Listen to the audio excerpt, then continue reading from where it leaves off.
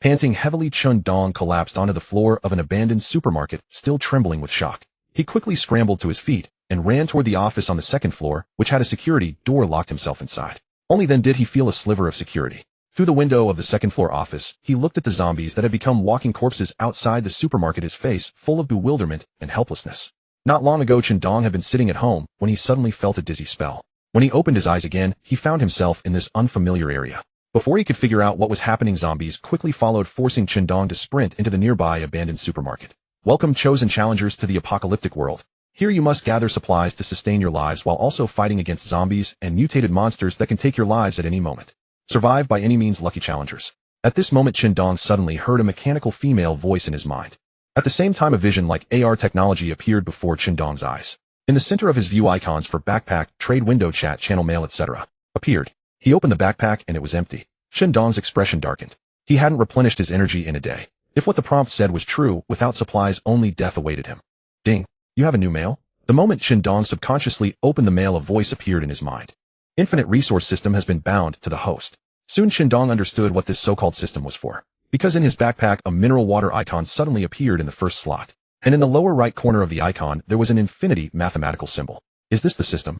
A protagonist's standard equipment. Chun Dong quickly took out the mineral water. Sure enough, the mineral water icon in the backpack did not disappear. Chun Dong frantically took out more mineral water. When the entire office was filled with 500 milliliters mineral water bottles, Chun Dong finally confirmed with ecstasy that he had obtained the legendary system. This system could provide him with one type of unlimited resource each day, and today, it was mineral water. Chun Dong opened the chat channel and found a same city tag below. At this moment, many people were posting in the channel. Number 89757. Damn, what is this thing? I was suddenly teleported here and told to fight zombies.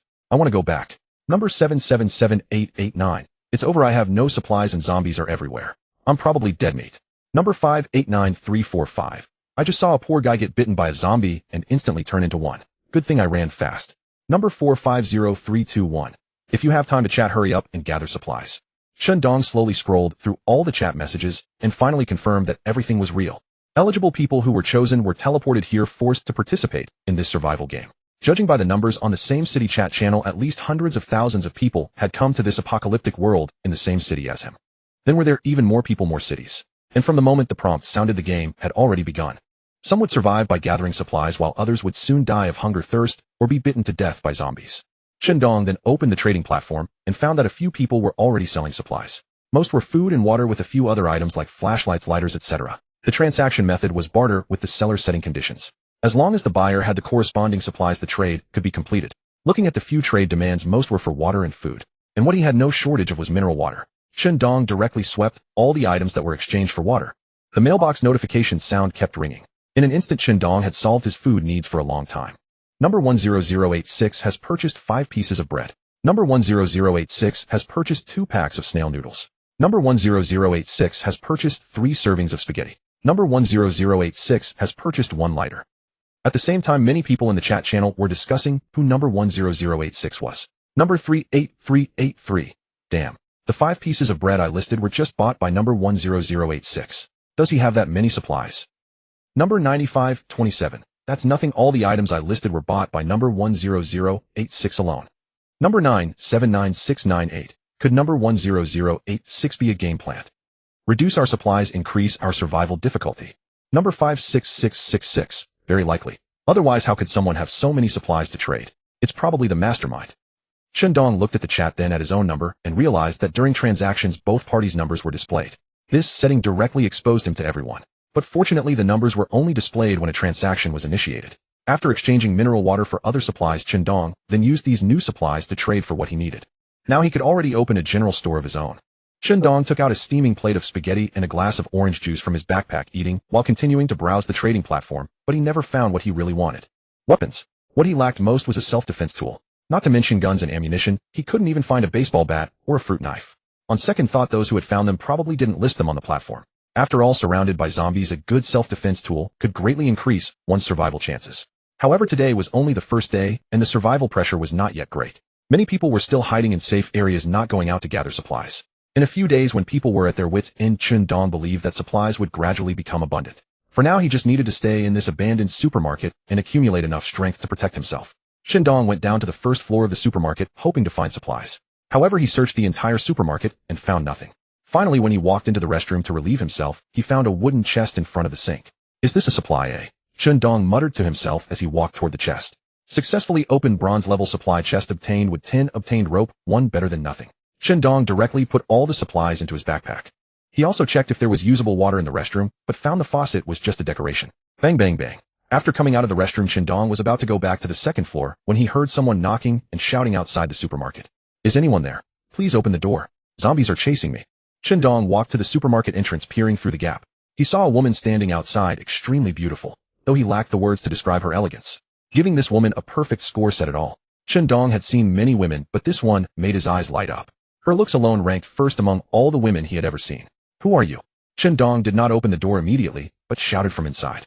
Xianshi's face was full of anxiety and pleading. Little brother, I've been stranded outside all day with no supplies. Please let me in. I'll work like a horse or an ox for you. Dong frowned. After a moment of thought, he took out a wooden plank from his backpack and opened the supermarket door. Thank you, little brother. The woman walked in and quickly thanked Dong. Having come to this apocalyptic world, she had been chased by zombies and nearly died several times. Now seeing a fellow human, she felt a bit of safety. But at that moment, Dong suddenly made a move. Before the woman could react, he struck her neck with a sharp chop, knocking her unconscious. Then Dong quickly closed the supermarket door, bound the woman with rope, and carried her up to the second floor. Hearts are hard to read. In the apocalypse, one cannot be too cautious with strangers. Trusting the wrong person could cost your life.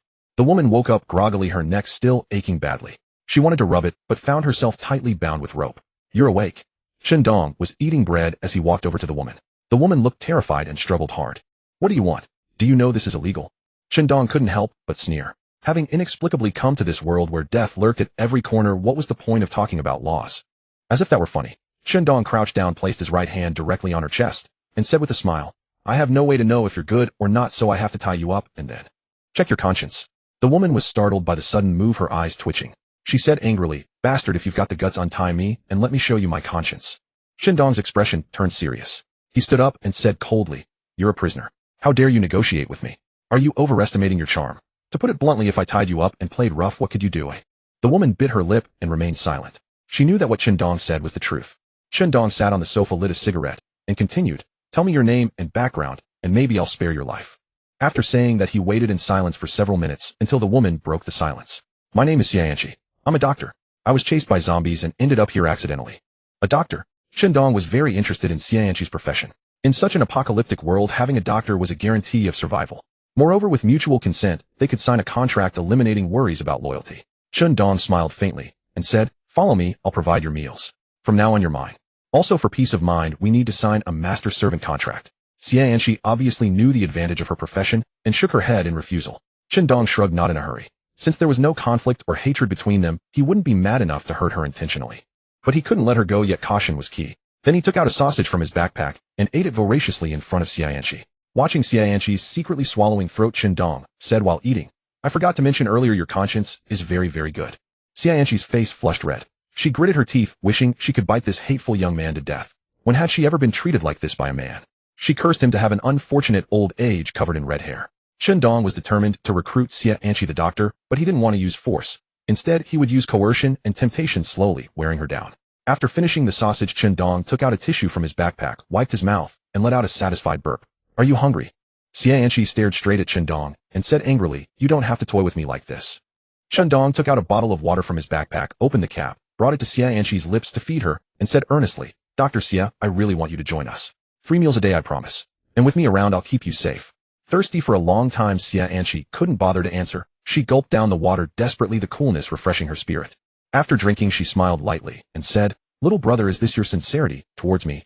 Dong looked confused and smiled. What? Giving you water to drink. Isn't that my greatest sincerity? Xianxi's voice trembled. So you gave me lemon water, trying to make me even hungrier. Dong said earnestly, Dr. Xia, lemon water is my favorite drink. I don't have much stock, but I still gave it to you. Your words really hurt me. However, if you're hungry, just nod and agree to my terms, and I'll immediately give you a full meal. Xianxi looked at the smiling Dong, her body trembling with anger. She knew that this man was just toying with her, forcing her to submit. Just give up.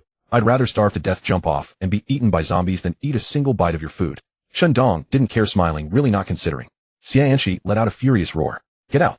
It seemed Xianxi would not yield easily anytime soon. He would have to starve her for a few days to see how things developed. If that failed, he would just feed her to the zombies. In this apocalyptic world where no one knew if they would see tomorrow, Dong had no intention of keeping a useless burden. In ordinary times he might have fantasized about keeping her for warmth at night. But now Dong only cared about how to survive. Enough brooding. He shook his head to clear his mind, took off his clothes and pants, hung them on hangers, and was left only in his boxer shorts. Xianxi nervously pressed her legs together and demanded, "What are you trying to do?" The words sounded like an accusation, but her trembling voice combined with her delicate features only seemed to stir the possessiveness of the male creature.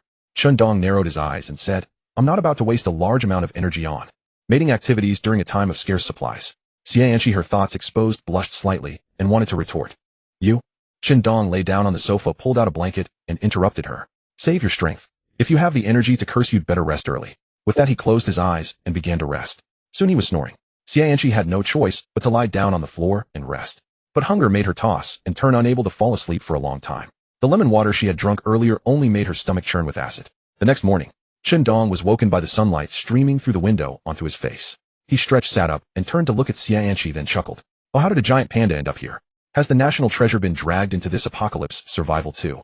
Xianxi sat on the floor, her face pale, eyes bloodshot with dark circles rimming her eyes. Clearly she had not slept a wink all night. Deprived of rest, she did not retort to Dong's teasing. Her mental state was terrible, leaving her dazed. All of this was within Dong's expectations. A woman who had been starving for a whole day, barely managing to replenish water only to get lemon water. The intense hunger would only keep her awake all night. Hungry? How about some breakfast? Dong took out a sandwich and held it to Xianxi's mouth. The aroma of the sandwich made her stomach growl instinctively. But she still fought her instincts, turning her head away and refusing to look. Dong grinned and gave a thumbs up. Strong-willed. Then he put the sandwich into his own mouth. As he ate, he exaggeratedly praised, "So fragrant. Delicious." After finishing his morning assault on Xianxi's psychological defenses, Dong opened his email. The system had punctually delivered today's supplies in the mail. Unlimited 9mm bullets. Such an important ammunition. And unlimited. Dong's heart pounded with excitement. But he quickly calmed down. After all, finding a gun compatible with the magazine was no easy task. Even though as time went on the trading platform would surely see suitable weapons appear. But time was of the essence. The abandoned supermarket where Dong was staying could be invaded by zombies at any moment. If those zombies weren't stupid and just charged straight, and wouldn't he be done for? Dong immediately opened the trading platform and began scanning. After a whole morning, although he had acquired quite a bit, he still hadn't seen any trace of the items he hoped for. At lunchtime, Dong was eating a plate of fried rice when he suddenly stopped and sighed. So hard. Beside him, Xianxi said in a weak, hoarse voice, "If you're going to eat, can you not eat right next to me?" Dong swirled the fried rice in his hand and said, "I could, but I won't." Xianxi didn't argue, instead choosing to lie down, close her eyes, and play the ostrich. Dong continued muttering to himself, "This fried rice is too greasy, can't eat it anymore." Xianxi, with her eyes closed, suddenly heard the sound of something being thrown into the trash can and instinctively opened her eyes. Dong had actually dumped the fried rice into the trash. "What are you doing?" Xianxi demanded angrily. After dumping the rice, Dong turned to look at Xianxi and said with a smile, "As you can see, I tossed what I couldn't finish." Xianxi was in disbelief. "You're wasting precious resources. Do you have any idea what you're doing? Want some? You're so worked up. If you want some, I'll give you a portion. I have plenty."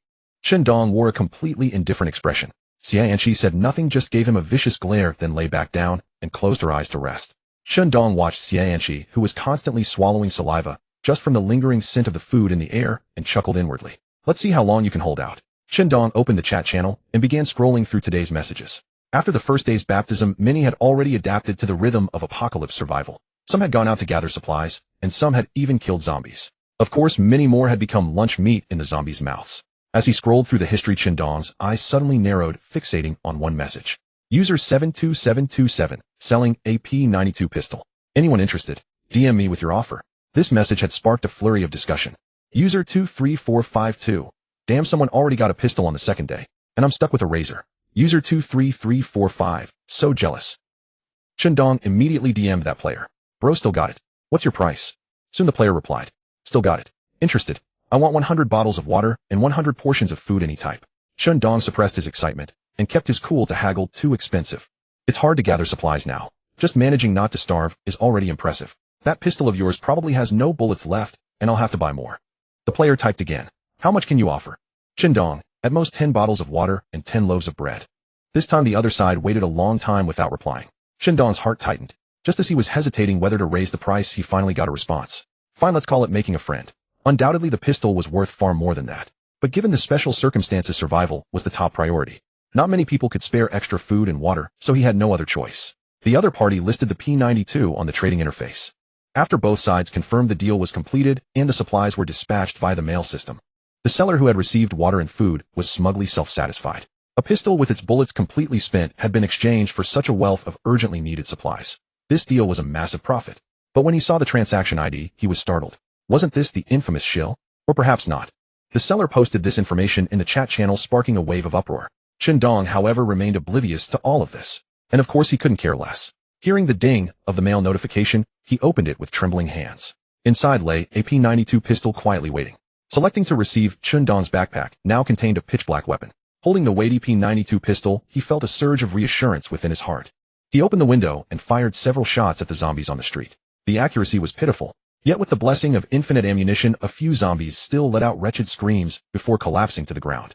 The sudden gunfire jolted Xia upright. She stared at Dong in bewilderment. Watching the fallen zombies and the ones surrounding them howling, Dong closed the window with satisfaction. Only then did he notice Xia standing nearby, utterly dumbfounded. Dong simply smiled, then caressed the pistol in his embrace, murmuring softly, finally, I don't have to be afraid. At that moment, the familiar voice echoed in his mind. Gained 1 experience point. Gained 1 experience point. Gained 1 experience point. Gained 1 experience point. 96 more experience points needed for level up. Dong stared at his personal panel in astonishment. He could actually level up? He wondered what benefits leveling up would bring. Dong discovered that after gaining experience, a personal information window appeared on his interface. Clicking into it, he could clearly see his physical stats. Level 1 4100. Strength 10. Agility 3. Stamina full. Dong wasn't sure what the standard for the data was, but at present his strength seemed relatively high. It might also be due to his full stamina. A note beside the personal data stated that whenever a player leveled up, there would be a random distribution of stat increases. Experience points were gained based on the number and level of zombies killed. Dong closed the panel and stroked his chin in thought. It seemed that merely hiding in this abandoned supermarket was only a temporary measure. The note mentioned zombie levels, so it was highly possible that later on zombies capable of breaking into the supermarket would appear. This place was not safe. A strong sense of crisis diluted the joy Dong had felt from obtaining the weapon. To ensure his survival, he had to take the initiative and level up as quickly as possible to enhance his physical abilities. Dong opened his backpack to check his equipment. A P92 pistol served as his main weapon, along with a military dagger, a few Molotov cocktails, smoke grenades, and some iron bars and caltrops. Dong was far from satisfied with the quality of his current gear. Frankly speaking, when facing zombies, only the P92 pistol and the Molotov cocktails would be of any use. As for the military dagger, Dong was just an ordinary person and lacked the confidence to engage in close-quarters combat. One careless bite, and he would be done for. After all, he had seen from the second-floor window that zombies could withstand several gunshots before falling. Such physical resilience was truly daunting. Dong climbed onto the roof of the abandoned supermarket and took out a telescope to observe the distant zombies. The view was excellent, and he planned to kill zombies from a safe distance on the roof to gain experience. After roughly estimating the distance, Dong chose a relatively safe position, drew his P92 pistol, and began firing. Many zombies collapsed to the ground before they even realized what was happening. The others, slow to react, turned toward the sound of gunfire, letting out guttural roars. Dong instinctively flinched, but then noticed that aside from moving closer to him, the zombies didn't pose any other immediate threat to his safety. These must be the lowest-level zombies, utterly mindless. Dong heaved a sigh of relief and continued firing. The experience bar steadily rose. Gained 1 experience point. 83 more points needed for level up. Gained 1 experience point. 66 more points needed for level up. Gained 1 experience point. 49 more points needed for level up.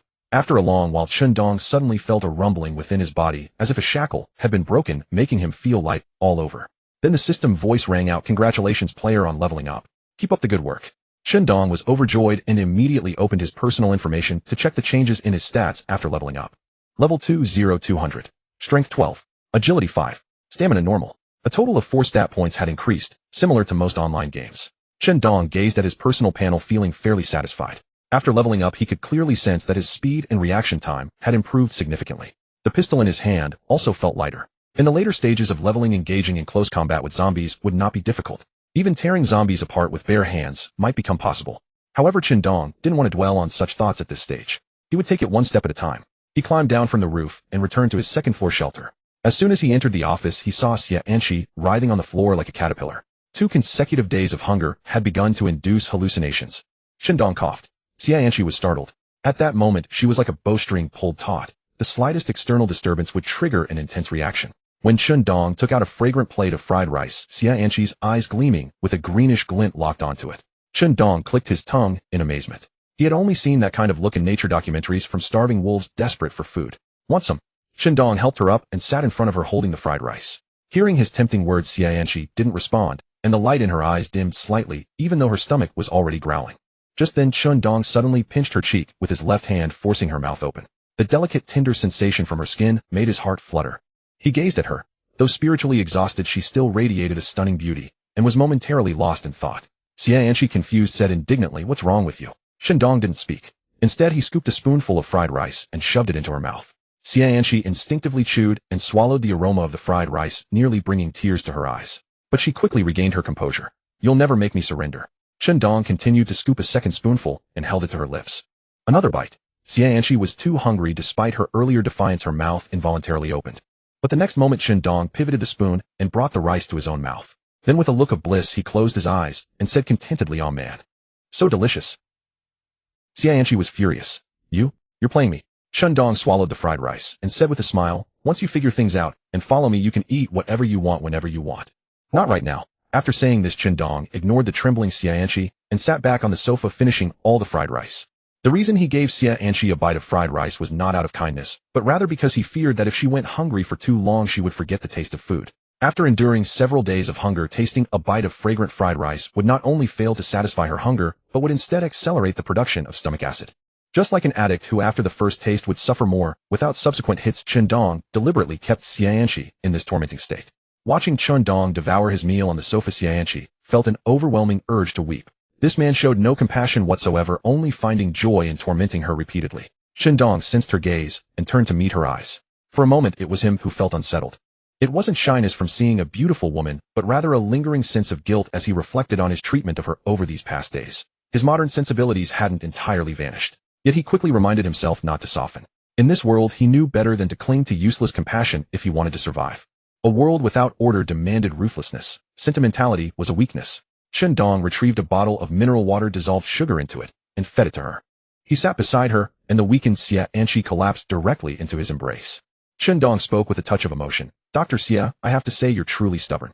Offering you such favorable terms, merely asking you to be my teammate, yet you refuse. Dr. Xia, I just want to ask, what exactly are you thinking?" Xianxi simply stared at him in silence. Chun Dong had no response. Then suddenly a question occurred to him. "Dr. Xia, if I let you go, what would you do?" Xianxi remained silent, and Chun Dong couldn't be bothered to speak either. So there they sat on the floor, Chun Dong holding the bound Xianxi in his arms, both wordless. Suddenly Xianxi asked, "What's your name?" Chun Dong offered a faint smile. "Chun Dong." Chun as in ear, Eastern, Chun Dong as in Eastern red. Xianxi nodded, then spoke seriously. "If you let me go, the first thing I'd do is kill you, you scumbag." Chun Dong was speechless, then teased, "Dr. Xia, the term scumbag doesn't apply to me. That's for those who deceive for money and sex. I can't bear that title since nothing improper has happened between us. However, if you have such thoughts, I wouldn't mind." Xianxi gritted her teeth. "Scum. I'll accept that description, but the fact that your first instinct upon release would be to kill me makes me even less likely to let you go." Chun Dong shifted Xianxi aside, responding with a hint of amusement. Stripping off his clothes, he lay down on the sofa. "Dr. Xia, get some sleep. I don't want you to starve to death only to drop dead from exhaustion. I still want someone to chat with." Xianxi was also lying on the ground preparing to rest, but upon hearing Chun Dong's words she immediately opened her eyes and cursed, "Shut up." On the morning of the third day, Chun Dong woke to find Xianxi completely motionless. He couldn't tell whether she was deeply asleep or had fainted from starvation. Chun Dong walked over and gently pinched Xianxi's cheek. "Dr. Xia, wake up," calling repeatedly, but she remained unresponsive. Chun Dong muttered to himself, could she have actually died? He placed his hand near her nose to check for breath. She was still alive. Relieved, Chun Dong leaned close to Xianxi's ear and whispered, "Dr. Xia, if you don't get up soon, I'll have to give you a full physical examination." The feigning sleep, Xianxi was forced to open her eyes. "Get lost." Chun Dong chuckled, producing mineral water mixed with glucose to feed her, saying, "Dr. Xia, when I'm not around you need to behave yourself. Otherwise if zombies come and devour you, don't blame anyone." After finishing the water, Xianxi sneered, "Heh, even as a ghost, I won't let you go." Chun Dong shrugged. "Doesn't matter, I'm Ning Kaichen, reincarnated specifically here to subdue female ghosts." After feeding Xianxi her water, Chun Dong ate breakfast, while checking his emails as usual to see what supplies the system had sent him today. When he opened the email, Chun Dong thought his eyes were playing tricks on him. Rubbing his eyes, he realized he hadn't misread it. The third day's supply was unlimited condoms. Chun Dong was at a loss, torn between laughter and frustration. What use were these supplies? Was he supposed to fill them with water and throw them at zombies? After all, this item was only meant for intimate encounters when one didn't want to procreate. As for filling them with water to make balloons, that was something Chun Dong had invented as a child by sneaking community-distributed condoms to play with. Chun Dong took out a condom and asked Xianxi, "Dr. Xia, do you know what this can be used for?" She glanced at it, and her face flushed slightly. "Boring." Dong remained composed. I mean, does this have any other uses? For normal purposes, I'll still use it. Xianqi explained, the material is rubber. It can serve as bandages or airbags. When filled with water, it can also function as a makeshift high-altitude bomb, though it probably wouldn't be effective against zombies. Prompted by Xianqi, Dong began recognizing the strategic value of these condoms. Bandages were already scarce medical supplies, so having a substitute would provide an additional layer of survival security. As for airbags, Dong wasn't certain whether harsh weather or difficult terrain might arise in the future. If crossing rivers became necessary, and given that no one on the trading platform was currently exchanging vehicles, this was unlikely to happen soon. Then constructing a makeshift raft from these condoms would be an invaluable tool for exploration. With this realization, Dong grew satisfied with today's supplies. He casually listed hundreds of condoms on the trading platform and returned to the supermarket rooftop to methodically eliminate zombies. Gained 1 experience, gained 1 experience, gained 1 experience, gained 1 experience. During a brief pause, he accessed the trading platform. Surprisingly, the condoms sold better than expected. After all, his redemption requirements consisted solely of essential supplies. Dong mumbled to himself while eating bread. Can these people skip meals just to satisfy their impulses? He opened the chat channel and finally understood. User 38343. Brothers, there's a flight attendant in Dongyuan residential area who trades supplies for sex, and she knows how to play. She's amazing. I almost got drained dry. User 346304. Holy shit. Awesome. Where is she? Bro, send the coordinates. User 3838. Same request. I'm just curious, nothing else. User 38343. Coordinates sent 235452. Brothers within range, let's move out. User 10101. Is there a role for a male? I could do it too, just need food and water. PM me if interested, moi. The chat channel buzzed with lively discussion. Clearly, it was partly thanks to them that Dong's little umbrella could act so swiftly. Dong remained silent. He also understood that in such a post-apocalyptic world, some people simply could not survive, selling their bodies to trade for supplies. This was an inevitable thing. After all, in such an environment, what was chastity worth? But Dong still felt somewhat uneasy. He suddenly thought of Xianqi. If Xianqi couldn't survive, would she too have to sell her body for supplies? Dong suddenly stopped his baseless speculation, smiling wryly to himself. Damn it, I can't even guarantee my own survival. Who knows if I'll live to see tomorrow? Why bother thinking about others? Having said that, he once again focused his attention on the zombies on the street. Gain 1 experience. Gain 1 experience. Gain 1 experience. Congratulations, player. You've leveled up. Keep it up. Level 30300. Strength 15. Agility 7. Stamina hungry. Phew. Finally leveled up. Dong shook his somewhat sore arms. After more than 10 hours of fierce battle, he had finally reached level 3, with his strength increased by 3 points and his agility by 2 points. A small goal accomplished. Now starving, it was time to eat. Dong took out a pack of crispy noodles and a bottle of mineral water, replenishing his stamina while browsing the trading platform. Believe it or not, he actually found something useful. A pistol silencer. That was a fine thing. With it, he wouldn't make such loud noise when firing, greatly improving his safety. Checking the other party's conditions, it was merely 10 bottles of water. Bought it. Dong, wealthy and bold, had no intention of bargaining. To him, this was completely a waste of time. Soon a pistol silencer appeared in his hand. Mounted on the muzzle, it inexplicably gained an air of lethal menace. My. At that moment, Dong suddenly felt alert. In his line of sight, a sneaky yellow-haired man stealthily slipped into the supermarket below. Since the zombies on this street had been cleared out, the man faced no danger. Troublesome. Dong's gaze sharpened, and gripping his pistol, he quietly descended from the rooftop. Barely reaching the stairs, he heard Xianqi's cries for help from the second-floor office. Help! Someone save me! Xianqi called out in a hoarse voice. Haha, I never expected to run into such a beautiful woman while gathering supplies. I've been holding out for days, and you'll just have to satisfy me. A strange man's voice came from the office. Then came the sounds of rustling pants being removed and clothes being torn. Dong rushed downstairs with his gun raised. Damn it, what are you squirming for? Behave yourself. Just as the yellow-haired man was about to force himself on her, a gunshot echoed from behind. Then excruciating pain shot through his left shoulder. Oh, it hurts to death. The yellow-haired man clutched his left arm with his right hand, crying out in agony. Dong stood at the office doorway, his expression like ice, pistol in hand, the barrel still faintly smoking. You dare lay a hand on someone of mine? His voice dropped low, and another shot struck the yellow-haired man's left thigh. Tears streamed down the man's face as he couldn't tell which wound hurt more, crawling on the ground begging for mercy. Brother, I was wrong. I was wrong. I haven't touched her yet, let me go. I'll serve you as your dog and horse. Dong remained expressionless. Even if you call me father, it won't help. The yellow-haired man's face was twisted in terror, his whole body trembling. Yes, you're my grandpa. You're my ancestor. An ancestor disciplining his grandson is only right. Please, gracious ancestor, show mercy and let me go. Dong listened to the yellow-haired man's noisy ramblings, irritation building within him. And thinking about how the yellow-haired man had nearly defiled Xianqi for some reason, he couldn't control his emotions. You talk too much. Dong raised his pistol and turned the yellow-haired man into a sieve. Watching the man collapse on the ground in terrified disbelief, motionless Qindong took a long moment to regain his composure. Then he walked over to the panicked Xianqi and rolled his eyes. Not dead, right? Xianqi burst into tears. In all her life, she had never encountered anything like this. Thinking about how she had almost been violated, an overwhelming sense of grievance filled her heart. Qindong stayed silent. Only after Xianqi's voice grew hoarse from crying did he untie her ropes, take out a set of clean clothes, place them beside her, and then walk out of the office. The clothes you were wearing before are torn. Put on these new ones. Qindong walked to the bottom of the abandoned supermarket and collected everything from the yellow-haired man's backpack. Nothing particularly useful, far inferior to his own supplies. Once Xianqi had changed, she emerged from the abandoned supermarket and approached Qindong. He took out 10 portions of water and food from his backpack. Xianqi frowned. What do you mean by this? Qindong shrugged. I'm letting you go, but whether you live or die from here on, that's up to your luck. Before Xianqi could respond, Qindong left the abandoned supermarket without another word. Encountering 2 people within 3 days meant this place was no longer safe, and more players might arrive in the future. There was no way around it. He had to leave. As for Xianqi, Qindong couldn't worry about her too much. Leaving some supplies meant she could survive at least a few more days, which was all he could do. Qindong walked away without looking back. The next moment, he heard footsteps behind him. After multiple level-ups, Qindong's physical capabilities had made a substantial leap. Subtle sounds he couldn't previously detect were now within his grasp. Turning back, he saw a figure following about 30 or 40 meters behind. It was Xianqi. Qindong lowered his gun and walked back. Xianqi, realizing she had been spotted, also began to retreat. Unable to fathom her intentions, Qindong simply allowed her to continue trailing him. They maintained this pattern of movement for half a day. At noon, when he stopped to rest and replenish, Qindong heard Xianqi scream from behind. He rushed back. Her feet had grown sore from following for so long.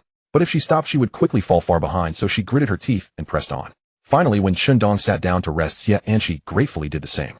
No sooner had she sat down than she spotted a zombie wobbling toward her. Forced to flee forward, she collided head-on with the approaching Qindong. Qindong shot the zombie in the head with a single bullet. A few more emerged, but he quickly suppressed them with gunfire. After the zombies were dealt with, Xianqi tried to leave again, but Qindong grabbed her arm, his expression resigned. You've been following me all this way. How long do you intend to keep this up? Come over, let's have lunch together. And so they sat on a pile of grass, eating their lunch in silence. Qindong watched Xianqi, who was now eating slowly and deliberately. A stark contrast to her earlier voracious eating, and couldn't help asking, Dr. Xie, you've been following me this whole time. What exactly are you trying to do? You were lucky today to encounter only a few zombies. Next time if you run into a horde, I won't be able to look after you. Xianqi didn't answer directly, but asked, is what you said before still valid? What did I say? Xianqi replied, that if I join you, you'll protect me and provide me meals. You're not going back on your word, are you? Qindong chuckled at this. Didn't you say you'd rather die than go along with me? Now you're following me just for this. Xianqi raised an eyebrow, slightly embarrassed. So does it still count or not? Qindong shrugged and sent her a team invitation and a contract agreement. Of course it counts. Team formation successful. Master-servant contract signed successfully. The moment the team was formed, both of their personal information became fully visible. In the team system, players could access features such as location tracking and voice chat. Additionally, teammates could selectively share a portion of experience points, and they could not harm each other. The master-servant contract added a powerful constraint on top of that. If the master dies, the servant dies. If the master lives, the servant lives. Only the master had the right to dissolve the contract. Qindong looked at Xianqi and said with a smile, Dr. Xia, why don't you call me master? Xianqi shot him an annoyed glance. She couldn't bring herself to utter those 2 words. After a full meal, they resumed their journey. They moved cautiously and encountered no major danger. Bang, bang, bang. 3 gunshots rang out, and Qindong took down 3 zombies. He gestured behind him. Seeing the signal, Xianqi quickly trotted to his side. Qindong, how much further? Following him all this way had left her on edge. She even thought it might be safer to stay in the small supermarket they had left behind. Qindong disagreed. He whispered, quiet. There are more than just 3 zombies in this building. Keep your voice down. Even with a silencer, there was still a faint gunshot noise. In the deathly silence of the corridor, it was quite noticeable. In fact, this silencer was far from the best. To Qindong, its quality was subpar. The gunshot still sounded like an air gun. Qindong was well aware of his own capabilities and equipment. The only weapon he could truly rely on was a P92 pistol. A magazine held 15 rounds, and sometimes he couldn't even hit his target. Although he had just killed 3 zombies with 3 shots, that was only because they were stationary and very close. I'll need to practice my marksmanship more. After all, bullets are infinite. Qindong resolved silently that after reaching the villa district and settling down, he would clear out the surrounding zombies and scavenge for supplies. The reason he led Xianqi through the building corridors instead of the main roads was that he had already scouted ahead with the telescope he had traded for. The streets were teeming with zombies, so many that a single glance was enough to make one's heart race. With the P92's 15 rounds, even if he emptied the magazine, he might not kill 2 zombies. Given his current shooting skills, taking down a moving target would be a stretch. When the apocalypse first struck, everyone had been teleported, and most were in a state of utter confusion. Some were reckless, some refused to believe, and some panicked, running into the streets and drawing the zombies from the buildings outside. Thus, Qindong estimated that the number of zombies inside the buildings was relatively low. Moreover, the narrow corridors would prevent a large horde from swarming them all at once. Although zombies moved at a speed comparable to a normal human and never tired, a troublesome trait, the narrowness of the corridors actually gave Qindong a certain advantage for escape. Qindong led Xianqi, pressing close to the wall, advancing inch by inch, while listening intently for any sound in the corridor. These mindless zombies, when they lost their target, would stand still, but occasionally they would wander around searching for fresh flesh. Qindong was on high alert, gripping his gun with both hands, and gave Xianqi a meaningful look. "Open the door." Xianqi's face turned pale. Her voice trembling, she said, "Let's just go." Qindong frowned. This foolish woman. Why did she have to falter at a moment like this? "Hurry up, open the door, it's fine." Xianqi gritted her teeth, still hesitant. I dare not. I'm scared. Damn it." Qindong grew a bit angry. "If you don't open the door, I'll abandon you." Xianqi's face turned pale. She bit her lip, closed her eyes, rushed forward, and pushed the door open. Qindong was startled. Was this foolish woman crazy? Was she trying to rush in and feed the zombies? He quickly grabbed her back, then stepped out, aiming his pistol at the room and pulling the trigger. Pew pew pew. A burst of bullets shot out, riddling the two zombies inside. At least they managed to kill the zombies in the room. Qindong grabbed Xianqi and dashed into the room, immediately closing the door. Then he removed the magazine, took out 9mm bullets from his backpack, and began loading them one by one. That was the worst part. After finishing a magazine, he had to load each bullet one by one. Qindong said seriously to Xianqi, "Dr. Xie, there's something I need to make clear to you. First, we are teammates, not that I'm dragging along a dead weight. And I am the leader. Next time I tell you to do something, you do it. Never say I'm scared, or let's go again. This is not the peaceful era of the past. Your high education doctor status means nothing here. If this were not a zombie clearing operation, but rather us being hunted by zombies, your indecisiveness would get us both killed." Xianqi's face looked grim, but she knew Qindong was speaking the truth. "I'm sorry, I understand. I'll obey from now on." Qindong nodded, satisfied. "Don't worry, I said I'd protect you, and I won't break my word. I told you to open the door, because I was confident the zombies wouldn't bite you." Xianqi nodded sheepishly. Qindong was pleased with her obedient attitude. He took out a can of luncheon, meat, 2 servings of self-heating rice, and 2 fruits. Such food was extremely luxurious in the current apocalyptic world. Xianqi couldn't help but swallow when she saw the meal. "Let's eat something. We'll stay here tonight, and see if we can leave this block tomorrow." Qindong decided not to move on. At night, zombies become very active, and their senses are sharper than during the day. Appearing in their sight at this time, even if undetected, a tiny wound would attract hordes of zombies like a cut finger in the deep sea draws sharks. Qindong opened the rice pack and let it heat itself. "Qindong, where exactly are we going? We've been traveling all day, terrified out of my wits. If you ask me, we might as well have stayed in that small supermarket." Qindong smirked. "What do you know?" "I don't know, so why don't you tell me?" Xianqi pouted. "What's so good about that small supermarket? It had nothing, too many people, and it's in the city. The old district has a particularly high population density. Staying there for a day or 2 is fine." Qindong shook his head with a bitter smile. "But think about the future. If a massive zombie tide breaks out in that area, the 2 of us would be reduced to nothing." Hearing this, Xianqi's mind immediately conjured an image of an endless horde of zombies. Her delicate face turned pale. Even though it was just imagination, she couldn't help feeling a lingering fear. She couldn't help but think Qindong was very far-sighted. She wasn't a foolish woman. Though timid compared to Qindong, she knew when to follow reason. Thinking this, Xianqi felt that following Qindong was a very wise decision. After the hearty meal, Qindong seized the opportunity to rest. In this apocalypse, especially during travel, he dared not waste even a minute of rest. Stamina was the key to survival. Seeing this, Xianqi lay down beside him and closed her eyes to rest. But lying next to a man exuding such masculine energy, she couldn't fall asleep. She even wondered, with such a beautiful woman lying beside him, how could Qindong be indifferent? Was her charm insufficient? Xianqi felt a sense of defeat. Before the apocalypse, she was the renowned campus belle at the top medical university, and even at the hospital, she was a famous genius chief physician. How had she fallen to the point of not even attracting Qindong? She was troubled, but Qindong didn't think much about it. He clearly distinguished between rationality and primal urges. Thinking about such things at a time like this was simply reckless. Qindong adapted to the apocalypse, quickly maintaining a regular sleep schedule and cultivating a light sleep habit. This ensured enough alertness to wake up quickly in danger, while also allowing his body to rest and replenish energy. The next morning, the vibration of his phone woke Qindong. He sat up in one motion, checked the surroundings, and confirmed no danger. Then he opened today's email and received today's unlimited supplies cold granules. This was very practical medical material. In such harsh conditions, many people were exposed to the elements, and colds and fevers were common. Without timely treatment, it could be quite dangerous. He nudged Xianqi. Walking to the balcony, he took out his binoculars and surveyed the street. The situation appeared calm, with hardly any zombies in sight. However, Qindong was not an ordinary person. He wasn't fooled by the appearance. Though few zombies were visible, now he had learned from bitter experience. Initially Dong and Xianqi had walked on the main street. The cunning zombies didn't like direct sunlight, but they weren't afraid of it. Once they spotted living targets, they would charge madly.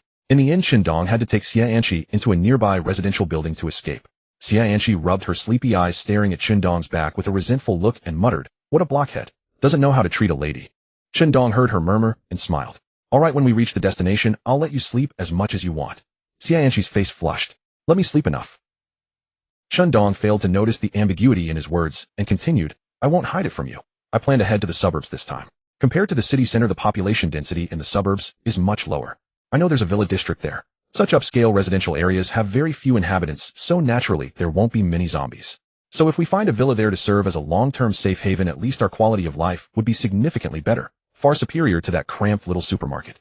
Xianqi pouted and muttered, "Living standards aren't exactly great right now, you know." Dong didn't know whether to laugh or sigh. "Aren't we marching toward a better life, though? All right, stop grumbling. Let's set off after breakfast." They continued their cautious advance along the way, seeking a secure place to rest as night fell.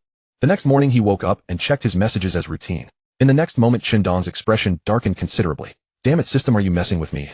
Dong stared at the newly added infinite supply of cotton in his backpack, his face a picture of bewilderment. "What use is cotton? I'm truly. It can't be eaten or drunk. Do you expect me to wrap myself in it when I expire?" Dong pondered to himself. "What's wrong?" Xianqi had just woken up as well. Noticing the shifting expressions on Dong's face, she couldn't help but ask with curiosity. Dong shook his head. The system had granted him cotton. Although it was an infinite supply, frankly speaking, it was even more useless than chicken ribs. Dong genuinely suspected this was the system's twisted sense of humor, a prank specifically designed to torment him. It was disgusting, yet it sat proudly at the very top of his backpack. However, Dong simply let it be for now. Nothing. He shook his head and chose not to dwell on it. He couldn't help but feel a lingering sense of disappointment. He had hoped the system might provide some medical supplies. After all, they had a doctor accompanying them. If they could obtain something as precious as medical alcohol, it would be a tremendous asset for survival in this apocalypse. Dark clouds blanketed the sky, with thunder rumbling faintly in the distance. Occasional gusts of wind seemed to herald the approach of harsh weather. The oppressive weight of the black clouds made Dong more vigilant than ever before.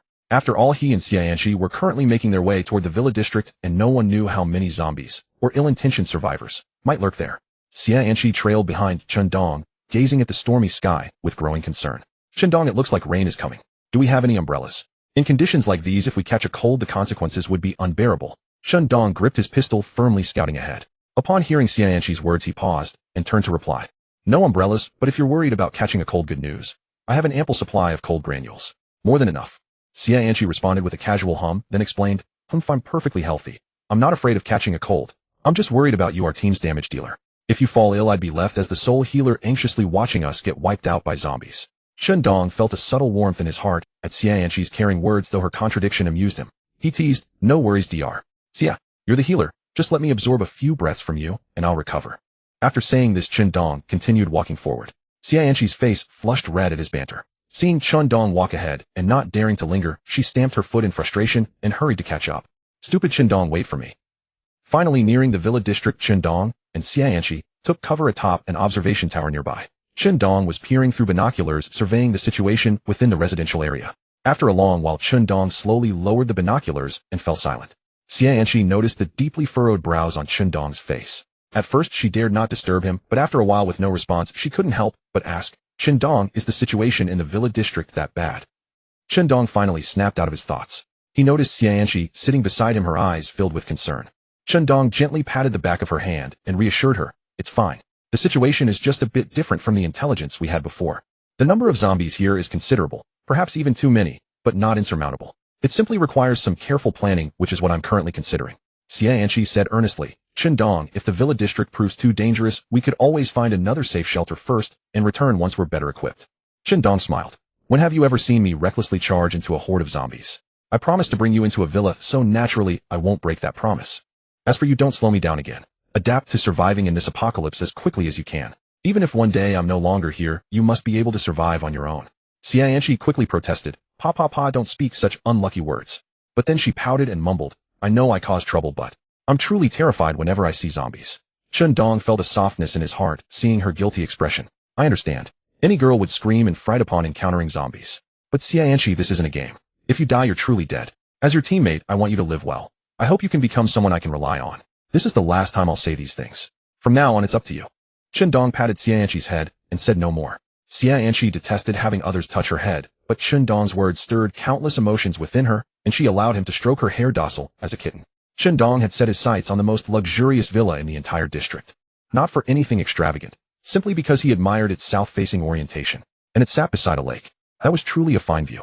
Though they lived in an apocalyptic world, if conditions permitted, who wouldn't want a decent living environment? Dong traded for several Molotov cocktails and 2 hand grenades on the trading platform, preparing to deal with the zombies. Additionally, he purchased a crossbow for Xianqi's self-defense. Dr. See how we're about to enter the villa district. You must stay close to me and follow my commands. This crossbow is for your protection, but do not recklessly shoot at zombies and draw attention. For now, take it and practice. Xianqi accepted the crossbow and said with determined eyes, Dong, rest assured, I will never hold you back. Good. I trust you. Let me teach you how to use the crossbow. Dong then patiently guided Xianqi through the proper techniques for operating the weapon. Only after ensuring that Xianqi possessed some basic self-defense capability did he finally feel at ease. Dong said to Xianqi, all right, let's go in now. Looking at the weather, it's very likely to rain. Let's be quick about this and get some sleep in the villa tonight. Xianqi laughed and replied, great, I hope there's a big bed inside where we can get a good night's rest. Without wasting words, they prepared their supplies and set out for their destination. Entering the villa district, Dong led Xianqi along a grassy path behind the cluster of villas. This route was typically used by property management for inspections, and under normal circumstances very few people would walk here. But with the zombie clusters around now, Dong had no idea whether this path would be swarming with them. He was simply taking a chance. After all, attacking head-on would be like serving up a feast for the zombies. Fortunately, they got lucky. The grassy path remained clear of any zombies. Just as Dong and Xianqi were about to exit the grassy path, a zombie suddenly appeared at its end. Dong, who was leading the way as the pathfinder, was closest to the threat. In that moment, he and the zombie nearly collided at point-blank range. There was no time to draw his weapon. The zombie lunged at him with outstretched arms. Whoosh!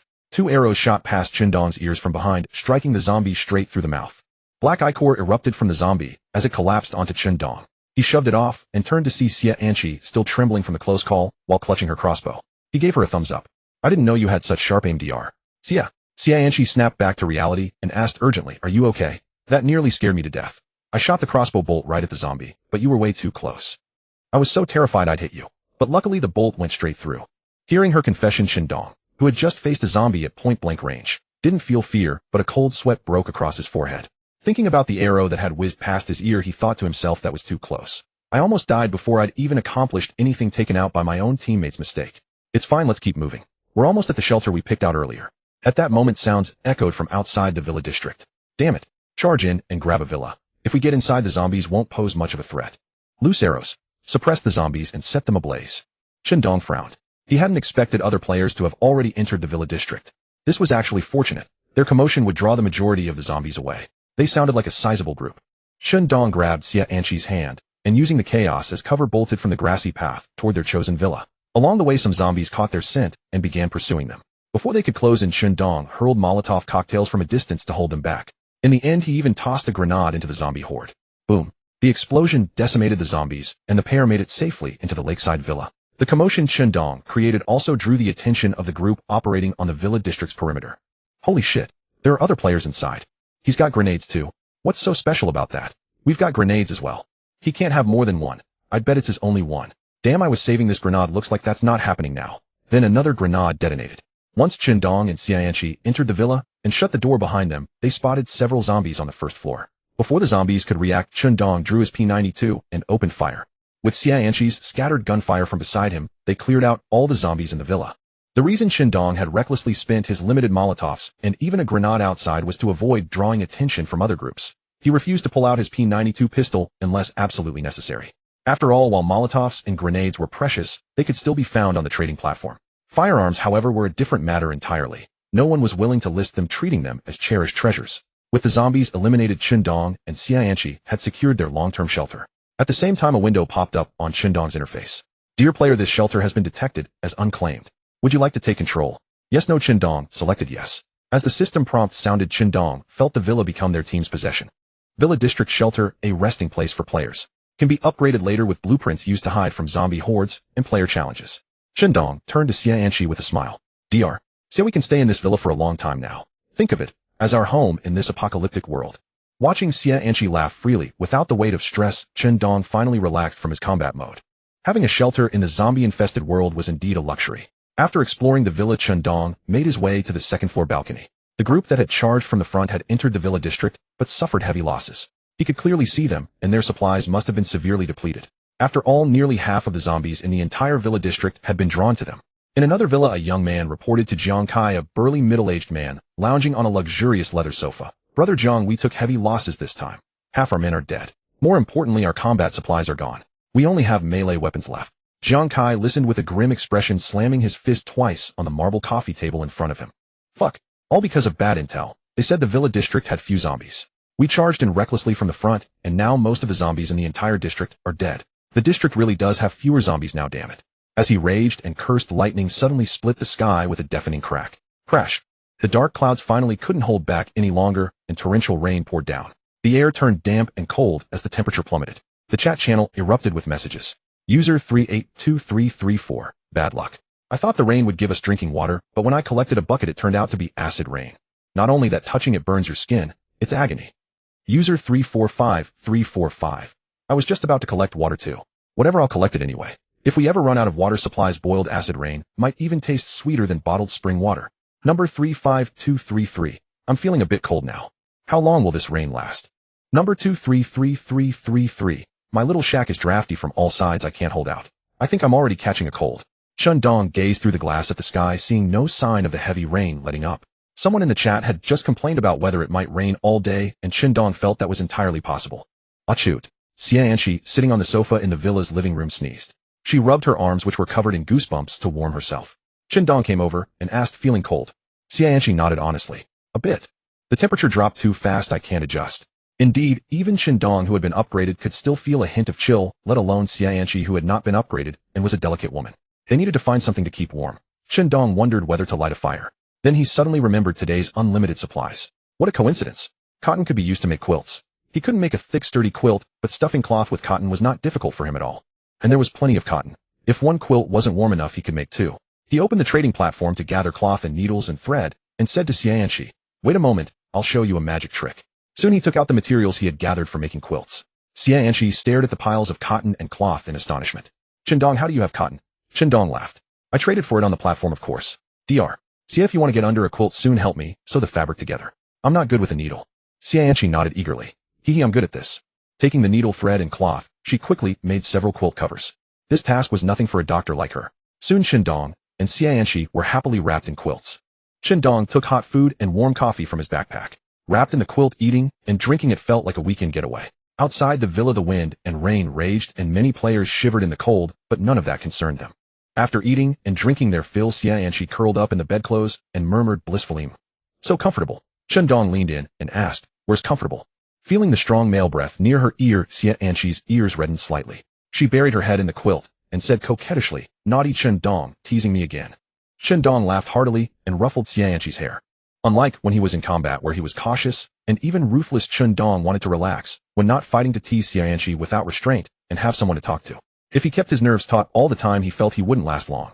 Xianxi also realized that after just a few days of fleeing for their lives, she had somehow become unable to do without Chundong. Sometimes when she noticed Chundong was not around, she felt uneasy. Thinking about how she had initially intended to assassinate him, but ended up clinging to him, she couldn't help feeling ashamed. But she knew her choice was right. By Chundong's side, she found the sense of security that was missing in this apocalyptic world. Just then a thought suddenly crossed Xianxi's mind.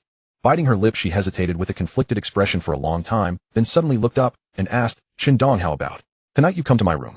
Chundong was startled. Having been single his whole life, a beautiful woman was actually offering herself to him. His mind went blank, and he blurted out, "No. Women only slow down my draw speed. I can't even think about it, let alone touch." Xianxi was stunned. She hadn't expected that after she, a girl, had been so forward, Chundong would reject her so bluntly. Xianxi stood up, indignantly snorted, wrapped herself in the quilt, and thumped up the stairs into her room, slamming the door shut with a bang. Chundong's mind finally started working again, and he was filled with regret. Damn, was I kicked by a donkey? He comforted himself by noting that they had just arrived at the villa area, and the danger wasn't over yet. It wasn't the right time to think about such things. Chundong looked at the chat channel, where players were still complaining about the weather and the cold. Gritting his teeth, he muttered, "If I'm not happy, none of you will be happy either." Then he used the system screenshot function to capture a photo of himself lying on the luxurious sofa wrapped in a quilt. Number 10086. Huh. You don't have quilts. I thought everyone did. Attached picture. Number 878732. Number 45432. Damn. How can there be such a thing as a quilt? Number 99923-10086. If you've got the guts, send me your coordinates. I swear I'll beat you to death. Number 10086. Hee. I happen to have a few extra quilts. Do you want one? I'll put them on the trading platform. While chatting in the channel, Qindong listed the quilts on the trading platform. But the trading conditions were harsh. He only accepted combat supplies. This was an exorbitant price. Since combat supplies were already traded for large amounts of food and water, exchanging them for a quilt required even more, a price few could afford. After the quilts were listed, the chat channel erupted in condemnation. Number 93849. Is this humane? You might as well rob us. So many supplies for a lousy quilt. Number 10086. You don't have to trade. It's not like I'm freezing. But a friendly reminder, this rain doesn't look like it's going to stop anytime soon. Number 77777. Let's all boycott him. Let him keep his quilts and sit on them until New Year's. Number 85842. Yes. I'd rather freeze to death outside than buy that lousy quilt. Number 34341. How did one quilt get sold? Number 552. I'm really sorry, but the quilt is genuinely warm.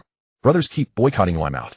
Watching the chat turn to attack number 552, Qindong almost laughed out loud. Though he had stirred up envy in the chat channel, he still managed to trade several quilts, obtaining a large amount of combat supplies. Then Qindong listed some cold medicine and called out in the chat channel, brothers, I've just listed some cold medicine at a reasonable price. Those in need, hurry and buy. You don't want to fight zombies while sick, do you? This time the chat channel didn't erupt in the same loud condemnation. The players weren't foolish, they understood the importance of cold medicine. Many players who were already catching a cold grumbled inwardly when they saw the cold medicine still required combat supplies, but they had no choice but to grit their teeth and trade. Qindong was right about one thing: no one wanted to fight zombies while sick. The cold medicine was expensive, but if they lost their lives, all those supplies would just be looted by later players. Soon the cold medicine was sold out. Qindong's backpack was now filled with a large amount of combat supplies, such as crossbow bolts, crossbows, daggers, hatchets, and the like. Some even traded grenades, which Qindong hadn't expected.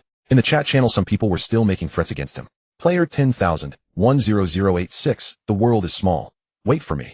Player 10010. Once I recover from this cold, I'll definitely scatter your ashes. 10,086. Qindong was busy organizing the combat supplies in his backpack. When he saw the threats in the chat channel, he chuckled lightly. Player 10086. I'll be waiting, smiling emoji. After sending the message, Qindong closed the chat channel and ignored it. Molotov cocktails are enough. 10 grenades, iron bear traps, plenty of crossbow bolts. Should I smear some rust on them for a tetanus enchantment? Qindong took stock of his combat supplies. For a moment he realized he was already as strong as a whole team. At least compared to another team in the same villa area, as long as he had enough time to set up, killing them single-handedly was no problem. Just as Qindong was about to close the system and rest, an advertisement popped up on the trading platform. Extra.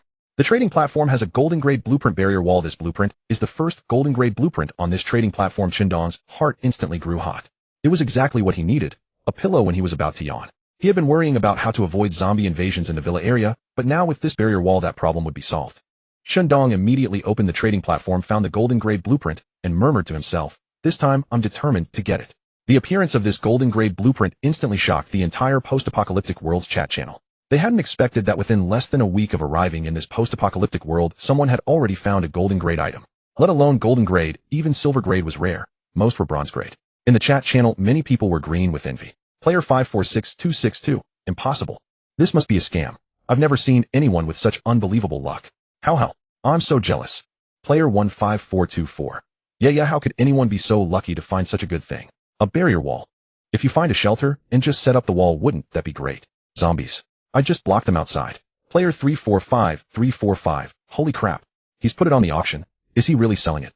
But the price is so high. Starting bid is 100 essential supplies, each increment 50 supplies. Can't afford it. Amidst the wailing, many groups set their sights on this barrier wall blueprint. They had already found shelters, and this blueprint came at the perfect time. In another villa area, a muscular man with a bare, powerful torso was eyeing the blueprint on the trading platform, his face lighting up with excitement. The barrier wall is mine. Anyone who dares to compete with me, Niu Ziqiang, I'll kill them. With that, the burly man put on his clothes, went downstairs to gather his companions, and began collecting supplies to prepare for the auction. In a radio station, a group of people surrounded a handsome man, quietly waiting for his orders. Young Master Zhou, just give the word, and we'll immediately gather resources to join the auction. Or find that player. The man in black beside him whispered, making a throat-slitting gesture with his right hand. The handsome man waved his hand and took a sip of red wine. No need. This golden grade blueprint is definitely not just coveted by us. Trying to snipe the seller is even more impossible. The system's protection in this regard is thorough. Besides, I, Zhou Shujian, am not the kind of person who would stoop to any means for an end. Old Ma, prepare the supplies and join the bidding. The man in black beside Zhou Shujian bowed respectfully and said, Yes, young Master Zhou. I'll go gather the brothers and start preparing supplies for the bidding. I'll do my utmost to help young Master Zhou obtain the golden grade blueprint. Zhou Shujian sneered, his expression full of confidence. He had a vast amount of daily necessities. He didn't believe anyone else could outdo him. Those commoners in the chaotic outside world were probably still worrying about their next meal. Who could possibly compete with him? At the same time, Jiang Kai, who was in the same villa area as Qindong, also had his eyes on the golden grade blueprint. Although the number of zombies in their villa area had already dwindled, he had noticed Qindong's tracks. If other players arrived, he wasn't confident he could stop them. But with the barrier wall blueprint, all those problems would vanish. Their team could defend against any future zombie hordes and fend off the covetous eyes of other players. However, having just gone through a major battle, they simply didn't have enough supplies to participate in the bidding. Jiang Kai was so frustrated that he helplessly punched the marble coffee table. On a large tree in the wilderness, Qian Boudoir, wearing glasses, was staring bitterly at his backpack, which was now completely empty of essential supplies. All that remained was a single golden grade blueprint barrier wall. He felt somewhat helpless. It wasn't that he wanted to sell this golden grade blueprint, but he had no choice. I hope more people join the bidding and drive up the price so I can survive a few more days. Qian Boudoir adjusted his glasses and waited for the auction to begin. Soon the auction house on the trading platform opened. This was a special auction held just for this golden grade blueprint. According to the trading platform's rules, only items of golden grade quality or above were eligible for the auction house. For now, the barrier wall was the only one. The several factions qualified to participate in the auction had already gathered supplies with all their might, determined to claim the golden grade blueprint. After all, to them this item was too important. In the chat channel, the golden grade wall blueprint also attracted many lone wolf survivors. Player 46543. Who do you think will end up buying this golden grade blueprint? Player 254318. I don't know about others, but in the East District there's a team led by Niu Ziqiang known as the largest group in the East District. They just took over a villa area and I think they'll definitely join the bidding. The chances of them winning are high. No. 45538. Hey. Speaking of large groups, we have to mention Zhou Shujian from our Southern District. Our young Master Zhou is kind-hearted and never harms players. He gathers those who are destitute and stranded. In just a few days with his strategy, he captured a signal station shelter in our district. He's incredibly strong. I think young Master Zhou can also make it. No. 451846. Is it possible? That no. 10086 seems quite resourceful. Do you think he'll participate in the auction? No. 10010. Impossible. Absolutely impossible. No matter how many supplies. No. 10086 has. There's no way he can afford to bid that much. After all, everyone else is a group, while as far as we know he's alone. Wealthy enough to rival a nation. No way. If he wins the bid, I'll eat zombie meat on the spot. No. 10,000. Exactly. What the hell is no? 10,086. At best he made a fortune selling blankets and he thinks he can bid on a gold level blueprint. Haha, don't be ridiculous. I'm afraid he can't even gather the 100 essential living supplies required for entry. As the crowd was buzzing with discussion, the auction began. Niu Ziqiang, Zhou Shujian, and others submitted the auction house's deposit. Of course, there were also some unknown factions, including Qindong. When Qindong entered the auction interface, he was surprised to find more than a dozen bidders. Clearly, it was not as the chat channel had claimed, that only a few could afford the auction supplies. The apocalypse had barely begun less than a week ago, yet many had already started banding together. It was also possible that some others had similarly massive supplies. But Qindong quickly dismissed the second guess. After all, his abundant supplies were due to the infinite system, which was unlikely for others. Dear bidders, welcome to the Doomsday Trading Auction House. We hope all players can auction the items they desire. To raise the bid, click the raise button on the interface to complete the raise. When the highest price is reached, the auctioneer will count to 3. If no one raises the bid, the hammer falls and the auction is successful. All living supplies held by participating bidders will be converted into living supplies. 1 bottle of 500 milliliters drinking water and 1 portion of 250g food count as 1 unit of living supplies. If food is insufficient, double the amount of drinking water can be used as a substitute combination. Similarly, if drinking water is insufficient, double the amount of food can be used as a substitute combination. Qindong quietly waited for the auction to begin, as did the others. Everyone was fully alert. The first auction item, gold level blueprint barrier wall. Starting price 100 units of essential living supplies. Each bid increment 10 units of essential living supplies. The auction house will deduct 2 of the final price as commission. Bidder no. 1 raised his paddle. The virtual auctioneer's mechanical voice announced, bidder no. 1 raises the paddle, 100 units of essential living supplies. Soon bidder no. 3 raised his paddle. The virtual auctioneer then announced, bidder no. 3 raises the paddle, 110 units of essential living supplies. Qindong was bidder no. 8. He hadn't placed a bid yet, and was watching the price of this gold-level blueprint soar. It quickly broke through the 200-unit mark, and judging by the momentum, it seemed poised to hit 300. Bidder no. 9 raised his paddle for the first time, reaching 300 units of essential living supplies. The auctioneer announced, bidder no. 9 bids 300 units of essential living supplies. Instantly, the lone survivors in the public channel were in an uproar. Holy shit. 300 units of living supplies. That's 300 bottles of water and 300 portions of food, 150 caddies of grain. How long can that keep a person alive? My God, 300 bottles of water and 150 caddies of food. This guy is a damn tycoon. I recognize this no. 9 bitter he's Neo Ziqiang. Damn, that boss is too terrifying. Where did he get so many supplies? At the same time, bitter no. 9 sent a message in the bitter chat channel. I Neo Ziqiang will have this gold level blueprint. Who dares to compete with me? If you buy it today and I see you later, I'll tear down your house and chop you into 8 pieces. Bitter no. 5 raised his paddle, ignoring Neo Ziqiang's threat. 310 units of essential living supplies. The auctioneer's mechanical voice sounded. Bitter no. 5 raises the paddle, 310 units of essential living supplies. Bitter no. 5 also sent a message in the auction chat channel. Who is Neo Ziqiang? I have no interest in knowing. I Zhou Shujin am also very interested in this gold level blueprint. Sorry, I can't let it go. After bitter no. 5 revealed his identity, the public channel erupted in uproar. Damn, it's young Master Zhou. Young Master Zhou is the most famous rich kid around here. No wonder he can produce over 300 units of living supplies. That's too awesome. Young Master Zhou, I want to be your underling. Just give me something to eat. Fuck you. Who do you think you are to want to be young Master Zhou's underling? Look at yourself. Young Master Zhou, I'm strong, I can work for you. Zhou Shujian naturally could see the cheers and adulation in the public channel. He thoroughly enjoyed such adulation, the feeling of being envied by everyone. He was born to deserve the best. No one could oppose him. Moreover, he didn't believe anyone could surpass him, especially in terms of wealth. Neo Ziqiang continued to send messages in the auction chat channel. You're tough, Zhou Shujian, right? We've got a feud now. Zhou Shujian replied directly, Mr. Neo insists on taking this anger out on me. I have nothing to say in my defense, but I am no pushover. Bring it on. As for the gold level blueprint, the highest bidder wins. The two, having directly exposed their identities, were locked in a back and forth in the auction chat channel. Chen Dong glanced at these two familiar names. These were the two prominent figures mentioned earlier in the public chat channel. Like the other bidders, he couldn't be bothered to join the fray, simply watching the required essential living supplies for the gold level blueprint climb step by step. Perhaps due to the high price, or maybe some were waiting to bottom fish at the last moment, the final price for the barrier wall stalled at 350 units of essential living supplies. The one who raised the paddle was none other than Zhou Shujian. Expected, yet also astonishing the abundance of his group's supplies. The virtual auctioneer's prompt began. Bidder no. 5 bids, 350 units of essential living supplies. Are there any other bidders who wish to continue? Neo Ziqiang cursed loudly in his villa. His group could no longer afford more essential living supplies to participate in the bidding. If they continued, it would likely threaten their survival. The auctioneer prompted again, since no other bidders have raised the price, then 350 units first.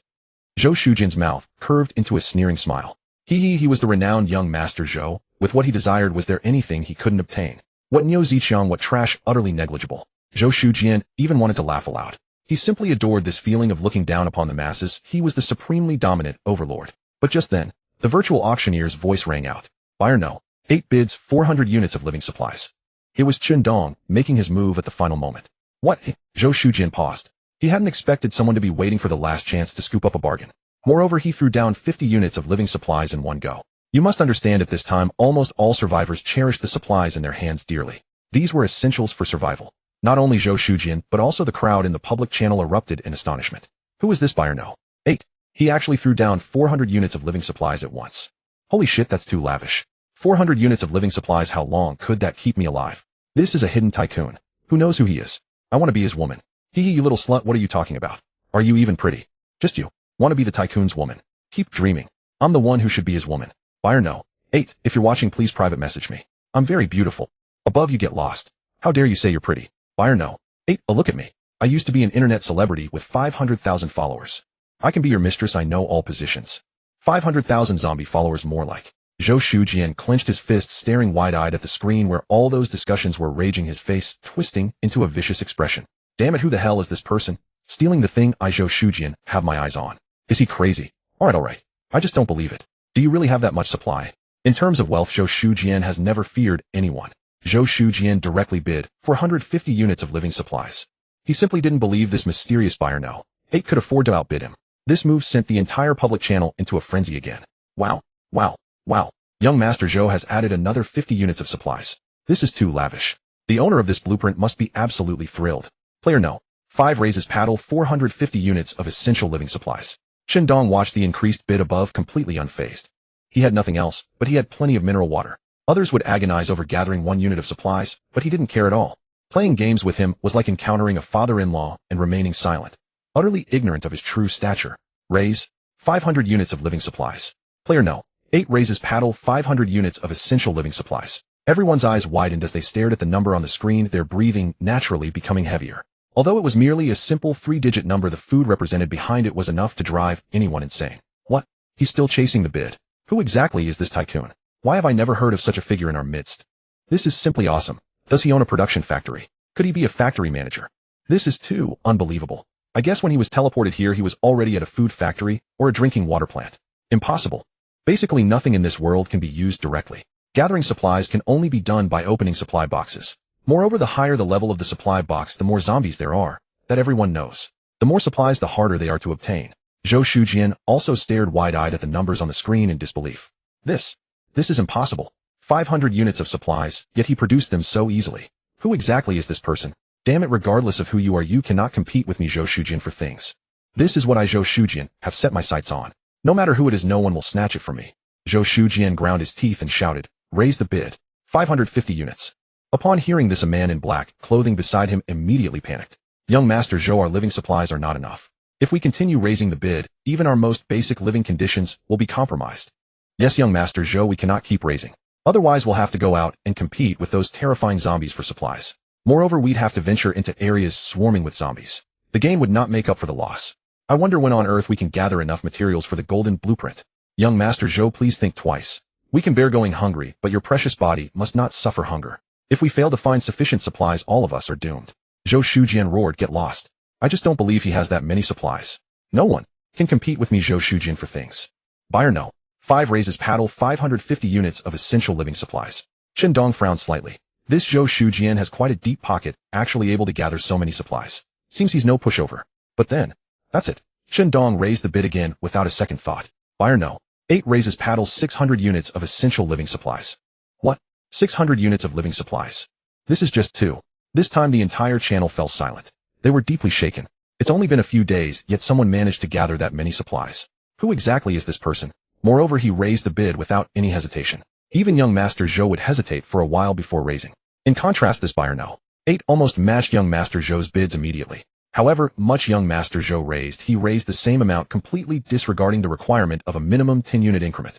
As if in his eyes these supplies were just pocket change. Zhou Shujian's eyes were wide with rage and unwillingness. He did not want to give up like this. But when he attempted to raise again, he was prompted that his supplies were insufficient. Zhou Shujian stared fixedly at the screen before him. "I want to see who you are." This time Zhou Shujian did not follow Chen Dong's bid. His living supplies were not enough, he was truly powerless. The virtual auctioneer began to prompt, "Player no. 8 bids, 600 units of essential living supplies. Do other bidders wish to bid?" After a while the auctioneer spoke again. "If no other buyers raise paddles, please allow me to enter the countdown phase. 600 units of essential living supplies, first time. 600 units of essential living supplies, second time. 600 units of essential living supplies, third time." Bam! With the fall of the auctioneer's hammer, the transaction was concluded. Chen Dong became the winner of the gold tier blueprint barrier wall. Since there was only one auction item, the auction concluded immediately after the first item was sold, and the bidders began to leave the auction room one by one. The auction has successfully concluded. Congratulations to player 10086 for winning the bid and obtaining the gold tier blueprint barrier wall. A heavy silence fell over the chat channel, followed by someone speaking up. Player 132423. By the way, someone asked where 10,086 went since they are not bidding. I just killed a zombie. It is still warm. If you want to eat it, I will send you the coordinates. Player 51542. Unbelievable. I never expected 10086 to have so many supplies. 600 portions. I cannot even match a fraction of that. Absolutely terrifying. Player 456755. Who knows where 10,086 lives? Even if I risk my life, I am going to find him. I want to beg him to take me as his subordinate. Most discussions in the chat channel centered on Chen Dong's formidable strength. Being able to bring forth such an enormous quantity of essential supplies for auction suggested he had even greater reserves hidden away. With barely any money left, Chen Dong gazed at the massive amount of supplies now in his backpack and burst into manic laughter. This wealth of provisions would sustain him for a very long time. He needed to find somewhere to hide and enjoy these supplies in peace. In this post-apocalyptic world, human nature itself was the most terrifying threat. An ordinary person is innocent, but possessing treasure becomes a crime. He had witnessed others seize food and water from fellow survivors, even resorting to violence that cost lives. Therefore, he did not dare parade around with so much supplies in front of others. Meanwhile, Chen Dong opened his mailbox and received the gold tier blueprint for the barrier wall from the auction house. He quickly reviewed the required materials. Barrier wall blueprint, 11, the lumber, 20,300 steel, 66,300 cement, 3,300 water, unlimited through 0. All of these materials could be easily purchased through the trading platform. Dong immediately began purchasing supplies on the trading platform. Soon all the materials were gathered and Dong opened the barrier wall blueprint. Dear player, would you like to craft a barrier wall? Upon clicking yes, the barrier wall blueprint before Dong vanished into thin air. A tremendous boom echoed, startling Xianxi on the second floor of the villa. Outside the villa where Dong and the others resided, a towering wall suddenly rose to the height of the second floor. Its thickness was so great that even with arms outstretched, Dong could not reach from one side to the other. Gold tier item barrier wall completed. Dong surveyed the newly constructed wall with satisfaction. Xianxi descended the stairs in astonishment and asked, "Is this really from that gold tier blueprint?" As Dong's teammate, she naturally knew his player ID. She had been following the chat channel earlier and understood the strategic importance of this gold tier blueprint. This meant their long-term shelter would become an impregnable fortress in the near term. With the shelter secured, Dong decided to venture out to the zombie-infested areas to gather supplies, leaving Xianxi behind in the safety of the villa. He took this risk because he felt immense pressure. Everyone's strength was rapidly improving, and increasingly advanced supplies would continue to emerge. Only by getting ahead of others as quickly as possible could he survive longer in this apocalypse. Of course, there was another reason. He was simply a terrible shot. He needed to improve his marksmanship urgently. Fortunately, he now had the P92 pistol with a suppressor, so he did not need to worry about being surrounded by too many zombies. Keeping Xianxi at the villa ensured her safety. After returning, he would share some experience with her. Although she served as the team's medic, her combat ability still needed to be decent. Dong immediately explained his plan to Xianxi. She nodded obediently. "Stay safe and come back immediately if anything goes wrong. I will wait for you at home, and I will practice with the crossbow too." Taking advantage of the downpour, Dong put on the raincoat he had finally found earlier. After bidding farewell to Xianxi, he headed toward the zombie gathering area outside. Previously, while silently observing players chatting in the channel, he had gathered some useful intelligence. Between his villa district and the neighboring block lay a natural barrier formed by a massive zombie horde, severing transportation between zones and making it nearly impossible to breach in the short term. Of course, once supplies gradually increased, the barriers between regions would not pose much of an obstacle. Dong was heading precisely toward that quarantine zone. After walking for an unknown duration, he spotted the residential block when the rain finally ceased. Dong quietly scaled the apartment building and eliminated 2 zombies, with his pistol securing a living space. The building was not tall, only 2 stories, with a view overlooking scattered zombies on the street below. The stench of rotting flesh rising from downstairs made Dong feel nauseous. Putting on a face mask provided some relief. Yet the grotesque wails of the zombies constantly echoed in his ears. Dong raised his pistol, determined to finish this quickly. Below, fire consumed the zombies as Dong stood on the small rooftop, repeatedly firing into the horde. It was a slaughter, even though his aim was poor at first. But there were so many zombies below. Even if he missed his target, a lucky shot might hit another. This was a perfect opportunity to practice his marksmanship. Dong's experience bar was also rapidly filling up. Gained 1 experience. Gained 1 experience. Gained 1 experience. Congratulations on leveling up, keep up the good work. The flames died down, smoke curling from the barrel. Dong opened his character stats. Level 40, 400 strength, 20 agility, 9 stamina, normal. As he surveyed the charred ground below the small building, Dong exhaled deeply.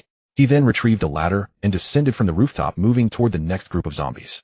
Dong had already noticed that the area around the abandoned supermarket and villa district was relatively safe. The fewer supplies available, the fewer zombies there would be. However, past 1 block, there should be a congregation point for a zombie horde. Continuing along the ridge opposite the villa district, Dong eliminated numerous isolated zombies and small groups. Along the way, he also discovered several supply crates. Unfortunately, they were all bronze tier. By this point, his experience bar had crossed the halfway mark. Finding a safe single-story house, Dong climbed onto the roof and took out his lunch to rest. After finishing his meal, he continued toward the hillside. Not until sunset did Dong return to the villa district. Having leveled up twice in succession, he noticed his stamina had improved dramatically compared to before. Maintaining a steady pace throughout, he reached the villa district's outskirts without any sign of exhaustion or breathlessness. As he approached the main gate, scattered zombies spotted him and began running toward him. Dong shook out his legs and grinned.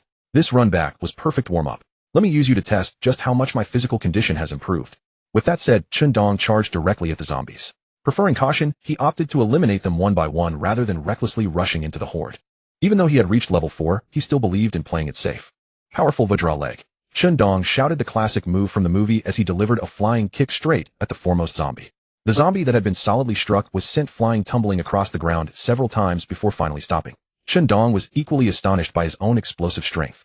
He hadn't expected his power to reach such a level. After all, a zombie's physical constitution was far more formidable than a human's. This kick could send a zombie scraping along the ground for a long time before it struggled to its feet, if it had hit a human. Dong could already picture that scene.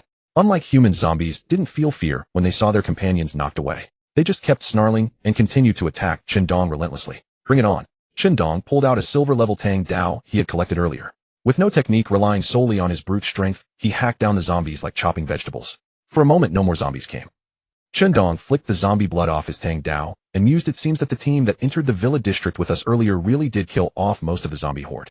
Before long, if other players catch wind of this, they'll surely start moving into the villa district. Interesting. However, Chendong wasn't too worried about new players arriving later. After all, he already had the barrier wall. By the time other newcomers arrived, he should be just about ready. For now, his biggest concern was the group living next door. They were still a group, and Chendong wasn't sure if the barrier wall could stop them. What if they climbed over with a ladder, and the wall didn't prevent it? Chendong couldn't be certain. He thought he had to eliminate the nearest threat. As long as he dealt with the nearby danger, Chendong was confident that by the time new players arrived in this villa district, his villa would become an impregnable absolute domain.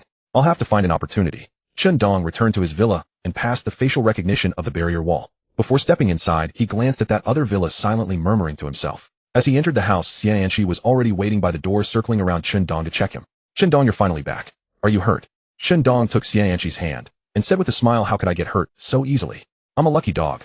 I can even pick up a divine artifact when I go out. Next, Chendong transferred a portion of experience points, and Xianxi directly leveled up to 3. ID 9527, level 3, 2300 strength, 7 agility, 13 stamina, full reached level 3, not bad. Chendong nodded with satisfaction. However, the most important thing now was to ensure his own development. In the short term, she would probably lag one level behind him. Maybe later, when the experience requirements were larger, the two of them could catch up. Moreover, Xianxi's physical stats seemed inferior to Chendong's. He didn't know if it was due to the difference in male and female physical constitution or other reasons. Xianxi let Chendong check her status panel, complaining, you have no idea how worried I was at home. Watching the experience bar shoot up, my heart was in my throat. Chendong ruffled Xianxi's hair and laughed heartily. It was a bit of a roller coaster, but we got through it without serious trouble. This batch of experience has given our physical abilities a qualitative leap. Especially you. Now you have at least some ability to defend yourself. Xianxi realized that Chendong really liked ruffling her hair. She wasn't opposed to it, just curious. Chendong, why do you like ruffling my head so much? Xianxi twirled her hair, a little embarrassed. Hearing this question, Chendong realized that he really did enjoy ruffling Xianxi's hair. It was just irresistible. It felt like petting a cat, a little addictive. Chendong, who had already lowered his hand, placed it back on Xianxi's head and ruffled it again, saying, what? If I don't ruffle your hair, do you want me to ruffle your big? Xianxi blushed slightly. I gave you the chance before, but you didn't take it. Chendong felt a stirring. The Xianxi before him, with her well-fitting clothes, outlined curves that ignited male hormones. Her expression was one of tempting reluctance, her hands fidgeting nervously. A beautiful woman is indeed a man's greatest stumbling block. Chendong's Adam's apple bobbed. But I want to challenge my weakness. Chendong hugged Xianxi tightly, their lips meeting. The pent-up hormones burst forth in that moment. Anxi, do you want to take a shower? Xianxi wrapped her arms around Chendong's neck and said coquettishly, I washed my hair and wiped my body. Just then, an untimely system pop-up appeared.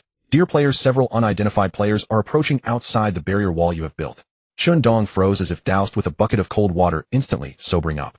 Xianxi sensed the change in Chendong's mood. She released her legs from around his waist, stood on the ground, and asked with concern, what's wrong? If it weren't an emergency, Chendong would never have changed so abruptly. Chendong exhaled a turbid breath and said seriously, there are unidentified survivors approaching outside the wall. I need to go check it out. Xianxi straightened her clothes. I'll go out with you. Chendong took out his pistol and checked the bullets. He shook his head and said, don't go out. Go to the second floor with the crossbow and give me support if something goes wrong. Xianxi also entered combat mode. She took out the crossbow, nodded to Chendong, and ran straight to the second floor balcony, finding a good shooting position to ambush. Chendong reloaded the pistol, muttering viciously as he opened the door. It's all because of you damn bastards. The meal was cooked, and you let it fly away. If you don't have the sense to keep your distance, don't blame me for using you as target practice. Through the barrier wall, Chendong shouted, you out there, stop. No matter what your purpose is, if you come any closer to my shelter, don't blame me for being rude. From outside, a woman's voice, cloying and coquettish, drifted in. Dear brother, open the door. I'm Xiao Qian from the neighboring team. My captain sent me to negotiate with you. Chendong frowned.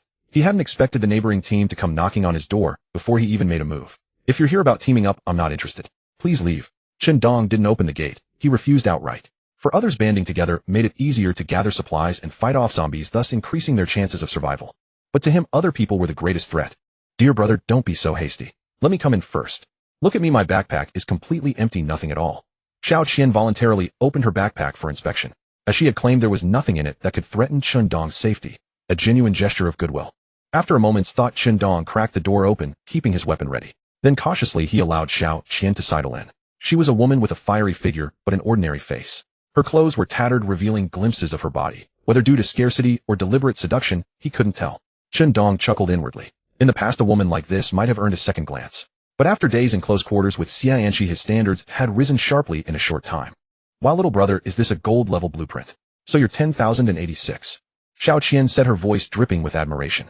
Chen Dong's expression remained impassive. This was exactly what he had feared. The moment his fortress wall was completed, Jiang Kai's team immediately knew his identity. Chen Dong hadn't expected to keep his identity hidden forever, but not now. If Jiang Kai and his crew broadcast his identity in the chat channel with his wings not yet fully grown, he would be left vulnerable. After all, everyone knew he had abundant supplies. It was only a matter of time before someone got ideas. Chen Dong's eyes narrowed and he forced a smile. "So your team is only interested in my identity?" Xiao Qian covered her mouth with a delicate laugh. "Little brother, what are you saying? Who knows, we might even become teammates. Won't you invite me inside for a seat?" Chen Dong squinted at Xiao Qian, uncertain of her true intentions. But he smiled nonetheless. "Hey, a guest is a guest. Since your team has shown sincerity, I won't be petty. Come on in." In another village, Jiang Kai and his team received Xiao Qian's message on their team channel, successfully entered 10,080 SIXS shelter. Beginning reconnaissance. Xiao Qian had made it inside Chen Dong's villa. As she reported, her mission was to probe Chen Dong's strength and weaknesses. They couldn't possibly be unaware that 10,086 had splurged 600 sets of daily necessities to buy a gold-level blueprint. After all, they had coveted the fortress wall themselves. But their strength fell short. When they saw Chen Dong erect the fortress wall, they knew his identity. He was the elusive player number 10,086. One of Jiang Kai's men had suggested selling Chen Dong's information to factions or players interested in him or the gold-level blueprint. But Jiang Kai vetoed the idea immediately, even berating the fool. Then he laid out his own plan. Jiang Kai intended to send someone to scout Chen Dong's situation, then devour this fat sheep himself. He had clearly seen only Chen Dong and Xianxi enter the villa. That meant Chen Dong only had 2 people. Meanwhile, his own side still had 8. Though Chen Dong was well supplied, one pair of fists could hardly withstand 4 hands. Once they mapped out the layout of Chen Dong's villa, they could quietly scale the fortress wall when the time was right and take the 2 down without effort. Then they would never have to worry about supplies again. The plan was flawless. So the night before, Jiang Kai summoned Xiao Qian. He began with solicitous care. "Xiao Qian, how has Brother Jiang treated you?" Xiao Qian replied coquettishly, "Brother Jiang has been the best to me. Brother Jiang saved me from the zombies, gave me food and drink. I'll follow Brother Jiang forever." Jiang Kai laughed heartily. Then slowly he said, "Xiao Qian, tomorrow you will go scout out 10,080 SIXS situation. Do not carry any weapons. Once inside, you must earn his trust. If necessary, you may satisfy any demand he makes." Xiao Qian looked at Jiang Kai in shock. She understood his meaning all too well, and her expression wavered. "Brother Jiang." Jiang Kai cut her off with a cold glare. "What do I need to say it twice?" Xiao Qian had no choice but to nod bitterly. "Yes, Brother Jiang." Jiang Kai's anger turned to delight, and he chuckled. "That's my good sister." And thus the scene of Xiao Qian coming to Chen Dong's door the next day unfolded.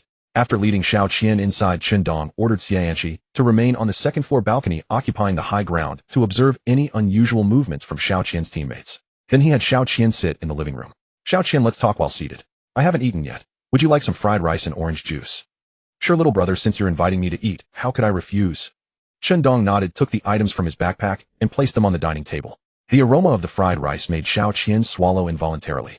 In this apocalyptic world, just filling her stomach was a struggle. Fried rice and orange juice only appeared in her dreams. It felt as if the past few days were an illusion. She was still the goddess held high in the palms of her admirers. After a few bites and a glass of orange juice to wet her throat, Chen Dong got down to business. "Xiao Qian, you said earlier you wanted me to join your team. I'm curious, knowing my identity, what makes you think you have the leverage to ask me to join?" Xiao Qian wiped her mouth reluctantly and smiled. "Little brother, we're a big team of 8 people. Surely you saw us wipe out the zombie horde in the villa area. That's no small feat." Chen Dong nodded. "I admit that. I've seen your strength with my own eyes. It's indeed formidable." Before this, he hadn't fully grasped the power of Jiang Kai's team. It was only after he went out hunting zombies alone that he realized how strong Jiang Kai's team truly was. Seeing his reaction, Xiao Qian continued. "Even though we lost nearly half our people clearing the villa area, we'll rebuild and grow. In time, we can become a dominant faction, and everyone in the team will reap enormous benefits." After listening to Xiao Qian finish, Chen Dong raised an eyebrow. "Are you done?" Xiao Qian paused, somewhat unable to read his expression. "Yes, I'm done." Chen Dong then flashed a toothy smile. "If this is your confidence and you want to recruit me, then forget it. You should know that if I alone can produce thousands of sets of daily necessities to purchase barrier walls, and even have precious food and drinks to entertain you, do you really think I need to join your team?" Xiao Qian was left speechless. "Then don't waste any more time on me. We're neighbors at least, so please accept this small gift. If there's nothing else, please leave." Chen Dong took 20 sets of essential supplies from his backpack and handed them over. Xiao Qian stared in astonishment at the extra 20 sets now in her bag. Unexpectedly, Chen Dong proved to be remarkably generous. 100 sets of provisions given away casually to a stranger they had just met. Xiao Qian's eyes darted around as she sat down beside Chen Dong, casually brushing against his arm, putting on an embarrassed expression. You're so generous it makes one feel quite shy. How about I keep you company? Xiao Qian reached out tentatively, exploring lower and lower. However, Dong firmly grasped her hand and said with a smile, to be honest, I'm not particularly interested in you. Don't force me to turn hostile, alright? Xiao Qian looked at Dong's smile, detecting no killing intent. Yet she felt something deeply unsettling. She had a strong sense that if she continued provoking him, she might truly lose her life. Xiao Qian meekly withdrew her hand and sat up straight. Don't be angry, big brother. I was just joking with you. Dong moved her hand away and chuckled. If there's nothing else, please leave. I hope we can be harmonious neighbors. After seeing Xiao Qian out past the wall, Dong called for Xiayanqi to come downstairs. Xiayanqi's eyes were filled with confusion and puzzlement as she said, Dong, why are you still giving them supplies? Even if we have plenty, we shouldn't waste them like this. Dong chuckled lightly. That's something you wouldn't understand. Believe it or not, by tomorrow at the latest, or even tonight, your team won't be able to hold back anymore and will make a move against us. Xiayanqi gasped, then muttered. Then why are you still giving them supplies? Doesn't that just expose our reserves and make them want to raid us even more? Or are you trying to let them get full before they come fighting us? I want to give them supplies. Dong anticipated Xiayanqi's confusion and patiently explained, earlier when they saw just 2 of us acquire that gold-level blueprint, they definitely had ill intentions, but they weren't certain about our true situation, so they dared not act rashly. Today's mission with this woman was never about recruitment. It was purely to scout us out. Watching Xiayanqi fall into thought, Dong continued, by giving them supplies, I'm letting them know we have plenty, making them unable to resist. Then we'll use their greed against them and set a trap. And I can be certain they haven't leaked my information anywhere. They see us as easy prey and won't let others interfere. Xiayanqi understood everything and asked, so what's your plan? Dong retrieved combat supplies from his backpack. Molotov cocktails, iron animal traps, a large supply of crossbow bolts, daggers, a P92 pistol. After organizing everything, Dong said, I'll set up various traps inside the wall. When they come, they'll have nowhere to escape. How dare they target us? Clearly they've grown tired of living. Xiayanqi couldn't help but smile at Dong's confident composure. So is there anything I can help with? Dong handed her several animal traps and instructed, since Dr. Xie volunteered, take these and position them at the corner, concealing them with some cover. That'll be our appetizer for them. Xiayanqi accepted them obediently, saying, all right, I'll go set them up now. With that, she walked into the villa's yard and carefully positioned them at the corner. Meanwhile, Xiao Qian had returned to her shelter and handed over the supplies to Jiang Kai, relaying what she discovered. Jiang Kai sat on the sofa in the center of the villa's living room, his chin resting on his hand, as fervent light ignited in his eyes. He couldn't believe that this 10,086 actually possessed such abundant supplies.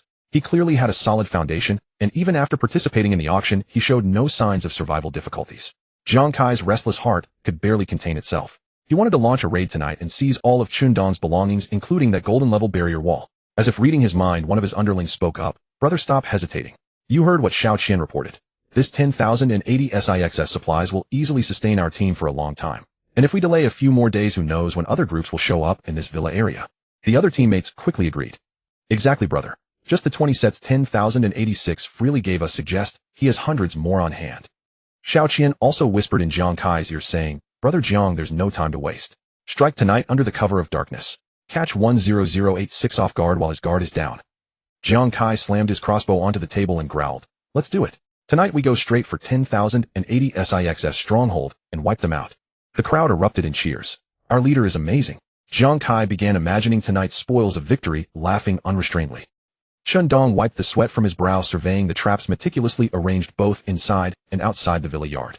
With his hands on his hips, he sneered, this time, let's be the farmer waiting by the stump for a rabbit. In this apocalyptic world, human nature proved the most terrifying force.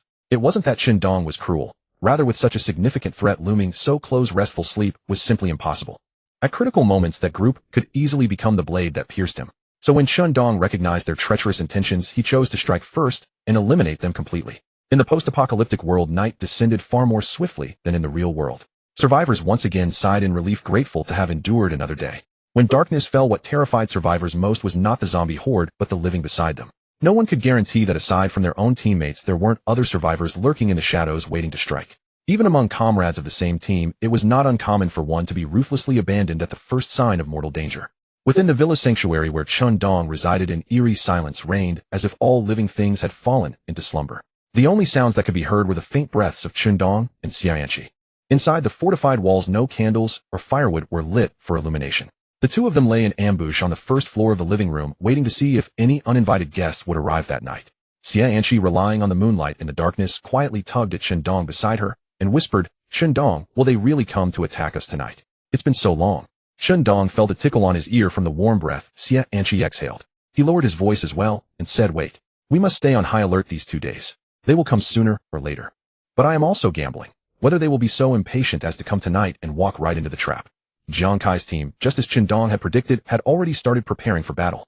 Jiang Kai loaded his crossbow and distributed the other cold weapons to his men.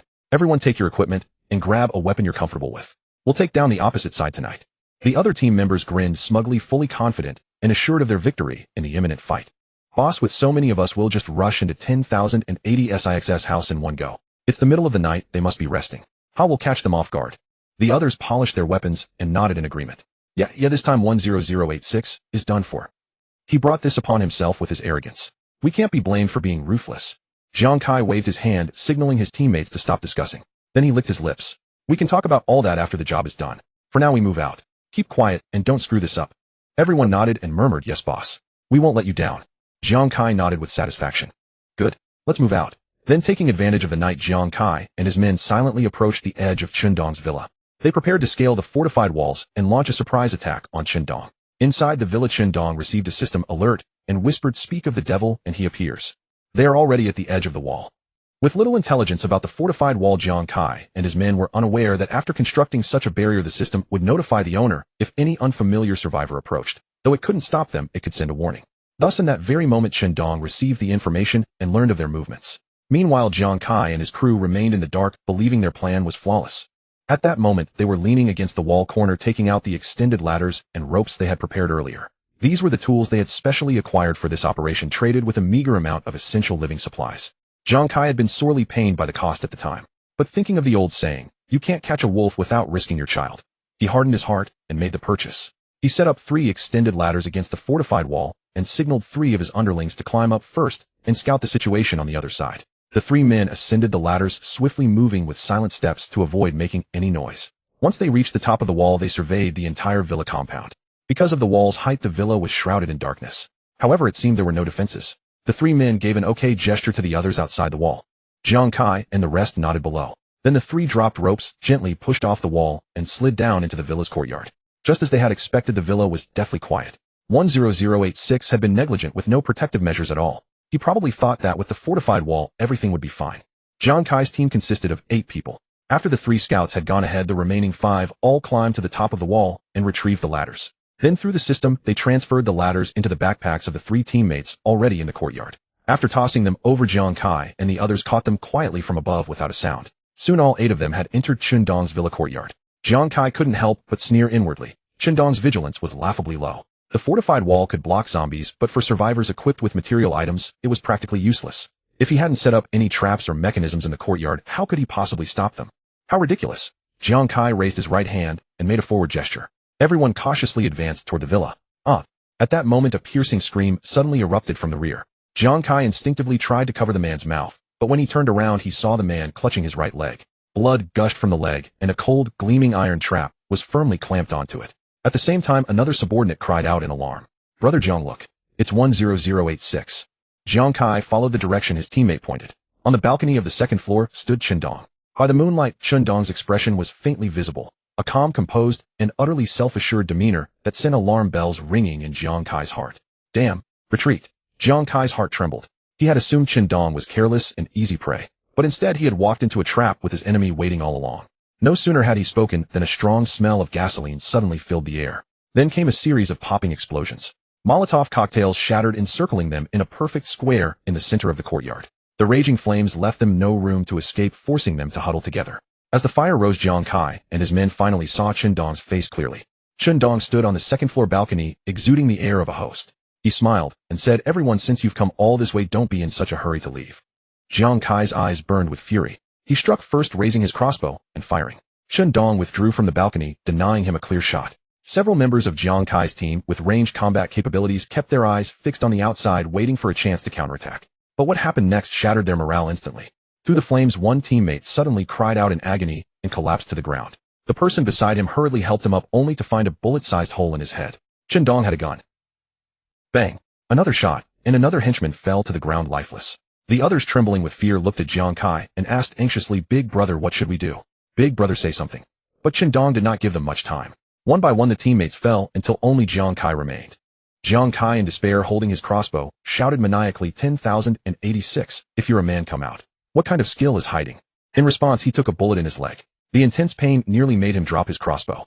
Perhaps out of consideration, Chen Dong then thoughtfully shot the crossbow in his hand to pieces. After that, he slowly walked out of the courtyard. Chen Dong looked at Jiang Kai as if he were looking at a mouse caught in a trap back in his rented apartment, completely at his mercy. Bang!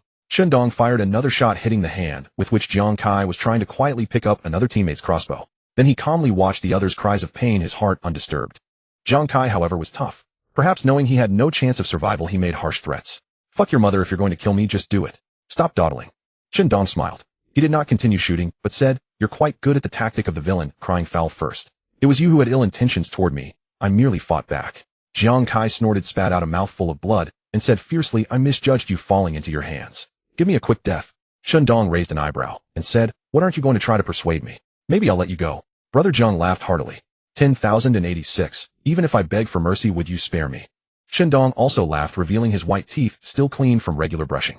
That's right, I wouldn't. If you don't root out the weeds, they will grow again when the spring wind blows. Releasing a tiger back to the mountains, wouldn't that be foolish? Chen Dong raised his P92 and aimed it at Jiang Kai. Jiang Kai closed his eyes, his lips trembling slightly. Though he knew he had no chance of survival, he was still afraid in the face of death. Bang! After the gunshot, Jiang Kai did not die. He opened his eyes in surprise, looking at Chen Dong in confusion. At the same time, an exciting thought uncontrollably arose in his heart. Could it be that he intends to spare me? Just then, Chen Dong gave a shy smile and fired another shot. This time it hit him right between the eyes. Sorry, I missed just now. Damn. Jiang Kai's eyes widened as he slowly fell to the ground, dying with his eyes wide open in resentment. In normal times, if they had been more cautious, they would not have ended up like this. But their intense greed clouded their minds, and they fell into a trap that Chen Dong had not even carefully prepared. In the end, they lost their lives. Chen Dong looted the meager supplies these people had left and threw the bodies outside the barrier wall. Early the next morning, the zealous zombie cleaning crew would take care of the cleanup. Having resolved the imminent threat that weighed on his mind, Chen Dong breathed a sigh of relief, returned to his room, and casually collapsed onto the soft, large bed. Finally pulled out that thorn in my heart. Chen Dong closed his eyes and slept soundly for the first time in a long while. He slept until he naturally woke up. Today, he had no plans to go out and search for supplies. The supplies around the villa area were no longer sufficient for their use. If they needed to find higher-level supplies, they would have to go to areas with denser zombie hordes. As they say, wealth comes from taking risks. This time, waiting for the prey to come to him had indeed depleted Chen Dong's combat supplies considerably. Although he had an unlimited supply of water to exchange for food and combat supplies, the key issue was that the number of trading platforms could not keep up with his consumption. Chen Dong basically spent all his free time sweeping the trading platforms for goods, and even allocated some supplies to Xianxi, who stayed at home to do the sweeping for him. But the results still did not meet expectations. Precisely because of the shortage of combat supplies, Chen Dong had to halt his plans to go out and search for supplies again. After all, the P92 did not have strong sustained combat capability.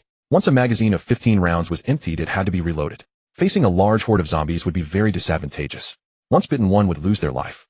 Thinking of this, Chen Dong couldn't help but feel a bit of longing. If one day the system gave him an unlimited AK-47 or unlimited Molotov cocktails, he would be unstoppable. Thinking of unlimited supplies, Chen Dong suddenly remembered that he could collect them again today. He quickly opened his mail and received the unlimited supplies sent punctually by the system. Red wine. Chen Dong took out the red wine and looked at the foreign text on the bottle, speechless.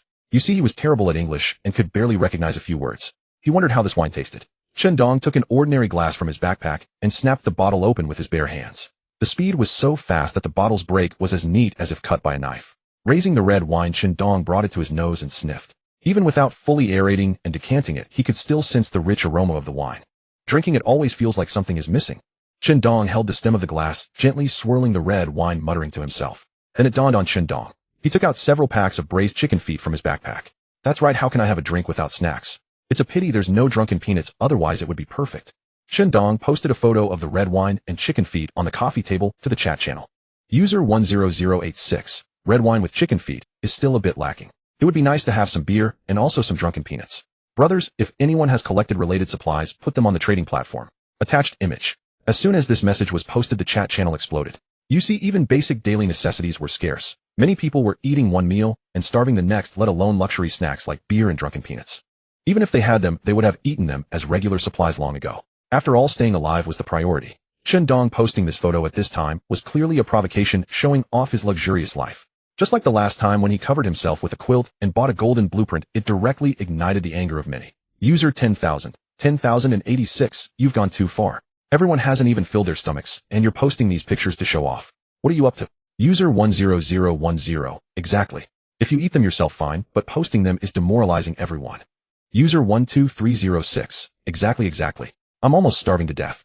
10086. Why not be kind, and give me some supplies, and I'll sing your praises. User 1938844. Being able to fill your own stomach is no skill. If you have the guts, give us supplies. Let us eat too, and we'll definitely remember your kindness. Chen Dong watched as many people denounced him, even hinting at moral blackmail, and couldn't help but laugh. User 10086. Fine, call me daddy, and I'll give you a portion of supplies. Otherwise, stop your yapping. I'll post whatever I want. If you don't like it, don't look. Or better yet, go gather some supplies, and post them yourself, hee, smirking expression. If you don't work hard, who's to blame? Chen Dong naturally ignored those who tried to morally blackmail him. By now he had long since changed his mindset. Moral blackmail. Sorry, as long as I stand on the high moral ground, you can't blackmail me. ID 10010100086. You are too damn arrogant. ID 89454. Dad, can I have some water? ID 453643. Damn it, watching 10,086 live so comfortably really makes me jealous. ID 894759. Have you guys noticed, doesn't this wine look like Romanicani? Amidst the messages condemning Chen Dong, a survivor suddenly appeared recognizing the red wine in Chen Dong's photo. The thing is, Chen Dong himself could not identify it either. That is quite normal since he knows nothing about red wine. ID 10010. What the hell is Romanicani? Can you say something people can actually understand?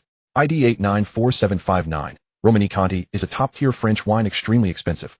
ID 345634. Damn it, how expensive can a bottle of wine be? Could it possibly cost more than Matai? ID 894759.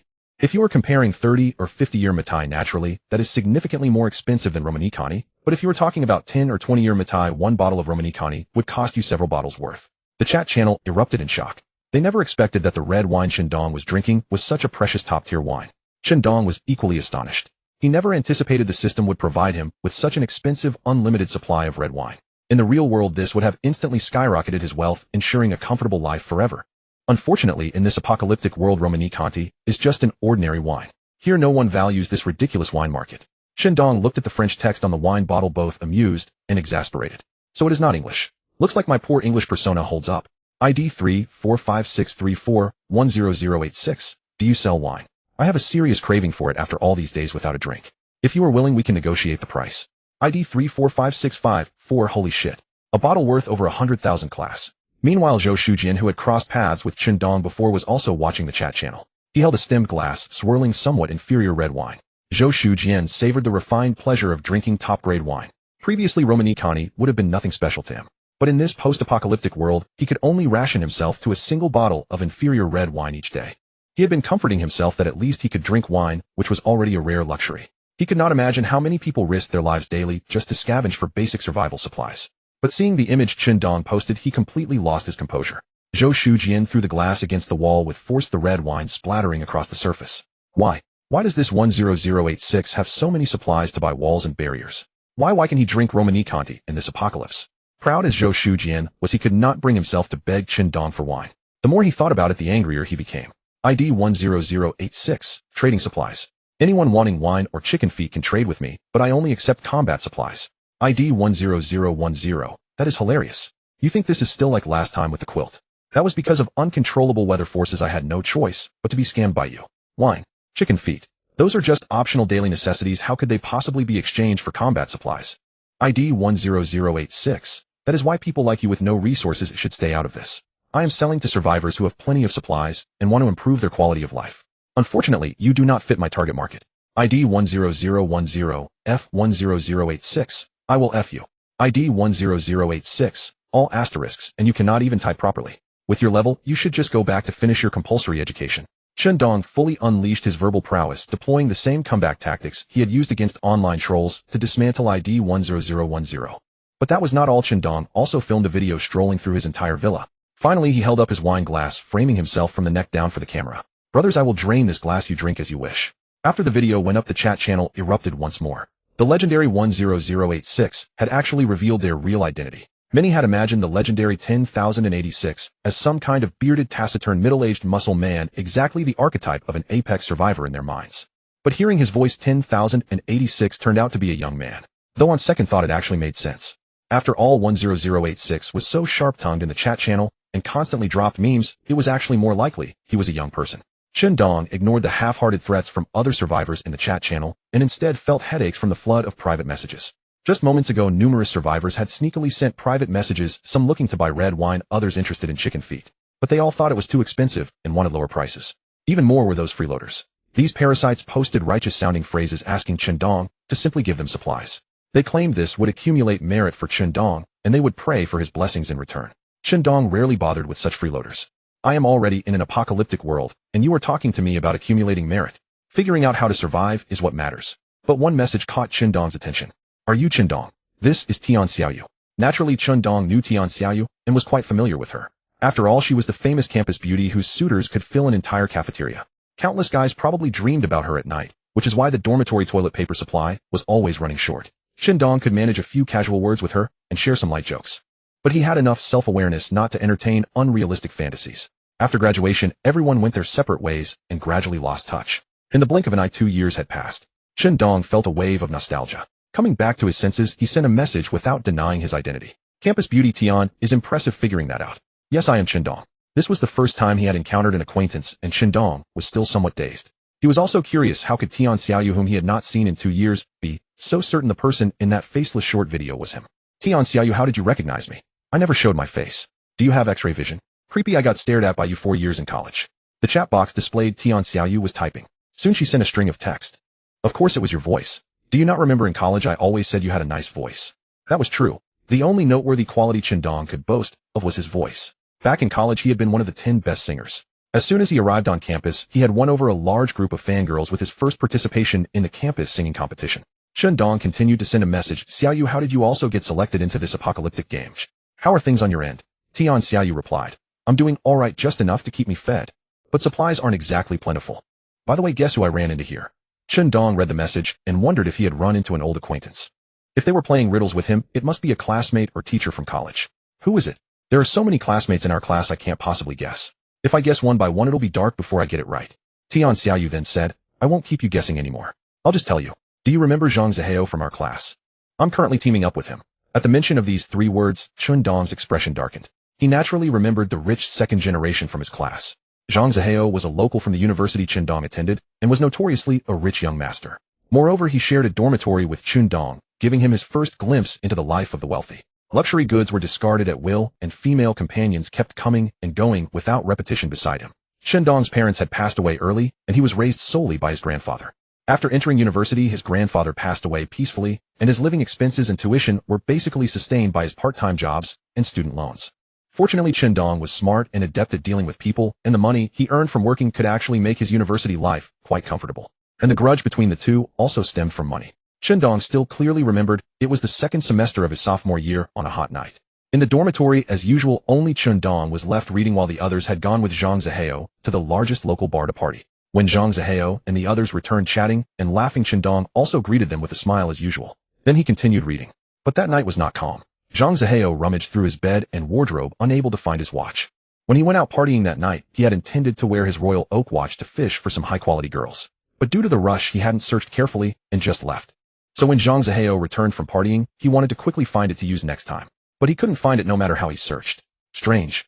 Where did my watch go? Zhang Zihao muttered curses, and the other roommates gathered around him. The roommate who was usually closest to Zhang Zihao, almost like a sycophant, said, What's wrong? Young Master Zhang, your watch is missing.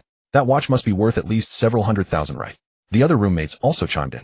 Young Master Zhang, you should search again carefully. It must be findable. It probably wasn't stolen by someone.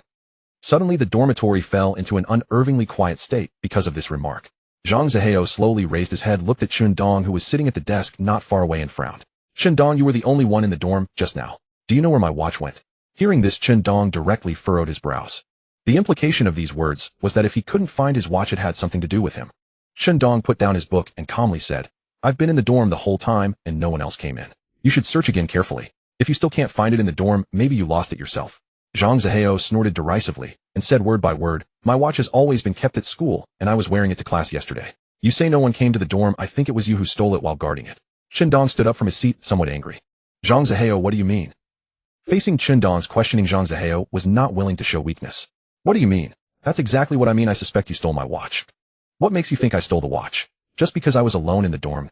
Zhang Zihao also tore off his mask, muttering curses. Who in our class doesn't know that you're the poorest? You saw my fine watch, could you resist it? Chendong was so angry that his lips trembled slightly, somewhat incredulous. So after being roommates for 2 years, is this how you all see me? The other roommates remained silent, seemingly confirming Chundong's assumption. Seeing that Chundong refused to yield, Zhang Zihao took out his phone and leveled a threat. Chundong, I'll give you one more chance. Otherwise I'll call my father. You have no idea how influential he is in our city. Would you believe he could have you locked up for 37 days? Chundong laughed in fury. Let me repeat myself, I did not steal your watch. If you wish to search my belongings, I'm sorry, but I refuse. If you're so powerful, let the authorities handle it. Fine, very fine, Chundong. I'll call my father right now. Zhang Zihao sneered and dialed the number. Hey Dad, someone stole my Royal Oak watch, but he won't let me search him. Tell Uncle Wong at the security bureau to send some people over. Because the call was on speaker, many people heard what Zhang Zihao's father replied. That Royal Oak watch. I was just about to tell you. Today the nanny found it on the living room sofa. You forgot to put it on when you came home yesterday. You always lose track of everything. Zhang Zihao paused briefly, then maintained a flat expression and spoke as though nothing had happened. Oh, I see. I'll pick it up tomorrow. He hung up and smiled at the other students outside the dormitory. Looks like it was all just a misunderstanding. Everyone go back to sleep. At that moment, Chundong spoke up. Zhang Zihao, since the misunderstanding has been cleared up, don't you owe me some words? The smile on Zhang Zihao's face froze abruptly. After a moment of silence, he walked over to Chundong, placed his right hand on Chundong's arm, and smiled. I misjudged you, Chundong. Throughout the entire exchange, he never uttered the word sorry. His demeanor remained condescending, as though addressing a subordinate. The day after the incident, Chundong completed the paperwork for off-campus housing and moved out. Such was the entanglement between them.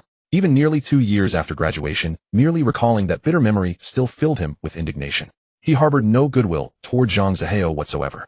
Never in his wildest dreams would he have imagined that Zhang Zihao would also enter this post-apocalyptic world. Even worse, he had teamed up with Tian Xiaoyu. After a moment's thought, Chundong asked, so you and Zhang Zihao, are you two together now?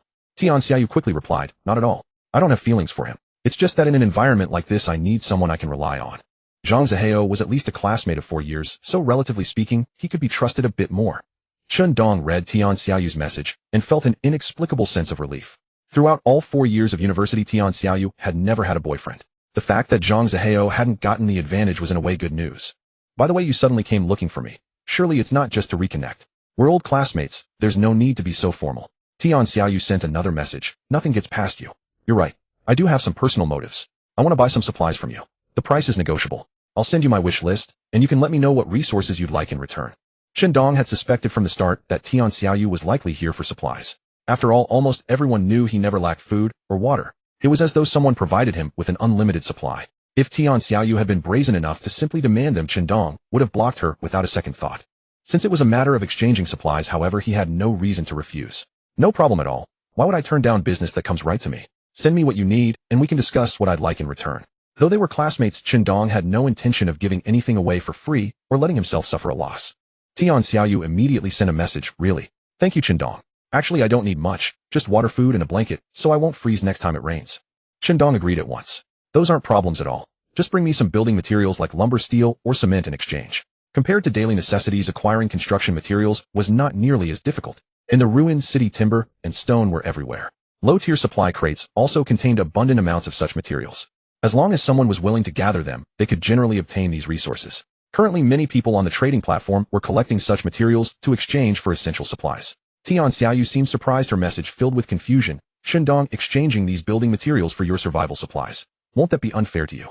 Chundong replied, I happen to have some construction blueprints, so it's no real loss. Everyone gets what they need. Tian Xiaoyu, thank you, Chundong. Chundong didn't say much more. He simply opened the trading window and completed the transaction with her.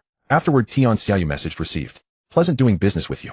Chundong asked, could you send me your current coordinates? I'd like to see how far away you are. That bastard Zhang Zihao. Chundong had always harbored a deep hatred for him. He hadn't had the chance before, but now it was an opportunity sent from heaven. He would deal with him sooner or later. Tian Xiaoyu didn't overthink it and shared her current location coordinates. Nearly 100 kilometers. That was rather inconvenient. Chundong sighed helplessly. Miss Tian Xiaoyu, I feel it might be inappropriate to say this, but I still want to advise you. Be careful with Zhang Zihao. He's not a good person.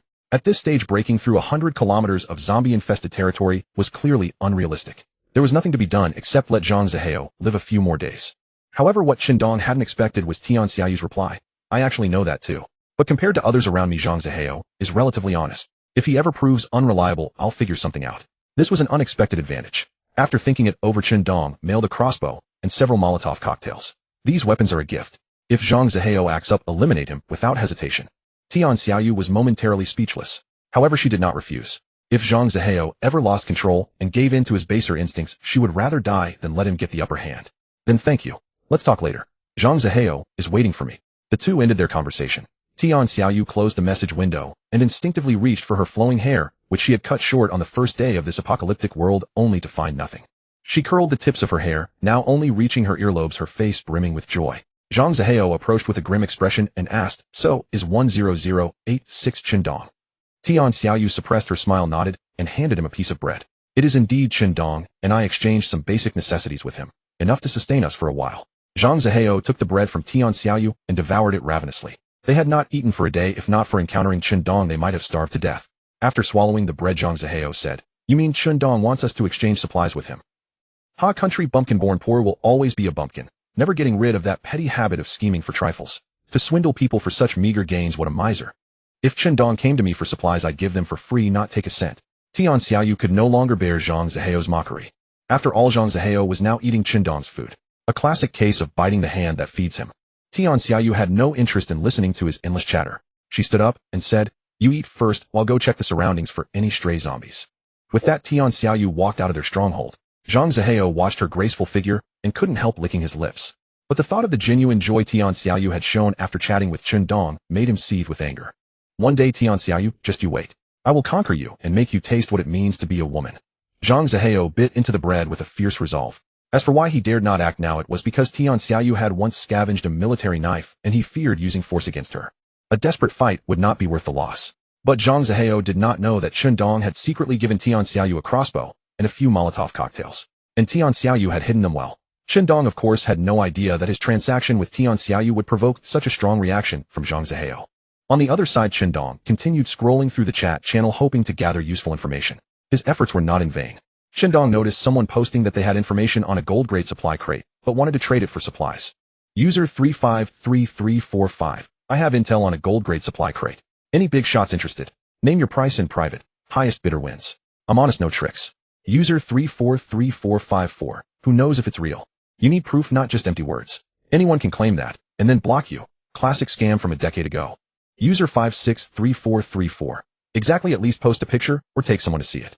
Otherwise, who'd buy your info? The crowd buzzed with discussion. Though the message sparked interest, few were willing to believe it. Seeming to realize he needed to convince them, user 353345 quickly posted a picture. The photo showed a large warehouse. Through the glass windows, a golden glowing supply crate could be seen in the center. But outside there were rings upon rings of zombies. User 353345. How about now? Believe me, I'm just selling coordinates for some supplies.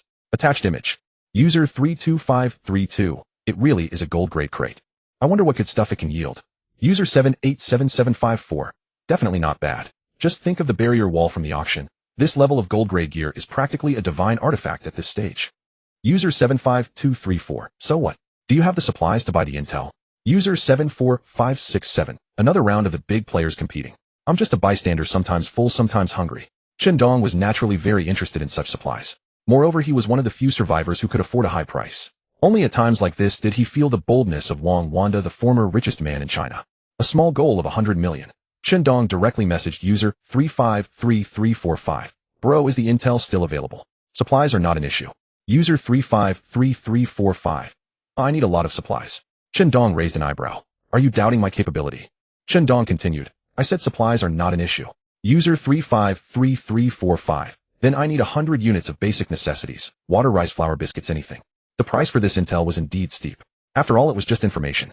Knowing where the gold-grade crate was didn't guarantee it would be yours. In the previous auction, the highest bidder won. Buying intel only to end up paving the way for others was not impossible. Nevertheless, Qindong didn't hesitate long. Fine. 100 units of basic necessities. Send me the coordinates. I'll verify them tomorrow. If they're legit, I'll send you the supplies. Here are 10 units as a deposit. User 353345 numbly opened his backpack. Staring at the 10 units of basic necessities Qindong had sent, he fell into thought. Maybe he had set the price too low. Perhaps this show of generosity worked, as Qindong encountered little resistance in obtaining the coordinates of the gold-grade supply crate. User 353345 quickly sent the coordinates. Qindong roughly checked the location. It wasn't too close to his villa, but not too far either. Qindong received. I'll verify the coordinates tomorrow. If the intel is correct, I'll send the remaining payment immediately. User 353345. Pleasure doing business. Qindong needed to rest well and face the unknown dangers with his best mental state. Moreover, tomorrow would bring a new infinite supply item. He was eager to see what he could draw and whether it would provide an edge. Qindong called Xianxi and told her about it. After listening, Xianxi pondered briefly. Qindong, I think these coordinates are very likely a trap. You don't have to risk it. If the picture that person posted is fake or taken elsewhere, going alone to the coordinates he gave would be really dangerous. Qindong nodded. In fact, he had thought the same way. In this dangerous world, one couldn't assume the best of people. But he still said, Anchi, you and I think alike. Whether the coordinates are real or fake, it's almost certain someone will target me. But the allure of the gold-grade supply crate is too great. You know its strategic value. It's worth the risk. Xianxi frowned, saying with some worry, but it's truly too dangerous. I'm very concerned about you. Qindong smiled and took Xianxi's hand, reassuring her it'll be fine. If anything happens, I'll retreat in time. Moreover, when it comes to combat prowess, I have no one to fear. Xianxi sighed. It's a pity I can't be of much help. If there were sufficient combat supplies and medical items, I'd accompany you. Qindong chuckled. For now, stay home and set up the traps I gave you around the area. Practice your crossbow accuracy. Once I've gathered enough supplies outside, you won't be able to stay behind. I'll drag you along. Xianxi reluctantly agreed. All right, then I'll stay home and wait. After briefly planning tomorrow's operations with Xianxi, Qindong spent the rest of the day shopping on the trading platform, purchasing combat supplies like Molotov cocktails, crossbow bolts, and iron caltrops. The next morning, Qindong woke up early and checked his system messages. When he saw the unlimited gasoline listed, a grin spread across his face. The supply issue that worried him most was now resolved. With gasoline, he essentially had an endless supply of Molotov cocktails. Though using raw gasoline was less convenient than pre-made cocktails from the trading platform, the sheer volume made up for it. After his upgrade, Qindong's enhanced physique allowed him to hurl gasoline drums 30 meters or more. A single gunshot could ignite them upon impact, with the horde providing an inexhaustible arsenal. After securing the gasoline supply, Qindong felt significantly more confident about his upcoming mission. If golden tier supply crates existed, Qindong was confident that given enough time, he could decimate a horde of zombies far more easily than last time. Without hesitation, Qindong set out immediately. After bidding farewell to Xianxi, he found a bicycle nearby and sped toward his destination. Thanks to his enhanced physical condition, Qindong could run for an entire day without fatigue as long as he maintained his supplies. Mounted on the bicycle, he surged forward at high speed. And it was a road bike. The coordinates leading to the golden tier supply crate could be reached by following an abandoned highway the entire way. Qindong pushed himself to an extraordinary pace, matching the skill of professional cyclists from his previous life. Soon he neared the target coordinates. Qindong's breathing grew slightly labored, but he quickly steadied himself. After stowing his bicycle in his backpack, he drew out binoculars to survey the warehouse he'd already spotted in photographs. Inside, a faint golden luminescence was indeed visible. The unrelenting zombie growl sent chills down his spine. It appeared Agent 353,345's coordinates were accurate. Qindong approached the warehouse, steadily determined to secure the golden tier supply crate in one swift operation before heading back. Yet an unease prickled at him. Someone seemed to be trailing him. Qindong quickened his pace, vaulted over a large boulder, and slipped behind a mature tree to conceal himself. As expected, barely had he hidden when he heard footsteps crossing the boulder. Qindong produced a small mirror and caught the figure following him in its reflection, a petite woman with delicate features. In appearance, she fit the archetype of a cute girl-next-door type, the kind most would find appealing. Unfortunately, Qindong had no interest in such a flat-chested beauty. His preference remained firmly with the voluptuous allure of Xianxi. Shaking off that instinctive glance, Qindong composed himself and studied the woman before him. Though he couldn't identify which faction she belonged to, her intentions toward him were unmistakably hostile. If she refused to show mercy, he would give her none in return. Exploiting her distraction, Qindong flung 2 Molotov cocktails near her position. They detonated on impact. The flames trapped her against the boulder. When she tried to retreat behind it, she discovered Qindong had already silently positioned himself there and doused the rocks with gasoline, setting them ablaze. Cornered once more in the center of the fire ring, Qindong leveled his crossbow and demanded, "Who are you? Confess." The woman's expression darkened as she realized Qindong had detected her pursuit and laid a silent ambush. How had she revealed her position? When she remained silent, Qindong loosed another bolt. Startled, she pleaded, 10086, I'm 353345. I came because I worried you'd missed the coordinates and wanted to explain. It's all a misunderstanding. Qindong rolled his eyes impatiently. Save the act. A flat-chested girl like you won't sway me. Confess now and I'll spare your life. I keep my promises. Agent 353345 ground her teeth in fury. She considered herself lovely, not some flat-chested child. Yet survival took precedence over pride. Fine, I'll cooperate fully, but you must honor your word and spare me. Qindong showed no patience. Hurry up, stop wasting time. Agent 353345 sighed inwardly. This 10086 was indeed merciless. Even attempting to manipulate through appearance had failed. With no other option, she confessed. My name is Bai Shui, you already know my designation, 353,345. I sold you the coordinates hoping you'd scout ahead or lure away the zombies so I could benefit from your labor. Without her confession, Qindong would have been certain Bai Shui was using him as bait while positioning herself as the true predator. But she had underestimated Qindong. With his abundant supplies, he had every means to turn the tables. What bewildered him was her audacity. How could she have tracked him alone? Hey Bai Shui, right? Your status shows you're part of a team. Where are your teammates? Bai Shui raised her hands in surrender and replied sullenly. I wanted to claim this alone, so I didn't tell my team. Chen Dong accepted the explanation at face value. He kept his crossbow trained on Bai Shui as he slowly advanced toward the warehouse. Seeing Chen Dong prepare to leave while she remained trapped in the fire ring, Bai Shui called out urgently. Hey 10086. I've told you everything. Shouldn't you let me out now? Hey. Chen Dong didn't break stride. I promised to spare your life, and I intend to keep that word. I haven't killed you, have I? As for whether you escaped that fire, that's up to fortune. Nothing to do with me. After finishing his words, Chen Dong turned and ran far away, leaving Bai Shui alone trapped in the circle of fire. Furious, Bai Shui scratched her head in place and shouted toward Chen Dong's direction, Chen Dong, you wait. Chen Dong naturally heard Bai Shui's voice, but he continued running without looking back toward the warehouse where the golden level supply box was located. For a woman who sought to harm him, Chen Dong had no interest in setting her free. Keeping her alive to face whatever fate awaited was already more than generous. Anyone else might have killed her outright, fearing potential revenge from Bai Shui. But although Chen Dong had not directly struck the killing blow, he did not believe Bai Shui could survive that ring of fire. As the flames spread, being burned alive was only a matter of time. Chen Dong walked to the warehouse where the zombies had gathered, his brows furrowed as he surveyed the scene inside. It was a large single-story warehouse with limited space to maneuver. Chen Dong glanced at the surrounding forest and made his decision. Zombies wandered throughout the vast warehouse and its grounds, drawn instinctively to the golden level supply box without any clear purpose. This supply box had already fed them multiple times. Bai Shui was no stranger to trading information, or rather her intelligence was not exclusive to Chen Dong alone. Before Chen Dong, Bai Shui had dealt with numerous survivors in groups, yet they all ended up as meals for the zombies. Bai Shui took advantage of the situation to collect information fees and loot from the dead survivors. This time she assumed Chen Dong would also meet the same futile end. If he lost his life, she could pick over his supplies. But she never expected that walking along the river so often would eventually get her feet wet. She had fallen into Chen Dong's trap. Bang! The zombies outside the warehouse were drawn by the sudden noise, growling as they approached to investigate. Then a massive explosion sent them flying. More zombies poured out of the warehouse. The enormous sound came from the hand grenade Chen Dong had thrown to draw their attention. Immediately after, he hurled 2 gasoline cans with all his strength.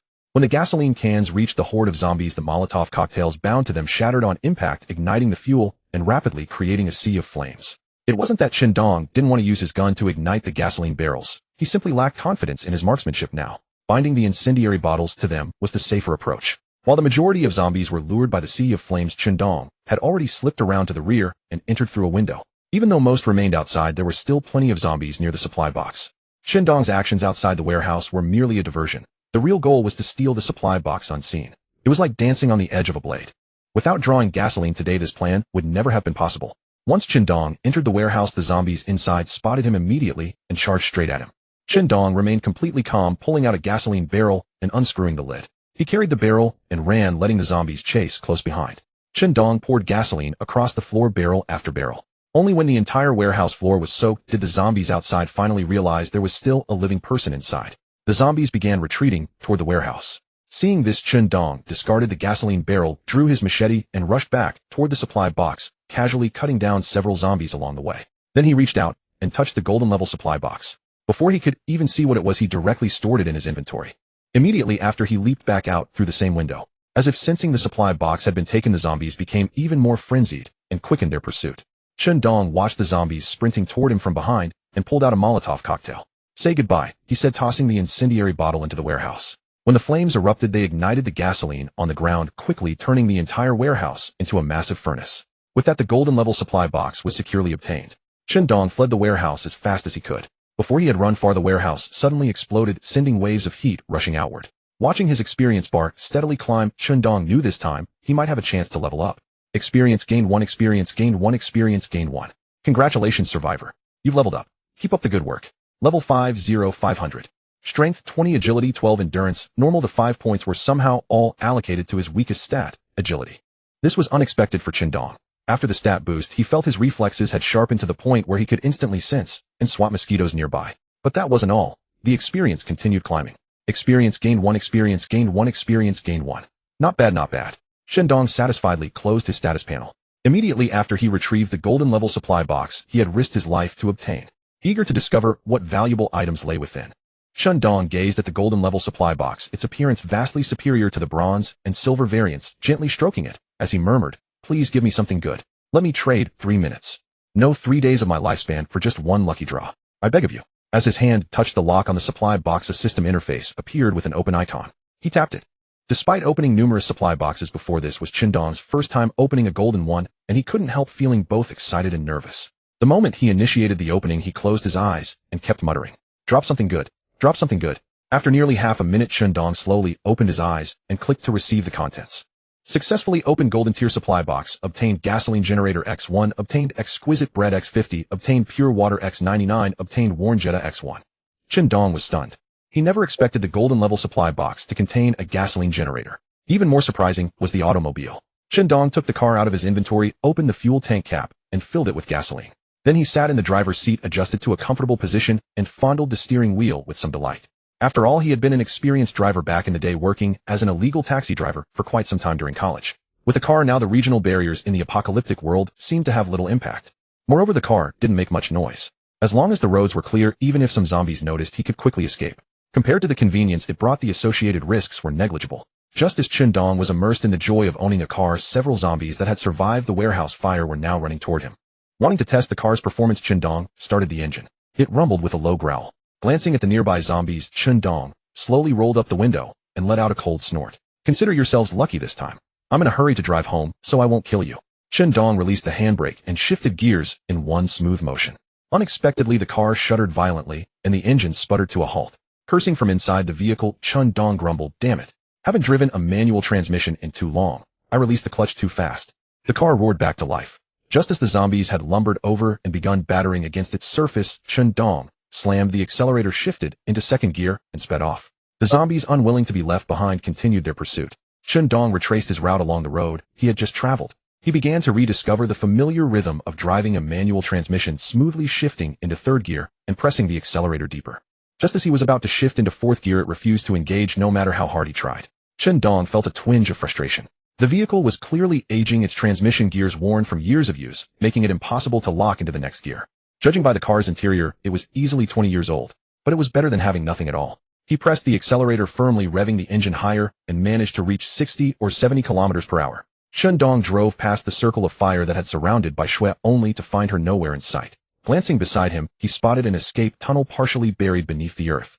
Unexpectedly, Bai Shui had managed to break free from the living dead in such a short time. Qindong was somewhat astonished. Lucky for her. Qindong gave it a brief glance before turning his attention back to the road. As the car merged onto the highway, its speed increased once again. He left the pursuing zombies far behind, their growls echoing in the distance. Qindong was thoroughly satisfied with today's gains. For merely a few bottles of water and some bread, he had obtained intelligence on the coordinates of a golden-grade supply crate. There was naturally no need to complete the remaining transaction. After all, Bai Shui had used herself as bait. How could Qindong possibly honor his promise and deliver the rest of the supplies to her? In this deal, Bai Shui had suffered a significant loss. As for the golden-grade supply crate, it had even contained a gasoline generator, which was the most delightful surprise for Qindong. Just that day, he had acquired an unlimited supply of gasoline, and immediately afterward, a gasoline generator appeared. Qindong himself felt a little giddy. Was he a reincarnation of the blessed emperor? In this post-apocalyptic world, having electricity was exceedingly important. Within the barrier walls, he could power surveillance cameras, alarms, water heaters, and more. With the car, Qindong returned to the villa district in no time.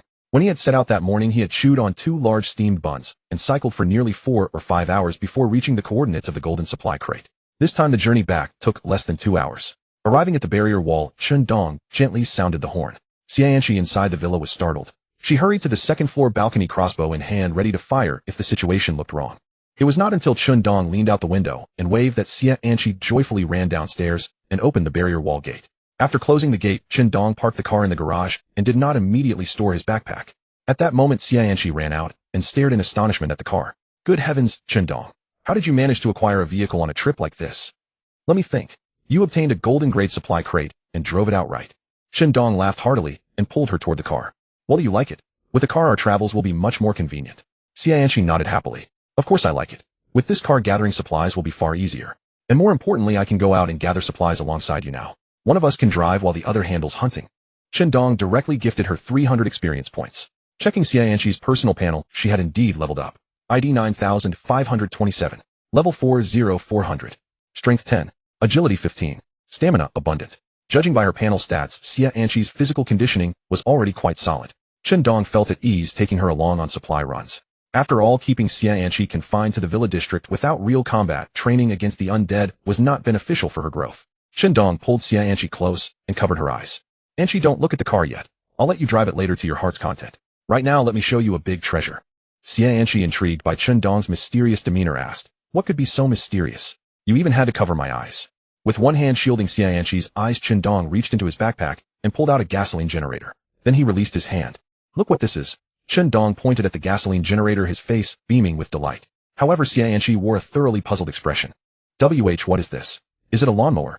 Dong clicked his tongue. He had intended to surprise her, but had not expected that Anchi would not recognize a gasoline generator. Dong ruffled Anchi's hair in mock resentment before explaining. Hey, you silly girl. This is a gasoline generator. From now on, we will have electricity to use. A gasoline generator. Anchi gasped. Forgetting about her disheveled hair, her eyes immediately lit up. Dong, does this mean we can use electric lights now? Dong looked at the thrilled Anchi and said affectionately, can't you dream bigger? What else could we do with it? Anchi fell into thought, biting her finger as she strained to recall other uses, but could think of nothing. Suddenly, inspiration struck her. I know. We can install surveillance cameras and set up alarms on the barrier walls. What Anchi suggested was precisely what Dong had intended to do afterward. Installing cameras and alarms on the barrier walls was an essential task, one Dong had already recognized long ago. The villa was already fully equipped with alarms and cameras. The only problem was the lack of electricity, which rendered them useless. However, this was not the answer Dong was seeking.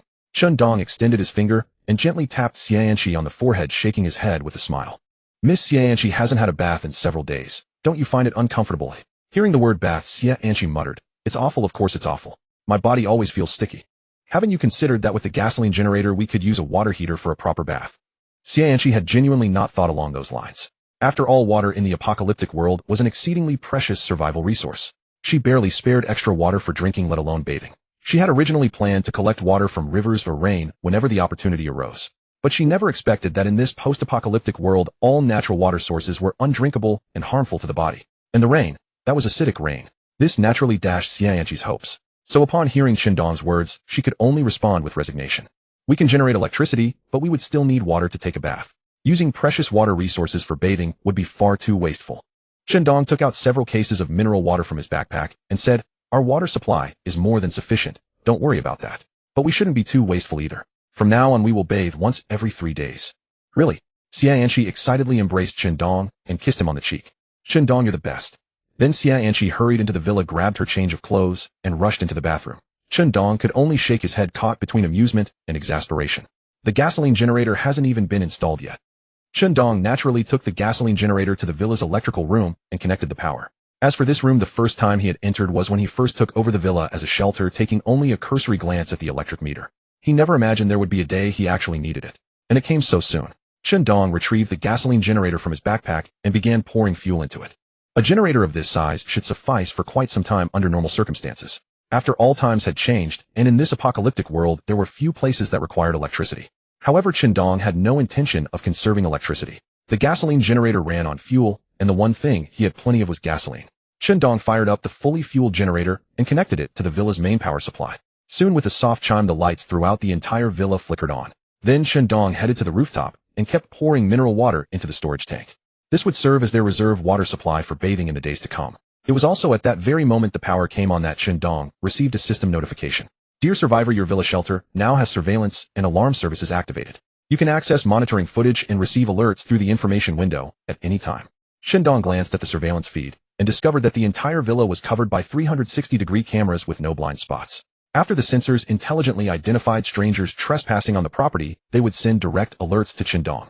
This ensured Dong would be informed of any situation immediately. Combined with the existing warnings along the barrier wall, it was absolutely impossible for anyone to enter or leave freely without being noticed. What a refreshing bath. After finishing all the chores, Dong naturally wanted to enjoy a comfortable soak. He lay in the bathtub, letting the hot water soothe his entire body. However, before he could fully relax, suddenly, beep beep beep, warning, warning, someone is attempting to climb the wall. Please address this immediately. Dong yanked the warm compressed towel off his eyes and pulled up the surveillance feed on the system. The monitor clearly showed several survivors peering around the brightly lit barrier wall, even attempting to scale it. Dong never expected that other survivors would arrive at this villa complex so quickly. Through the surveillance cameras, Dong issued a warning: stop lurking around my doorstep. Leave immediately or don't blame me for using force. The survivors outside the wall were startled. They never expected this villa to have surveillance. They had just begun climbing the wall to peek inside when they were spotted. In the end, they were driven away by the villa's owner. The survivors left, but Dong continued watching through the monitors. Dong had reason to suspect they harbored ill intentions, just like the Jiang Kai team before them. Sure enough, after the survivors wandered far enough away, they began whispering. A fat man said, "Damn it, someone else has power already. I want to sleep in air conditioning too."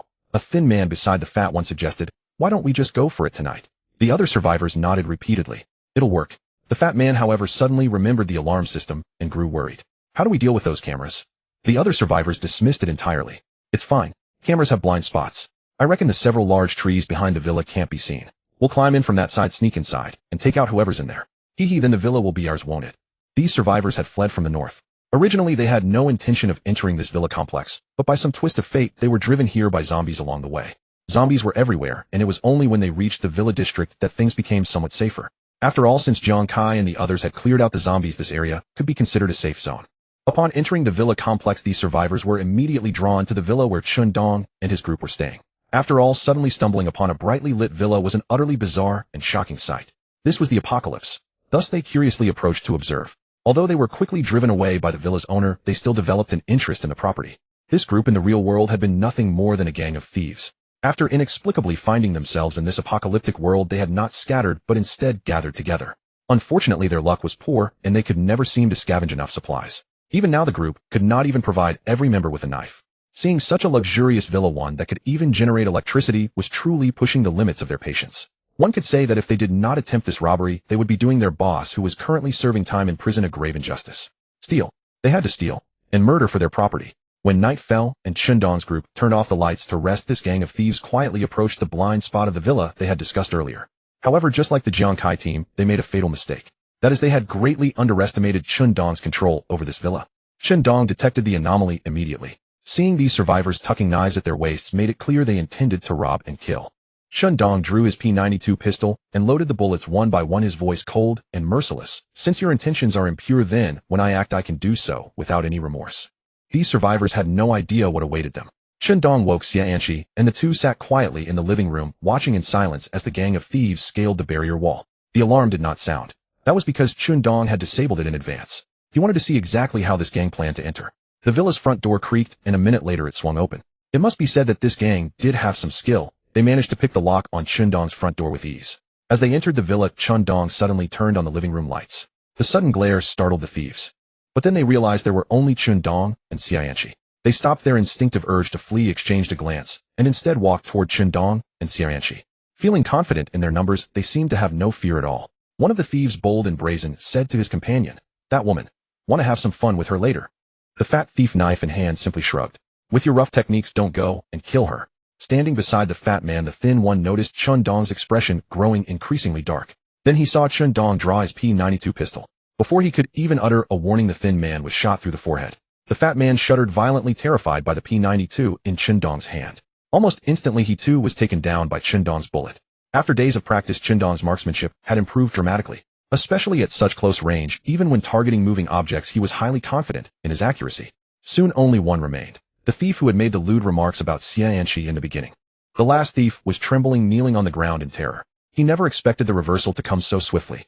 From the moment Dong drew his P92 pistol until now, no more than 1 or 2 minutes had passed, yet all his companions lay fallen in pools of blood.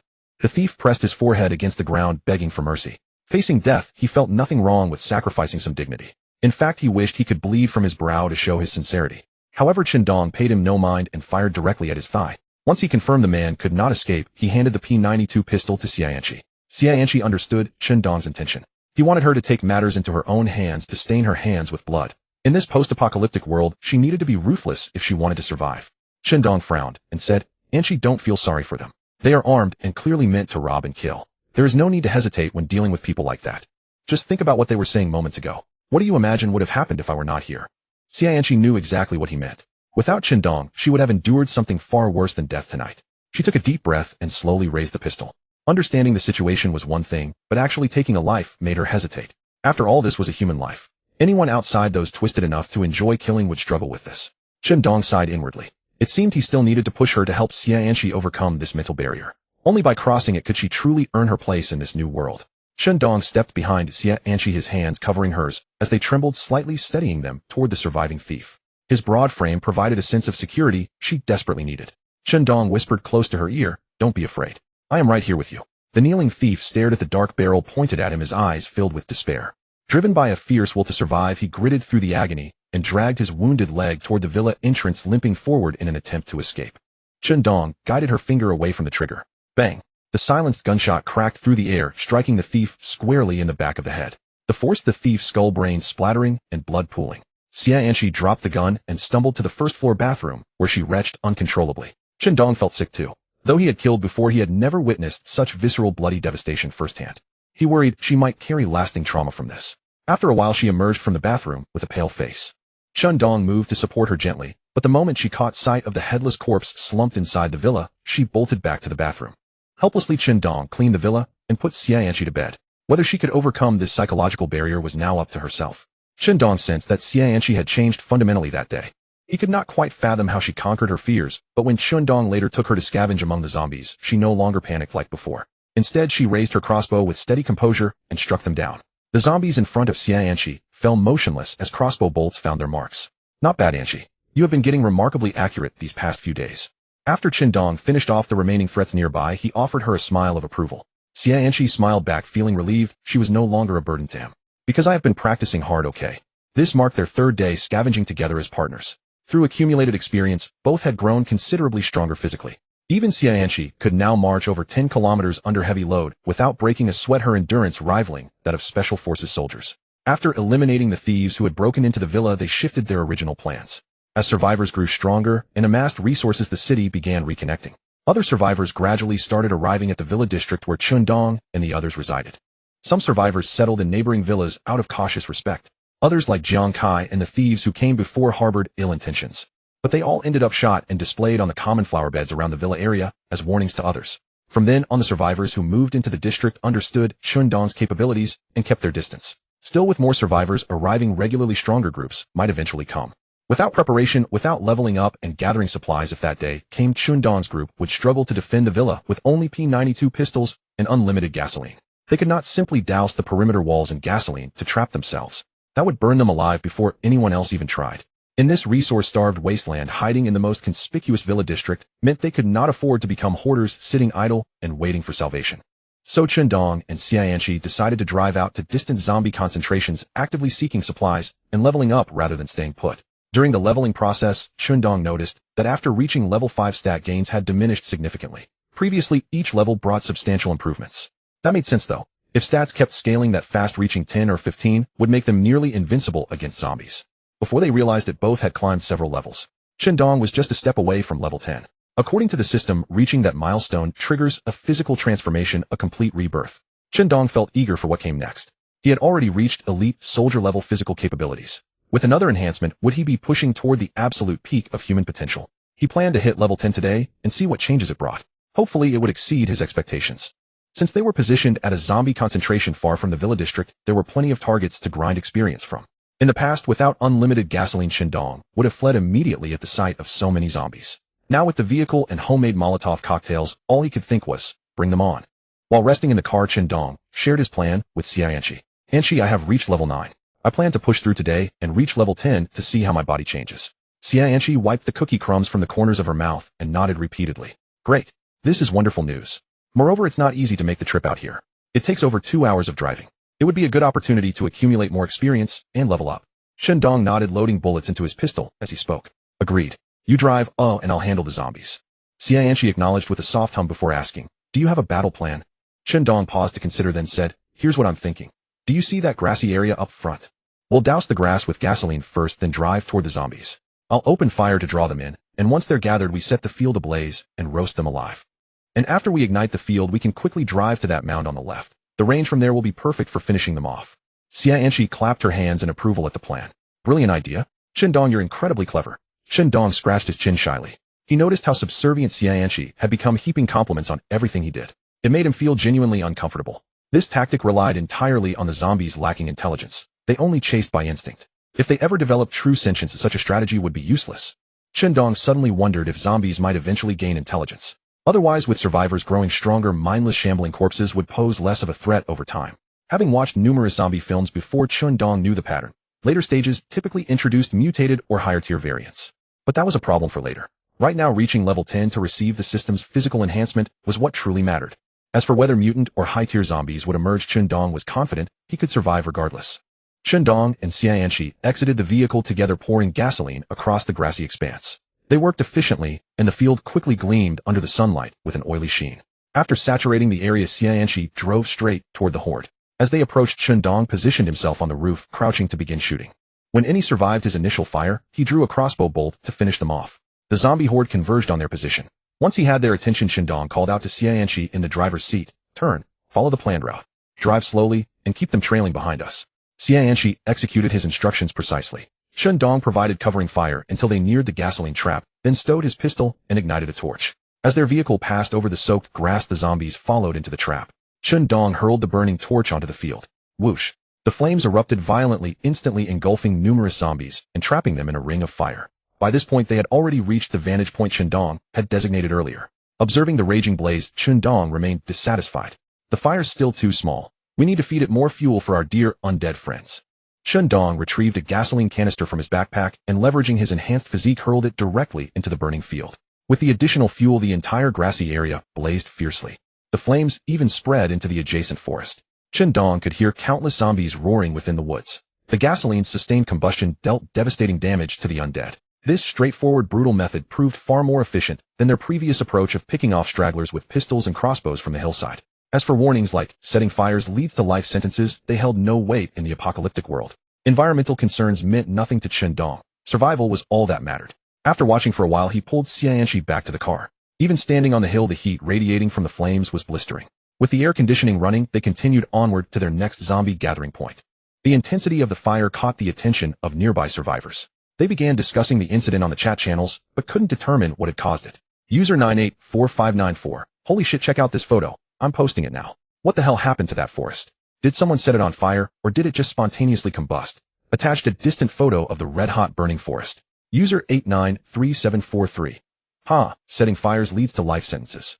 With this weather, spontaneous combustion is impossible. That acid rain lasted all day recently. It definitely wasn't natural. Someone deliberately set it. User 943853. "Isn't anyone going to put out the fire? Trees are alive too."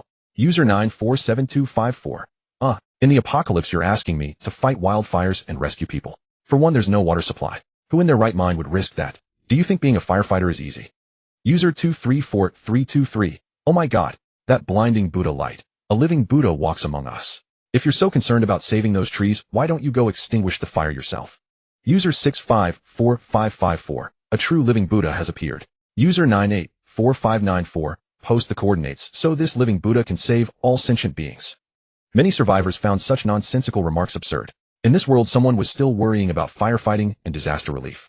How had this person even survived? Fortunately, Dong was too busy driving to check the chat channel. Otherwise, he would have openly admitted to starting the fire just to see how user 984594 would respond.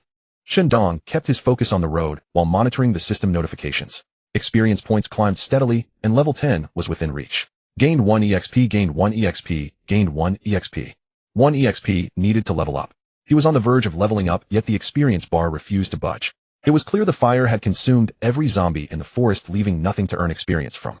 Dong couldn't help but groan at the wasted opportunity. Just then, a lone zombie appeared ahead.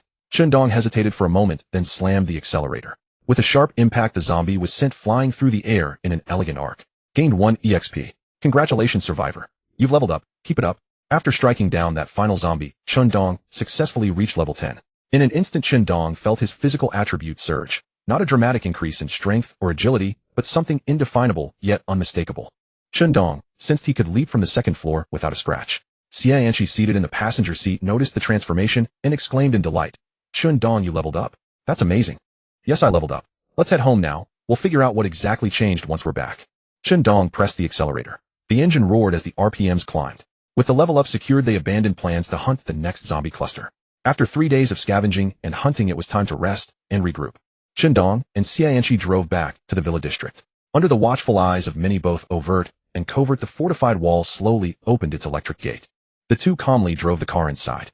Even though Dong's bloody methods had instilled fear, and those who had plotted against him still hung from the public flower beds of the villa district, it did not deter some survivors from coveting his supplies and fortified walls. A survivor lowered the curtain, withdrawing his prying gaze from Dong, and sighed.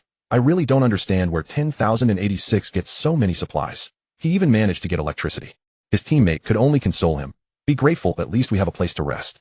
That prying survivor lamented, damn it, once I get my hands on combat supplies I'll raid 10,080 SXS base. His teammate chuckled and scolded, you go ahead if you want. Haven't you seen enough of those dried up jerky hanging in the park flower beds? Don't you want to hang yourself up there? Stop dreaming about useless things. Tomorrow when we scavenge for supplies focus on killing a few more zombies instead. Teased by his teammate, the survivor didn't get angry. He just scratched his head and said, damn, of course I know. 10,080 SIXS supplies are bottomless. Going after him would be suicide.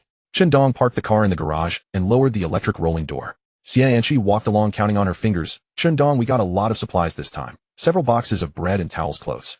Qindong. Qindong, where did you go? Just as Xianqi was talking to herself and tallying the supplies, she turned to look for Qindong only to find him gone, the surroundings empty. Xianqi suddenly felt a slap on her backside. Turning around, she saw no one. Then her cheek was pinched. A ghost. Startled, Xianqi immediately drew her crossbow, holding it to her chest, and looked around warily. Haha, scared you, didn't I? Qindong suddenly appeared before Xianqi. She then realized it was all his prank. But how had he done it? You scared me again. Aren't you afraid I'll shoot you with an arrow? And what was that just now? Did you get a new ability? You have no idea. You appearing out of nowhere almost scared me to death. Xianqi chattered endlessly. Qindong patted Xianqi's head, putting on a pitiful expression. I just wanted to surprise you, didn't expect to scare you. So heartbroken. Seeing Qindong's slightly aggrieved look, Xianqi softened. Qindong, I didn't mean it that way. I was just a bit scared, not blaming you. Qindong said nothing but pointed at his own cheek, tapping it. Xianqi obediently stood on tiptoe and gave Qindong a kiss on the cheek. Qindong nodded in satisfaction. That's better. I forgive you. Xianqi was taken aback. Wait, she was the one who got scared by Qindong, so why was she apologizing? Realizing she had been tricked, she felt both embarrassed and annoyed. Alright, you stinky Qindong, you tricked me again. I'm not talking to you.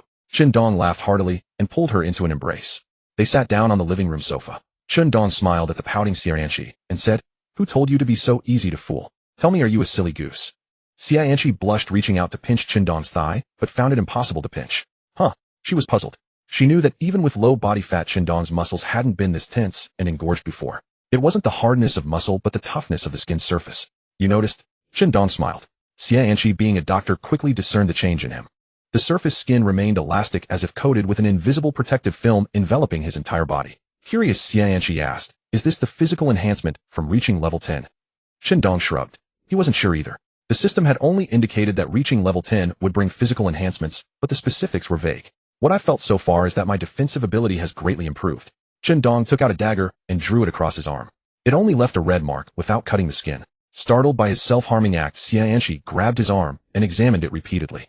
Finding no injury, she was relieved, then marveled. Drawing a knife across it had left no wound. Qindong retrieved the dagger and said, unless I use extra force, a knife can't cut through my skin.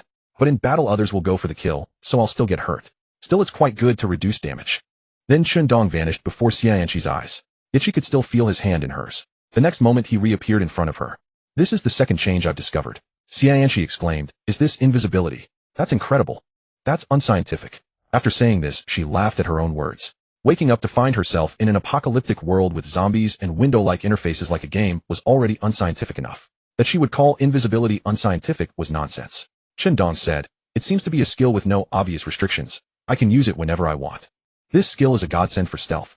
I just imagine sneaking behind the zombie horde and setting off a huge explosion. A beautiful scene. Xianqi covered her mouth, laughing at his words. Then she asked, Qindong, does this invisibility have any drawbacks? Also, have your physical stats changed? Qindong opened his personal information panel and said, not much change, but it's enough. I guess it's the limit a normal human can reach. ID 10086, level 10, 0 strength, 20, agility, 20 stamina, full skill concealment. Xianqi looked at his data, pondered for a moment, and said, I think the system intentionally caps the stats at 20. Once everyone levels up, it ensures no one is eliminated due to physical condition, forcing us to rely on supplies to deal with zombies and other threatening survivors. Of course, the stats might have other uses later. In the end, it's all up to the system. Indeed, as Xianqi had said, Qindong had previously naively believed that leveling up would only bring numerical increases until he reached a mountain-shattering, rock-crushing level. But that was not the case. Upon reaching level 10, skills suddenly appeared. Arriving in this zombie apocalypse world, survivors were forced to level up and learn skills like game players. Qindong could not fathom what the system, or the puppet master who sent them to this zombie world, was thinking. He shook his head, dismissing such distant thoughts. After all, even if he knew the truth, he could not resolve it. It was more practical to focus on the present. Qindong said to Xianqi, let's experiment with this stealth skill and see its wonders. Mastering a new skill naturally required immediate practice. Moreover, he could not foolishly discuss it in the chat channel. because he did not know if he was the only one to possess this skill. Without knowing other situations, this would be a trump card. If he carelessly revealed his information in the chat channel, it could indeed bring about deadly trouble. He did not think he could wake up one day and stand against the entire world. For now, he could only experiment with this skill, repeatedly thoroughly understanding it. Xianqi nodded and said, "Alright, let's figure out this stealth skill together." After an afternoon of experimentation, the two summarized the usage and limitations of the stealth skill. When activated, the stealth skill completely concealed oneself, including the shadow. However, it could not block sound. Thus, during the experiments, Xianqi several times deduced Chundong's approximate location from his breathing and footsteps. It must be noted that zombies had a keen sense of smell. This was a crucial point. Both agreed that the stealth skill was an absolute masterpiece for assassination or in noisy environments, especially for infiltrating enemy territory. Survivors did not possess the acute hearing and smell of zombies. For Chundong, obtaining the stealth skill was no less valuable than a gold-level supply crate. He was very satisfied. The day after Chundong reached level 10 and mastered the stealth skill, the world's climate underwent its second change since the last heavy rainstorm. When they woke up early that morning, Chundong and the others were jolted awake by the heat. According to the calendar, it was the season of crisp autumn air and not a time to be woken by heat. Yet the reality was that when they woke up, they were drenched in sweat, their backs soaked. Even in the early morning, the sky blazed with a fierce sun. Although the intense ultraviolet rays did not directly strike Chundong, the sun-facing room he occupied had been steamed into an oven. Chundong got up, shielding his eyes with his hand as he looked out the window. It seemed the street was distorted by the scorching heat. Chundong was speechless. Such harsh weather was almost comparable to the Sahara Desert. He touched the iron bars on the window. They were so hot that his fingers still felt a burning sensation minutes later. "It seems we can't go out today. Going out in this weather would only lead to heat stroke or death by thirst." Chundong felt helpless. He had planned to bring Xianqi out today to help her reach level 10 and verify whether the skill was exclusive to him. Now there was no choice but to stay in the villa and rest. He could also browse the trading platform for goods. Perhaps he might get lucky and find some bargains.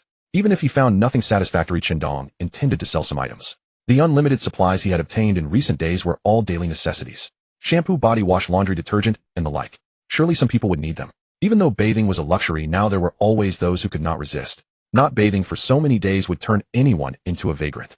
Using these unlimited supplies to trade for scarce resources Chundong lacked, such as steel sheets, lime, alum, and other hardware and chemical items, would definitely be a good deal.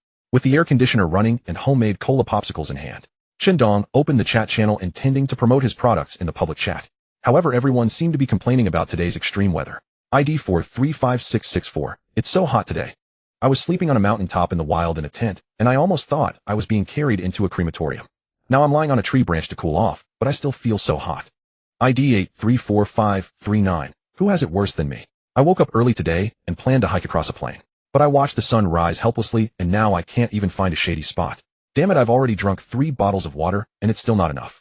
I feel like I'm going to die of thirst on this plain.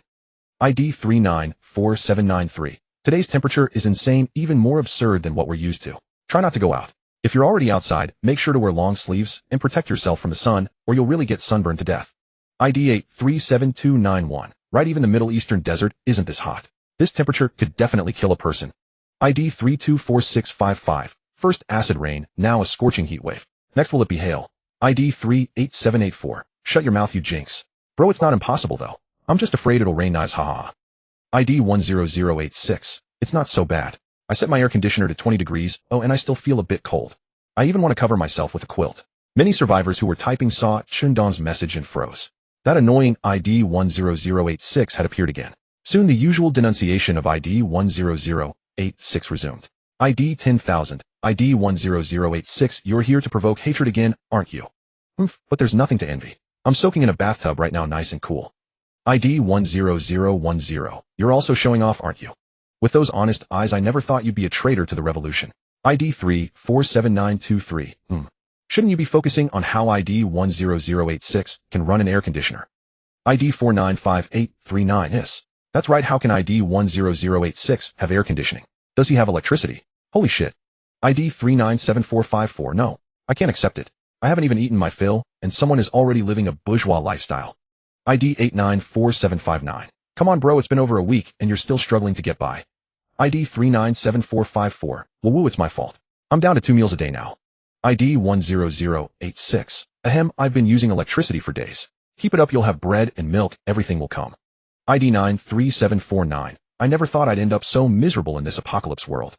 ID 10086. Almost forgot to mention I've listed some shampoo, body wash, laundry detergent, and such. If you want any, feel free to buy. Low price is no cheating. Dong spotted a new business opportunity in the chat channel. The current survivors were all suffering from the scorching heat. With his refrigerator, he could make ice pops himself and then resell them to the survivors. He had no worries about the ice pops not selling. With so many survivors, there would always be someone unable to bear the heat and buy an ice pop to cool down. Dong immediately called Xianqi, overshared his idea, and then cheerfully prepared to mass-produce simple ice pops. He simply poured cola or other drinks into his homemade box molds, inserted a wooden stick into each, and set the refrigerator temperature to the lowest. Before long, a large box of ice pops was ready. Dong opened the chat channel. ID 10086. Brothers, do you want to eat ice pops? Attached is a picture of an ice pop. ID 348458. Come on, a person shouldn't at least can't. Damn, are you here to attract hate again? ID 834674. I love eating ice pops in summer the most. Please ID 10086. Give me one ice pop. ID 34582. Dragons clash, tigers battle over the other shore flower. Boss Wong offers you a home. Through thousands of mountains and rivers, there's always love. Can you spare an ice pop?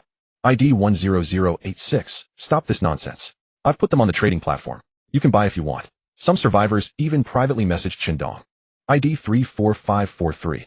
Handsome guy, let me show you something nice. Send me 2 ice pops, okay? Subsequently, Dong received a photo from that survivor. It was very revealing. Unfortunately, Dong remained completely unmoved. He even let out a cold laugh. Did she think he was still the same Dong who used to beg for mysterious links and joke around with group friends in the chat group? She actually thought she could bribe him with a few photos. With a mocking mindset, Dong sent a message to that survivor. What can I see from this? ID 34543. No sincerity.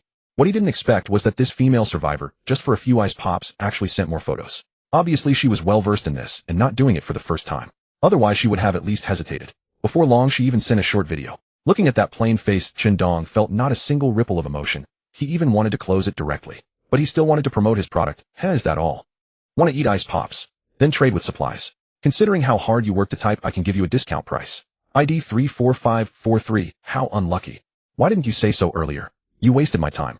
Dong only replied with a smiley face and didn't say much. He wasn't exactly angry, but rather a little sentimental. Encountering such a thing for the first time, he felt a bit strange. However, in this world, it's not about who is right or wrong. It's just that everyone has their own way of living. After the extreme heat passed, Dong and Xianqi once again threw themselves into the intense battle of scavenging supplies. As more and more survivors began to arrive at the villa area where Dong and his companion were located, Dong developed a strong sense of crisis. Dong knew that once the number of survivors increased, he would eventually be attacked by the group. With his abundant supplies, he was like a boss in a game that players needed to team up to defeat. Defeating him would drop all his supplies. The barrier walls, the P92 pistol, the gasoline generator, and even Xianqi. All of this would be taken over by others. Such an outcome was unacceptable to Dong. Therefore, he displayed a more anxious and urgent mindset than before, all to gather more higher level and more useful supplies. This would allow him to protect himself when danger came. In the wild, several zombies attracted by Xianqi's crossbow bolts suddenly fell to the ground. Then blood flowed from the back of their heads. Dong emerged from behind the zombies. Ever since Dong learned the stealth skill, Xianqi had been responsible for luring a few zombies' attention in front while Dong approached to shoot or assassinate them. Due to the close range, Dong's accuracy skyrocketed. This greatly increased their efficiency in hunting zombies. Xianqi walked over and asked, Dong, should we continue? Dong checked the time and shook his head. No, let's go back. It's almost noon, and we need to replenish with lunch. Let's go back to the villa and rest well. On the way back, Xianqi looked at the chat channel and teased. It seems that ID 10086, who has been keeping everyone restless lately, has lost favor.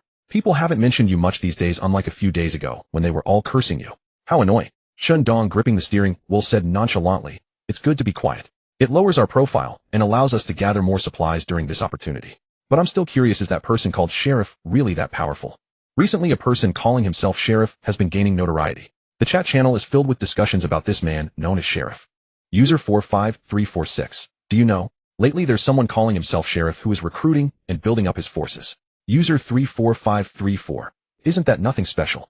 Didn't Zhou Shujian and Niu Ziqiang previously build their own factions? User 45346. It's obvious your information is outdated. Did the village just get internet access? Niu Ziqiang's faction was destroyed by Sheriff. User 453536. What? Didn't Niu Ziqiang's team have over a dozen people destroyed? How is that even possible? User 646754. I heard about this too. Sheriff seems to have plenty of supplies. In the dead of night, he led 2 or 3 people to Niu Ziqiang's villa, tossing several Molotov cocktails and grenades inside. Niu Ziqiang and his men were burned alive. User 355663. Holy shit. That's terrifying. So is Sheriff now expanding his forces to dominate? User 94785. That's only natural, aren't you stating the obvious? However, I've heard that Sheriff treats his people well. Regardless of whether you have combat supplies, anyone who joins gets food and water. User 346533, such a good deal. Then what if I only have a fruit knife? Would Sheriff still accept me? User 234546, of course. I personally saw a survivor with nothing but their bare hands join Sheriff and Sheriff took him in. User 12315, hello everyone, I am Sheriff. I can promise you all this: once you join our big family, we are one family. We will support and help each other survive in this apocalyptic world until the end and seek the dawn of hope. This is my coordinate 250-857. I await all of you with sincerity. The other survivors in the chat channel were discussing Sheriff. Unexpectedly, Sheriff personally appeared and posted a recruitment decree, stunning many survivors. After Niu Ziqiang was eliminated and replaced by Sheriff Zhou Shujian was also extremely tense. You see, Sheriff was not far from his location. Eventually, he would clash with Sheriff. Zhou Shujian's trusted aide was very concerned that this day might come early, so he suggested that Zhou Shujian strike first. Zhou Shujian sat in a leather chair swirling his wine glass. He was pondering. Sheriff's faction had grown so rapidly that within just a few days it was beginning to rival Zhou Shujian's team. If they didn't go all out to eliminate him now, once Sheriff became too powerful, it would truly be impossible to stop him. After comparing both sides' strength, Zhou Shujian finally made up his mind. He agreed with his aide's suggestion and prepared to attack Sheriff one night. So on one dark night, Zhou Shujian's forces went all out. They ambushed at the location where Sheriff was based. Wearing masks, Zhou Shujian waited until the right moment, until Sheriff sent some people out on patrol, then waved his hand. In the darkness, over a dozen people charged in like a swarm. But they found that Sheriff was already sitting in the living room drinking tea and smiling at them. He was clearly well prepared. Sheriff was a middle-aged man with a slick-back hairstyle and a full beard. Time had left traces on his face, giving his naturally handsome features a mature charm. Zhou Shujian looked at the calm and composed Sheriff, his heart sinking as he realized he might have walked into a trap. Sudden excruciating pain behind him left Zhou Shujian unable to speak. He groaned and quickly darted forward. Turning his head, he saw that an assassin had appeared behind him, without warning, holding a dagger, with Zhou Shujian's blood dripping onto the floor. Then suddenly several people in Zhou Shujian's team turned around and killed their unsuspecting teammates. Before Zhou Shujian could make sense of the situation, most of the men he had brought down in droves. Only the traitors who carried knives and stood behind Sheriff remained standing. Zhou Shujian muttered, impossible. Teammates cannot directly harm each other. How did you manage this? The trusted aide who had suggested the nighttime raid on Sheriff was now standing behind Sheriff. Hearing Zhou Shujian's question, he stepped forward. Smiling, he said, young Master Zhou, teammates indeed cannot harm each other. Unless they're not actually teammates. Those traitors removed their masks, revealing faces that Zhou Shujian did not recognize. Zhou Shujian finally realized. In an instant, his subordinates had been secretly replaced by Sheriff's infiltrators. Bleeding heavily, Zhou Shujian pointed at his betrayer before dying, cursing viciously, you treacherous scum. You will come to a terrible end. With a thud, Zhou Shujian fell dead, bitterness in his heart. His trusted aide showed no hesitation upon seeing him dead. He rushed to Zhou Shujian's side, gathered all the supplies, and grinned as he presented them to Sheriff. Sheriff, I have fulfilled my mission. These are all of Zhou Shujian's supplies. Please inspect them. Sheriff accepted all of Zhou Shujian's supplies and nodded. After Sheriff took the supplies, the aide rubbed his hands together and said, Sheriff, about that. Zhou Shujian is dead now. Could you please fulfill your earlier promise regarding those supplies? After all, I'm one of your people now. I offer my complete loyalty. Sheriff smiled slightly. In the traitor's unbelievable gaze, he drove his blade straight into his chest. He had thought he would rise to prominence alongside Sheriff. He never expected such an outcome. He looked at Sheriff in disbelief, wanting to speak, but blood soon gushed from his mouth, silencing him. Sheriff looked coldly at the corpse at his feet and said, I do not like traitors. If you could betray Zhou Shujian today, you could betray me tomorrow. Therefore, you being dead is the best outcome for everyone. Clean up the bodies in the courtyard and feed them to the zombies. After ordering his men to clear the battlefield, Sheriff no longer looked at the dead Zhou Shujian and the others, turning instead to walk into the courtyard. The next day, word spread that Sheriff had destroyed Zhou Shujian's faction. Once again, many survivors were stunned. Having eliminated two opposing factions in succession, this Sheriff was certainly no ordinary man. Even Qindong was somewhat surprised. He had interacted with both Zhou Shujian and Niu Ziqiang. Judging from the vast amount of supplies they had brought to bid at the auction, their strength was considerable. Unexpectedly, they were both destroyed by Sheriff within such a short time. Qindong was unaware of what had happened. He simply assumed that Sheriff possessed powerful combat weapons, including firearms. Otherwise, how could he have eliminated Zhou Shujian and Niu Ziqiang so quickly? Just as Qindong was pondering these questions, a private message request appeared in his window. He clicked to view it and saw a somewhat familiar number. User 12315-10086. This is Sheriff. Qindong frowned. Why was Sheriff suddenly reaching out to him? At this point, Sheriff was like a walking disaster. Qindong did not want to get entangled with him. Something you need? Want to buy something? The police chief then sent a voice message, 10086, let's not beat around the bush. I sincerely invite you to join my team. Once you join, you'll be second only to me and the team. No one else will have a say. I know you have plenty of supplies, but the zombies will only grow stronger. Only by joining forces can we survive. 10,086, oh join us. After listening to the voice message, Chun Dong burst out laughing. This police chief must have been a lecturer from the Southern Sunshine Project back in the day. His promises were like a chain of rings, each one leading to another. Chun Dong was confident he could survive the apocalypse with Xianqi. Besides, he had the absolute cheat-level infinite supplies. What would he gain by joining the police chief? Was he after the old man's pension? So Chun Dong replied without hesitation, well said, but I refuse.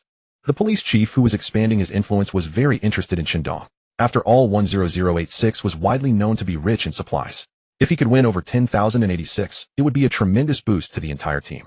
Perhaps they wouldn't have to worry about survival supplies for a while. However, he never expected Chun Dong to reject his invitation so bluntly.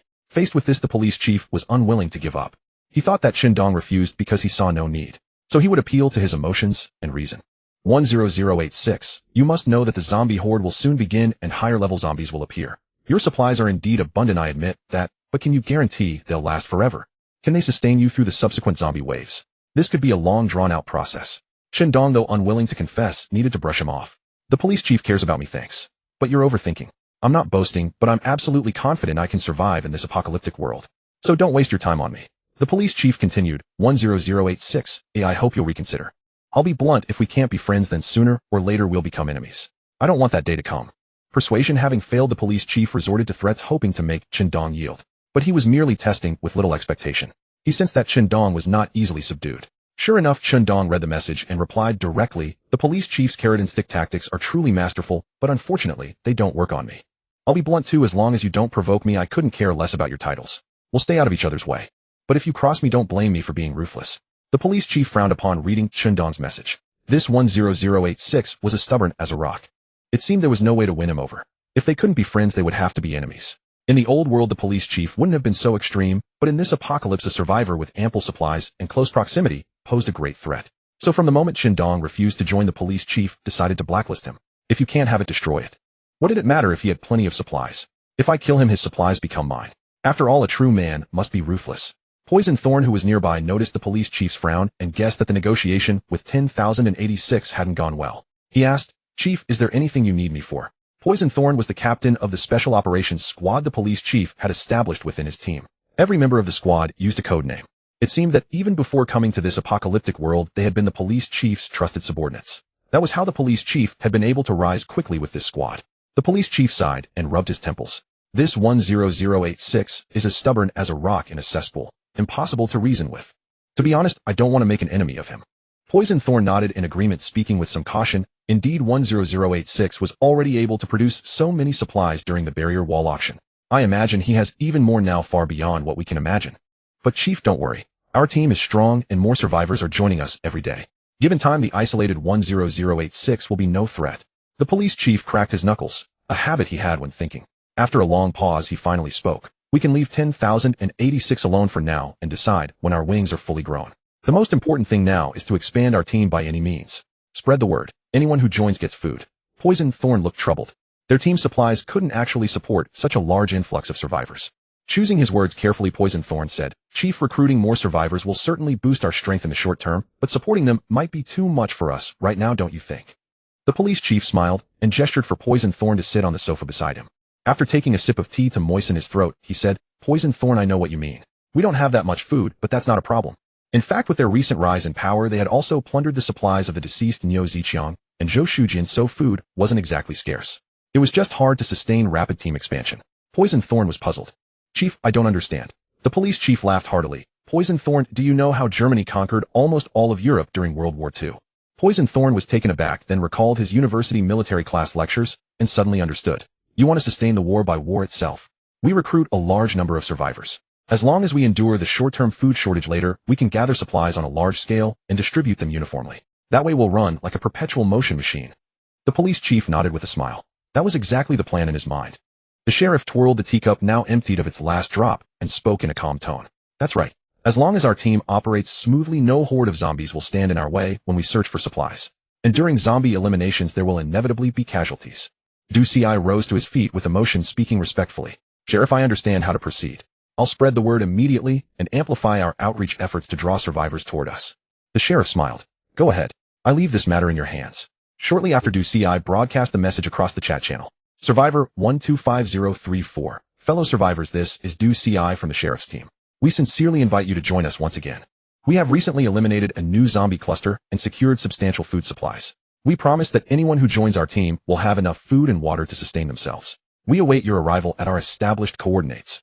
Survivor 343565. Holy shit, abundant food and water supplies. Now that's tempting. I'm going to join the sheriff's group. Surviving solo has become unbearable. I feel like the zombies keep multiplying and I can't hold out much longer. Anyone want to team up and head to the sheriff together? Let's go as a group. Never mind. Everyone should stick to their own path. Once we reach the sheriff's location, we can join a team there. Going together now would be foolish. Someone might set a trap and wipe us out before we even arrive. Exactly. I wouldn't dare expose my back to any survivor who isn't already my teammate.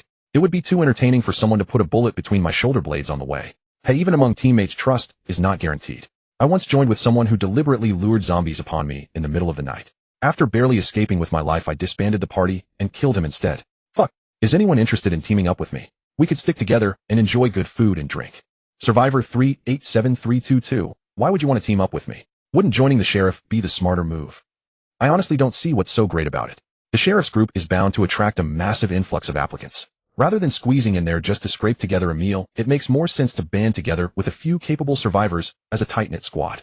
That way, when supplies are distributed, we each walk away with more. That's a valid point. Count me in. The sheriff had initiated a trend encouraging the lone wolf survivors to form groups. In an environment where the zombie population grew ever more numerous and ferocious by the day, ordinary survivors who refused to huddle together for warmth would be devoured all the more quickly. Thus, apart from the numerous survivors who flocked to pledge allegiance to the sheriff, many capable individuals with sufficient resources of their own chose to recruit others and establish their own factions. This was an irresistible wave, one that could not be halted. Shindong also lurked quietly in the chat channel. Regarding this trend, he had naturally anticipated it well in advance. After all, not every survivor was as fortunate as himself, blessed with an inexhaustible supply of provisions. Shindong himself could stand as the most formidable faction. Xianqi watched the messages from nearby and spoke with evident concern. Shindong, shouldn't we also consider recruiting other survivors? If a massive zombie horde, or even an advanced type zombie were to appear in the future, could the two of us hold them off alone? Shindong smiled and gently pinched Xianqi's cheek, saying with a laugh, have a bit of faith in me, okay? Our supplies are absolutely plentiful. Moreover, our combat strength is far from lacking. It is relatively above average. Recruiting teammates is something that demands extreme caution. We must find individuals whose hearts align with ours, and that is far from easy. We can revisit this topic later. Xianqi sighed after hearing this, nestling into Shindong's embrace with a helpless murmur. Sigh. It's all so difficult. In the post-apocalyptic world, condoms are undoubtedly a hard currency. After all, people nowadays are under tremendous pressure and need an outlet. Moreover, there are now many cases of individuals trading their bodies for supplies. Fortunately, Shindong had obtained an unlimited supply of condoms. Otherwise, they would have been sold out long ago, leaving none for his own use. As it turned out, no matter how thoroughly one learns theoretical knowledge, practice is an entirely different matter. An hour of blurred intimacy. The two leaned against the headboard, nestled together. At this point, they finally gave themselves entirely to each other. Shindong suddenly took out a pistol from his backpack and handed it to Xianqi. This pistol shall be our token of love. Now that the zombies are increasing, your crossbow is becoming a bit difficult to handle. With this pistol, your survival capability will be elevated to a higher level. Xianqi didn't take it. Instead, she pushed it back into Shindong's arms and shook her head in refusal. If I take the pistol, what about you? You are the main damage dealer of our household. This pistol is more useful in your hands. Shindong kissed Xianqi's forehead, placed the pistol back into her hands, and said affectionately, silly girl, take a closer look. This pistol is not my P92. Xianqi took the pistol and examined it carefully. Indeed, it was slightly different from the P92 that Shindong usually used. Shindong continued, this pistol, like my P92, uses 9mm bullets. I picked it up on the trading platform yesterday. Oh, I was planning to give it to you in these days, so now it's perfect.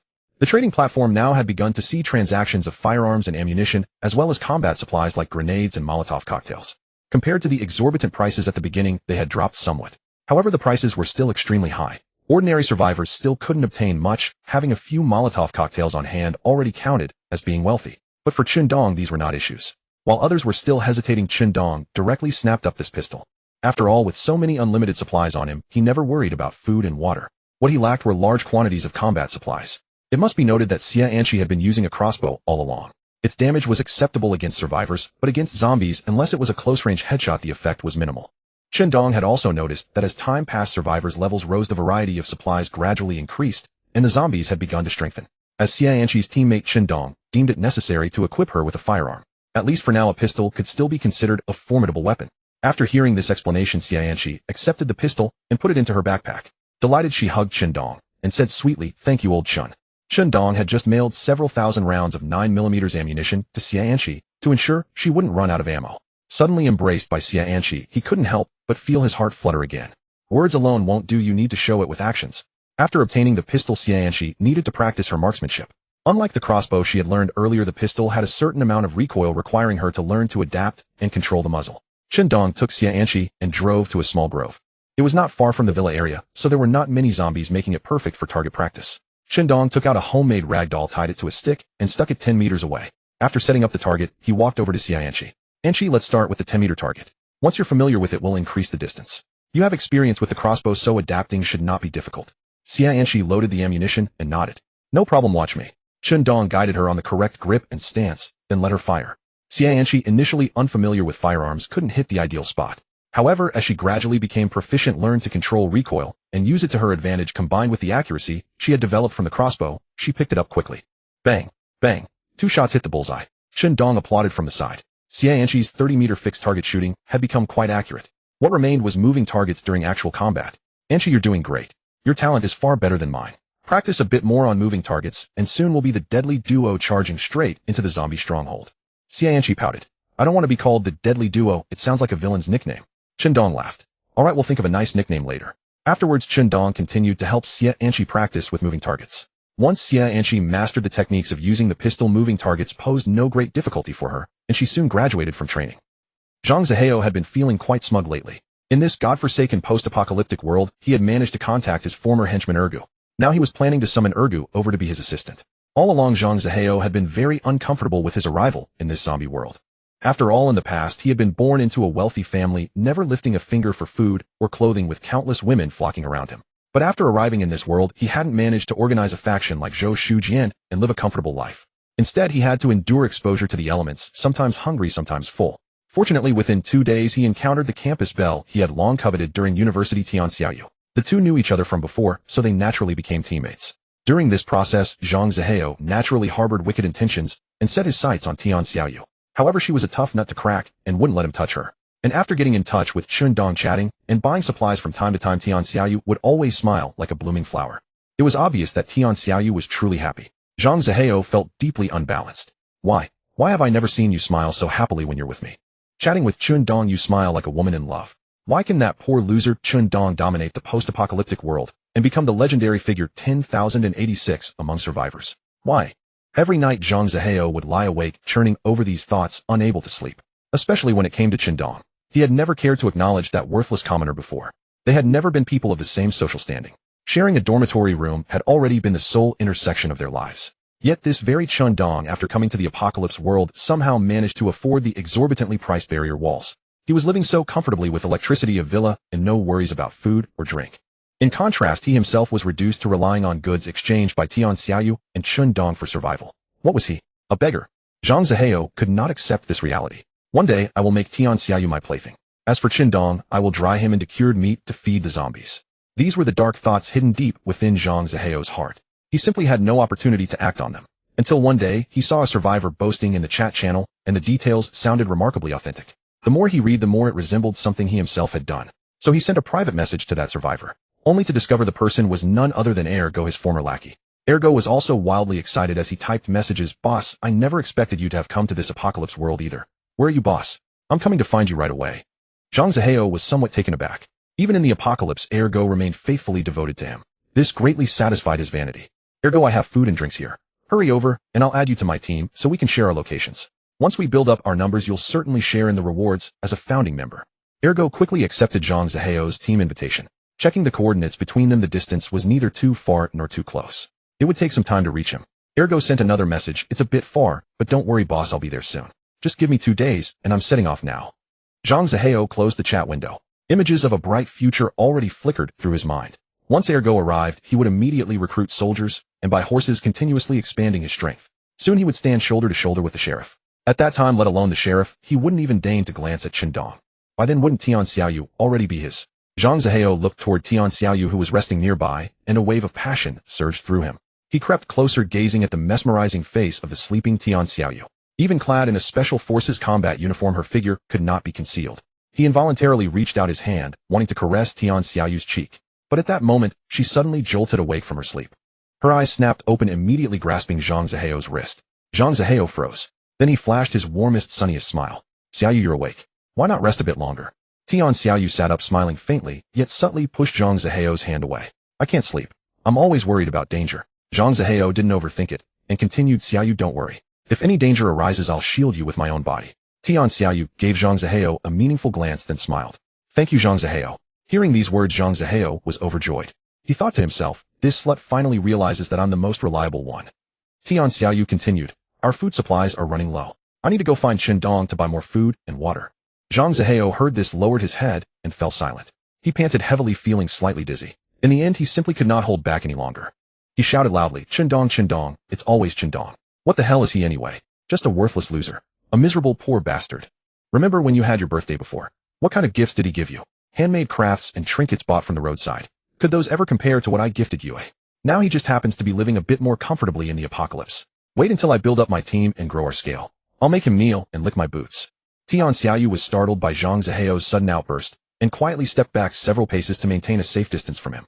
Zhang Ziheo, you're being paranoid. Qindong is our university classmate, and was even your former roommate. Now that Qindong is able to help us, we should be grateful, not repay kindness with treachery.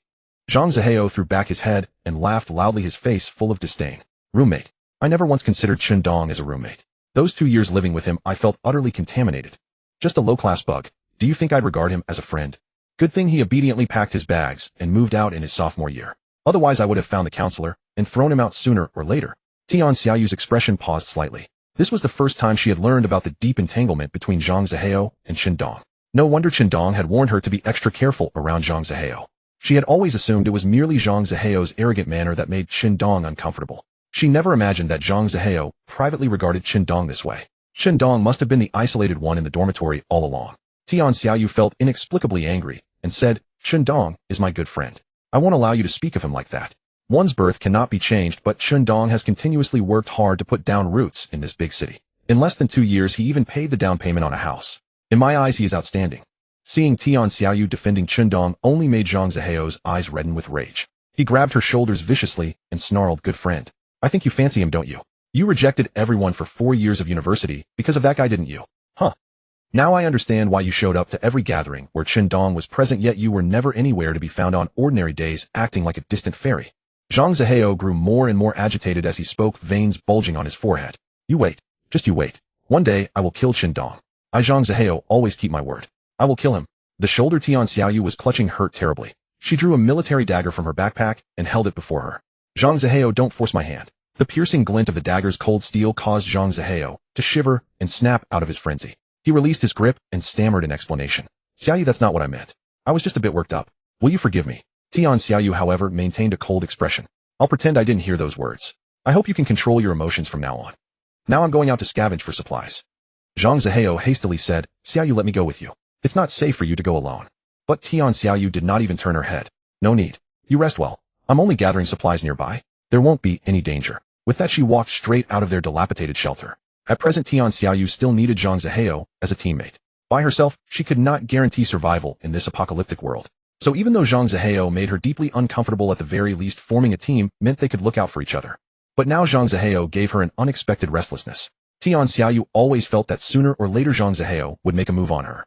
Previous times it was all because she firmly refused. Otherwise, Zhang Ziheo, who had harbored impure intentions toward her for so long, would have already made his move. Today's near confrontation left Tian Xiaoyu somewhat uneasy. If only her teammate were Qindong. Tian Xiaoyu opened the chat window with Qindong and unconsciously typed out, Qindong, how I wish you were by my side. Over the past few days, Qindong had been purchasing intelligence from other survivors. Around the villa area, as more and more survivors arrived, the output of supplies had dropped sharply. This was why he chose to buy intelligence. The upside was that the intelligence currently being sold mostly concerned silver-tier supply crates or small-scale zombie groups, which suited Qindong perfectly. With a few daily necessities, some bread, some water, he could exchange for information about silver-tier supplies, and there was even a chance to find gold-tier resources. Qindong did not feel it was a bad deal at all. On the contrary, he felt he was making a tremendous profit. The only problem was that gold-tier supplies remained far too rare. Ever since obtaining the gasoline generator last time, he had yet to encounter any intelligence regarding gold-tier supply crates. Of course, it was also possible that other cohesive factions had learned of and acquired them first. After all, the countless survivor teams, led by the sheriff's faction in scale and influence, were everywhere. So at that moment, Qin was sipping his drink, slowly scrolling through the chat channel, carefully reading every message without letting anything slip by. Ding! A private message pop-up appeared showing it was from Tian Xiaoyu. Over this period, Tian Xiaoyu had maintained contact with Qin. Tian Xiaoyu used some of her scarce supplies to exchange with Qin for daily necessities. A bundle of firewood for 20 breads, 2 lighters for 10 bottles of water, and so on. The two of them had rediscovered the camaraderie of their classmates, growing close again as before. But when Qin opened Tian Xiaoyu's chat window and saw her message, he nearly spat out his soda in surprise. Such ambiguous words caught him completely off guard. He could not help but let his thoughts wander. Qin blinked and secretly glanced at Xianxi, who had just climbed the stairs. Then with a straight face he replied with a single message. After the message was sent, it showed as read. Moments later, Tian Xiaoyu immediately withdrew the message she had sent. When Tian Xiaoyu had sent the message to Qin in a moment of impulse, she had been lost in thought, reminiscing about the past. It was only the notification sound of Qin's reply that snapped her back to reality. Seeing the message she had sent, Tian Xiaoyu quickly tapped the recall button. Fortunately, the time interval had been short enough for her to retrieve it. If she hadn't been able to, she felt she would never have the face to see Qin again. With reddened cheeks, Tian Xiaoyu sent another message to explain, "Sorry, I made a typo." Qin found it oddly amusing. "Are you here to exchange supplies with me again today?" Tian Xiaoyu pursed her lips. "I just want to chat with you." "Is that not allowed? Is all that remains between us now just transactions?" When Qin saw the message, he could almost feel Tian Xiaoyu's resentment radiating from the screen. "Quite interesting." Qin quickly deflected with a laugh. "Haha, don't say that. We're classmates after all. You can chat with me anytime, and occasionally, I can be your emotional trash can." "Of course that would cost extra." Tian Xiaoyu sighed. "So it really was just friendship then?" Still, perhaps that was exactly what set Qin apart from other men. She was quite beautiful. Tian Xiaoyu had known this since long ago. Ever since childhood, the boys in her class were too shy to speak to her. Love letters from the classes next door came in an endless stream. In her younger days, perhaps, she had felt a touch of pride. But as she grew older, Tian Xiaoyu could only find the boys around her to be far too shallow. She looked down on them. Until she met Qin. For the first time, she encountered a boy who was truly unmoved by her. There had been others before, but they were all putting on an act trying to attract her attention. At first, Tian Xiaoyu had also assumed Qin was one of those types. But as time went on, she discovered that Qin really did not have any other thoughts about her. Unfortunately, this boy did not seem to like her either. From a poor family, he had no interest in romance, only in rising above his circumstances. Tian Xiaoyu recalled the time she had tentatively asked Qin what kind of partner he hoped to find in the future, and all she received was a playful and self-deprecating animated sticker in response. "I don't have time to hear about any nonsense love stories right now. All I want to do is make money." Tian Xiaoyu gave a wry smile. Shaking off the lingering thoughts, she sent another message. "Forget it, I still rely on Qin's generosity for daily supplies. I have my grievances, but I'll just swallow them and bear it as I can't afford to pay more. However, I'm actually running low on supplies lately. I'd like to trade with you again." Qin replied, Sure. Thanks to the firewood you gave me, I've burned quite a few zombies." Tian Xiaoyu was silent for a moment. "Qin, could you sell me some weapons? I really need them." Qin read the message and frowned. After all, Tian Xiaoyu had never asked for such things before, only for daily necessities like rice flour, water, and bread. Except for the crossbow bolts and Molotov cocktails that Qin had initially offered, she had never mentioned weapons. Now she was actively requesting to purchase arms. Something must have changed. This worried Qin. He placed some crossbow bolts, gasoline Molotov cocktails, and a few grenades into their trade window. As he typed, he asked, "What's wrong? Are you in danger? Zombies or survivors? Do you need me to come over? I have a car now, I can reach you in half a day." Tian Xiaoyu accepted the supplies Qin sent. Seeing his concerned words, a faint smile curved her lips. Then she replied, "There aren't many zombies around me. The area I'm in is relatively safe." Qin was puzzled. "Then what's going on?" Tian Xiaoyu messaged again, "It's Zhang Zihao. He's been acting strange lately. I'm not comfortable." Then she recounted Zhang Zihao's outburst and all his remarks from earlier that day to Qin. "Zhang Zihao has been getting more and more irritable. Today, when he learned that I was going to continue trading supplies with you, he threatened me not to have any contact with you anymore. Moreover, he even vowed to kill you. He already showed aggression toward me today, so I have to be vigilant. So arrogant. He wants to kill me." Seeing this, Qin smiled disdainfully. Without exaggeration, he could kill that wretch Zhang Zihao with one hand while standing still. It seems Zhang Zihao really has ill intentions. Be careful yourself. If you need any help, you can ask me. And if Zhang Zihao does anything too extreme to you, don't hesitate to be ruthless. Tian Xiaoyu thoroughly enjoyed Qin's concern. Even though she knew Qin was only speaking from the standpoint of a good friend. I know. I'm not that soft-hearted. Let's stop here for now. It's getting late, and I need to go back to the shelter." Qin and Tian Xiaoyu bid each other farewell and ended the conversation. Little did they know another old classmate of theirs was rushing toward Zhang Zihao's location without a moment's pause. At night, the bright moon illuminated the forest clearly. On the roof of a dilapidated house sat a tall, thin man dressed in black. He was evading the nighttime zombies, and this place provided him with a safe resting spot to replenish his energy. The tall thin man looked at the increasingly close position sharing on his system panel. After taking a bite of bread, he muttered to himself, "Boss, wait for me a little longer. I'll be there soon." Just then Dong received a message. 10086, I have a Tang Dao blueprint. If you say the word, I'll sell it to you. Dong found it a bit odd. A Tang Dao didn't seem like a high-tier item, just a silver-tier cold weapon. He had obtained one before, and while it was sharp, that was all it had going for it. Looking at the cinder, it was actually Bai Shui, the one who had sold him the gold-tier supply crate intel and nearly tricked him last time. Dong was puzzled. So without a second thought, he replied bluntly, "No, not interested." Bai Shui panicked upon seeing this. She had tried to recommend this Tang Dao blueprint to other buyers with purchasing power, but as soon as they heard the trade conditions, they all shook their heads, deeming it too harsh. But Dong was different. Bai Shui had interacted with him before and knew he was a generous spender. If even Dong turned down the blueprint, it would truly be a dead loss. Bai Shui's team was running low on supplies and urgently needed to sell some items to exchange for daily necessities. This is no ordinary Tang Dao blueprint. Did you know? This blueprint can be used 20 times. It's renewable. Plus, this Tang Dao has a passive attribute critical hit, which deals an extra 30% damage to zombies. It's a great item. 10086, I came to you because of our old connection. As if you and I have any connection. It's lucky I didn't kill you last time. Nevertheless, Dong reassessed the value of this Tang Dao blueprint. If it was indeed as Bai Shui described, capable of critical hits against zombies and craftable 20 times, then he could not only keep some for himself, but also sell them for a good profit. After all, scarcity increases value. Dong continued to ask, if this Tang Dao is so powerful, why don't you keep it and craft them to sell for money? Bai Shui sighed helplessly. The materials required for forging the Tang Dao are too many. Our team can't afford them. Dong was intrigued. He asked Bai Shui to send the blueprint details.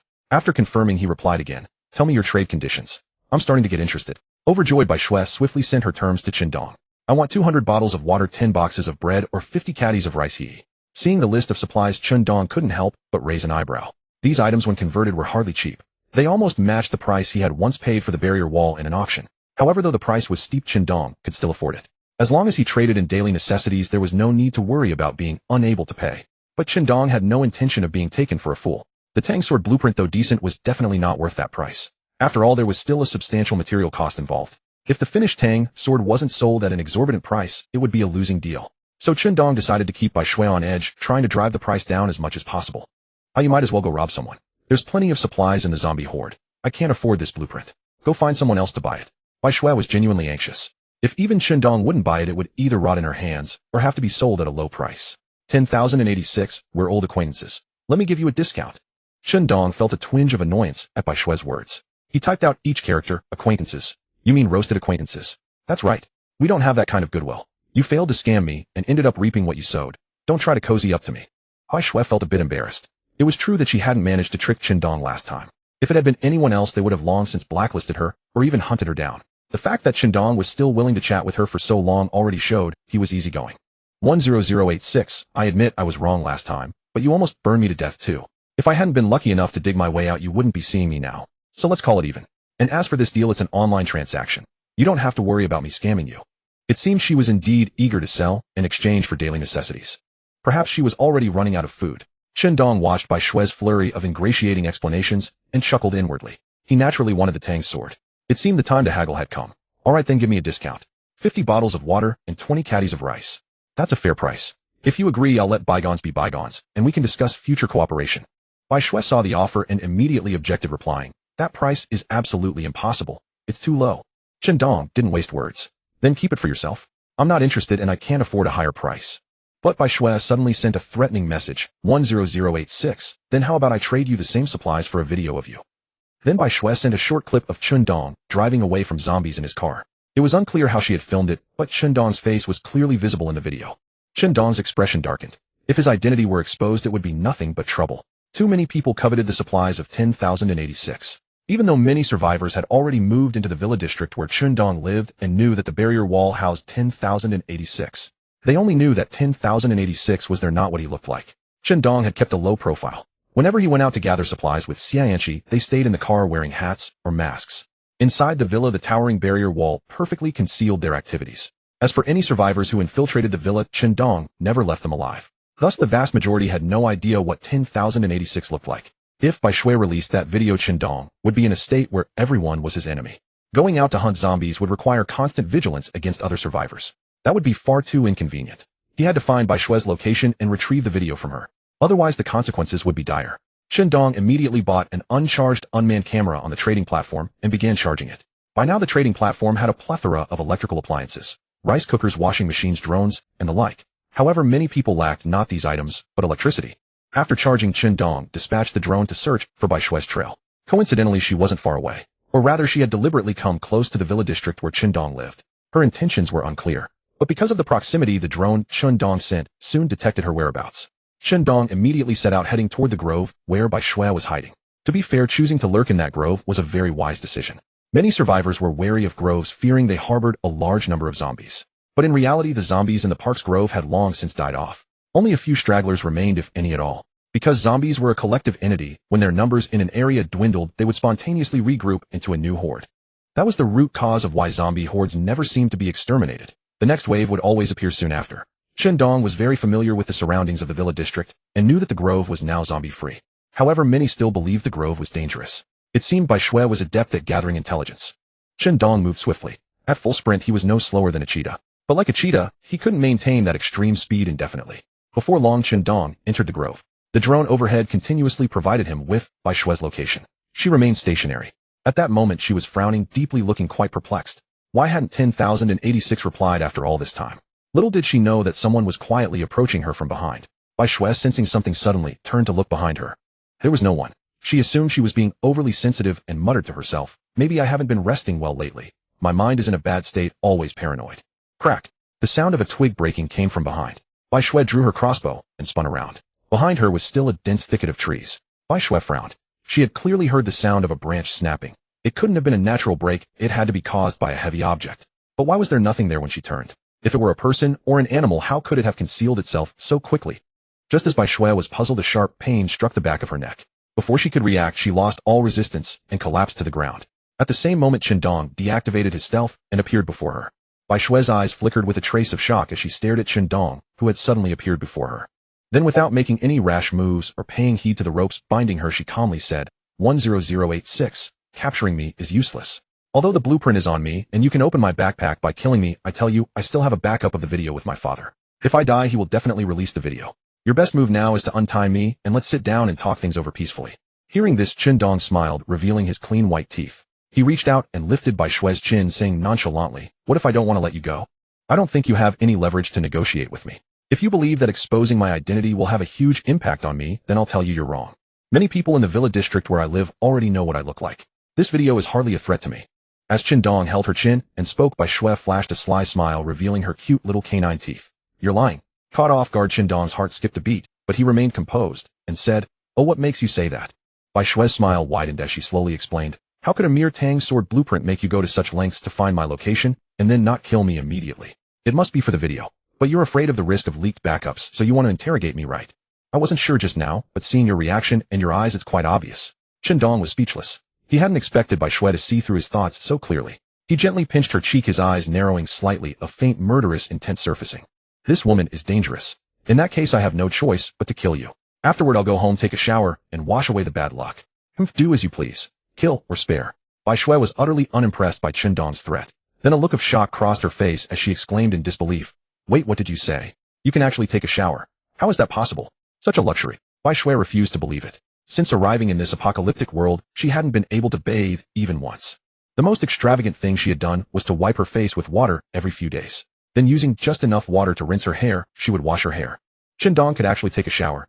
Unbelievable. But when she took a closer look, the faint scent of shampoo and body wash still lingering on him seemed to confirm the truth. Dong shrugged with a smile.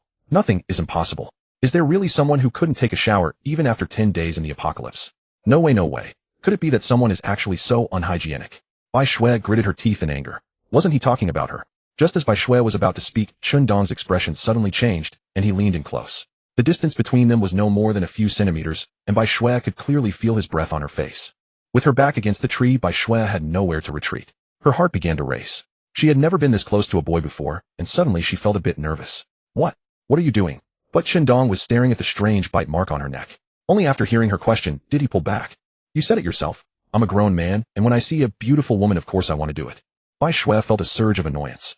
But at that moment, Dong grabbed her face, making it impossible for her to speak clearly. She could only mumble. "Let me ask you something. That tooth mark on your neck, was it made by a zombie? But how come you weren't infected? The bite mark on Bai Shue's neck was indeed a zombie's mark. Under normal circumstances, being bitten by a zombie would definitely lead to infection. But Bai Shue hadn't died. In fact, she seemed completely unaffected. Could it be that Bai Shue had an antiviral serum? Or had she taken some kind of medicine? Chen Dong was eager to know. After hearing his words, Bai Shue instinctively shrank her neck. Then she stubbornly lied. How could it be a zombie? It's a hickey I got from my boyfriend before. Hearing this, Chen Dong froze for a moment before bursting into laughter. He revealed a genuine hickey on his own neck. One that Xianxi had freshly planted last night. And jeered, boyfriend. A hickey? You've probably never even watched a movie, have you? A tooth mark and a hickey are completely different. This is what a hickey looks like. Bai Shue stared at the hickey on Chen Dong's neck, utterly speechless.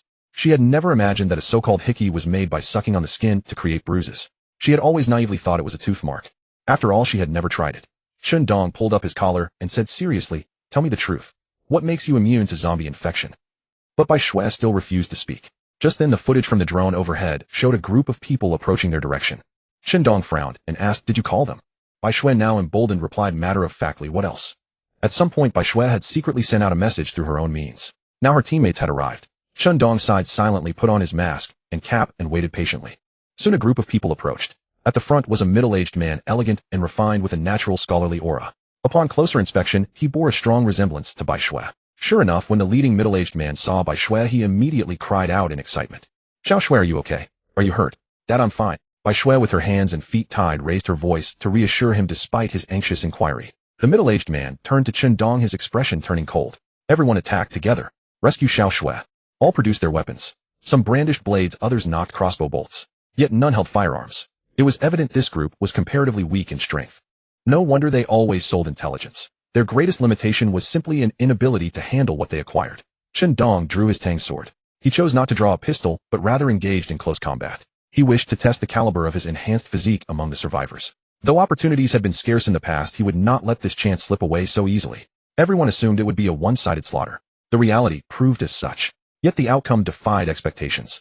In a single instant, Chen Dong felled 3 men, with his blade striking terror into the rest, who dared not advance further. Chen Dong himself was taken aback. He had believed his enhanced physical condition might marginally surpass that of the other survivors. Unexpectedly, it proved far more formidable than he had imagined. His speed was so swift that even Bai Shue's teammates could not aim their crossbows properly. Blood trailed from his tang sword, as in a single moment, 3 armed survivors fell before him. Halt! We surrender. Bai Xianxing quickly called for a stop. If Chen Dong continued his assault, not a single one of them would survive. Pray tell me your name, sir. Should you release Xiao Shue, I, Bai Xianxing, shall honor any terms you propose. Chen Dong nodded and replied, my surname is Chun. My demands are modest. I require only those tang sword blueprints. Furthermore, I am quite curious why Bai Shue evaded infection after being bitten by the zombies. The tang sword blueprints are unproblematic. They reside in Xiao Shue's backpack. Sir Chen merely needs to have Xiao Shue open her pack. It will be yours. Bai Xianxing agreed readily enough, though a trace of hesitation shadowed his face. As for why Xiao Shue was not infected, Chen Dong's eyes narrowed. Approaching Bai Shue, he hung the tang sword against her throat and spoke with chilling calm. It appears, sir, that your daughter's life means little to you. Even at this juncture, still concealing matters. Bai Xianxing grew visibly distressed. Witnessing his cherished daughter in mortal peril, he hastily interjected, wait. Sir Chen, please do not act rashly. I shall speak. Sir Chen, do not be impulsive. The team's second-in-command, who had stood nearby, immediately protested upon hearing Bai Xianxing's concession. Chief, this simply will not do. That artifact is the very foundation of our group. Revealing it now would invite certain doom. Yet Bai Xianxing, consumed by dread for his daughter's safety, dismissed all counsel. He desired nothing more than for his daughter to remain unharmed. Xiao Shue escaped infection after the zombie bite solely because we obtained an antivirus serum. Chen Dong's understanding crystallized. This explained why Bai Shue stood apart from others. Upon learning she had avoided infection through serum injection, a spark of avid interest ignited within him. Should he and Xianxi both receive such inoculations, it would provide extraordinary protection. In this post-apocalyptic world, after all, the greatest threat remained the zombies themselves. If infection could be neutralized entirely, then with mere concealment, survival until the end became not merely possible, but assured. He must obtain that antivirus serum. It was his first experience with such an intense craving. I shall spare your daughter. Indeed, I could even allow all of you to depart unharmed. However, the antivirus serum must be offered in exchange. Bai Xianxing's brow furrowed deeply. In the end, gritting his teeth, he agreed. Very well, I consent. But the team's second-in-command shouted his objection. Chief, this cannot be done. Once the antivirus serum is surrendered, we shall be stripped of everything. We plan to build our fortune upon it. Delivering it now is tantamount to cutting off our own lifeline. Bai Xianxing's countenance darkened, and he thundered. Hey Hu, you must comprehend that I am the leader of this team. I alone hold the authority. Tension congealed in the very air between them. Teammates on either side began taking positions, clearly dividing into opposing factions. Bai Xianqing fixed his gaze upon He Hu and spoke slowly. He Hu, should you choose to depart alone, I shall not impede you. But as long as you remain within this group, I am your commander. Do you dispute my authority? After a prolonged standoff, He Hu finally pressed his lips together and nodded. Very well, very well. You are the chief. You all damn well listen to the chief. Chen Dong observed their quarrel from the periphery, a faint frown gracing his brow. He cared nothing for such internal discord. His sole concern remained the antivirus serum. Chen Dong spoke with irritation. Hand over the antivirus serum at once, and I shall release her. Surely, sir, Bai sees no need for such dawdling. Bai Xianqing offered a forced smile. Searching, you are unaware. Our supply of antivirus serum is exceedingly limited. For safety, we kept none upon our persons, but entrusted them to dedicated guards. We must return to retrieve the serum before any transaction with you can proceed. Chen Dong nodded, accepting this explanation. He then stated his terms. 3 days hence at noon, bring 20 vials of antivirus serum to this familiar location. There we shall exchange hands. Upon hearing this exorbitant demand, Bai Xianqing grew visibly alarmed. Sir Chen, 20 vials. We simply cannot produce such a quantity. Chen Dong's expression turned icy at these words. He pressed the blade tip closer to Bai Xue's throat and sneered. I came with sincere intent to negotiate, yet you attempt deceit. 20 vials. Hardly an impossible sum. Yet you claim incapacity. Bai Xianqing explained helplessly. Sir Chen, it is not that I lack sincerity. With Xiao Xue's life in your hands, how could I possibly be forthright? It is merely that we never possessed such an abundance of serum. Chen Dong pondered this and gradually comprehended. Indeed, should antivirus serum be so commonplace, the very notion defied logic. Such abundance would diminish the zombie threat considerably. He modified his demand. Very well, I shall not press you further. 10 vials, no fewer than that. Bai Xianqing continued to shake his head. Sir Chen, 8 vials. These constitute our entire stock. When we opened that supply cache, we acquired but 9 vials. One was administered to Xiao Xue after her unfortunate bite, and the remainder we have preserved. All shall be surrendered to you, Sir Chen. Chen Dong scrutinized Bai Xianqing's expression, discerning no deception. Very well, 8 vials it shall be. In the interim, Miss Bai Xue shall reside at my dwelling for 3 days. On the appointed day, we shall meet here to complete the exchange. After Chen Dong finished speaking, he dismissed Bai Xianqing and the others. They had no choice but to comply. Yet before departing, Bai Xianqing remained deeply uneasy. Mr. Chen, please do not harm Xiao Xue these past days. She is still young. Chen Dong naturally detected the underlying implication in those words. How could they treat him as such a person? Chen Dong replied coolly, Mr. Why you worry too much? You must have seen the video. I am not that kind of wretched creep. I have my principles, and you can rest assured. Your daughter will be returned to you unharmed. Bai Xianqing then remembered that the person designated 10086 in the video was also a young man. Moreover, his countenance was upright and righteous, not resembling the kind of coward who would take advantage of another's distress. Bai Xianqing said with a hint of embarrassment, Please do not hold it against me, Mr. Chen. I was simply worried and lost my composure. Then I shall take my leave. He turned and departed. After a few steps, he could not resist turning back to remind Bai Xue. Xiao Xue, you must behave yourself these days, and do not anger Mr. Chen.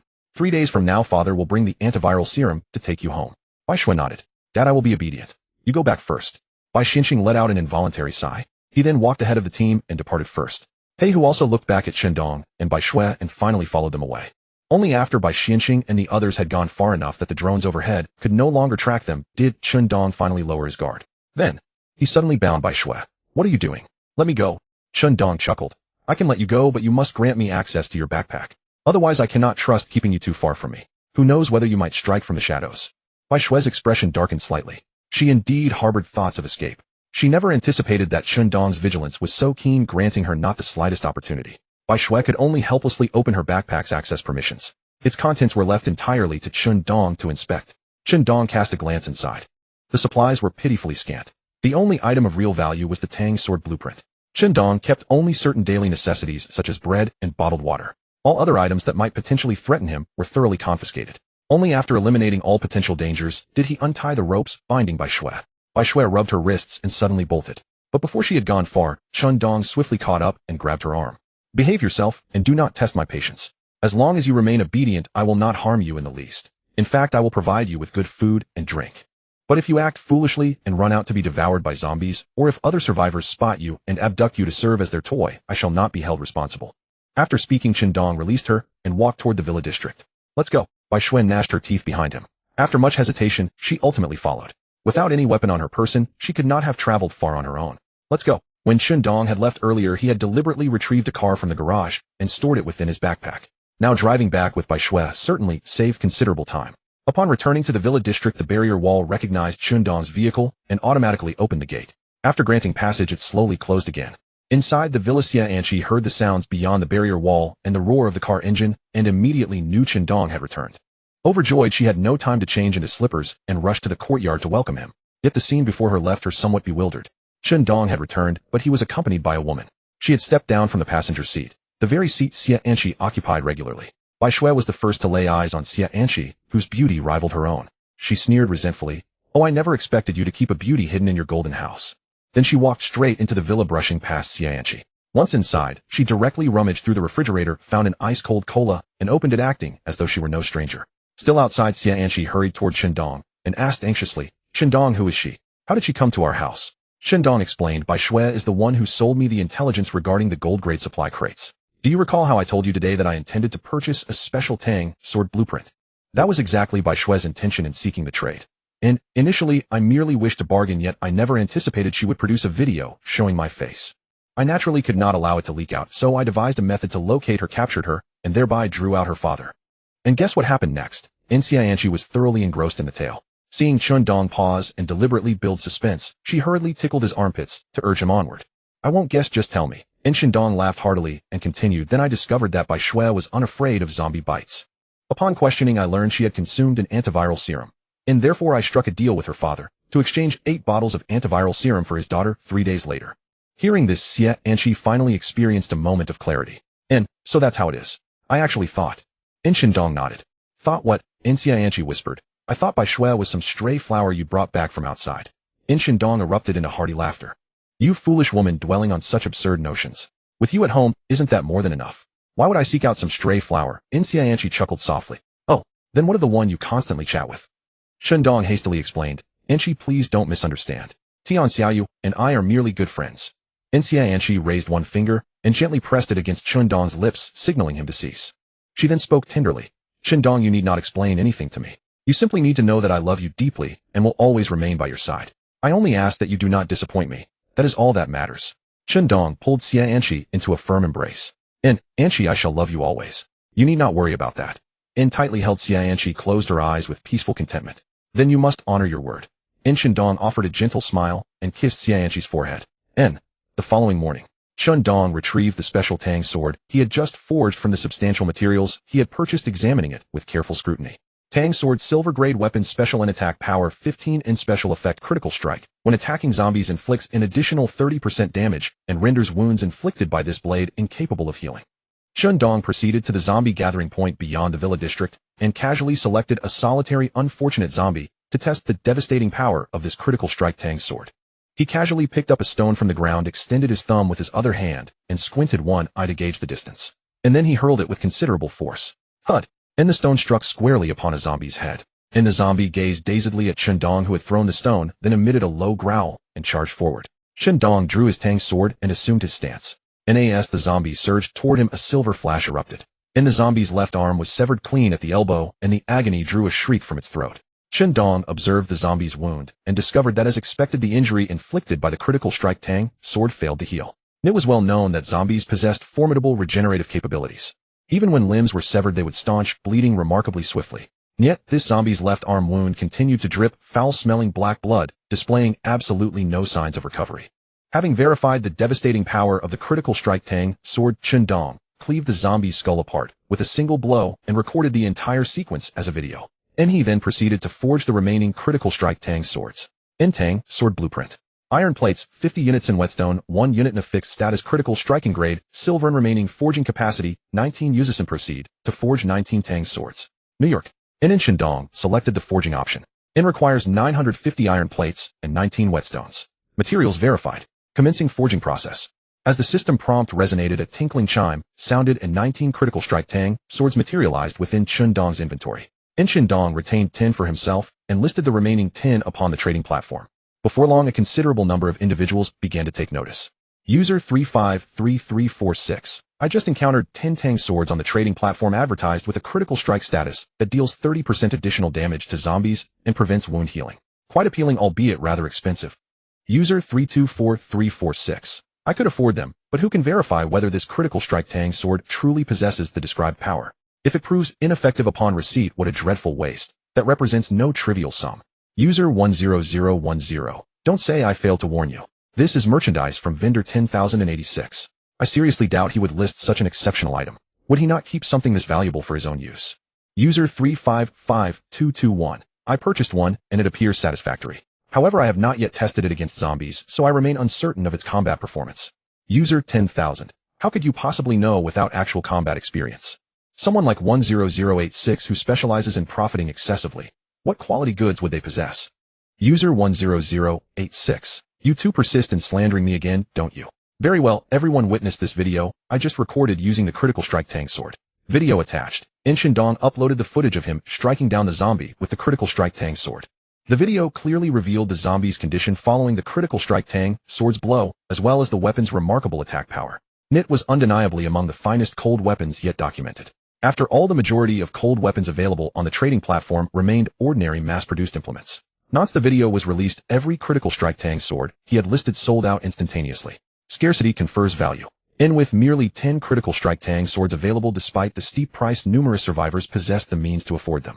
The sole question was whether they were willing to part with their resources. The very next moment, many survivors in the chat channel who had hesitated and failed to secure a critical strike tang sword began wailing in despair. User 453543. I missed out on the critical strike tang sword, it's unbearable. User 674567. 10086. Do you still possess any critical strike tang swords? I am willing to pay an even higher price than before. User 563278. Indeed, I wish to acquire one as well. Sent you a private message 10,086. Check your messages promptly. User 10010. I am truly at a loss for words regarding all of you. It is merely a worn tang sword. What is the fuss?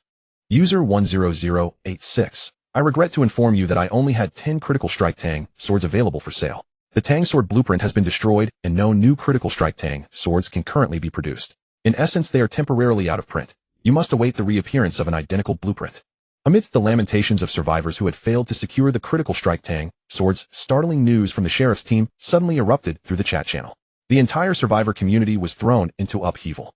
Higher-level zombies and mutated creatures would begin to emerge, a fact that survivors were almost unanimous in accepting. Yet none of them had anticipated that this day would arrive so swiftly, catching them somewhat off guard. It was only moments ago that sheriff's team had posted an announcement on the public chat channel. ID 12315. Greetings all survivors. I am the sheriff. I am incredibly excited right now and can hardly contain my joy, eager to share this moment with everyone. Our team has just slain a mutated zombie boar. This marks the first time any survivor has hunted a mutated creature, a moment that truly deserves to be etched into history. I believe it is essential to share this with all of you. ID 352525. Mutated creatures. They've already appeared this soon. I can barely dodge small packs of zombies, yet I can't keep pace with how quickly they're evolving. This is trying to kill me. ID 465435. Holy shit, I think I've spotted a mutated creature too. What the hell? Is that even a dog anymore? It's nearly the size of an ox. The mutated beast was absolutely terrifying. It spotted me, but fortunately my elevated position kept it from reaching me. I nearly pissed myself from the fright. ID 353436. We're done for. There's no way we can fight it, and our supplies are running out. I'm preparing a grave for myself and waiting to die. Shandong read the messages with a grave expression. To his knowledge, he had yet to encounter any mutated zombie creatures and could not gauge their combat capabilities. Still, sheriff's team had managed to slay the first mutated zombie creature, demonstrating remarkable strength.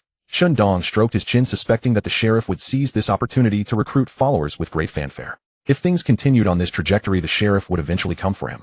Shandong did not believe the sheriff was someone who would seek peaceful coexistence. After all, Shandong's abilities were unfathomable, posing a significant threat to him. Once the sheriff felt his power had grown sufficiently, Shandong knew that would be the moment he came after him. However, Shandong was actually quite looking forward to that day. He wanted to see what made this man so exceptional. The sheriff soon sent another message to the chat channel. A short video was attached showing a massive wild boar displayed before all the survivors. The mutated zombie boar bore a huge wound on its belly deep enough to expose bone, and its body was covered in numerous bullet holes. If it weren't for the fact that consumption was impossible after infection by the zombie virus, this enormous boar could have provided meat for several days. ID 436745. Holy shit, this sow rivals an elephant. ID 78567. Is this even a pig anymore? ID 78567. I thought it would be a slightly larger mutated zombie boar, but I didn't expect it to be this absurd. Has it literally become a different species? ID 457346. TSK Sheriff's team is so strong, they even have guns now. Impressive. Then the sheriff sent another message. Survivors, what are you waiting for? Join the sheriff's department quickly. Our formidable strength is evident to all. In this apocalyptic world, unity is the only path to survival. I sincerely invite survivors who have not yet joined any team or small groups to come and join us. As Qindong had predicted, the sheriff indeed intensified his propaganda campaign at this critical juncture. Leveraging the shock of hunting the first mutated zombie boar, he showcased his team's formidable strength to attract survivors. Yet taking down such a massive mutated boar gave him solid grounds to promote his cause. Qindong remained silent, lurking quietly in the chat channel as he studied the image of the mutated zombie boar. That elongated wound on the belly Qindong recognized immediately. It was inflicted by the critical hit Tang sword. The fact that the sheriff possessed the critical hit Tang sword surprised him not at all. After all, 10 Tang swords were listed on the trading platform, and sheriff's team had the means to purchase one if they wished. He even suspected they had acquired more than a single blade. What troubled Qindong more were the gunshots riddling the mutated boar's body. Though he had vaguely suspected the sheriff might possess firearms, confirming his suspicion left him somewhat apprehensive. Firearms and cold weapons were worlds apart after all. Yet Qindong soon exhaled in relief. Fortunately, ammunition on the trading platform was scarce, and sheriff's team would inevitably deplete their supply. The kind of relentless firepower Qindong demonstrated with his P92 pistol could never be replicated. Moreover, Qindong still held his greatest trump card, stealth. Even if the sheriff possessed overwhelming thermal weaponry that forced him to retreat, Qindong could still resort to assassination tactics. Of course, this was all speculative, contingent on the sheriff actually taking hostile action against him. Only then would Qindong unleash every means at his disposal for self-preservation. By now, many survivors in the chat channel had resolved to join the sheriff's faction. Previous propaganda had only promised food and drink. Yet many did not truly care. Some even preferred the autonomy of smaller groups. However, after witnessing the mutated zombie boar, many began questioning whether they truly had the strength to survive the escalating zombie hordes ahead. ID 356547. Our squad deliberated and decided to seek refuge under the sheriff or another large faction. Otherwise, we simply cannot survive. As zombies grow ever more dangerous and mutated creatures continue emerging, we must make preparations now. ID 867896. Actually, it's not such a bad idea. Large factions offer protection, and there's nothing wrong with joining. I plan to bring my teammates to the sheriff's department once I discuss it with them. ID 457543. While small teams may distribute more supplies among members, unless you're at the level of 10,086 tier survivors, you'd be wiser to join a large faction. ID 958333. In this apocalyptic world, abandon all grand ambitions. Survival itself is the greatest fortune. Though sheriff's department publicly vanquished the first mutated zombie creature and drew many survivors, it cast a shadow over others' minds. What if more mutated beasts and higher tier zombies emerge? Could the sheriff's department truly withstand them? Who can say? No one knows. If death awaits them anyway, then why were they dragged into this zombie-infested world without explanation? But Qindong did not share this despair. Xianqi was by his side, though he did not know how long he would live. Perhaps slain by high-level zombies tomorrow, or perhaps surviving to the very end. He refused to succumb to pessimism. He would ensure both he and Xianqi survived. Amid growing panic, even Tian Xiaoyu came to Qindong to purchase weapons again. Qindong, you must have heard about the sheriff killing the first mutated zombie creature, right? Qindong quickly replied, of course I know. The chat channel has been buzzing. How could I not be aware?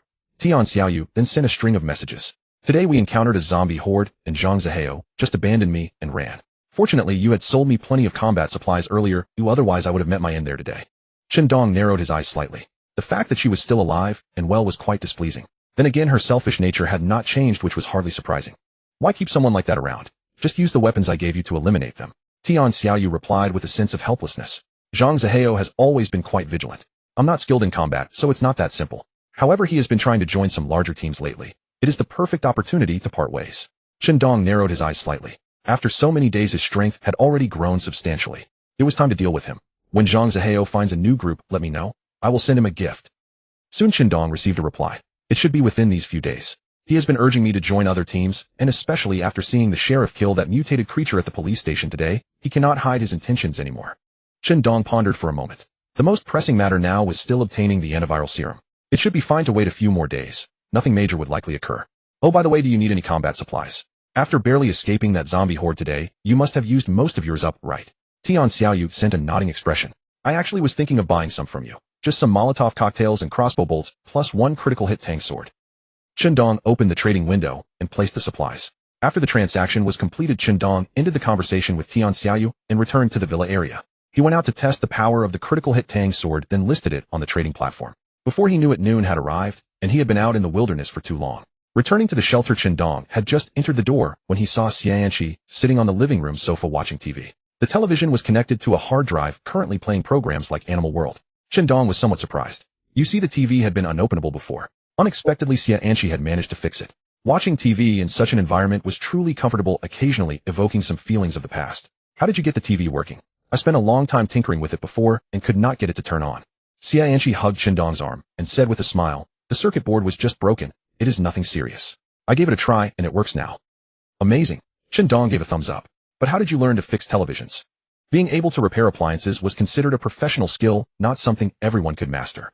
Xianqi said nonchalantly, I have watched others fix them a few times, so I picked up a little bit. This time was just good luck. If the problem had been any more complex, I would not have been able to help. After that, the two of them curled up together on the sofa watching TV and eating French fries. In that days, it felt as if everything that had happened these past few days was like a dream. But just then a series of banging sounds came from upstairs. Hey, is anyone there? I'm hungry, Bai Shui shouted and screamed. He had almost forgotten about that person. Qindong glanced upstairs and asked, is she behaving herself? Hasn't caused any trouble, has she? She did try to escape once. Xianqi shook her head, not taking it too seriously. But with me watching, she did not succeed. Well, she really is not behaving. Qindong pursed his lips. Then let us starve her for a while to teach her a lesson. From then on, the two of them acted as if they had not heard Bai Shui's screaming, continuing to watch TV on their own. Only when she was too exhausted from shouting did they send up a bottle of water and a pack of instant noodles. After finishing his meal, Qindong left the villa and headed toward a mine. According to Bai Shui's intelligence, there was also a golden level supply crate here. After the incident, any golden level supply was extremely precious to Qindong. So he set off immediately. Driving to the periphery of the mine, Qindong gazed at the dark mine entrance and recalled Bai Shui's warning before his departure. Qindong, don't say I didn't warn you. This mine's outer perimeter isn't the real danger. Given your capabilities, you'd clear it in no time. The most perilous part lies deep within the mine.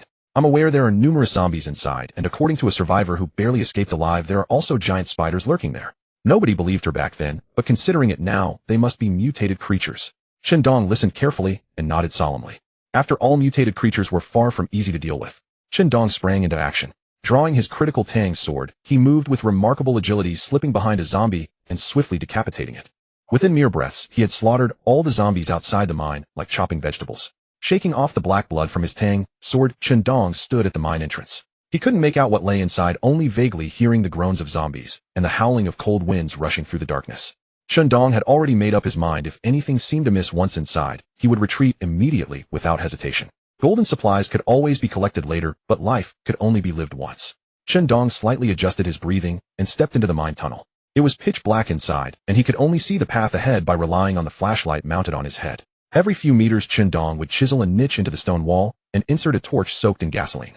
This precaution slowed his progress considerably. As he ventured deeper, he encountered zombies alongside scattered human remains. These were likely the survivors who had previously explored this place. If trapped here without an escape route, death would be certain. Several zombies were drawn to the beam of Qindong's flashlight and began charging toward him.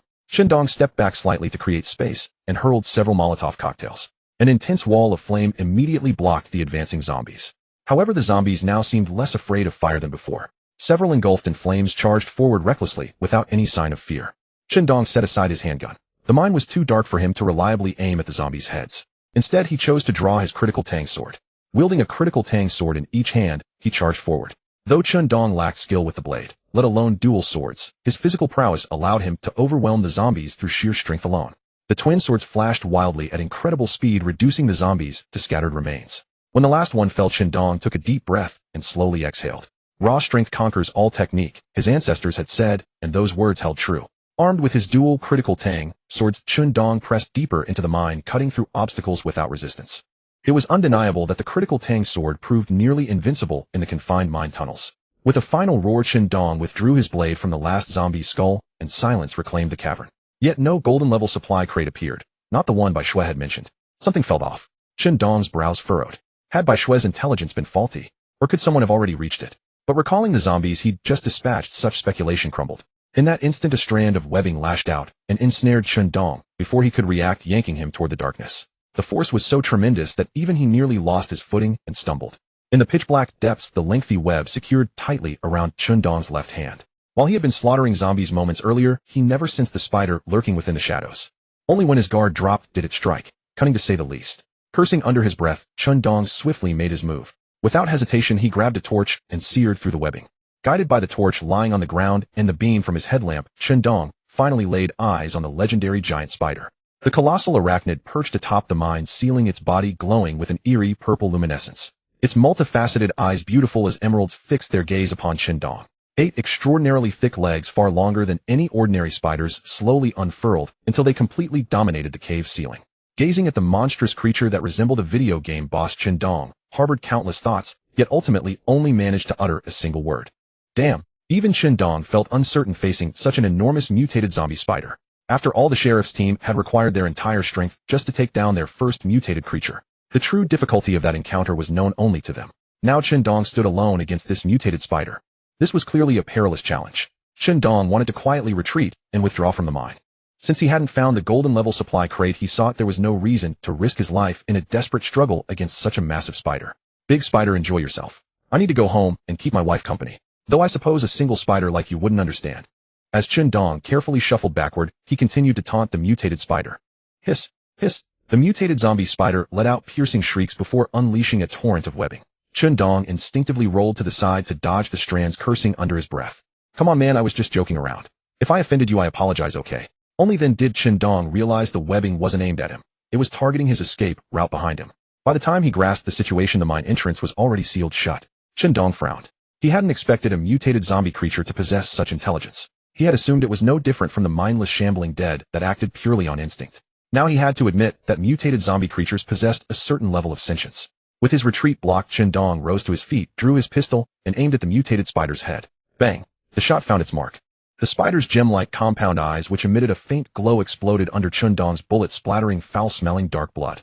The mutant spider let out a shriek, shielding its eyes with its legs. Dong, seeing his first shot land, naturally wouldn't let the opportunity slip, firing shot after shot in rapid succession. Yet each one was blocked by the spider's legs. The mutant spider's exoskeleton was extremely hard. The bullets Dong fired afterward, though, striking the spider's legs and abdomen, barely lodged in the outer layer, failing to fully penetrate, leaving only bullet holes. Dong had no time to be astonished, for as he was reloading his pistol after emptying its magazine, the spider seized the moment, leaping down from the mine's ceiling and diving straight at him. Dong holstered his pistol and drew the critical strike, Tang Dao. The mutant spider thrust its 8 legs at him. Dong swiftly raised his blade to parry. Had he not temporarily reached the peak of physical enhancement, he truly would not have been able to withstand it. Though the mutant spider was massive, its 8 legs were extraordinarily agile, and their destructive power was immense. Dong dodged a leg sweeping toward his face, and behind him the stone wall was sliced through like tofu with a dull thud. Dong threw a Molotov cocktail, igniting the spiderweb, sealing the cave entrance. But because the web was so vast, the explosion only caused it to burn slowly. Earlier, when his left hand had been entangled by the spider silk, Dong had already noticed that the mutant spider's silk had also mutated, becoming somewhat resistant to fire. He had only managed to break free at the last moment by desperately rubbing the silk with a torch. It seemed it would take some time to burn a passage wide enough to escape. During this time, he would have to use every skill at his disposal to delay the mutant spider. Throughout this process, Dong continuously dodged with his agile frame, occasionally thrusting the Tang Dao into the relatively soft abdomen of the mutant spider. The pain only made the mutant spider more frenzied. Unlike ordinary creatures that grow weaker with more attacks, this mutant spider seemed stimulated, launching even fiercer assaults. Dong pressed his lips together. He thought to himself, this was just like those berserk bosses in the games he used to play. When you thought you were about to win, the boss calmly entered its second phase, sending the player straight back to the respawn point. But if I fall here, there's no respawn point for me. Dong gave a bitter smile, then forced himself to focus even more intensely on evading the mutant spider's attacks. Hiss! The mutant spider shot out silk, trying to restrict Dong's movement. Dong made a prompt decision, immediately throwing 2 Molotov cocktails. Then, seizing the moment, he slid under the mutant spider and slashed open its abdomen with the critical strike, Tang Dao. Dong grinned. Good thing you're not a mutant tiger, otherwise my slide would have been a one-way ticket to death. He wasn't really fond of complaining, but in this highly tense situation, he unconsciously talked to himself to relieve the pressure. Even if it was just a monologue. The mutant spider's eyes gradually turned red, literally red. Its originally green compound eyes slowly shifted to a crimson hue. Dong could clearly feel a significant change in the mutant spider's aura. Now the spider exuded an indescribable pressure that oppressed him, making him uncomfortable. Perhaps this was the wildness inherent in mutant creatures. Just then a sudden idea struck Dong. Since it was a spider, could insecticide be used against it? During the daily distribution of unlimited supplies, one day had happened to provide an unlimited supply of insecticide. He tossed out 2 cans. The mutant spider lightly swiped its leg, tearing open the fragile tin packaging.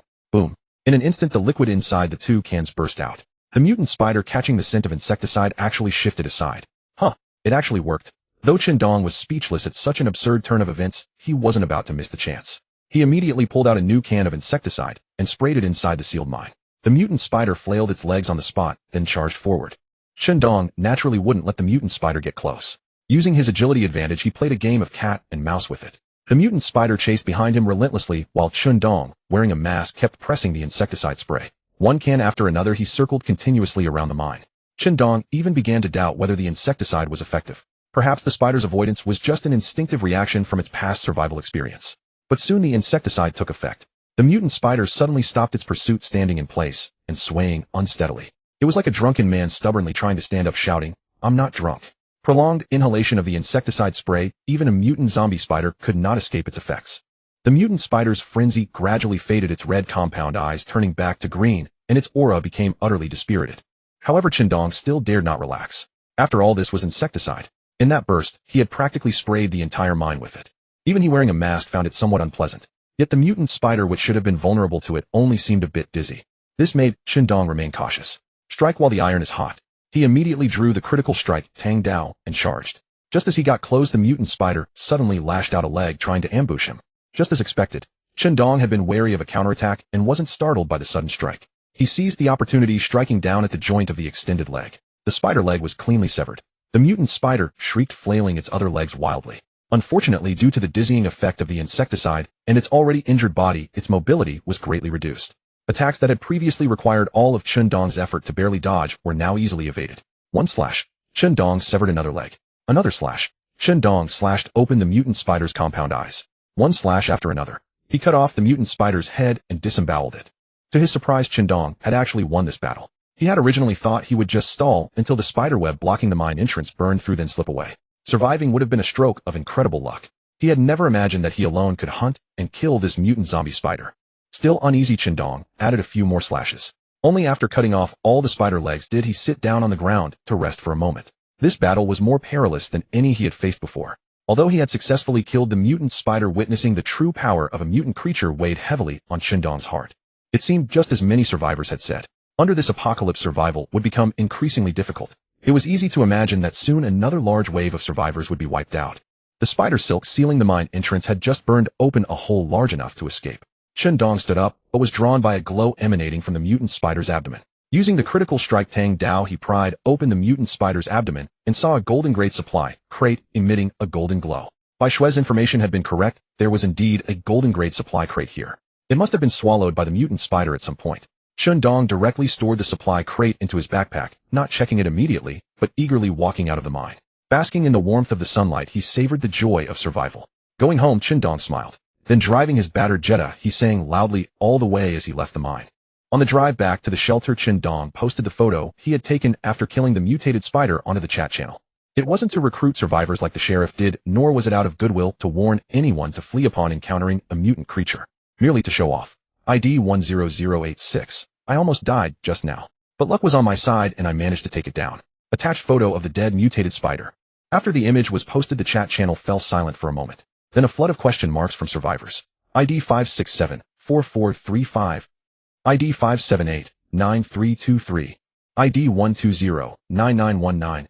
ID 2346-2343.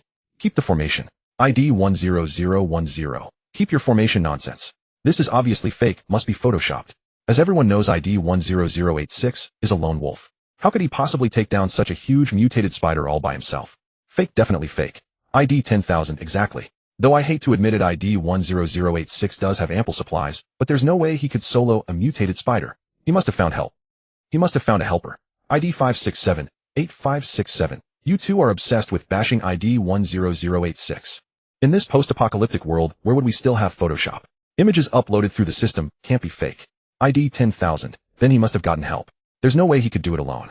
ID 10086. How lonely it is to be invincible. ID 10,000. ID 10086U. ID 10086. Believe it or not, I've already grabbed the supply crate and come home. I'm just sharing the story shy expression. After sending the message, Chun Dong chuckled and closed the chat channel. He had achieved his goal. Every day drawing the ire of ID 10010 and ID 10,000 was a source of amusement. Chun Dong floored the accelerator, braking 100 kilometers per hour. The battered Jetta sped along, carrying him back to the shelter. Ever since Chun Dong gathered the materials to repair the Jetta's transmission, the old clunker had been rejuvenated, allowing him to shift into fifth gear freely, greatly boosting his supply collection efficiency. On the other side, the sheriff was frowning, staring at the message Chun Dong had just sent. He let out a heavy sigh. This ID-10086 has exceeded our expectations. His supplies are far beyond what we imagined. They had suffered severe losses hunting that mutated zombie boar. Countless resources were expended, cannon fodder with cold weapons were sent in wave after wave, and only then did they claim the title of being the first to slay a mutant creature. If they had delayed any longer, ID-10086 might have snatched it away. Ducey, standing beside the sheriff, thought for a moment, and then said, "Sheriff, could it be, as other survivors suspect, that ID-10086 found a helper?" Clearly, Ducey also found it hard to believe that ID-10086 alone could hunt such a massive mutated spider. After all, he had been a key member of the mutated boar hunt and knew exactly how troublesome mutated zombie creatures were. The sheriff shook his head at this. Unlikely. He's a lone wolf. If he needed external help, he wouldn't have rejected our invitation so decisively before. Clearly, he doesn't trust other survivors. Ducey's face was full of disbelief. Then it's impossible. A single person killing a mutant creature is simply beyond comprehension. The sheriff zoomed in on Qindong's picture and pointed at the gunshot wounds and knife slashes. Look, these obvious gunshot wounds didn't do much damage to the mutated spider. The key should be ID 10,080 SIXS critical strike, Tang Dao. You also have a critical strike, Tang Dao. You should know how sharp this weapon is against zombies. If I'm not mistaken, he still has stock left, not sold out as he claimed. Ducey nodded. The sheriff is right. The critical strike Tang Dao is indeed incredibly sharp against zombies. But he couldn't have taken down the mutated spider with just that sword, right? After all, we used a huge amount of resources to wear down that mutated boar, and only then did I go in for the kill. The sheriff waved his hand. That's exactly what I mean. ID 10,080 SIXS resources exceed our imagination. He must have worn down the mutated spider first, then finished it off with the critical strike Tang Dao. It has to be. Ducey frowned. So are we going to make friends with him? The sheriff let out a sneer. Make friends? Absolutely not. Even if his strength does give me some pause, as long as we're willing to go all out, eliminating this worry will be worth it. Sheriff, so are we going to start dealing with him? The sheriff nodded. That day is coming soon. Let him enjoy himself a little longer. At this moment, Qindong naturally had no idea that a single photo had firmly set the sheriff on a path to eliminate him entirely. Qindong drove back to the villa district. The barrier wall slowly opened. Welcome back, my master. Xianxi and Bai Shui had also come out early to greet him after his day out. Bai Shui was very displeased. Why do I have to come out and greet him too? I'm a hostage. What hostage welcomes their kidnapper with open arms? Xianxi laughed. That's not right. Since you're a hostage, shouldn't you be trying to please the kidnapper? Aren't you afraid Qindong will kill you? That's right. If you tick me off, I'll throw you out to feed the zombies. Qindong parked the car in the garage, walked over, and overheard their conversation. Xianxi naturally took his hand and asked softly, "Are you hurt?" "I'm fine, don't worry." Bai Shui looked on with a strange expression. "I didn't expect you to actually kill a mutated spider alone. I underestimated you." Qindong rolled his eyes. "So you want me dead that badly?" Bai Shui snorted. "Of course. If you died, I'd fly far away. Who cares if you live or die?" "Thanks a lot. But I'm strong and I brought back a gold tier supply crate." "Jealous?" Qindong was in a great mood. He had opened the gold tier supply crate on the way back. Automatic defense arm system. Though it was only one item for Qindong, it was a timely gift. Currently, the strength of both zombies and survivors was beginning to increase. What Qindong worried about most was the security of his shelter. Despite having a gold tier barrier wall, he had always lacked active defense weaponry. Once they were out, the shelter could easily be taken over by other survivors. Now that worry was gone. Qindong opened the blueprint ready to craft. "Survivor, do you wish to craft the auto defense armament system?" "Yes, no." Without hesitation, Qindong tapped the yes button. Then the system displayed the materials required to craft the auto defense armament system. Auto defense armament system blueprint: 11 steel, 385-41000 cement, 485-31000 water, unlimited Inv0 crossbow bolts, 50-20, 9mm bullets, unlimited 100 materials, sufficient. Qindong began crafting the auto defense armament system. The blueprint shattered, and then upon the foundation of the barrier walls a multitude of defensive devices materialized. The top of the walls were covered with barbed wire interspersed with sharp sword blades. Further down, the wall surface was paved with shards of iron, deterring any survivors from attempting to climb. Under such protection, if human flesh were to press against it with any force, it would likely tear off a chunk of meat. Next, miniature gun barrels appeared around the cameras. When enemies were detected, they could fire directly. In the courtyard, a row of stone statues facing the main gate materialized out of thin air. Concealed within their mouths were crossbow bolts capable of continuous volleys to suppress incoming invaders. Most importantly, Qindong discovered that this auto defense armament system could be upgraded as equipment improved. If in the future he obtained automatic machine guns, they could be replaced and upgraded. Qindong mused that in the future every camera would be mounted with a machine gun, mowing down invaders with a 360-degree relentless barrage. The image was simply too beautiful. Completing the auto defense armament system meant that from now on his shelter would be an exceptionally safe haven. At least in the short term, there was no need to worry about the shelter being disturbed by zombies or other survivors. Should any intruder miraculously break through the auto defense armament system, they would still face Qindong's ceaseless firepower. With Xianqi's additional handgun, that would be double the joy. Bai Shui stared in utter amazement at the auto-defense armament system Dong had built, her expression shifting. Is this the gold-level supply you brought back? Dong nodded. Yeah, what's wrong? Any issues? Bai Shui said earnestly, this doesn't seem like the kind of treasure you'd get from a gold-level supply crate. This is nearly as rare as a platinum-level supply crate. Dong shrugged indifferent. Whatever, I've already used it. I don't care what level it is. If it's really as powerful as you say, then I just got lucky. Dong, arm in arm with Xianqi, walked into the villa. Bai Shui followed behind them, unable to calm down, muttering to herself. Such a loss. Xianqi didn't understand and felt puzzled. What loss? Dong rolled his eyes and explained exasperatedly. This girl's got money on the brain. She says she lost out naturally because she thinks my auto-defense armament system is too rare and that selling the information to me at the usual gold-level price was too much of a loss. Isn't that right, Miss Bai? After being called out, Bai Shui grew even more annoyed. Locking Bai Shui back in her room, Dong and Xianqi began dinner. After eating and drinking to their fill, they cuddled on the sofa for a while. Then Dong went to deliver food. Without knocking, he simply opened the door. Then Dong froze. Before his eyes was a stretch of pure white. Aunt! Bai Shui cried out in panic. But it was too late. Dong had walked into the room and instantly caught sight of Bai Shui, who had just stepped out of the bathroom. Though he quickly averted his eyes, everything he should and shouldn't have seen had already registered. Bai Shui's mind went blank. She threw the towel in her hand at him, then covered herself with her hands and crouched down. Get out. So white. Recovering his senses, Dong caught the towel and made as if to leave. But just as he took a step, Bai Shui suddenly called him back. Wait. Dong stopped decisively, turned around, and stared at her directly, making no effort to hide his appreciative gaze. What is it? Bai Shui's teeth nearly ground into blood. Leave the towel. Dong glanced at the towel in his hand, shrugged, and tossed it back heavily. Then, acting as if nothing had happened, he walked straight out. As long as I'm not embarrassed, the embarrassment is someone else's. At the appointed time, Dong arrived early at the meeting spot with Bai Shui. It was the same grove, the same familiar large log. Before setting out, Xianqi had originally wanted to come along. But Dong did not agree. Although everything was envisioned optimistically, there was no guarantee that no accident would occur. With this arrangement, even if something really happened, he could retreat without any scruples. Dong and Bai Shui sat on the log, chatting idly with each other to pass the time. After waiting for half an hour, there was still no sign of anyone.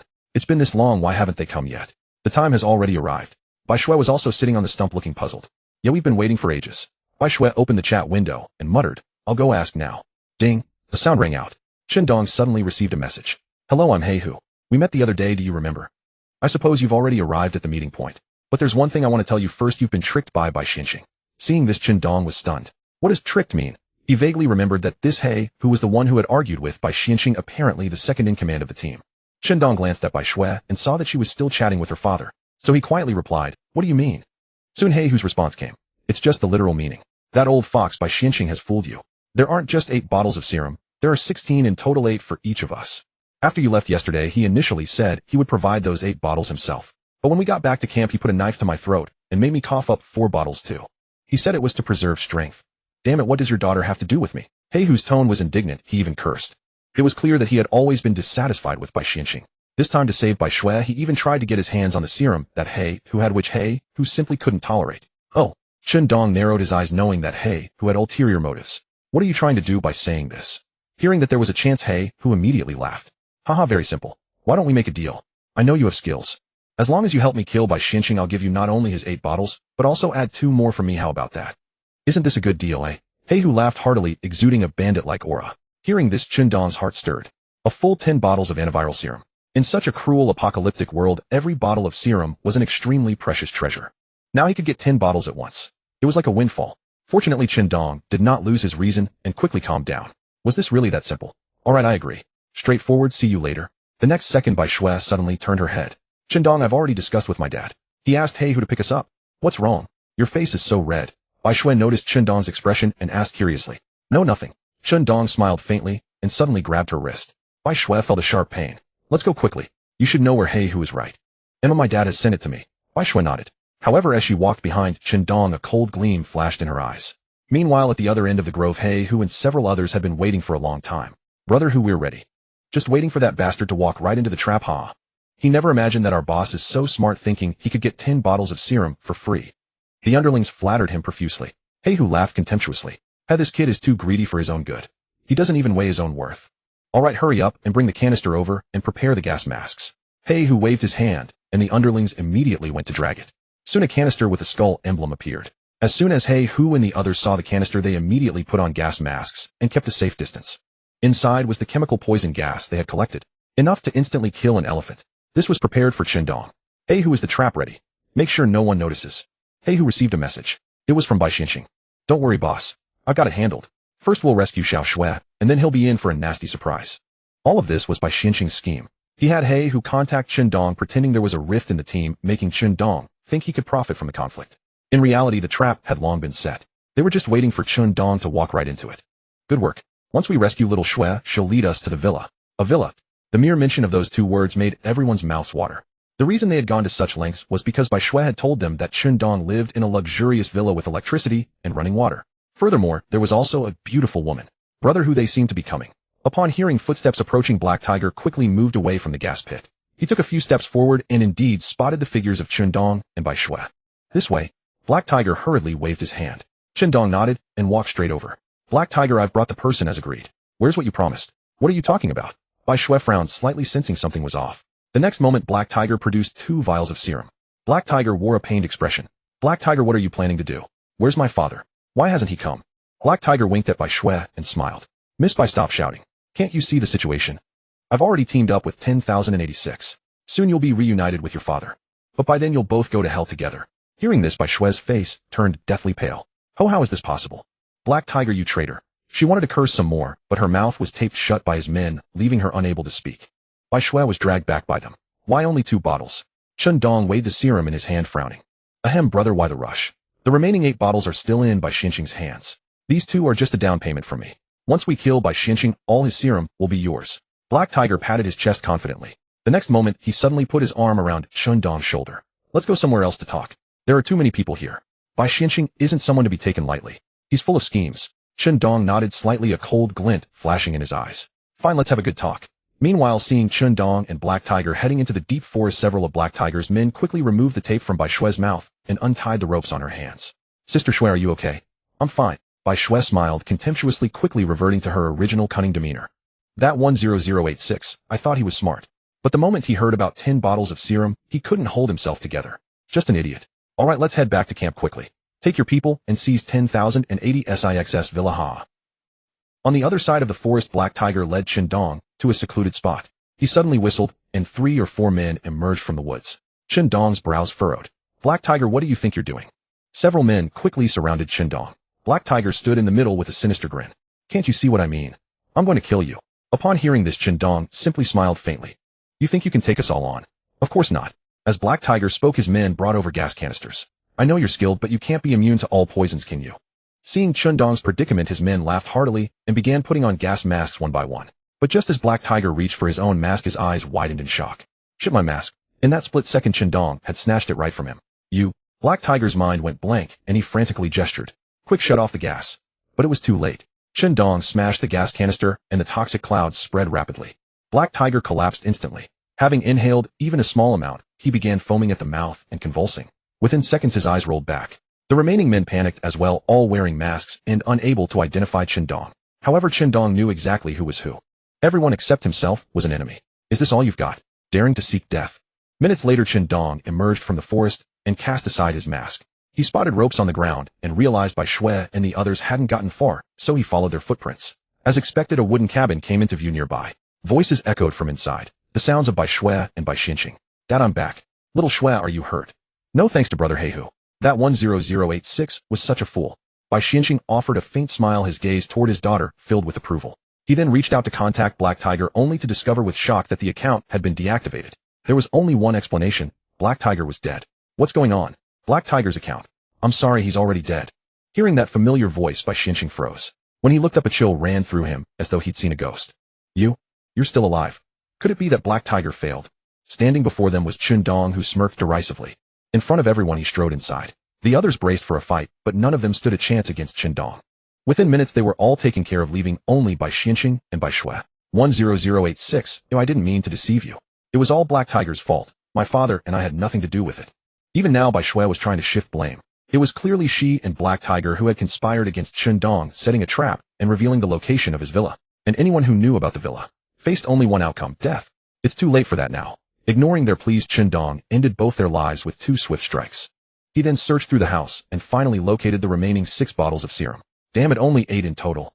Never mind, it's enough. With the serum secured, Qindong returned directly to the villa. From this point forward their safety was greatly improved. If any of them were bitten by zombies, they could simply inject the serum. Just as Chundong successfully obtained the antiviral serum, Zhang Zihao finally waited for his lackey Ergo. He had waited far too long for this day. Ergo traveled tirelessly for several days, and one night, sent a message, "Young Master Zhang, I have arrived. I am resting at a small shop about 500 meters from you. When shall we meet?" Zhang Zihao was just about to fall asleep when he received the text and nearly jumped up with excitement. But he managed to quell his trembling emotion. "Stay where you are, do not move. I am coming over now." Zhang Zihao slept alone on the sofa. Whenever it was time for rest in the evening, Tian Xiaoyu would always lock her door from the inside. So Zhang Zihao left the dilapidated house where they lived without disturbing anyone. After walking a short distance away, Zhang Zihao broke into a run and soon arrived at the small shop Ergo had mentioned. Ergo heard the familiar voice outside the house and excitedly rushed out. "Big brother." Zhang Zihao patted Ergo on the shoulder and laughed heartily. "Not bad, not bad. With your help, I will have Tian Xiaoyu, this worthless slut, completely under my control this time." Ergo offered a hollow smile and replied, "As long as you are happy, brother. Ergo, you have really done me a great favor this time. I, Zhang Zihao, officially claim you as my sworn brother." Ergo looked at the joyful Zhang Zihao and smiled. "Young Master Zhang, as long as you need me, even if I risk my life, I am willing to do anything for you." Zhang Zihao made an immediate decision. "Excellent. In that case, Ergo, tomorrow we will go after Tian Xiaoyu, this worthless bitch. Tonight you rest well here. Once we subdue Tian Xiaoyu tomorrow, well, I will make sure you get your reward." Ergo quickly declined. "Young Master Zhang, I do not need anything. You enjoy it yourself." Zhang Zihao gave him a thumbs up. "Sensible. Haha, then I will head back first and come find you tomorrow." Ergo nodded. "Very well, young Master Zhang, you go back and rest early." Zhang Zihao returned to the shelter and glanced at Tian Xiaoyu room with the door firmly shut, sneering to himself. By early the next morning, as Tian Xiaoyu sat in the living room eating bread, Zhang Zihao walked in with Ergo. Tian Xiaoyu had noticed Zhang Zihao was missing since early morning. Seeing him walk in with a stranger, her alertness shot to maximum and her nerves tensed sharply.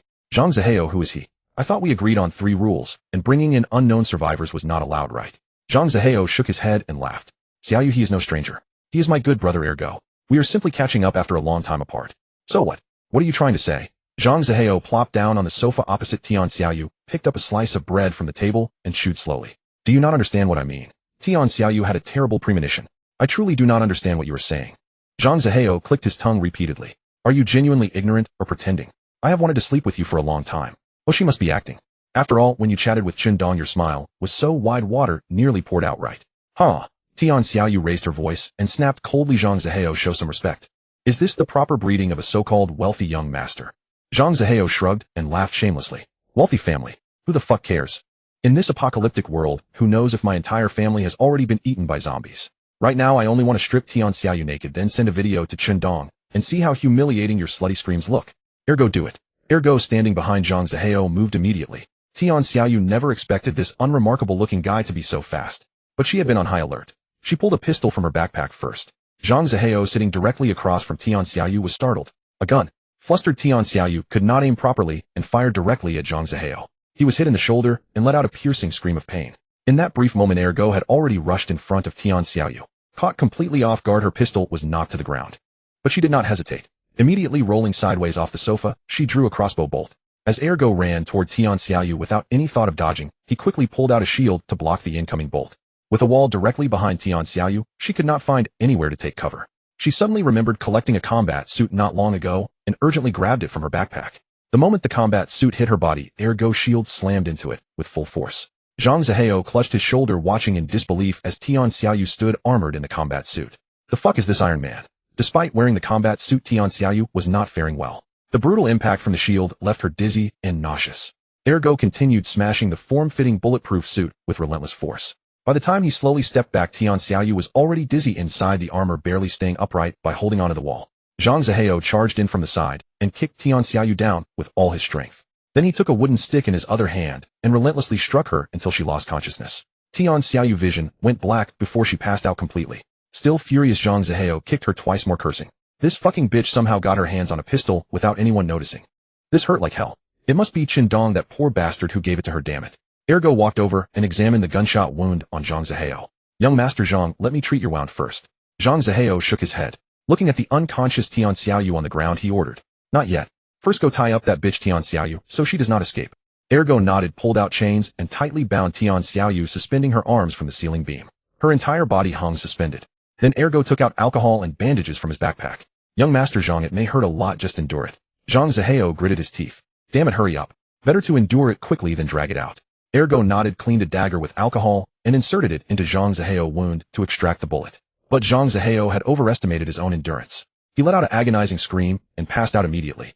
Tian Xiaoyu woke up. Outside the window, it was already deep into the night, as though she had fainted for an entire day. Soon after, she discovered her body tightly bound in sturdy chains, hands hoisted above her head, leaving her unable to reach any supplies in her pack to cope with the predicament. Zhang Zihao had awakened early. He and Ergo had been poring over how to remove the battle suit Tian Xiaoyu was wearing, but no matter what they tried, all efforts proved futile. No way to make a move. Zhang Zihao gnashed his teeth in frustration. He had finally managed to get his hands on Tian Xiaoyu, yet, because of that damn battle suit, he could only watch helplessly, so close yet entirely out of reach.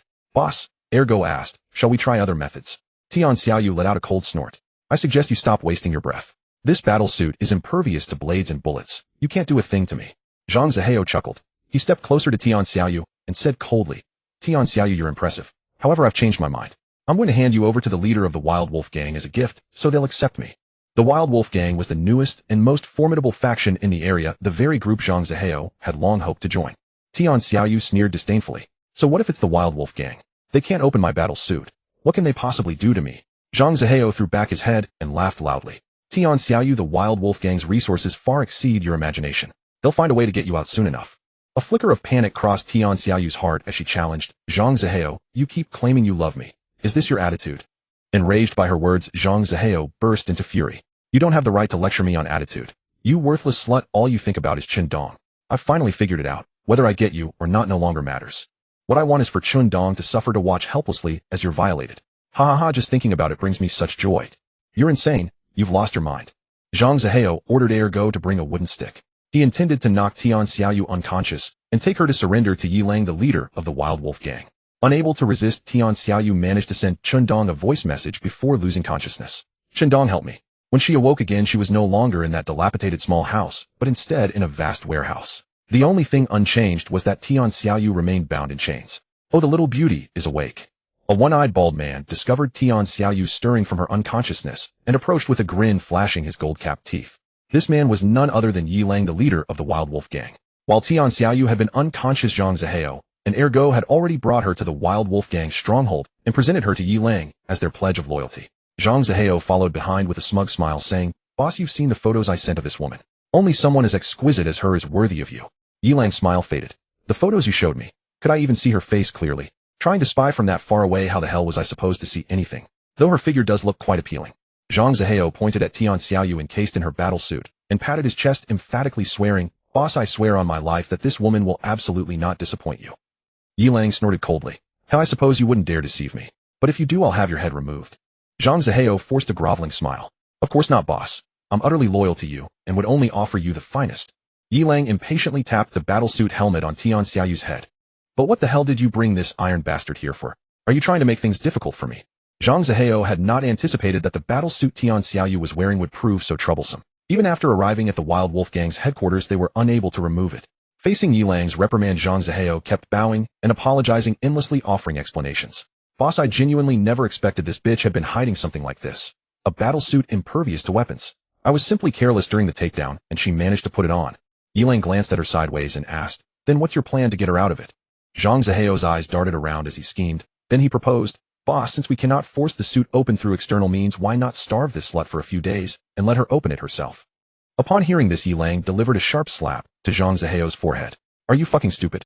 If this woman would rather starve or die of thirst than remove that suit, what good is she to me? What good are you? Zhang Zihao saw stars from the blow, but dared not show anger. Boss, we only need to place food and water right in front of her each day, constantly stimulating her primal urge to survive. I'm sure she won't last more than a few days. Yi Lang pondered for a moment. There was truly no better option available now. They had no choice but to proceed this way. Very well, do it as you suggest. But if this doesn't work, I'll hold you personally responsible. Zhang Zihao nodded repeatedly. Yes, rest assured, boss. Tian Xiaoyu, still bound and powerless, heard every word of their whispered conspiracy clearly. You'll never make me submit through these means. I would rather die than let you succeed. Yi Lang studied her with a critical gaze, looking her up and down. You little spitfire, you'd be far better off surrendering to me now. I promise you. If you become my woman, you'll lack for nothing and never suffer hardship. Why endure this misery? Tian Xiaoyu spat on the ground and shot back fiercely. Your words sound sweeter than song, but you and Zhang Zihao are cut from the same cloth. Cursing under his breath, Yi Lang departed the warehouse with Zhang Zihao. But before leaving, he said something to Zhang Zihao that Tian Xiaoyu caught, and it sent chills down her spine. If all else fails, let her starve to death. As long as we consume her while she's still warm, that won't be terrible either. Tian Xiaoyu felt tears welling up, but had none to shed. How she regretted her earlier decision. She had once worried that abandoning Zhang Zihao would leave him homeless and eventually devoured by zombies. Yet she never imagined that her very pity would provide him with an opening to exploit. Now she found herself a prisoner potentially facing violation at any moment. Ding, ding, ding. It was only then that she noticed, after she had fallen unconscious, Chen Dong had sent her numerous messages. Upon receiving her distress signal, Chen Dong had immediately asked for specifics. Yet every message he sent fell into silence. If Tian Xiaoyu's account had not continued to show as active, he would have presumed she was already dead. With no response and no knowledge of her exact location, he could only keep sending messages. Tian Xiaoyu's hands were suspended above her head, making it impossible to retrieve supplies from her backpack. Fortunately, the chat window could be accessed through thought alone. Reading Chen Dong's past messages, Tian Xiaoyu finally felt a measure of calm. What happened? Did Zhang Zihao make a move on you? Where are you right now? Reply as soon as you receive this. Tian Xiaoyu was unable to type and could only send a voice message. Chen Dong, I fainted earlier. I'm relatively safe for now. Upon receiving the message, Chen Dong finally breathed a sigh of relief. He then asked what exactly happened. Tian Xiaoyu told him everything truthfully. Zhang Zihao somehow found one of his old friends, apparently called Ergo. This morning at the shelter, Zhang Zihao revealed his true intentions and started making unwanted advances on me. I managed to wound his shoulder with a gun while he wasn't expecting it, but that Ergo was incredibly strong and I was subdued within moments. They then took me to the Wild Wolf gang, intending to hand me over to their boss. I'm currently being held in some warehouse, though I have no idea where exactly. Chen Dong listened to the voice message, his brow furrowing deeply. He knew who Ergo was. His real name was Go Dongxi, and back in the day, he and Zhang Zihao were inseparable. He was the quintessential sycophant, always shouldering troubles, while letting Zhang Zihao reap the benefits. And you? How are things on your end? Tian Xiaoyu quickly sent another voice message. I'm fine. I'm wearing combat armor I scavenged, impervious to blades and bullets. They haven't been able to strip it off me yet. However, Zhang Zihao persuaded the Wild Wolf to starve me for a few days, hoping I'll take it off myself. Chen Dong sneered coldly. Selfish scum like that who betray their own kind deserved no place in this world. Tian Xiaoyu continued. Chen Dong, I have rather an unreasonable request. I want you to come rescue me. I can offer this combat armor as payment. Of course, if it's too dangerous, don't come. I don't wish to drag you down with me. How coincidental. Chen Dong already had the antiviral serum and was planning to deal with Zhang Zihao anyway. Chen Dong agreed. Alright, send me the coordinates and I'll come get you. But let's be clear up front, if it gets too dangerous, I'm turning back immediately, understood? Tian Xiaoyu quickly replied. With those words I can rest easier. I'll send the coordinates right away. Upon receiving them, Chen Dong frowned slightly. The Wild Wolf Gang's stronghold was much farther from his villa district than he had imagined. Xiaoyu were nearly 100 kilometers apart. That's quite a distance. Even at full speed, it would take half a day to reach you. You'll need to improvise and wait for me. Tian Xiaoyu sent another voice message. Alright, I'll wait for you. I'm currently locked in a warehouse with no immediate danger. Stay safe. Chen Dong closed the chat window and began organizing combat supplies, checking his vehicle's tire pressure. Xianqi noticed and asked, what's wrong? Is there something urgent? Chen Dong replied somewhat helplessly, an old enemy from my university days needs dealing with, and I'm rescuing a classmate along the way. Is it that girl you've been supplying with provisions? Chen Dong nodded, simultaneously refueling the car. Xianqi drew her pistol. I'll come with you. One more person means more strength. Chen Dong declined, explaining. Tian Xiaoyu has been captured by the Wild Wolf Gang, a group that's been gaining considerable momentum lately. I can't guarantee your safety. But going alone, even if things go badly, my stealth ability gives me a chance to escape. Stay home and wait for my news. Xianqi pursed her lips. Then fine. But if anything goes wrong, you must contact me immediately. Chen Dong gently stroked Xianqi's hair, climbed into the driver's seat, and started the engine. In peacetime, 100 kilometers might take just over an hour. But in this apocalyptic world overrun by zombies, every step required careful evasion. By the time he arrived at the Wild Wolf Gang stronghold, it was already late at night. Not wanting to alert them prematurely, Chen Dong killed the engine several kilometers away and proceeded on foot. The Wild Wolf Gang's base was heavily guarded with sentries posted every few paces. Clearly their numbers far exceeded by Shue's team. Chen Dong had no idea what the Wild Wolf leader looked like, so he couldn't employ the strategy of capturing the ringleader first. He opted for the most direct approach instead. Arson. That night, Old Li was on duty at the main gate, accompanied by his roommate Achin. Both were already exhausted. But there was no avoiding it. Whoever drew the late-night watch shift had no choice. Old Leon scratched his behind and said to Achin, "Hey, there are so many mosquitoes tonight." But he received no response. Turning his head, he saw Achin clutching his throat, making no sound at all. Watching blood spray from Achin's neck before his body went limp, Old Lee's eyes widened in terror. He then reached for the nearby bronze bell to sound the alarm. But immediately he felt invisible hands clamp over his mouth and nose, suffocating him. Then his neck began burning fiercely. His consciousness began to blur. Chen Dong released the two dead gate guards, remained cloaked, and took out 2 cans of gasoline, quietly pouring them in a trail from the outside inward. Inside the Wild Wolf Gang's barracks, many had already fallen asleep, but some restless young men climbed out of bed. A few sneaked over with flashlights, eagerly flipping through a tattered 18-plus manga. They devoured it with great interest, occasionally suppressing gasps and whispers. Just as everyone was lost in the thrilling scenes of the manga, one of them suddenly said, "Have you guys smelled something? Gasoline. It's really strong." Everyone sniffed the air. "I think I smell it too." "Hey, what's the big deal? Maybe there's a fuel leak somewhere. Are you still going to read or not? If not, go sleep." The one who spoke first grew irritated. "Damn it, this manga is mine. You trying to kick me out? Make room." The group continued engrossed in reading. Suddenly someone shouted, "Holy crap, that's not right. Where the hell would we have gasoline? Something's wrong." Everyone snapped out of it and prepared to head outside. Boom. Before they could reach the door, a massive explosion rocked the building. A grenade. Immediately roaring flames engulfed the entire stronghold. "Fire! Put out the fire!" Everyone screamed, waking the remaining sleeping gang members. Seeing their stronghold ablaze, they had no time to think. Panic set in, and they scattered in every direction. With resources so scarce, self-preservation ruled. Who would risk precious water to fight a fire? Meanwhile, the mastermind behind it all, Dong, activated his stealth ability, weaving nimbly through the chaotic crowd, searching every room. At that moment, he spotted a bald man, missing his right eye, on the balcony of a two-story villa at the center of the Wild Wolf stronghold, shouting angrily at the fleeing gang members below. "You bastards, what the hell are you running for? Put out the fire.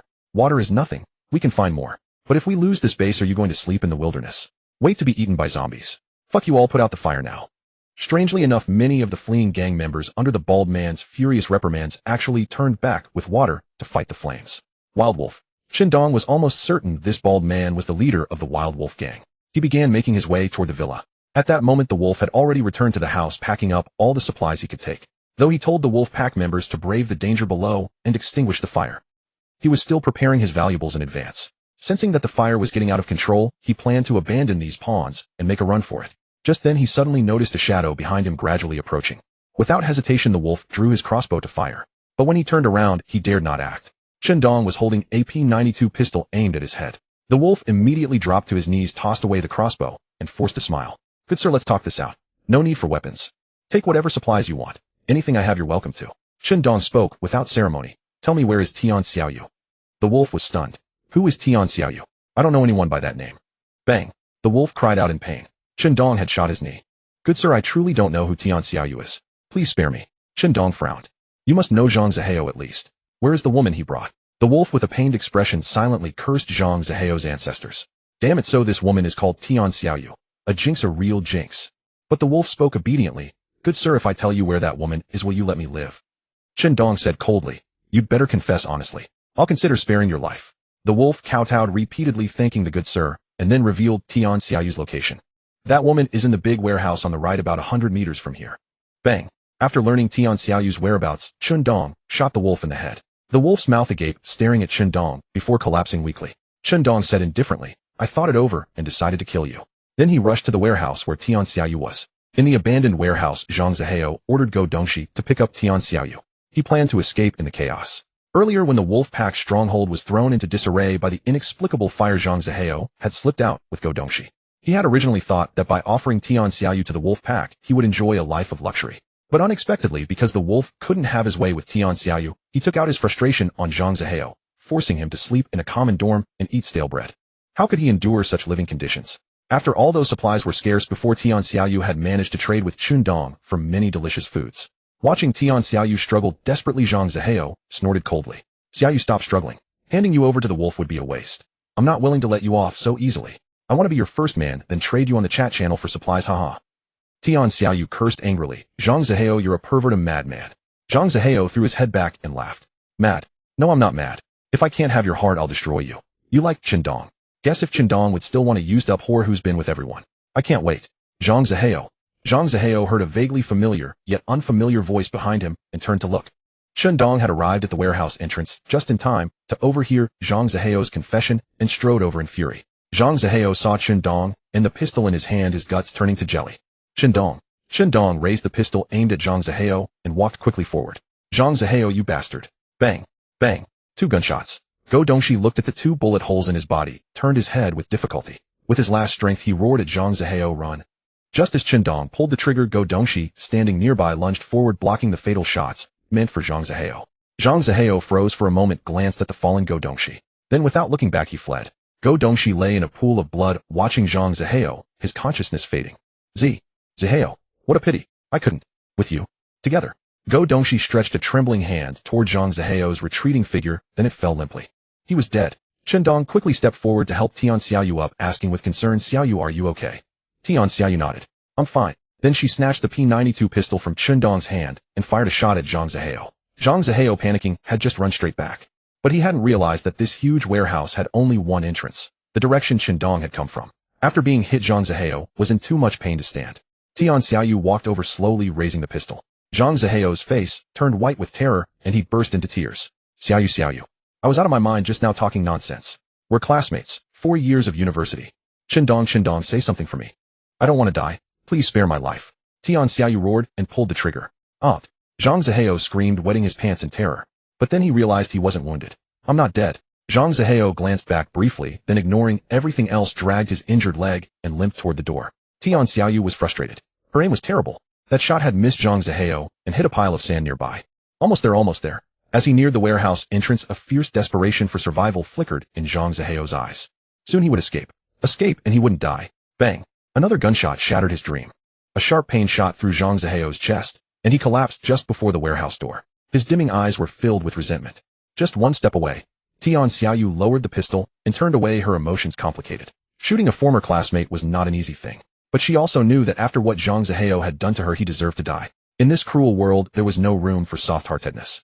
Seeing this, Chen Dong sighed beside her. Let's go. The two left, and 2 others remained here. All of this would be consumed by the spreading flames. Yilang, the leader of the Wild Wolf gang, was shot dead in his bedroom by Chen Dong, with no one the wiser. Not until the fire had spread beyond control did the Wild Wolf gang's doghead strategist flustered attempt to summon his boss to flee, only to discover that the leader had been shot in the head at some unknown time. The news gave him a start. But more than that, he felt a sense of detachment. After all, he was now fighting for his own life. If not for the fear of being held accountable later, he would have long since bolted like the other members. Why would he risk coming to find the boss? Without any scruples, the strategist walked over to Yilang, crouched down, and began rummaging for supplies. Unfortunately, Chen Dong had already beaten him to it. Right after shooting Yilang, Chen Dong had taken the supplies first, then headed to the warehouse to rescue Tian Xiaoyu. The strategist searched every corner, but found nothing valuable, irritation gnawing at him. He looked at Yilang lying on the floor and kicked him viciously several times. Damn it, you useless piece of garbage. You lorded it over the Wild Wolf gang, strutting like some big shot, and you end up shot in the head, unable to even hold onto your supplies. Huh, you call yourself a wild wolf. You're worse than a stray dog. What a curse. After cursing, the strategist spat on his hand and shook it off. He was trying to shake off the bad luck from touching a dead man's belongings. Then without lingering, he turned and fled the scene. After Yilang's death, similar scenes unfolded all over the Wild Wolf gang's territory. In the face of danger, everyone scattered in different directions. Who cared about the survival of the Wild Wolf gang? After all, they were just in it for a meal. The most amusing part was that after the strategist left Yilang's room, others sneaked in, hoping to pick up scraps. But every one of them came up empty-handed. Then they vented their frustration by kicking Yilang's corpse. Poor Yilang, glorious in life, but in death his face was swollen from all the kicks. However, this didn't last long. Soon the fire spread to the 2-story villa where the Wild Wolf gang's leader had lived. In no time the flames consumed Yilang. At that moment, Chen Dong and Tian Xiaoyu stood at a nearby vantage point, watching the Wild Wolf gang's stronghold devoured by the inferno. Tian Xiaoyu had already shed her combat suit as payment for Chen Dong risking his life to rescue her, and the transaction was complete. Watching the blaze, Tian Xiaoyu suddenly recalled the story of the burning camp. The Wild Wolf gang stronghold was now a mirror image of that tale. Just then a thought struck Tian Xiaoyu. She let out a soft exclamation and turned to Chen Dong. Chen Dong, the Wild Wolf gang supplies will be burned up by the fire. What a waste. Chen Dong, who had been observing the direction of the fire, turned his gaze back and chuckled. No waste at all. The people under the Wild Wolf gang are dirt poor. The real wealth was hoarded by Yilang alone. I killed him earlier and took his supplies. You could say killing him is almost the same as looting the entire Wild Wolf gang. Tian Xiaoyu's expression turned playful. Oh, so I thought you came straight to rescue me, but it turns out you want to kill Yilang and grab supplies first. How sad. Chen Dong knew she was joking, but he still put on a resigned, aggrieved expression. I had to find out where you were first, didn't I? Going after Yilang was to find you. Tian Xiaoyu snorted. Who'd have thought you could play the part of a little puppy dog? Alright, I give up. You're giving me goosebumps. Chen Dong laughed heartily and patted Tian Xiaoyu on the shoulder. You were giving me a hard time just now. This is what they call winning without fighting. Now you know my power, don't you? Tian Xiaoyu tensed up at the sudden gesture, instinctively shrinking her shoulder. Chen Dong felt a bit awkward, suddenly remembering that Tian Xiaoyu was a woman. By the way, you said you got Yilang's supplies. Any rare items? As the leader of a not insignificant faction, he must have had some good stuff, right? Chen Dong shook his head helplessly. The Wild Wolf gang is a perfect example of outward show, but inward rot. Yilang, the so-called boss, didn't even have any firearms. Apart from a bunch of everyday supplies in his pack, there was hardly anything worth mentioning. Tian Xiaoyu was speechless. She was thrown off by the casual flex Qindong had just dropped. After all, in this post-apocalyptic world, many people were still starving. Having a decent stock of daily supplies, water-bred milk, was a sign of considerable strength. And yet in Qindong's eyes, such a person was nothing but a basket of straw. Tian Xiaoyu pursed her lips and asked, "You said there was hardly anything worth mentioning. So that means there are still a few rare items worth mentioning, right?" Qindong nodded and took 2 items from his pack, an astronomical telescope and a blueprint for a basic underground fortress. To him, these were hardly useful. An astronomical telescope. Who had the mind to gaze at the stars in this environment? Qindong certainly didn't.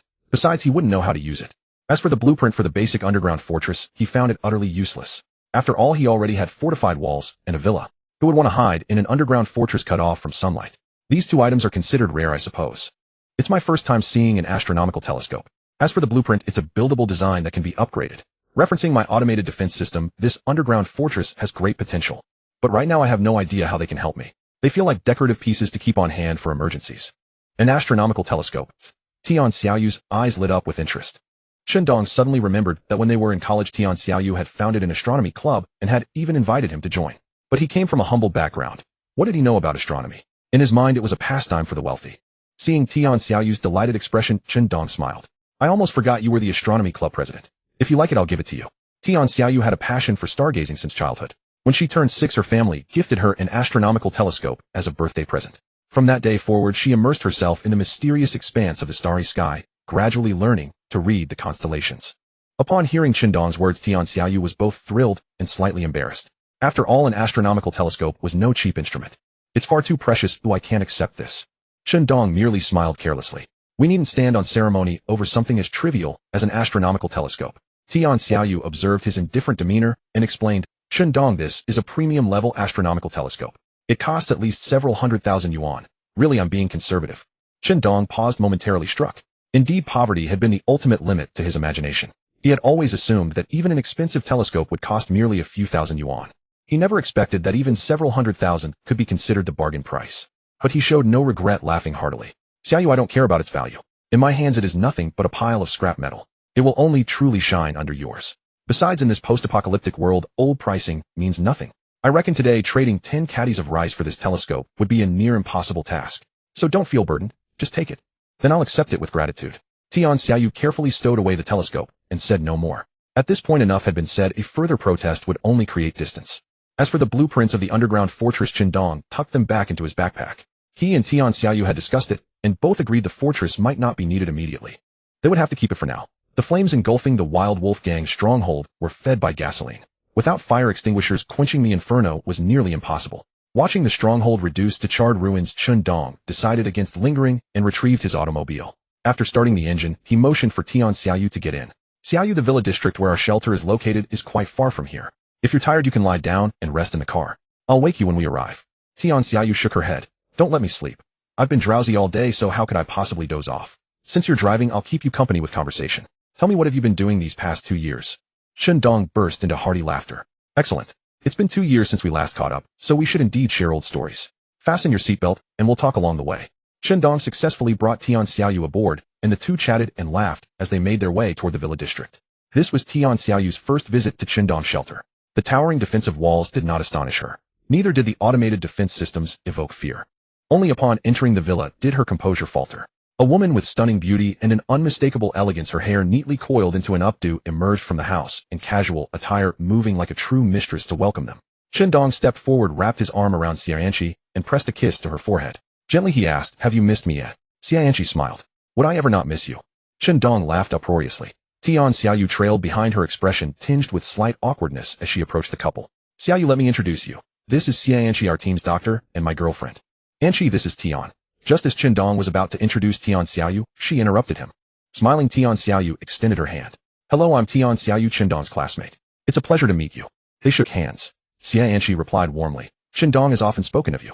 You truly are lovely. When you have time, tell me all about his scandals from university. Afterward, I'll make sure to put him in his place." Naturally, I know quite a few of Qindong's embarrassing tales. As the two women exchanged laughter, they linked arms and walked into the villa together, leaving Qindong stranded out in the courtyard. Qindong felt as though he were dreaming.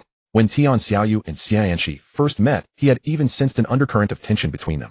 Yet within moments the two were arm in arm, leaving him isolated beyond the villa gates. Dong's expression turned somewhat bewildered, though his dominant emotion was happiness. If they could get along so amicably so quickly, it would spare him countless troubles. Over the following days, as Xiaoyu settled in, Dong found himself escorted, blanket and all, by Xianqi to another room. Perplexed, he finally received only one response from Xianqi. There are plenty of rooms here, we should each have our own space. Dong felt profoundly wronged. In the past, it was always Xianqi who clung to him, sometimes even rousing him from sleep. Yet the moment Xiaoyu arrived, Dong was promptly exiled from the bedroom. Still, Dong complied. He tidied up a new room and took up residence there. For the next several days, he made no trips to scavenge supplies, choosing instead to stay home and keep the two women company.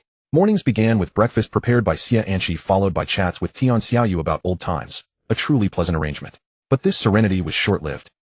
Xiaoyu, regarding what you've told me, can you guarantee it is absolutely true? Dong stared gravely at Xiaoyu, struggling to believe the terrifying prophecy she had just shared. Xiaoyu nodded solemnly, speaking word by word. Absolutely true. This will be an overwhelming catastrophe. On a cloudless night, dotted with countless stars, Xiaoyu, just like the previous evenings, took out the astronomical telescope that Dong had given her and enjoyed the hard-earned moment of stargazing. Unfortunately, she could not see the blue star nor the familiar galaxies. Today was an excellent environment for stargazing. As Xiaoyu observed, she suddenly spotted an unusual trajectory. She could hardly believe it. Rubbing her eyes, she leaned in again to the telescope and was horrified to discover that it was no illusion. Swarms of meteorites trailing comet-like tails were hurtling toward the apocalyptic world.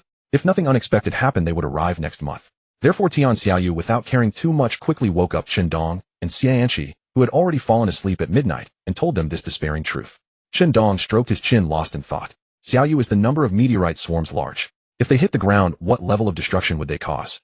Xiaoyu thought for a moment, then said, without hesitation, destruction. Nothing but destruction. It will destroy the ecological environment, wither the trees, and scar the ground with craters. Most importantly for the survivors, this is a catastrophe. Dong tapped his fingers on the armrest of the sofa beside him, murmuring, the underground fortress construction blueprint we obtained earlier finally has its use.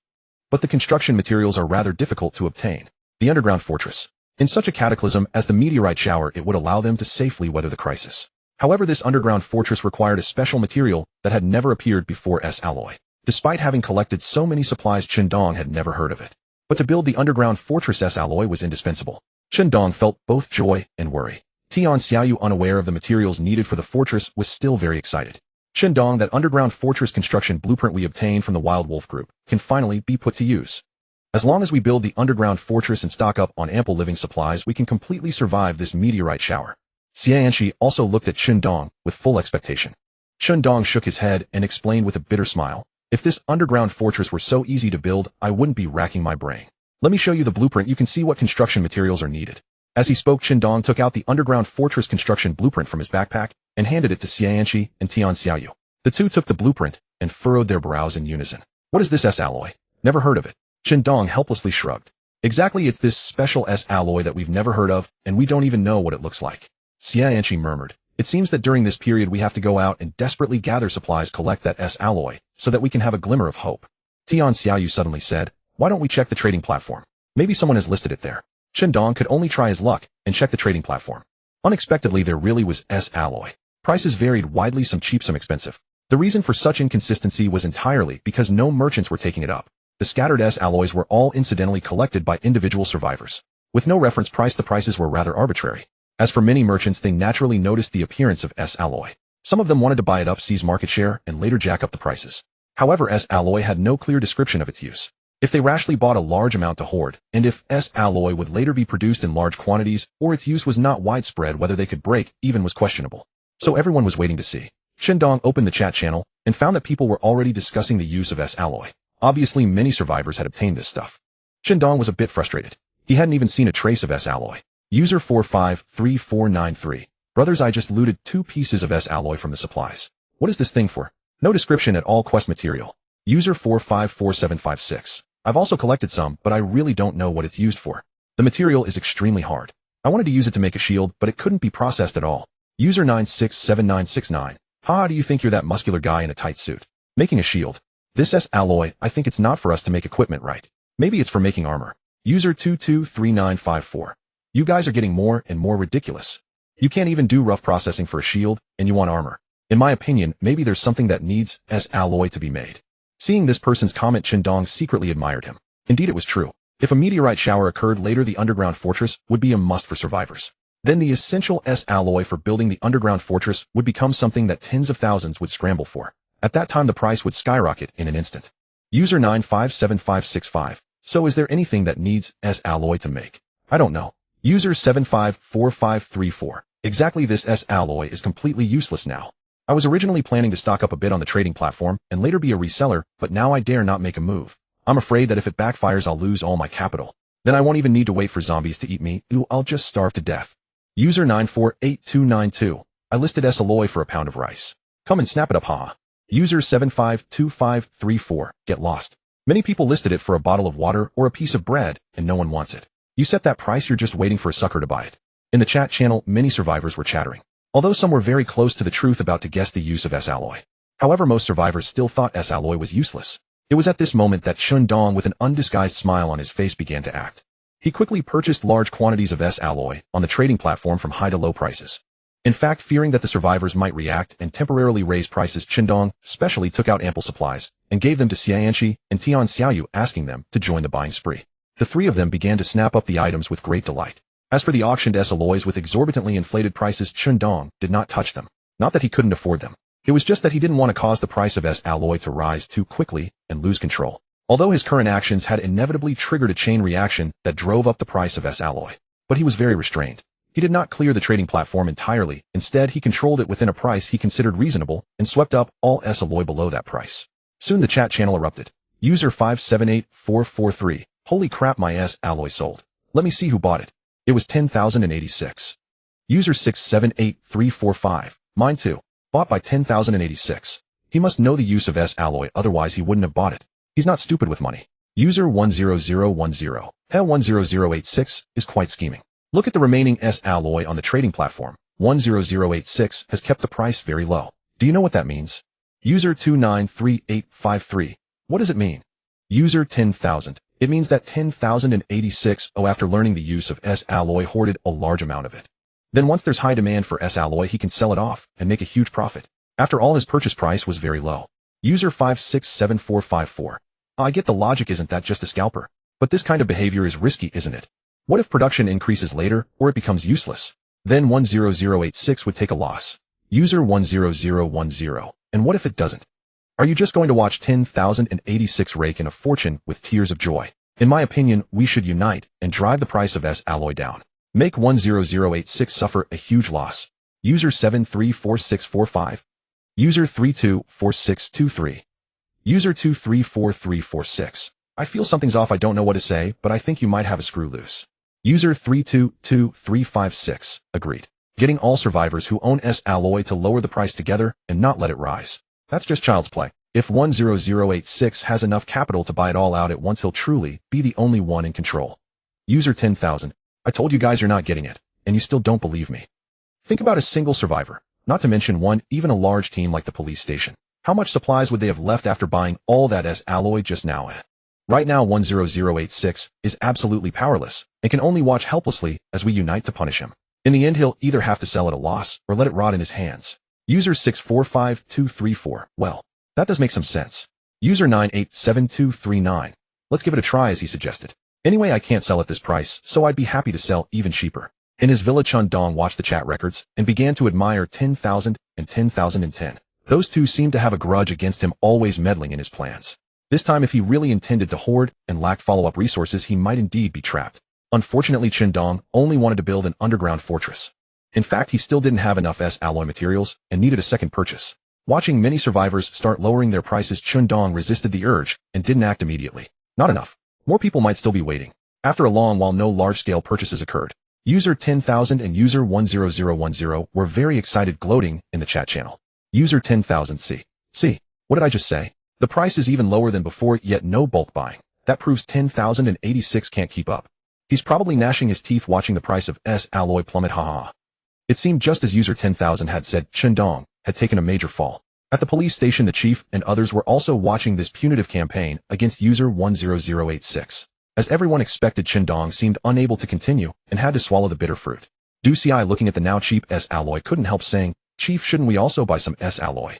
After all, 10086 suddenly spent a fortune to buy a large batch of S-alloy, so he must have gotten some inside information. Now the price of S-alloy is just right, we could actually. The chief shook his head halfway through. Do CI, first you have to understand that we are a team. Supplies must be budgeted carefully and used where it counts. It's not worth rashly investing in an unknown material like S-alloy. Do CI was a bit unconvinced. But chief, if S-alloy later has a special use, by the time we go to buy it the price won't be the same. What's there to fear? The chief laughed heartily, not worried at all. With so many people at the station, we don't need to buy. Our own production will be enough for future S-alloy. From the current situation, the output of S-alloy won't be too low. Meanwhile, Qindong was at the villa watching TV with Xianqi and Tian Xiaoyu. He simply closed the chat channel, completely unfazed by the so-called punishment. In fact, he couldn't help laughing when he saw them threatening to punish him. If it weren't for the special nature of S-alloy and his lack of time to collect it himself, Qindong would never have made such a conspicuous bulk purchase. After all, it drew too much attention. Nevertheless, Qindong was quite grateful to 10,000 and 10,010. Now more and more survivors holding S-alloy were listing it at a standard price range. Slightly cheaper ones were quickly bought up by speculators and relisted at the standard price. Expensive ones were pushed to the back of the trading page. The price actually began to stabilize. After finishing an episode of the drama Qindong coughed to get the attention of the two girls who were still debating whether the male lead should choose the first or second heroine. What's there to discuss? As a man, of course, I'd take both. Xianqi gave him a meaningful look. Tian Xiaoyu blushed and whispered, when we were in school, I never noticed that you with your honest face had such a wandering mind. Qindong protested his innocence. Ladies, my comment was only about the TV plot, please don't take it personally.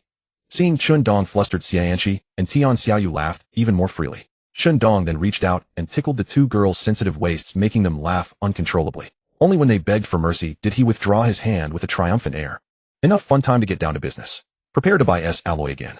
Hearing this, Xianqi and Tian Xiaoyu quickly got into the zone, opening the trading platform and standing by. Qindong waited for the moment when everyone let their guard down, thinking he had no ability to buy more S-alloy, and smugly maintained a uniform price in an attempt to monopolize. Then he struck with full force. The three of them worked together, sweeping up all the cheap S-alloy. In an instant, only a handful of S-alloy remained on the trading platform. All that was left were items priced at absurdly high playful levels, like the earlier exchange of 10 caddies of rice for 1 S-alloy. Some survivors who were about to list their newly collected S-alloy saw the reference price and couldn't help but pause. They wondered when the price of S-alloy had become so outrageous. Just a moment ago, the listed price was still relatively low. When they opened the trading platform, they found that S-alloy had almost been bought out. A large number of survivors began to protest in the chat channel. ID 367434. What the hell? Refund my money. 10,000 and 10,010, get out here. Wasn't it said that 10,086 had no supplies to purchase S-alloy? Now 10086 has bought up almost all of it. What the hell is going on? ID 464242. Exactly, they made us set our prices so low. ID 10,000 this. I didn't expect 10086 to have so many supplies. He never showed his hand before. This guy is extremely calculating. We've all been played. ID 10010. Right, who could have guessed? This time 10,080 SIXS purchasing was even more aggressive than the first round. The guy must be loaded. ID 356735. Don't give me that nonsense. Regardless of how well-stocked 10,080 SIXS supplies are, let's settle this first. You two were the ones who insisted we unify our prices. Now look at this mess. Whose fault is it? ID 46453. Damn it, I didn't want to sell so cheaply in the first place. When I tried selling at a higher price, I got pushed way back in the listings. If I hadn't been desperate for supplies, I never would have sold so cheap. What bad luck. ID 10086. 10,000 thanks. I've already sent over the supplies we agreed on. Let's do this again next time. ID 856897. Huh? What does that mean? 10,000. Can you explain what's going on? ID 29845. You're something else. 10,000 colluding with 10,086 to buy up S-alloy at low prices. ID 10,000. Let me explain. Qindong looked at the large amount of S-alloy in his backpack, overjoyed. He had acquired all of it at dirt cheap prices. He couldn't wait to see the expressions on those sellers' faces when they realized the importance of S-alloy and learned of the impending meteor shower. By now, Qindong had collected enough S-alloy to build an underground fortress, so he had no intention of delaying. Although Tian Xiaoyu had said the meteor shower would arrive in about a month. Nevertheless, the earlier the fortress was built, the better. Qindong planned to construct the underground fortress beneath his villa. For one, it would be convenient for coming and going. Secondly, the villa already had perimeter walls and an automatic defensive arm system in place, making the location even safer for the underground fortress. Thirdly, the villa already had a basement. The construction of the underground fortress could completely build upon and expand the existing basement structure. Qindong took out the blueprint for the underground fortress and together with Xianqi and Tian Xiaoyu headed to the villa's basement to witness the construction process. Underground Fortress Advanced Underground Fortress Blueprint 11 S-alloy 25920 Would you like to build the underground fortress? Yes, no. Dong clicked to build. The S-alloy in his backpack began to melt slowly, adhering to the walls of the original basement, continuously merging and expanding. It was still the same basement, yet not entirely the same as before. Dong gazed at the walls of what should now be called an underground fortress. The S-alloy walls gleamed with a smooth silver sheen, transforming the space into something resembling a futuristic white corridor brimming with a sci-fi atmosphere. The completion of the underground fortress drew gasps of astonishment from Xianqi and Tian Xiaoyu. Yet Dong rested his chin on his hand, feeling as though he had seen such a fortress somewhere before.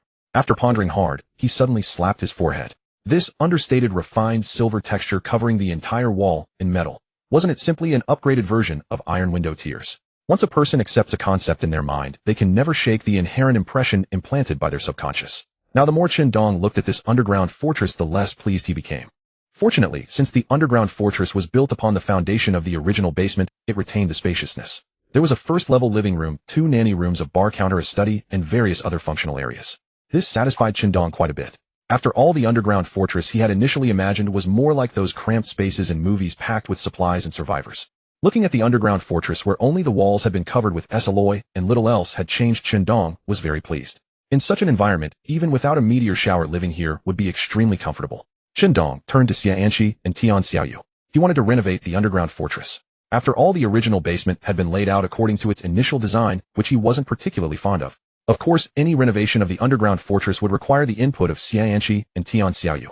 Dong smiled and said, "Anqi Xiaoyu, I want to renovate the underground fortress. What do you think would work best?" Xianqi paused. Renovate? In what way? Armed defenses or interior design?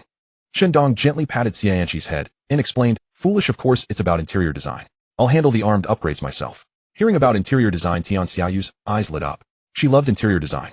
Tian Xiaoyu said, "Dong, I think the most important thing to renovate in the underground fortress is the S-alloy walls. They're far too cold and make one feel uneasy." Xianqi chimed in agreement. "Yes, Dong. The color of the S-alloy is too cold and clinical. It's almost glaring. We should change it." Dong looked at the color of the S-alloy. He didn't like it either. After looking at it for too long, it indeed became uncomfortable. A warmer tone would be better. Dong nodded and agreed with their opinions. "Then what color or wallpaper do you two want to use?" Xianqi and Tian Xiaoyu said in unison, "Blue."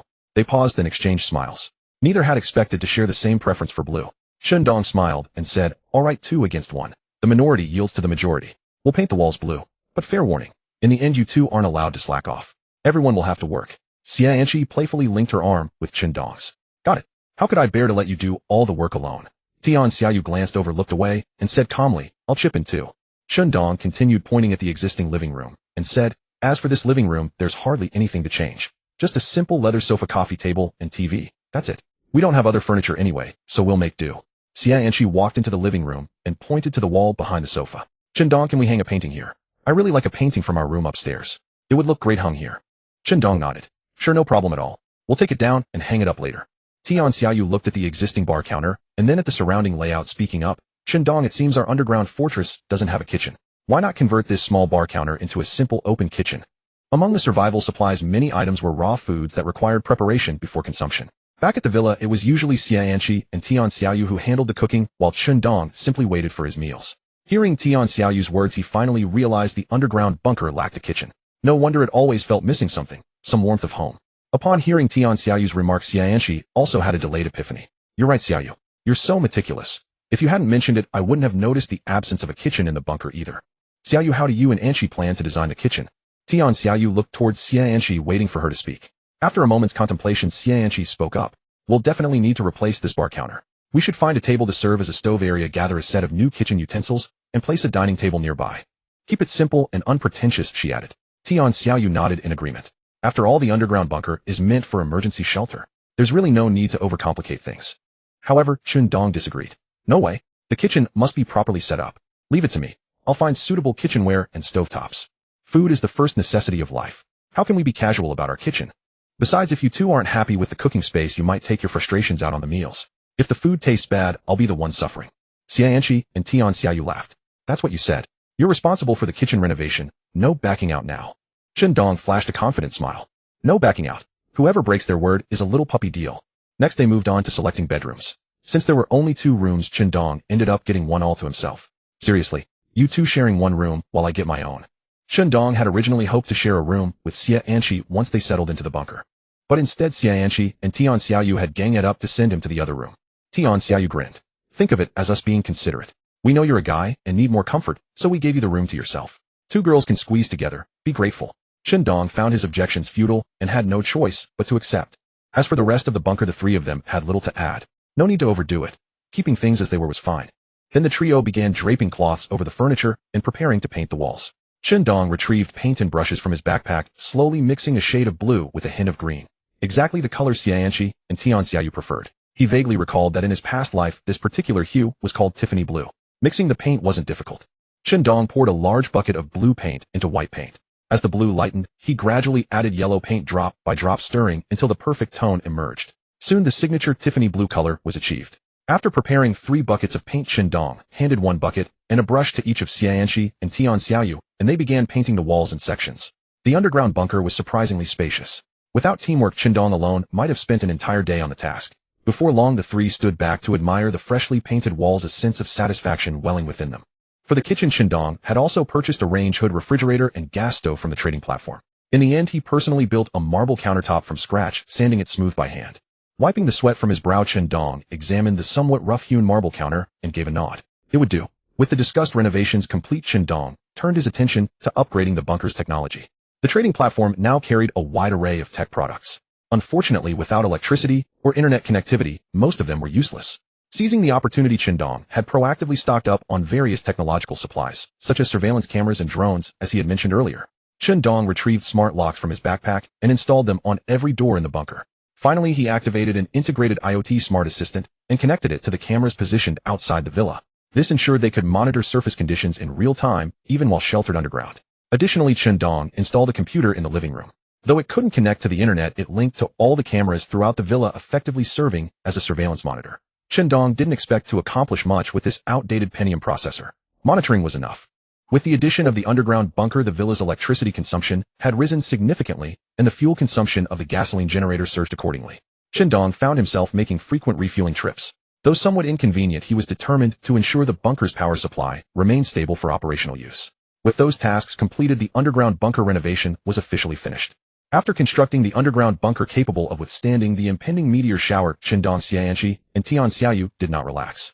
Instead, they rose early and returned late each day, driving their battered Jetta to scavenge for supplies and continuously hunting zombies to gain experience points. The only path forward was to constantly strengthen themselves. Roughly 100 zombies are gathering ahead. There may be a high-tier supply crate among them. Let's move out. Chen Dong lowered his binoculars, returned to the driver's seat, and called over Xianqi and Tian Xiaoyu, who were chatting. The trio was currently stationed at a flat park, having parked the Jetta by the roadside. Dust billowed in the distance, obscuring whatever lay ahead. Only through Chen Dong's binoculars could they make out the zombie horde clearly. Xianqi and Tian Xiaoyu ceased their conversation and loaded their weapons. Each of them carried 2 handguns. With ample ammunition, their combined firepower could achieve significant suppression. Over the past few days, Chen Dong's group had ventured deeper into zombie territories. Alongside the heightened risks, the rewards were increasingly tempting. Chen Dong had already upgraded his arsenal. His original P92 pistol had been passed down to Xianqi, while he switched to the UMP-9 submachine gun, which fired the same 9mm caliber ammunition. He had since collected several more handguns, selected 2 compatible with 9mm rounds for Tian Xiaoyu, and listed the rest on the trading platform at satisfactory prices. Chen Dong had also noticed that as their group grew in strength, supplies were no longer as scarce as they had been at the beginning. Many firearms now appeared on the trading platform. Although most were pistols, this indicated that other teams were also accumulating higher-tier weaponry. Chen Dong stepped on the accelerator, driving the Jetta straight toward the zombie horde. Rather than slowing down, he plowed directly through the zombies, sending them flying. Then, with Xianqi holding the steering wheel, he donned his combat suit, gripped his submachine gun, and charged into the pack. Xianqi steadied the wheel, unbuckled her seatbelt, and smoothly shifted from the passenger seat to the driver's seat, taking over control of the vehicle. Unlike Chen Dong, she primarily focused on flanking maneuvers around his battlefield. Meanwhile, Tian Xiaoyu still inside the car threw Molotov cocktails and explosives to relieve Chen Dong's pressure. At this moment, Chen Dong was already gripping the critical strike Tang Dao, engaged in close-quarters combat with the zombies. The UMP-9 submachine gun had a decent number of magazines, but faced with such a horde, they were far from sufficient. Chen Dong had no time to reload. With a roar, a heavy punch struck him from behind. Though protected by his combat suit, he felt his internal organs churn violently. He slashed down the zombie in front, then turned to cleave the one that had ambushed him. This zombie seemed mutated. Unlike ordinary ones, it was abnormally robust. However, Chen Dong had long grown accustomed to this. Since the emergence of mutant creatures, mutant zombies had also begun to appear. Their physical abilities and strength had elevated to a new level. Dong suspected that in the future zombies with intelligence and various special abilities might even emerge much like the bosses in the Resident Evil games. Even the critical strike Tang Dao could not inflict fatal wounds on these mutant zombies with a single blow. It required repeated strikes. It was like the giant mutant spider Dong had fought earlier. Any creature linked to mutation was exceedingly troublesome. Fortunately, this mutant zombie had not yet gained intelligence. Though it sensed the danger of Dong's Tang Dao, it recklessly charged forward, never dodging. Dong was not faring well either. Despite the combat suit, the mutant zombie's powerful blows constantly sent shockwaves through him, and a trace of blood seeped from the corner of his mouth. Xianqi and Tian Xiaoyu, seeing Dong in trouble, wanted to help, but were blocked by zombies. They had no choice but to stay on the periphery of the swarm, attracting as many zombies as possible while taking them down with ranged attacks. After all, unlike Dong, they did not wear combat suits and could not charge recklessly through the horde. Even though ordinary people had taken the antiviral serum and were immune to infection, zombies could still devour them alive. A fate more terrifying than infection. Dong, pinned down by the mutant zombie, soon found other zombies closing in. He had to break free immediately, or he would be exhausted to death. Gritting his teeth, Dong tossed several grenades onto the ground not far from himself, right where the zombies would inevitably pass. With a deafening blast, the grenades exploded, tearing the zombies apart. The mutant zombie was also stunned, its movement slowing. But Dong was within the blast radius as well. The combat suit's defense was so formidable that it remained intact even in such a devastating explosion. Yet Dong's internal injuries worsened, and the blast left him dazed and disoriented. He resolved never to stand inside a grenade blast radius again. The true force of a grenade explosion was devastating. The shockwave could rupture one's internal organs. It was worth noting that Dong had undergone physical enhancement. Even he barely withstood the internal injuries, let alone an ordinary person. He tore open a gap in the encirclement, broke free from the mutant zombie, and fled. While retreating, he frantically hurled Molotov cocktails and grenades behind him. These obstacles hindered the ordinary zombies, but the mutant one was unaffected by such minor damage. It did not stop, instead it sprinted after Dong. Dong cursed his luck. A large number of zombies followed the mutant one. He had to adopt a zigzagging strategy, letting Xianqi and Tian Xiaoyu eliminate as many zombies as possible to relieve the pressure on him. Of course, he also seized opportunities to kill ordinary zombies. Only by clearing out the ordinary zombies could the three of them gang up on the mutant one with confidence. If Dong fought it alone, the outcome was uncertain. The last time he had soloed a mutant creature was a stroke of luck. These mutant zombies required massive firepower to suppress, but Dong had no time to reload. A game of cat and mouse ensued. Dong led the way, the critical strike, Tang Dao flashing in his hand as he maintained his speed. The mutant zombie was always a step behind, almost catching him, yet Dong managed to slip away each time. Dong kept stalling. Despite his dwindling stamina, he waited, trusting Xianqi and Tian Xiaoyu to buy time by clearing the zombies. The mutant zombie's focus was astonishing. It paid no heed to its fallen kin, its eyes locked solely on Dong. Time passed. Seeming exhausted, Dong stopped running. With a roar, the mutant zombie charged at him, swinging a fist. But it didn't get close, a bullet struck it instead.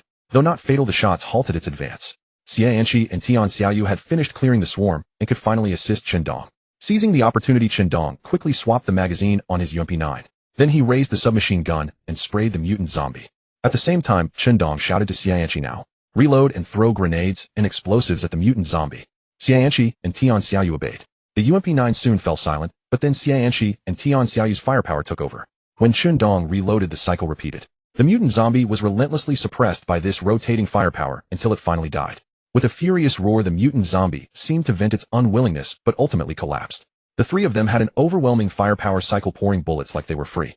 Dong walked over to the mutant zombie and severed its head with the critical strike Tang Dao. Only then did he remove his combat suit in relief, collapsing to his knees. This alarmed Xianqi and Tian Xiaoyu. They rushed over and helped him up. A flush spread across Dong's face, then he coughed, spitting out blood. Clearly his internal injuries from the battle had flared up. He was in terrible condition. As he was about to faint, Tian Xiaoyu grew anxious. "What do we do?" she cried. Internal injuries were beyond their ability to handle. Just then Xianqi gently placed her hand on Dong's chest, and a faint white glow began to radiate. Dong's complexion improved. In a daze, he felt as if he were soaking in a hot bath. The familiar yet ominous sensation jolted him awake. To his surprise, his stamina had fully recovered and his internal injuries were gone. His body had returned to its peak condition. The source of this miracle was the mysterious white light emanating from Xianqi's hand.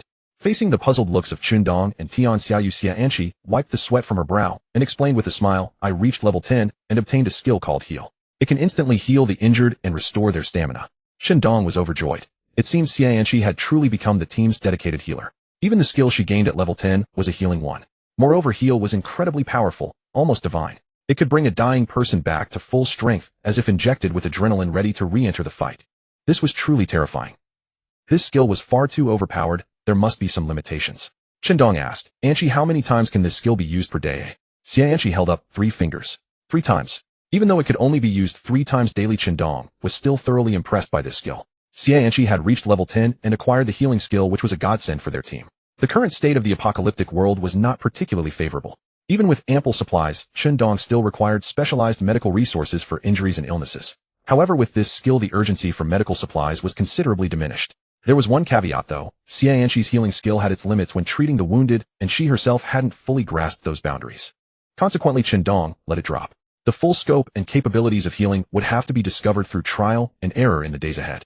What mattered more now was that they had slain a mutant zombie, and before them sat a golden tier supply chest radiating a luminous golden glow. Qindong opened the golden tier supply chest. Inside were 2 rare resources along with various ordinary supplies. Laser defense system, automated Gatling gun, mineral water 100 bottles, ribs 2 gene. This golden tier supply chest was remarkably generous. It was worth noting that the villa served as Qindong's main base with an underground fortress built beneath it designed to shelter against the meteor shower. Possessing a formidable automated defense system was essential. Qindong collected all the supplies and felt refreshed. We've gathered 2 items for the automated defense system. This trip wasn't in vain. Xianshi and Tian Xiaoyu were equally elated. The villa's automated defense system had grown outdated. It relied on rudimentary crossbows and muzzle-loading firearms, hardly capable of repelling intruding survivors.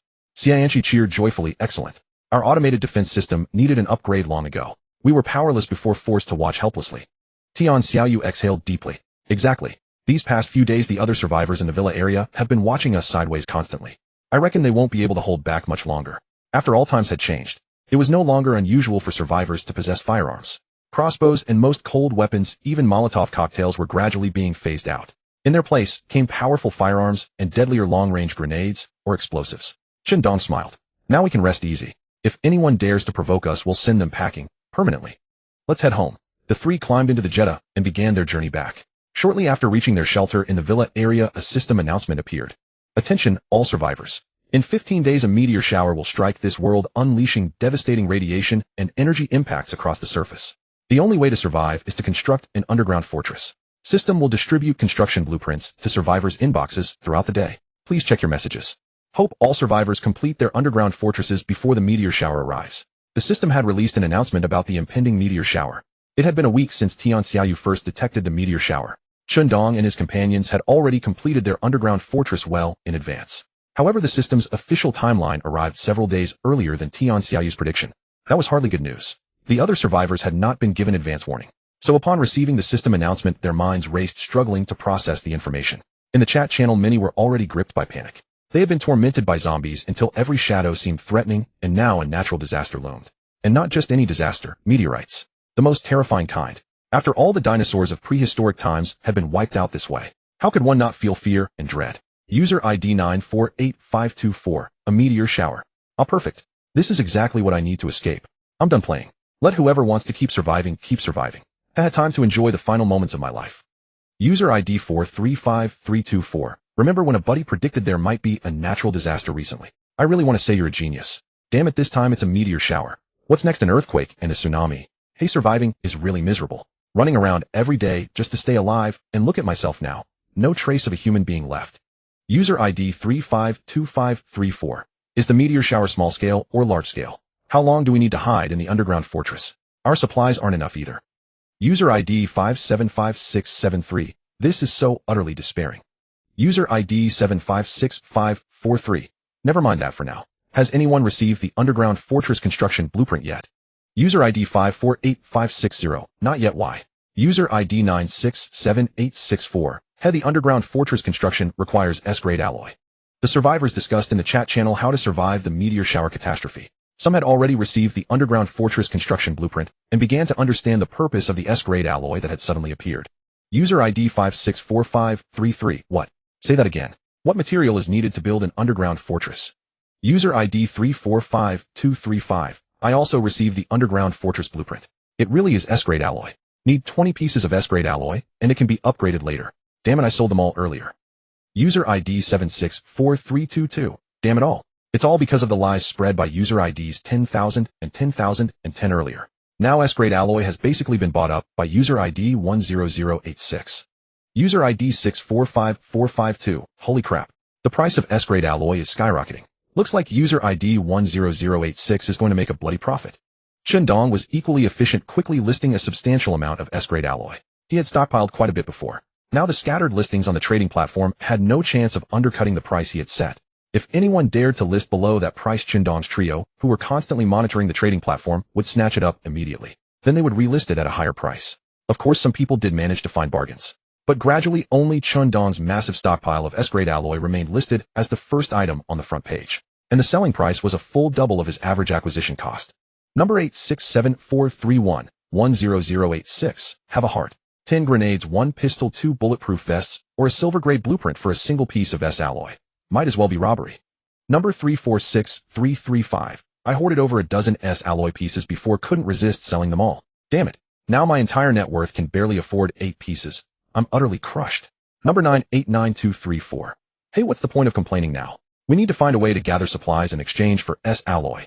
The meteor shower is only half a month away. If we don't hurry up and build an underground bunker, we're truly doomed. Number 7564234. Even if we spend everything on S alloy, what then? We might barely manage to build an underground bunker, but without any living supplies we'll starve or die of thirst inside it. How is that any less frustrating? Dong had been watching the chat channel all along. He felt no pity for these survivors. On the contrary, it only strengthened his resolve to hold the price firm and rake in more supplies. In this catastrophe, his only concern was ensuring the survival of his 3-person team. If he lowered the price out of momentary compassion, the worst-case scenario was that some opportunistic survivor would buy it all up and resell it at a higher price. Better to let himself be the first to profit than to let others gain. Whether the price of S alloy rose or fell after he sold, it was none of his concern. He had already set aside enough S alloy for emergencies. Dong spoke in the chat channel. Number 10086. Folks, the S alloy is now listed. This is a must-have resource. Aren't you planning to buy any? Number 353452. I can't afford it. Can't I just go scavenge for it myself? Number 10086. Brother, I'm not trying to discourage you, but gathering S alloy is no easy task. I've been out many times these past few days and only managed to collect a dozen or so pieces. I won't even mention the dangers. So I suggest you exchange for S alloy as soon as possible and survive the meteor shower calamity. Number 546342. 10086. Can't you make it a bit cheaper? Number 10086. No can do. As they say, scarcity makes it precious. With so little S alloy being produced, charging a high price is only fair to everyone. Number 677454. 10086. We're all human. Aren't you afraid of divine retribution for being so ruthless? Number 10086. I've heard that line too many times. It's really quite boring. All I know is that if I don't gather more supplies, I'll starve or die of thirst. And as for divine retribution, if you don't build an underground bunker for this meteor shower, isn't that pretty much divine punishment itself? The other survivors were utterly helpless. Clearly Dong was impervious to both soft words and tough threats. He was a qualified survivor, never letting unnecessary sympathy get in the way. Unless someone offered enough to sway him. So many survivors eventually relented. After all, when faced with a real crisis, what were material resources compared to survival? The meteor shower was genuinely deadly. The zombies could still be avoided, but the system announcement had made it clear that only by hiding in an underground bunker could one escape the meteor shower. The S alloy Dong had listed began to sell one by one. The price was steep, but not entirely unacceptable. After all, building an underground bunker required only 20 pieces of S alloy. Many people still had some stock. Some survivors, gritting their teeth in pain, even bought 20 pieces of S alloy from Dong in one go, leaving themselves empty-handed. Dong didn't care how many each survivor bought. He was the one profiting either way. He just marveled at how lucrative a windfall could be. He then sorted through the unlimited supplies he had acquired in recent days. Unlimited hand sanitizer, unlimited cotton swabs, unlimited gauze, unlimited alcohol, unlimited anti-inflammatory medicine. For now, they didn't have to worry about supplies. They could even afford meat at every meal, get enough protein daily, and occasionally enjoy a bottle of Romanicani while lounging in the villa with the air conditioner on and TV playing. Such a life was truly a top-tier luxury compared to other survivors. But by now many had reached their breaking point with Dong. The villa area had become a motley mix of people. Dong's earlier purge had deterred many covetous eyes, but this time, because of the S alloy, the survivors in the villa area erupted. They too had been tricked by Dong into selling their S alloy cheap. Then when the system announcement came out, they were dumbfounded. The meteor shower was imminent. An underground bunker must be built. S alloy was actually the material for building the underground bunker. And then the price of S alloy skyrocketed. But time was not on their side. They had no choice but to grit their teeth and buy back the S alloy at a high price before the meteor shower arrived. They naturally pinned this debt on Dong. In one villa of the area, dozens of survivors were packed inside. They came from several teams. Normally they kept to themselves and had little interaction. But because of Dong's existence, the teams were forced to sit together. A group of people in the hall fumed with indignation, all denouncing Dong's crimes. A burly man said discontentedly. 10086 relying on his abundant supplies has monopolized the market several times. The supplies we worked so hard to gather were easily swindled away by his despicable means. He's hogged all the benefits. Next to the burly man, a bespectacled young man with a refined air frowned. Exactly. This monopoly on alloy has caused an uproar. All of us here in the villa area are surely in a mess because of this. And right now 10086 is probably gloating and laughing at our misery.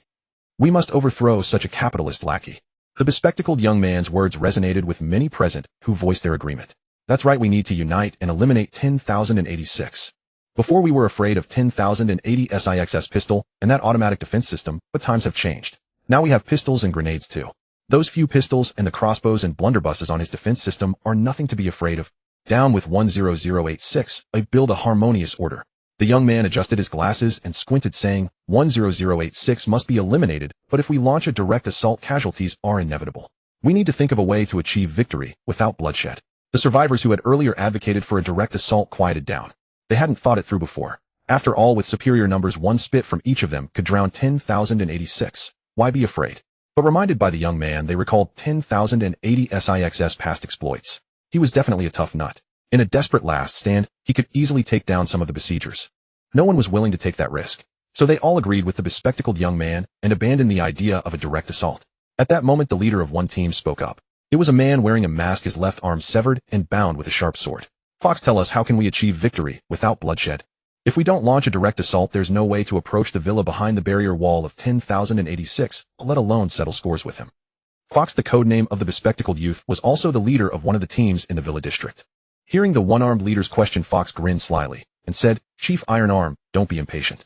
I've already devised a plan that will surely catch 10,086 off guard.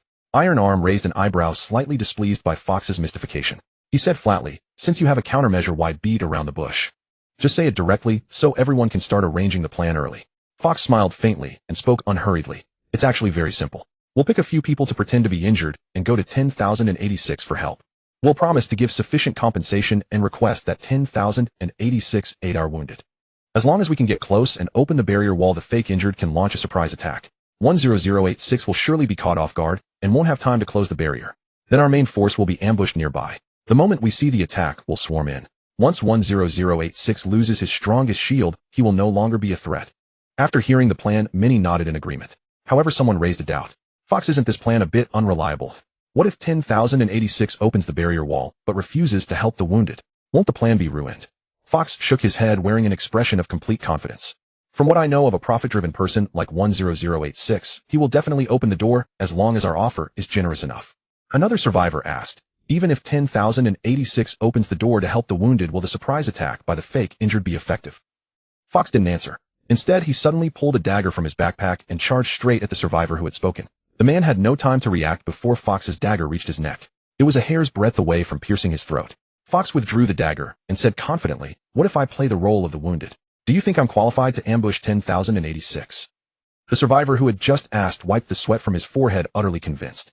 Chief Fox, your speed is unmatched. Surely 10086 won't be able to react. Perhaps you can even assassinate him directly. Iron Arm and the burly man both burst into laughter. Excellent. Fox, your speed is truly astonishing. This way, even if 10,086 barely dodges the fatal blow, he won't have a chance to close the barrier wall. If Fox can buy us just 10 seconds, we'll definitely break in.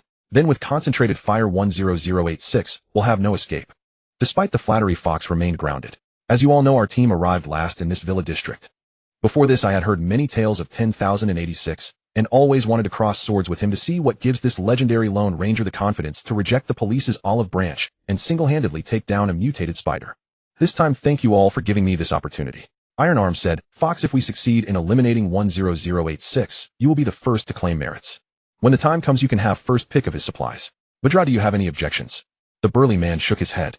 Our team has no objections. If Fox's plan truly succeeds, I will be convinced, and let Fox choose first from 10,080 SIXS supplies. Fox, however, smiled and waved his hand. We're all like-minded people gathered here, no need to mention such things. I only want 10,080 SIXS automated defense weapon system. As for the barrier wall and generator, you two teams can have them. Iron Arm and Vajra were satisfied with this answer. The earlier offer of letting Fox choose first was merely a formality. Had Fox been greedy and made exorbitant demands, then after eliminating 10,086, it would have been Fox's turn to be dealt with. Fortunately, Fox knew his limits. Though he proactively chose the automated defense system, he wasn't avaricious, and Iron Arm and Vajra could accept it. Iron Arm said, "Then I'll take the generator." "What do you think, Vajra?" Vajra nodded. "I've taken a liking to the barrier wall. Earlier I was worried you might compete with me for the barrier wall. Since you want the generator, it's best that we each get what we want." Thus the three teams had already regarded Chundong's rare supplies as their own and began discussing the distribution plan. Haha, then it settled. The remaining common supplies will be split into 3. Iron Arm was very pleased. He was among the earliest to arrive in the Villa District, having witnessed the conflict between Chundong and Jiang Kai's team, and later Chundong's iron-fisted methods. He wished for Chundong's death as soon as possible. After all, having such a fearsome figure nearby made it impossible to sleep soundly. After finalizing the plan, Fox proposed, "Two chiefs, to ensure absolute success, we can poison the supplies we offer to 10,086 as a reward for rescue. Poison the food and water. If we can trick 10,086 into consuming them directly, we won't need to take risks, achieving true bloodless victory." Vajra frowned. "But won't those supplies be wasted?" Iron Arm strongly agreed with Fox's suggestion and said, "Vajra, you can't catch a wolf without risking the bait. Though we'll lose some supplies, as long as we successfully eliminate 10086, all the effort will be worth it, and we'll gain several times, even dozens of times the return." Vajra gritted his teeth. "Fine, I'll go along with you. We'll spray poison on all the supplies." Fox nodded, then instructed the subordinates of the 3 teams present. "Everyone will soon be able to enjoy hot showers and air conditioning. Please stay fully alert and wipe out 10086 in one go." The crowd cheered in unison, shouting for the elimination of 10,086, as if they already saw the happy life ahead. Chundong woke up early today. However, he was somewhat annoyed. The reason he woke up early was not because he naturally did. He usually liked to sleep until 8 o'clock, then slowly stretch and do some joint exercises before getting up. But today, just past 7, he was woken by someone. It was other survivors from the Villa District, about 7 or 8 people, some with bandaged wounds, pounding on the gate and shouting loudly. This made Chundong very angry. "Damn, what's all this knocking for early in the morning? Looking for trouble?" Chundong was very displeased. He turned on the monitor's loudspeaker and said indifferently, "What are you doing? Didn't I tell you that you are not allowed to approach my shelter? Or have you forgotten after all this time?" Huli, who had infiltrated the group disguised as a wounded person, heard Chundong's voice, raised his head, and shouted loudly, 10086, "We are not here to provoke trouble, but to seek your help. Please help us." Chundong snorted coldly and said indifferently, "Then you've come to the wrong person. This is not a shelter, and I won't provide help." Huli said unhurriedly, 10086, "We beg you to give us some medical supplies. We can pay you with daily necessities, and the reward will surely satisfy you." Chundong thought for a moment. He had drawn an unlimited supply of alcohol and anti-inflammatory drugs, so exchanging for some daily necessities wasn't a bad idea. After all, he didn't have an unlimited supply of food. Things to fill the stomach were always welcome. Chundong said through the loudspeaker, "All right, wait for me. I'll come down and open the door." Huli rejoiced inwardly. As expected, 10086 couldn't resist at the mention of a reward. Men die for wealth, birds die for food. Too bad this time you'll fall into my hands. Chundong walked down from the 2nd floor. Xianxi and Tian Xiaoyu had already gotten up and were preparing breakfast. They had also heard what Chundong said over the loudspeaker. They didn't quite approve of Chundong opening the door so rashly. Xianxi said, "Chundong, have you forgotten about Jiang Kai's team? They also came to probe our strength back then and ended up launching a night raid. If not for our abundant supplies and advanced preparations, we would have become their victims. You must be careful not to repeat that mistake." Tian Xiaoyu nodded in agreement. "That's right, Chundong. We've always used iron-fisted methods to intimidate the entire villa area, keeping them from daring to act rashly. Their sudden visit must have an ulterior motive." Chundong smiled faintly. "Of course I know that. I wouldn't just open the door directly.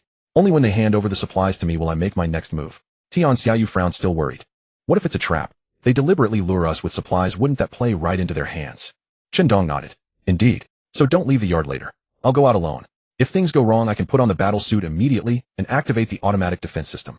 Xianxi and Tian Xiaoyu nodded in agreement. As long as Chundong stayed vigilant, those outside would have no chance to take advantage.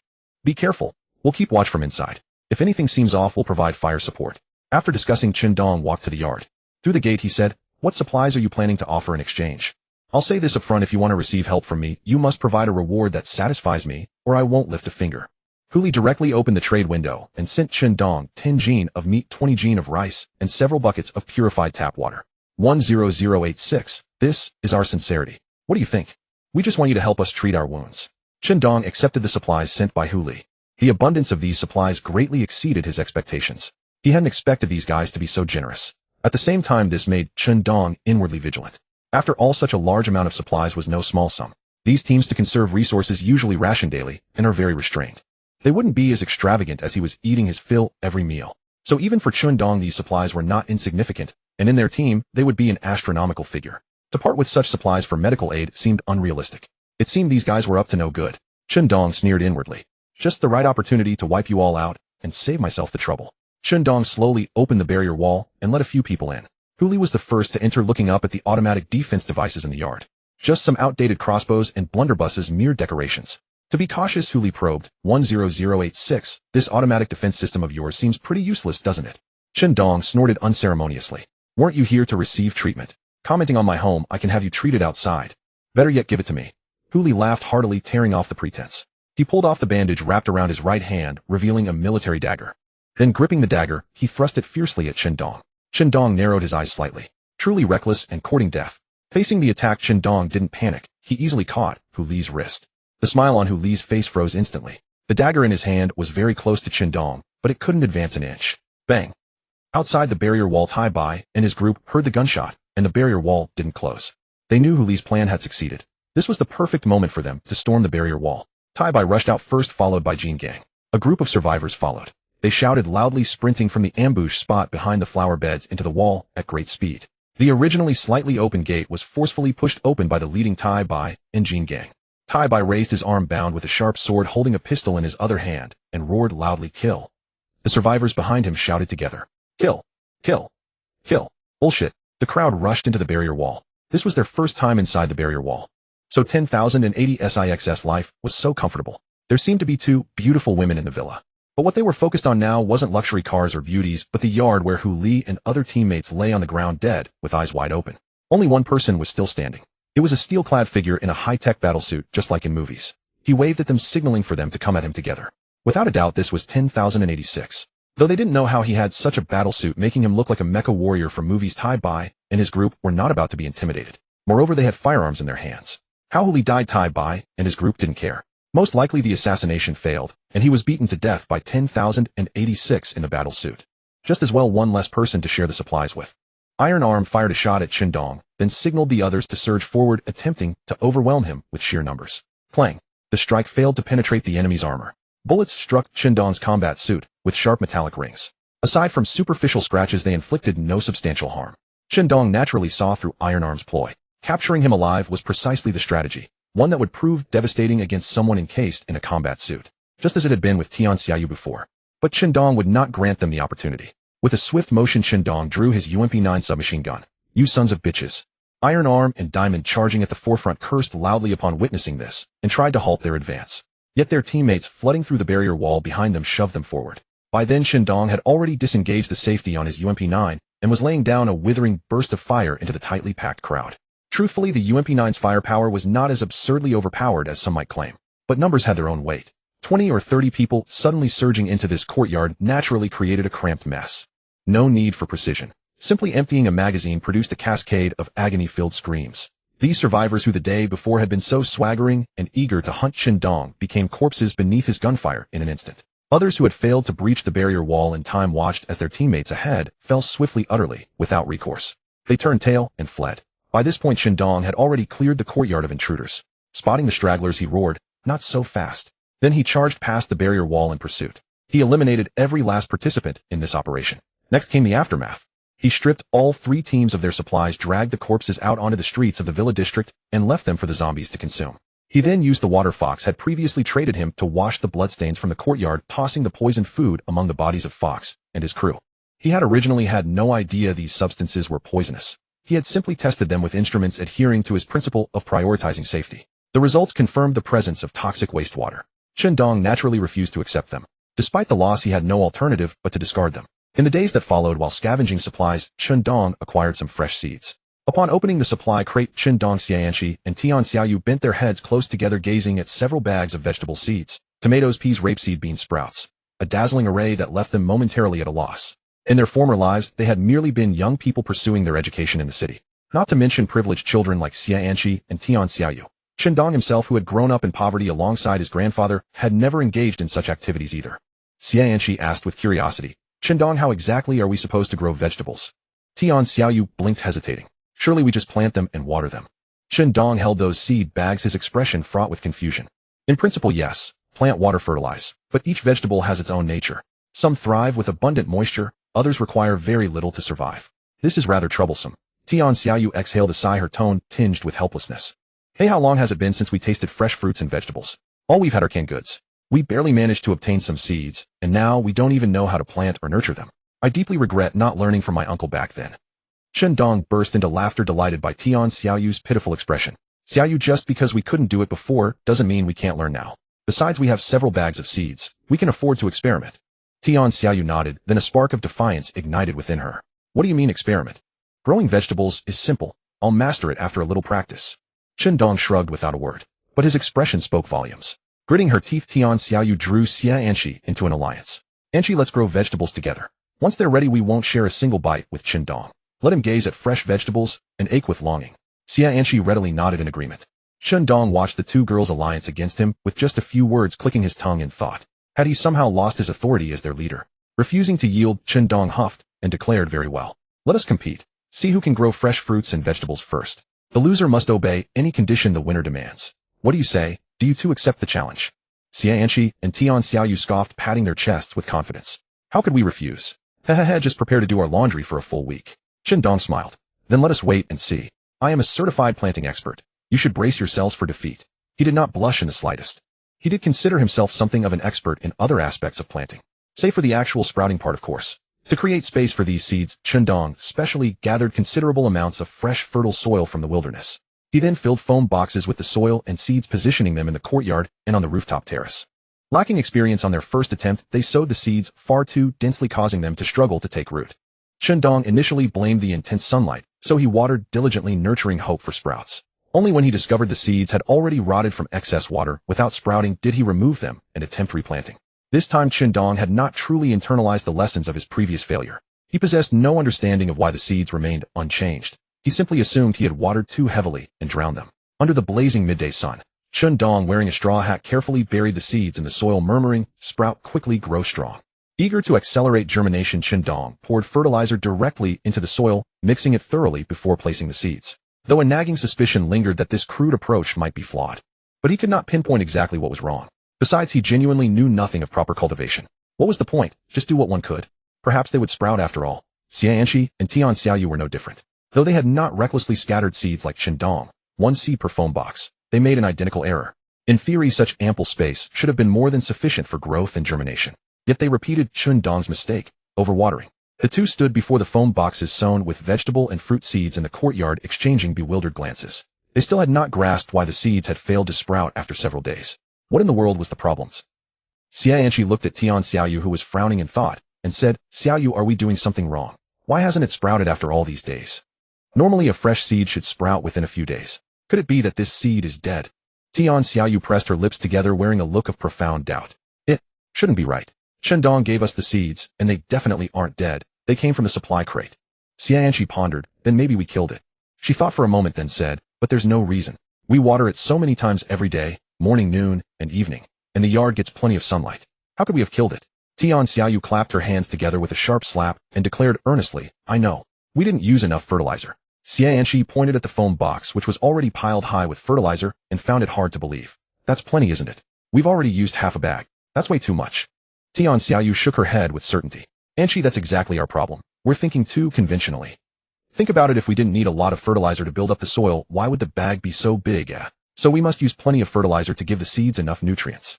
Xia Anshi was convinced by Tian Xiaoyu's earnest reasoning and nodded inadvertently. All right, let's pour the fertilizer into the foam box together. Tian Xiaoyu smiled. Okay. The two girls enthusiastically covered the seeds with most of the remaining fertilizer, eagerly awaiting germination. At that moment, Chen Dong had already descended from the rooftop terrace to the yard. He pretended to be casual, but in truth, he wanted to see how Xia Anshi and Tian Xiaoyu were planting to gather intel. Xia Anshi and Tian Xiaoyu had just finished spreading the fertilizer over the seeds when they saw Chen Dong approaching and blocked the foam box. Xia Anshi refused. Chen Dong, no fair. We're in a competition now, and this is cheating. Chen Dong scratched his head. I just wanted to see how you're doing. Don't suffocate the seeds. I saw it clearly from upstairs. Covering them with that much fertilizer won't work. Tian Xiaoyu snorted dismissively. You don't understand.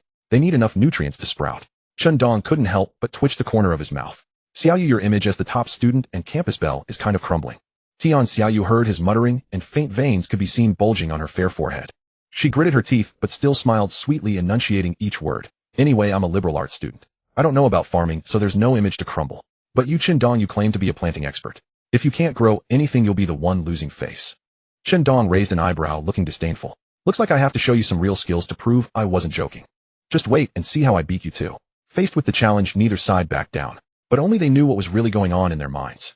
Xianqi and Tian Xiaoyu were full of confidence, waiting for their vegetable seeds to sprout and bear fruit. Then they would flaunt the fresh produce in front of Dong and make him drool with envy. And if Dong admitted defeat, they might even consider letting him peel an apple for them. Meanwhile, Dong lay in bed at night thinking, damn, 2 days, and still no sprout. Am I really going to fail? I bragged so much. If I lose, I'll have to wash the girl's clothes. How embarrassing. 2 days later, Dong went to the rooftop terrace, as usual, to water his seeds. He had almost given up. No matter what he did, the seeds wouldn't sprout. So he simply watered them twice a day, morning and noon, spread some fertilizer, and left them alone. Dong approached the foam box with a small watering can. A splash of green inside the box made him pause. It had sprouted. The seeds he had abandoned to fate had unexpectedly sprouted. He hurried to the other foam boxes to check the other varieties. All of them had green shoots emerging from the soil, full of vitality. Dong gently touched these fragile lives that had appeared in the post-apocalyptic world, grinning foolishly. This vibrant green lifted his spirits. Unlike the withered yellow and dark green of the old trees and dead grass outside, these new leaves shimmered with a fresh, lustrous sheen under the sunlight. In the following days, the green shoots grew rapidly, developing slender stems. These seeds from the supply crate seemed somehow different. After sprouting, they grew at an astonishing speed. Within just a few days, they had already yielded the first harvest of fresh vegetables. Meanwhile, Xianqi and Tian Xiaoyu's seeds still showed no sign of life. The planting competition ended with Dong's victory. That evening, while eating the fresh vegetables Dong had grown, Xianqi and Tian Xiaoyu, though reluctant, asked him to name his terms. But Dong wasn't in a hurry. He decided to save the favor for later. He still needed to create a planting area and later move these foam boxes into the underground bunker. Everything he did had a purpose. The meteor shower was approaching, and their canned vegetables were not abundant. Even with ample grains and meat, the human body must intake various vitamins, minerals, and fiber. If the meteor shower lasted for a long time, they would run out of canned vegetables and be unable to scavenge for supplies. Without replenishing essential nutrients, their health would suffer in the long run. Therefore, growing fresh vegetables was absolutely necessary for them. By planting fresh vegetables before the meteor shower, and thanks to the special nature of these seeds, Dong and the others had already harvested 2 or 3 rounds of fruit, stockpiling a considerable reserve. With the vegetable issue resolved, the next priority became the villa's defense. The recent surprise attack had instilled a strong sense of crisis in Dong. He planned to take this opportunity to upgrade the automatic defense weapon system before the meteor shower arrived. Fortunately, he had already acquired the laser defense device and automated Gatling gun. For others, these 2 items might not immediately prove their worth. But in Dong's hands, they were simply the cherry on top. These 2 items first needed to be integrated into the automatic defense weapon system. However, among the numerous survivors, even the police department had yet to acquire them. Dong stood alone in this regard. Since upgrading the automatic defense weapon system required a 1-day cooldown period, he had deliberately avoided upgrading until now. After all, with constant expeditions for supplies, he needed to guard against outside survivors exploiting this window of vulnerability. And indeed, survivors did attempt to breach his defenses. Although the automatic defense weapon system never actually entered the vulnerable state, the incident made Dong acutely aware that his current system was already outdated. Nowadays, firearms had proliferated among survivors like mushrooms after rain. Handguns had become the most commonplace weapon. In light of this, it was almost absurd that Dong's automatic defense weapon system still relied on crossbow bolts and matchlock firearms. Moreover, Dong realized that even if outside survivors attempted an invasion with him clad in battle armor, wielding an UMP-9 submachine gun supplemented by Xian'er and Tian Xiaoyu providing covering fire with handguns, there was little need to rely on his automatic defense weapon system's mediocre capabilities. The upgrade was imperative now. No more delays. The survivors led by Fox and Iron Arm had just been eliminated by Dong, so it was the perfect moment to upgrade while their intimidation factor was still fresh. Dong opened the shelter's intelligent assistant. The system provided assistant materialized from his personal interface, her mechanical female voice crisp, as it asked, "Respected Master, how may I assist you?" Dong accessed the status panel for the barrier walls and selected the option to upgrade with materials. Barrier wall upgrade. Would you like to proceed with material infusion? Dong continued and added S-alloy. The system issued a warning. Respected Master, S-alloy is a specialized material. Upgrading the barrier walls will require a substantial quantity, and there is a possibility the upgrade may fail. Do you wish to proceed? Without hesitation, Dong clicked yes. The materials required for the barrier wall upgrade were S-alloy at 249 out of 50 needed. Upgrade failed. Dong froze. He stared at the red notification box the system displayed, confirming the barrier wall upgrade had failed and 50 units of S-alloy had vanished from his inventory. He sucked in his breath in shock. He couldn't believe upgrading his barrier walls could actually fail. Dong opened the shelter assistant interface and asked, "Assistant, what is the success rate for barrier wall upgrades?" The intelligent assistant promptly responded, "Respected Master, I'm sorry, but I cannot disclose the upgrade success rate. Should you fail, please attempt again." Chun Dong gritted his teeth and cursed the system as a rogue merchant. Unbelievable. S-alloy is already in such short supply, and you add a failure mechanic on top of that, without even revealing the odds. Where did you learn this trick? From that certain penguin company. The intelligent assistant remained silent.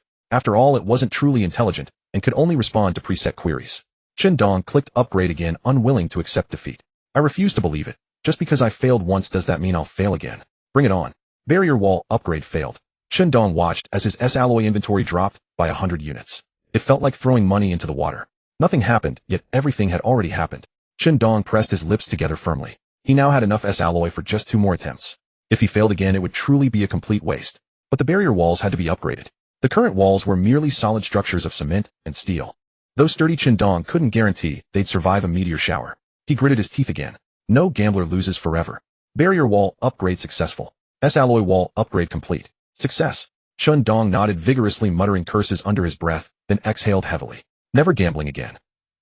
With the S-alloy wall upgrade complete, the original barrier walls were now reinforced inside and out with S-alloy plating.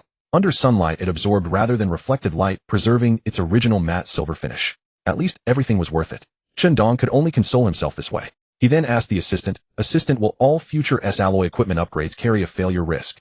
The assistant replied in her gentle mechanical tone, respected master, S-alloy equipment upgrades cannot fail. The barrier wall failure occurred due to the enormous resource expenditure involved. However, you may also opt for a guaranteed upgrade. Chun Dong was taken aback. He'd never heard of a guaranteed upgrade before. What is a guaranteed upgrade? The assistant then displayed the material requirements for the guaranteed barrier wall upgrade. Chun Dong couldn't help but remark, brilliant.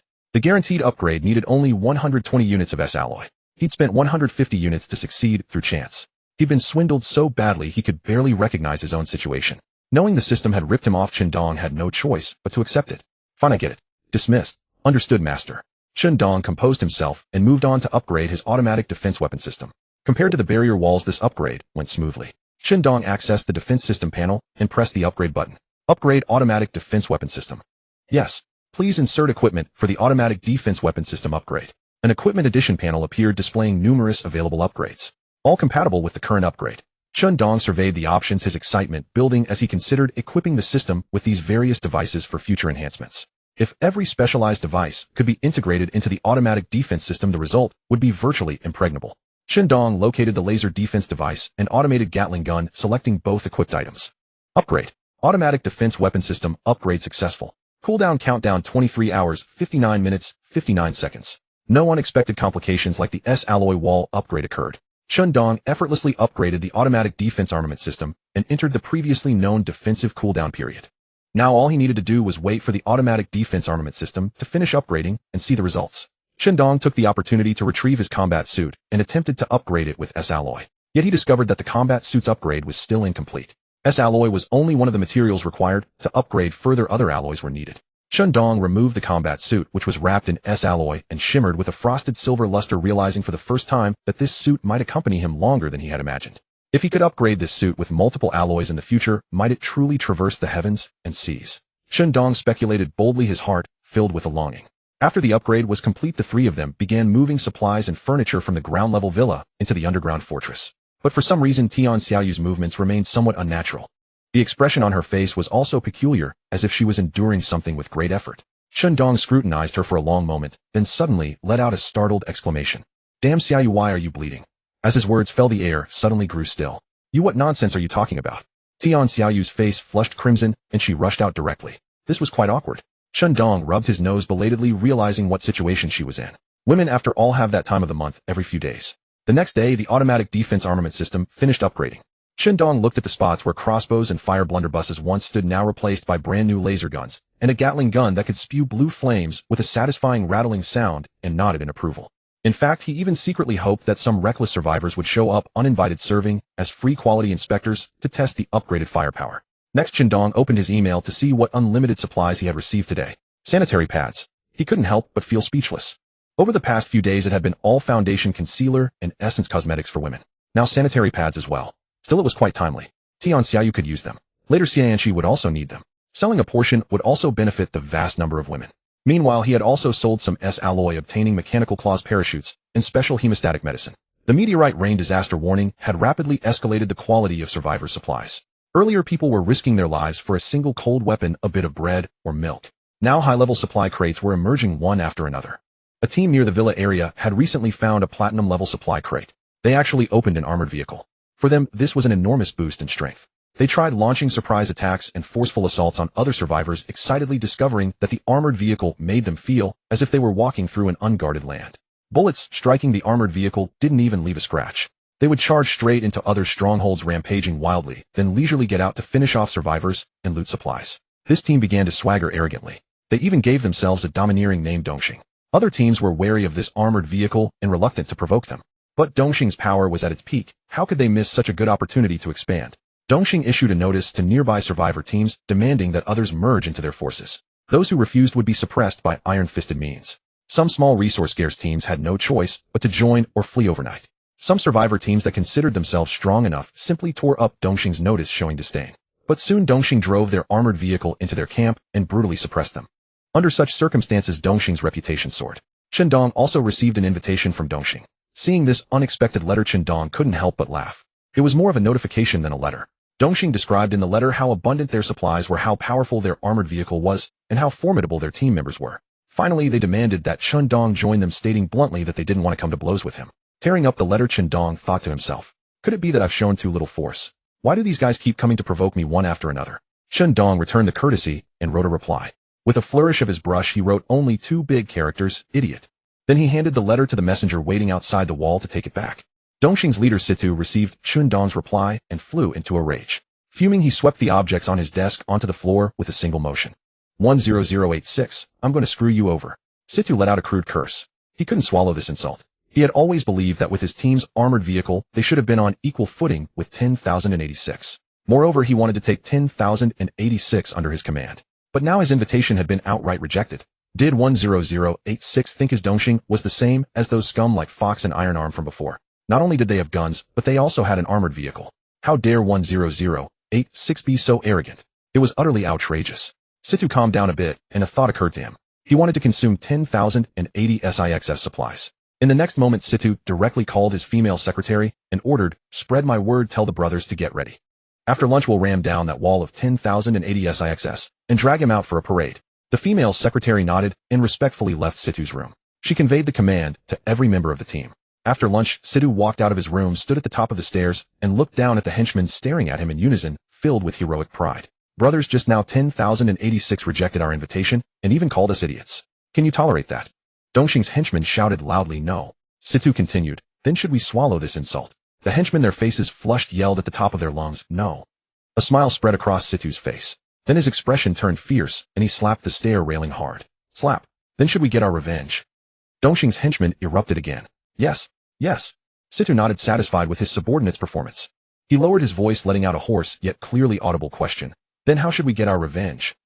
Dongxing's henchmen raised their guns and held them high above their heads. Kill 10086. Kill 10086. Situ burst into laughter. Excellent. Such spirit. Brothers, let's set out now.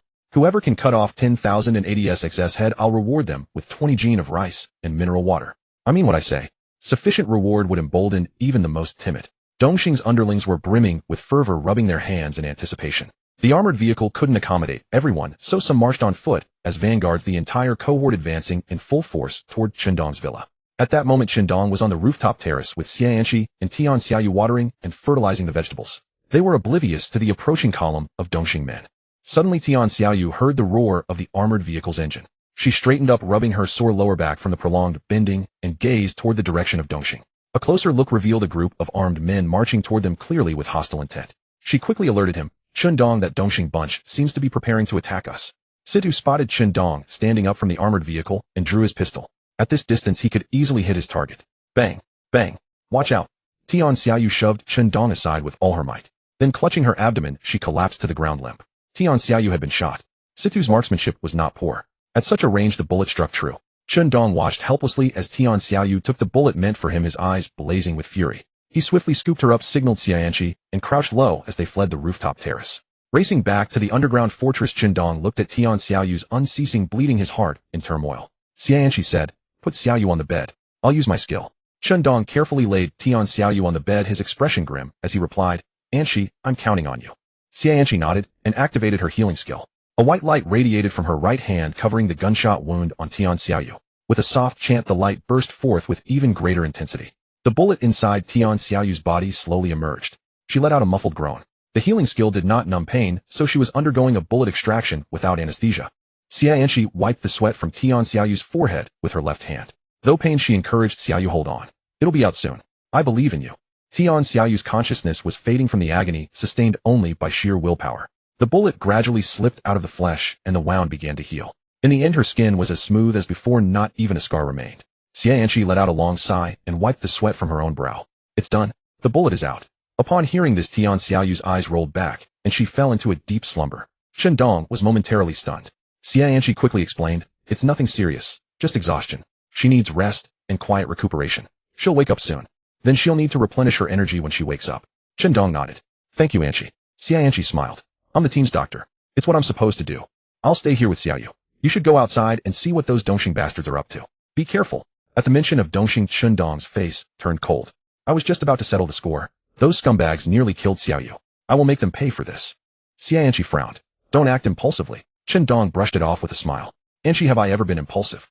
Don't worry. I'll make every single one of them regret ever crossing me. With that, Shendong stood up and strode out of the underground fortress. Step by step, he walked out of the courtyard, his combat suit fully donned. In his hand, he gripped the critical strike, Tang Dao, which gleamed with a chilling, piercing light. By now, Situ and his underlings had driven the armored vehicle onto the open space in front of Chundong's villa, flaunting their presence. The thugs whistled and sneered as Chundong emerged from the S-alloy fence. One man. Was he acting out some personal hero movie? Dressed in a full-body armor like a superhero. Could such garbage really withstand an armored vehicle's charge? Everyone from Dongxing burst into laughter. Beneath his combat suit, Chundong let out a faint snort. Do you know? I've never been this angry in my life. And you are the ones who have made me so furious. So tell me, how should I deal with you? A Dongxing thug who wasn't in the armored vehicle stepped forward, looking at Chundong sideways, twitching his leg. Whoa, I'm so scared. I want my mommy. Haha 10086, you clearly don't understand the situation, do you? You even dare to spout nonsense about dealing with us. We'll be kind enough to leave you a whole corpse, and you should be grateful. Chundong slowly raised the critical strike, Tang Dao muttering to himself. Dismemberment. Not a bad idea. Before his words faded, he shot forward like a cannonball, charging at the thug. The explosive power in his legs far exceeded the visual reaction speed of the Dongxing crowd. Silent and swift, with a thud, a head rolled to the ground. Chundong, still holding the pristine Tang Dao unstained by blood, kicked the head onto the armored vehicle and said flatly, I just realized you meant to say brag shamelessly, not dare to spout nonsense. You illiterate fool. I hope you study hard in your next life. Sidhu stared at the blood-soaked head on the windshield of the armored vehicle, trembling all over. As a seasoned boss of Dongxing, he wasn't frightened by a mere head. He was trembling with rage. He had underestimated 10,086. Under such circumstances, that bastard dared to kill one of his men right before his eyes. What a slap in the face. Situ roared from inside the armored vehicle, everyone attack. Use your weapons. Fuck him. Upon hearing the order, the Dongxing thugs snapped out of their initial shock and raised their pistols to fire. Ding, dong, clang. Chundong could even hear a melody playing on his combat suit. The symphony was accompanied by the relentless bullets fired by the Dongxing thugs. Though the bullets failed to penetrate the S-alloy suit, they still made a valiant effort to produce sound against his armor, as if proving they had tried. Chundong strolled leisurely toward the Dongxing thugs outside the armored vehicle, raising his Tang Dao high. With a sweeping arc, he sliced off a thug's arm, who then wailed in agony as hot blood gushed from the stump. So noisy. Chundong said indifferently, thrusting his Tang Dao straight down. The wailing thug fell silent instantly. Because Chundong had pierced his throat, Chundong moved on to the next target, but was sent flying by the armored vehicle. Situ in the driver's seat stomped on the accelerator and charged. Bastard die. Before Chundong could even get up, he was slammed into the S-alloy fence. The immense impact forced blood to trickle from the corner of his mouth. The armored vehicle reversed, intending to continue ramming. Chundong, of course, would not sit idly by. Seizing the space left by the retreating vehicle, he sidestepped and dashed straight toward the group of Dongxing thugs. The thugs fired desperately but failed to slow Chundong down by even a second. Once their bullets ran out, discarding their pistols, and fleeing was already too late. Chundong caught up with one thug and delivered a heavy punch directly to the back of his head. The blow made the man's eyes roll back and his legs gave way, sending him crashing to the ground. Chundong grabbed his ankle and slowly dragged him closer. The thug still tried to escape, even on the verge of fainting, crawling forward desperately. Crack! The thug let out a scream as his left leg was snapped backward at the joint. A low metallic echoed sneer came from beneath Chundong's combat suit. Does it hurt? It's supposed to. Chundong stomped down hard, crushing the thug's skull. Next, he raised his head, looking at the terrified, trembling Dongxing thugs. Which one should I choose? Some of the Dongxing thugs couldn't take it anymore. Damn it, I'm done. Is he the gangster, or am I? Then he turned and fled. Rat-a-tat-tat. The fleeing Dongxing thug collapsed in a pool of blood in an instant. Dong, holding a UMP-9 submachine gun, said slowly, "How can you run away? That's not allowed." All the Dongxing members shuddered in fear. This guy was a bloodthirsty demon. Situ, sitting in the driver's seat of the armored vehicle, felt a lump in his throat, his atoms, apple bobbing with regret. Fuck, what a crazy bastard. The female secretary beside Situ adjusted her glasses and asked worriedly, "Boss, should we retreat?" Situ slapped her hard across the face, leaving a red handprint on her cheek. Retreat. There's no such word in the Dongxing dictionary. Either he dies or we die. It's that simple. If you say another fucking word, I'll cut you down myself. The female secretary bit her lip and dared not speak. Situ's gaze turned cold as he adjusted the armored vehicle's direction and continued ramming toward Dong. Situ gripped the steering wheel tightly, his eyes bloodshot, and floored the accelerator. This multi-ton amphibious armored vehicle could reach speeds of over 100 kilometers per hour at full throttle. Even with his combat suit, the impact force from the collision was lethally dangerous for Dong. He could only rely on his agility, constantly dodging and weaving around the armored vehicle, using the blind spots during its turns to avoid being hit. The Dongxing thugs glanced at the scene and turned to flee without hesitation. Seizing the gap created by the armored vehicle's sluggish turning, Dong swept his UMP-9 submachine gun across them. The flesh and blood Dongxing thugs naturally couldn't escape, though a large number of them fell instantly. Unable to outrun or outfight, they had no choice but to await death. Situ had also become bloodshot-eyed. To kill Dong, he began to act recklessly, indiscriminately. Just as Dong caught up with the fleeing Dongxing thugs, Situ drove the armored vehicle straight at them. Dong agilely dodged the impact, but Situ directly rammed his own thugs, sending their brains splattering. Yet Situ didn't care. He only wanted 10,086 dead. After sending his own thugs to the underworld, he muttered to himself, "Bingzi, rest assured, Big Brother will definitely kill 10,086 to avenge you. We'll be brothers again in the next life."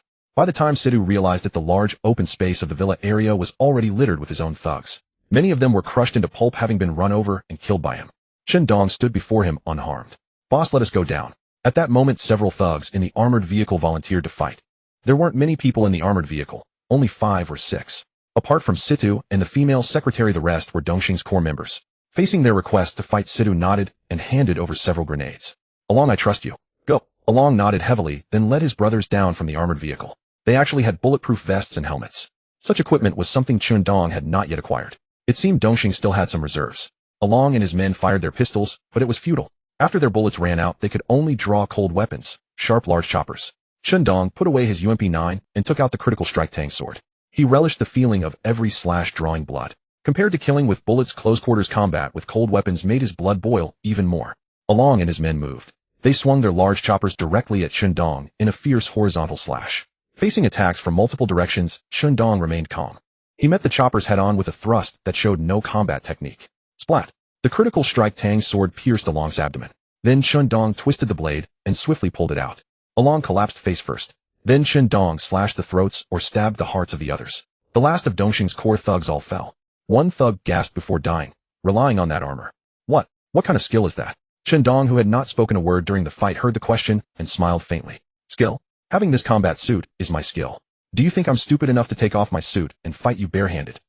The thug's eyes bulged and he tried to speak, but Dong, annoyed by his noise, stomped on his trachea, killing him instantly. With a roar, the armored vehicle turned around and sped away. Dong sneered, took out his Jetta, got into the driver's seat, and gave chase.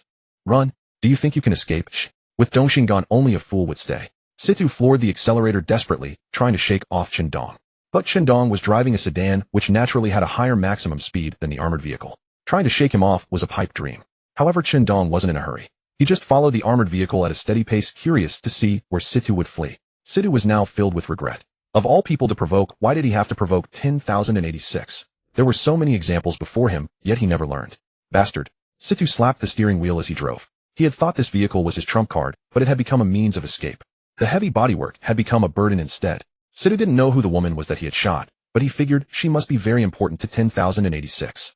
Otherwise, why would he have started a massacre without a word after coming out of the S-alloy wall? He knew there was no room for reconciliation with 10,086, so he had no choice but to grit his teeth and keep running.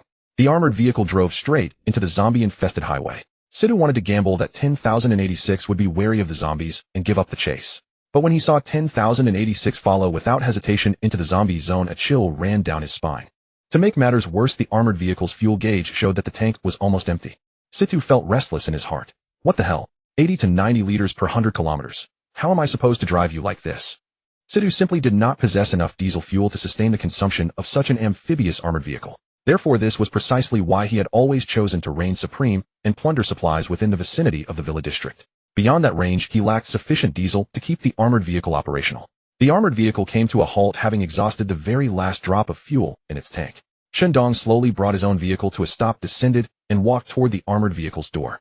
Dong produced a saw and began grinding it with unhurried precision. He had all the time in the world. Suddenly gunfire erupted from within the armored vehicle. Dong did not cease his task, murmuring to himself, could it be suicide? But then the armored vehicle's door creaked open of its own accord. The female secretary, her face drenched in blood, dragged Situ's corpse outward wearing an obsequious smile. I have already killed Situ. Will you grant me a chance to spare my life? I will serve as your dog, your plaything. Will that suffice? Dong offered a faint smile. Very well, I shall spare your life. He then took possession of the armored vehicle. He left behind the dazed female secretary and the zombies drawn by the scent of blood. After the turmoil wrought by Fox Iron Arm and the Eastern Star Collective, the Villa District had reverted to its primordial state. Only Dong, Xianxi, and Tian Xiaoyu remained as its 3 inhabitants. Prior to Dong's destruction of Fox Iron Arm and their faction, numerous other teams, large and small, had existed. However, armed with the armored vehicle, Eastern Star coerced and enticed reluctant teams into either submission or exile from the Villa District. Refusal meant certain death. Eastern Star subsequently launched an assault against Dong only to suffer total annihilation.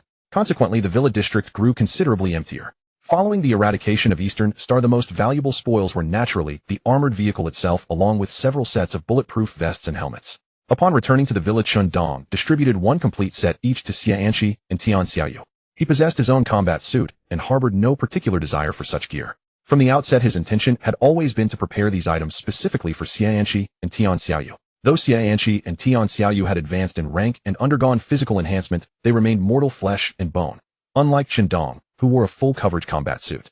Dong was eager to procure protective gear for both of them. Alas, such equipment proved exceedingly scarce, and he had been unable to gather any until now. Tian Xiaoyu's recent accidental injury served as a stark reminder of just how vital protective equipment truly is. Fortunately, this time, they had acquired an ample supply of bulletproof vests and helmets from Eastern Star, granting Xianxi and Tian Xiaoyu an additional measure of protection. Clad in their bulletproof vests and helmets, the form-fitting attire did not render them bulky. Instead, it accentuated a wild, untamed beauty upon their figures. Xianxi stepped before Dong, executed a slow turn, then leaned forward slightly, tilting her head as she gazed at him with expectant eyes. Do I look good, oi? Tian Xiaoyu, equally outfitted in her bulletproof vest and helmet, approached stealthily and positioned herself behind Xianxi, her hands clasped behind her back, her bright eyes fixed intently upon Dong. Dong's gaze flickered softly as he regarded the 2 beautiful women before him. Meeting their ardent stares, he offered a graceful smile. Of course you look lovely. How could you not? If you were to stream live, you'd surely have hordes of viewers chanting their approval and sending virtual rockets your way. Xianxi smiled brightly for a moment, then curled her lip in disdain. I have no interest in streaming. I only want to look good for you. Tian Xiaoyu chimed in from the side. I'm not interested in streaming either. Rather than strangers, I much prefer to show off for you, Dong. Moved to wordless laughter by their words, Dong found himself at a loss for reply. You 2 absurd creatures. Why would you reserve such splendid armor solely for my eyes? You must wear it when venturing out to scavenge for supplies, you 2 fools. Dong then cupped his chin in thought before abruptly shifting the subject. Speaking of which, the system has recently introduced a streaming feature that's quite lively. Xianxi and Tian Xiaoyu, who had been poised to refute him, nonetheless shared their thoughts upon hearing Dong mention the recent streams. In recent days, they had also kept an eye on the platform the system had opened for survivors to broadcast. Xianxi shook her head. I fail to understand the purpose behind the system creating this streaming platform. Is it merely an outlet for survivors to vent their frustrations in this apocalyptic world? However, most of the streamers are simply idle individuals engaging in meaningless chatter, and there's an awful lot of vulgar content. I truly cannot comprehend what appeal these broadcasts could possibly hold. Tian Xiaoyu smiled and replied. Anshi, of course, live streams in the end of days lack the entertainment value of those we use to watch. Everything and anything finds its way into the frame. I suppose the system intends for survivors to forge closer communicative bonds through it. After all, when streaming with live comments flowing, the sense of isolation truly does diminish. As Xianxi and Tian Xiaoyu spoke, Dong opened the live stream channel himself. This channel lacked any categorical divisions or content restrictions. To Dong, it resembled those whispered tales of dark web platforms from his earlier days browsing the internet. The channel bore a straightforward name: Apocalypse Livestream. Without any governing order, the content broadcast here knew no bounds. There were crude live streams of Russian roulette, grotesque footage of zombies being dissected alive alongside ordinary heartwarming conversations about daily life. Dong scrolled through the page, deliberately avoiding the explicit content, and found himself drawn to 2 female streamers. Though neither possessed striking beauty, their innate radiance and vitality shone through unmistakably. At that moment, they were showcasing their team's shelter to their viewers. Hearing the female voices emanating from the stream, Xianxi and Tian Xiaoyu fell silent simultaneously and leaned in, ears perked. They soon joined him at his side. Pretending to be offended, Xianqi said to Qindong, "So you've been watching beautiful women livestream behind our backs. Do we not please your eyes?" Qindong offered a wry smile and showed them the screen, looking utterly exasperated. "What are you thinking? Those girls couldn't hold a candle to either of you. I was merely curious about what they were streaming." Tian Xiaoyu laughed aloud. "Qindong, when did you become so smooth-tongued? I never would have guessed." Qindong found himself bewildered by their coordinated interrogation. "Everything I said was the absolute truth. Come now, stop your teasing. Both of you join me and watch the stream together."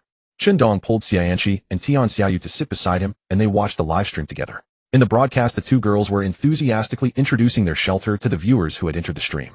One of the girls, wearing glasses and exuding a literary aura, spoke into the camera, "Fellow survivors, my name is Huan Huan, and the girl beside me is my younger sister Cici. Tonight we will introduce our team's newly built shelter. Right now we're sitting on the sofa in the underground fortress. Look, this is the size of our underground fortress." Huan Huan then panned her camera around the entire underground fortress, giving the viewers a clear view. It must be said that the underground fortress was enormous. Qindong even felt it was slightly larger than the one they had built beneath the villa. He wondered where they had found such a large foundation. However, the shelter's decor was far from refined. It was a rough, industrial-style shell. The alloy walls were exposed, and the floor was not tiled. As Huan Huan walked around during the live stream, dust could be seen rising. A considerable number of people lived in this underground fortress. Unlike Qindong's group, who could comfortably occupy a room each, at most Xianqi and Tian Xiaoyu shared one. The scene under Huan Huan's camera resembled the collective dormitories from Qindong's school days. 4 or 5 bunk beds crammed into a room, not very large, housing 8 to 10 survivors. Huan Huan entered a room where several burly men were eating. She asked them to greet the live stream. The men, chewing their food, reluctantly waved at the viewers in a perfunctory manner. They then continued devouring their meals from the lunchboxes. The live stream audience noticed the generous portions: meat, eggs, and rice. Was the food in this underground fortress really that good? Many survivors commented in the live stream asking what conditions were needed to join their shelter. User 563563. Huan Huan, sweetie, a big bro wants to join your shelter. Any requirements? User 856445. Damn, that comment is way too greasy. I'm throwing up. User 235557. Huan Huan, I'm quite interested in your underground fortress. I'm a solo survivor. Can I join?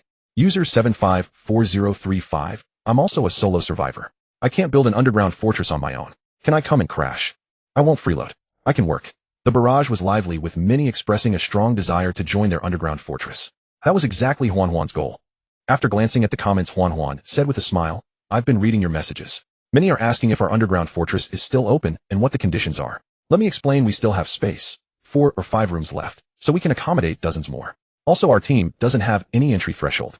As long as you can work, you're welcome. Here, if everyone works hard on construction, we all eat together." Qindong frowned slightly. This model sounded so familiar, but he didn't overthink it and kept his thoughts to himself. After Huan Huan's explanation, a flood of comments poured in. Many survivors signed up to join their shelter. Some even sent gifts: a bottle of water, a piece of bread, trying to stand out among the crowd. Cici, who stayed close to Huan Huan and kept an eye on the live stream, saw the gifts and read out the names of those donors with a smile. "Thank you, a big thank you to I Want to Join Your Shelter for sending a barrel of purified water. Generous boss, may you stay healthy. Alright, we've seen your message. Please DM us later." There were also some usernames that were a bit embarrassing to say aloud. Cici paused, but still read them out as usual. And this one: thank you to I want both Huan Huan and Cici. I want them all for donating 10 grilled sausages. Gifts in the Apocalypse live stream were different from the old world. They were taken directly from the backpack. Real tangible supplies. That night, Huan Huan and Cici's live stream shot to the top of the popularity charts. A massive number of survivors who couldn't build underground fortresses to survive the meteor shower were desperately trying to join their shelters, seeking a glimmer of hope. According to the system's data, the district where Qindong resided had over 100,000 people. The villa area was in the suburbs, so it seemed desolate. But in reality, the sheriff and other major teams had set up their bases in densely populated areas, which were bustling with activity. Under such circumstances, there were many lone wolf survivors who lacked the means to build underground fortresses to withstand the meteor shower. With the countdown to death approaching, they had to seek survival by any means necessary. During that night's live stream, Huan Huan and Cici frankly stated that joining their underground fortress required no conditions at all. If they had to name a condition, it was only the ability to work and no physical disabilities. Compared to other teams, this was practically no threshold. The sheriff station and other major teams that had underground fortresses required newcomers to pay a hefty amount of supplies as a ticket to entry. Once inside, it was distribution according to labor. More work, more reward. They also had a point system. Every time survivors went out to gather supplies, those who collected more earned points. Reaching a certain number of points would raise their internal rank, granting them access to better living conditions and supplies. In comparison, Huan Huan's team shelter was simply paradise. Naturally, it didn't take long for them to fill their shelter. In terms of numbers, they had risen to rival top-tier teams like the sheriff station. But Qindong favored the model of the sheriff and other large teams. In the early stages of a team's formation, equal distribution could serve as a transitional phase, but it was never a wise long-term choice. Clearly, the sheriff station had learned from past mistakes. Hence, they switched to a point system where more work meant more reward. Everyone who joined had food to eat. But if Zhang Sen worked hard while Li Si did little, yet both got the same share, that path was dangerous.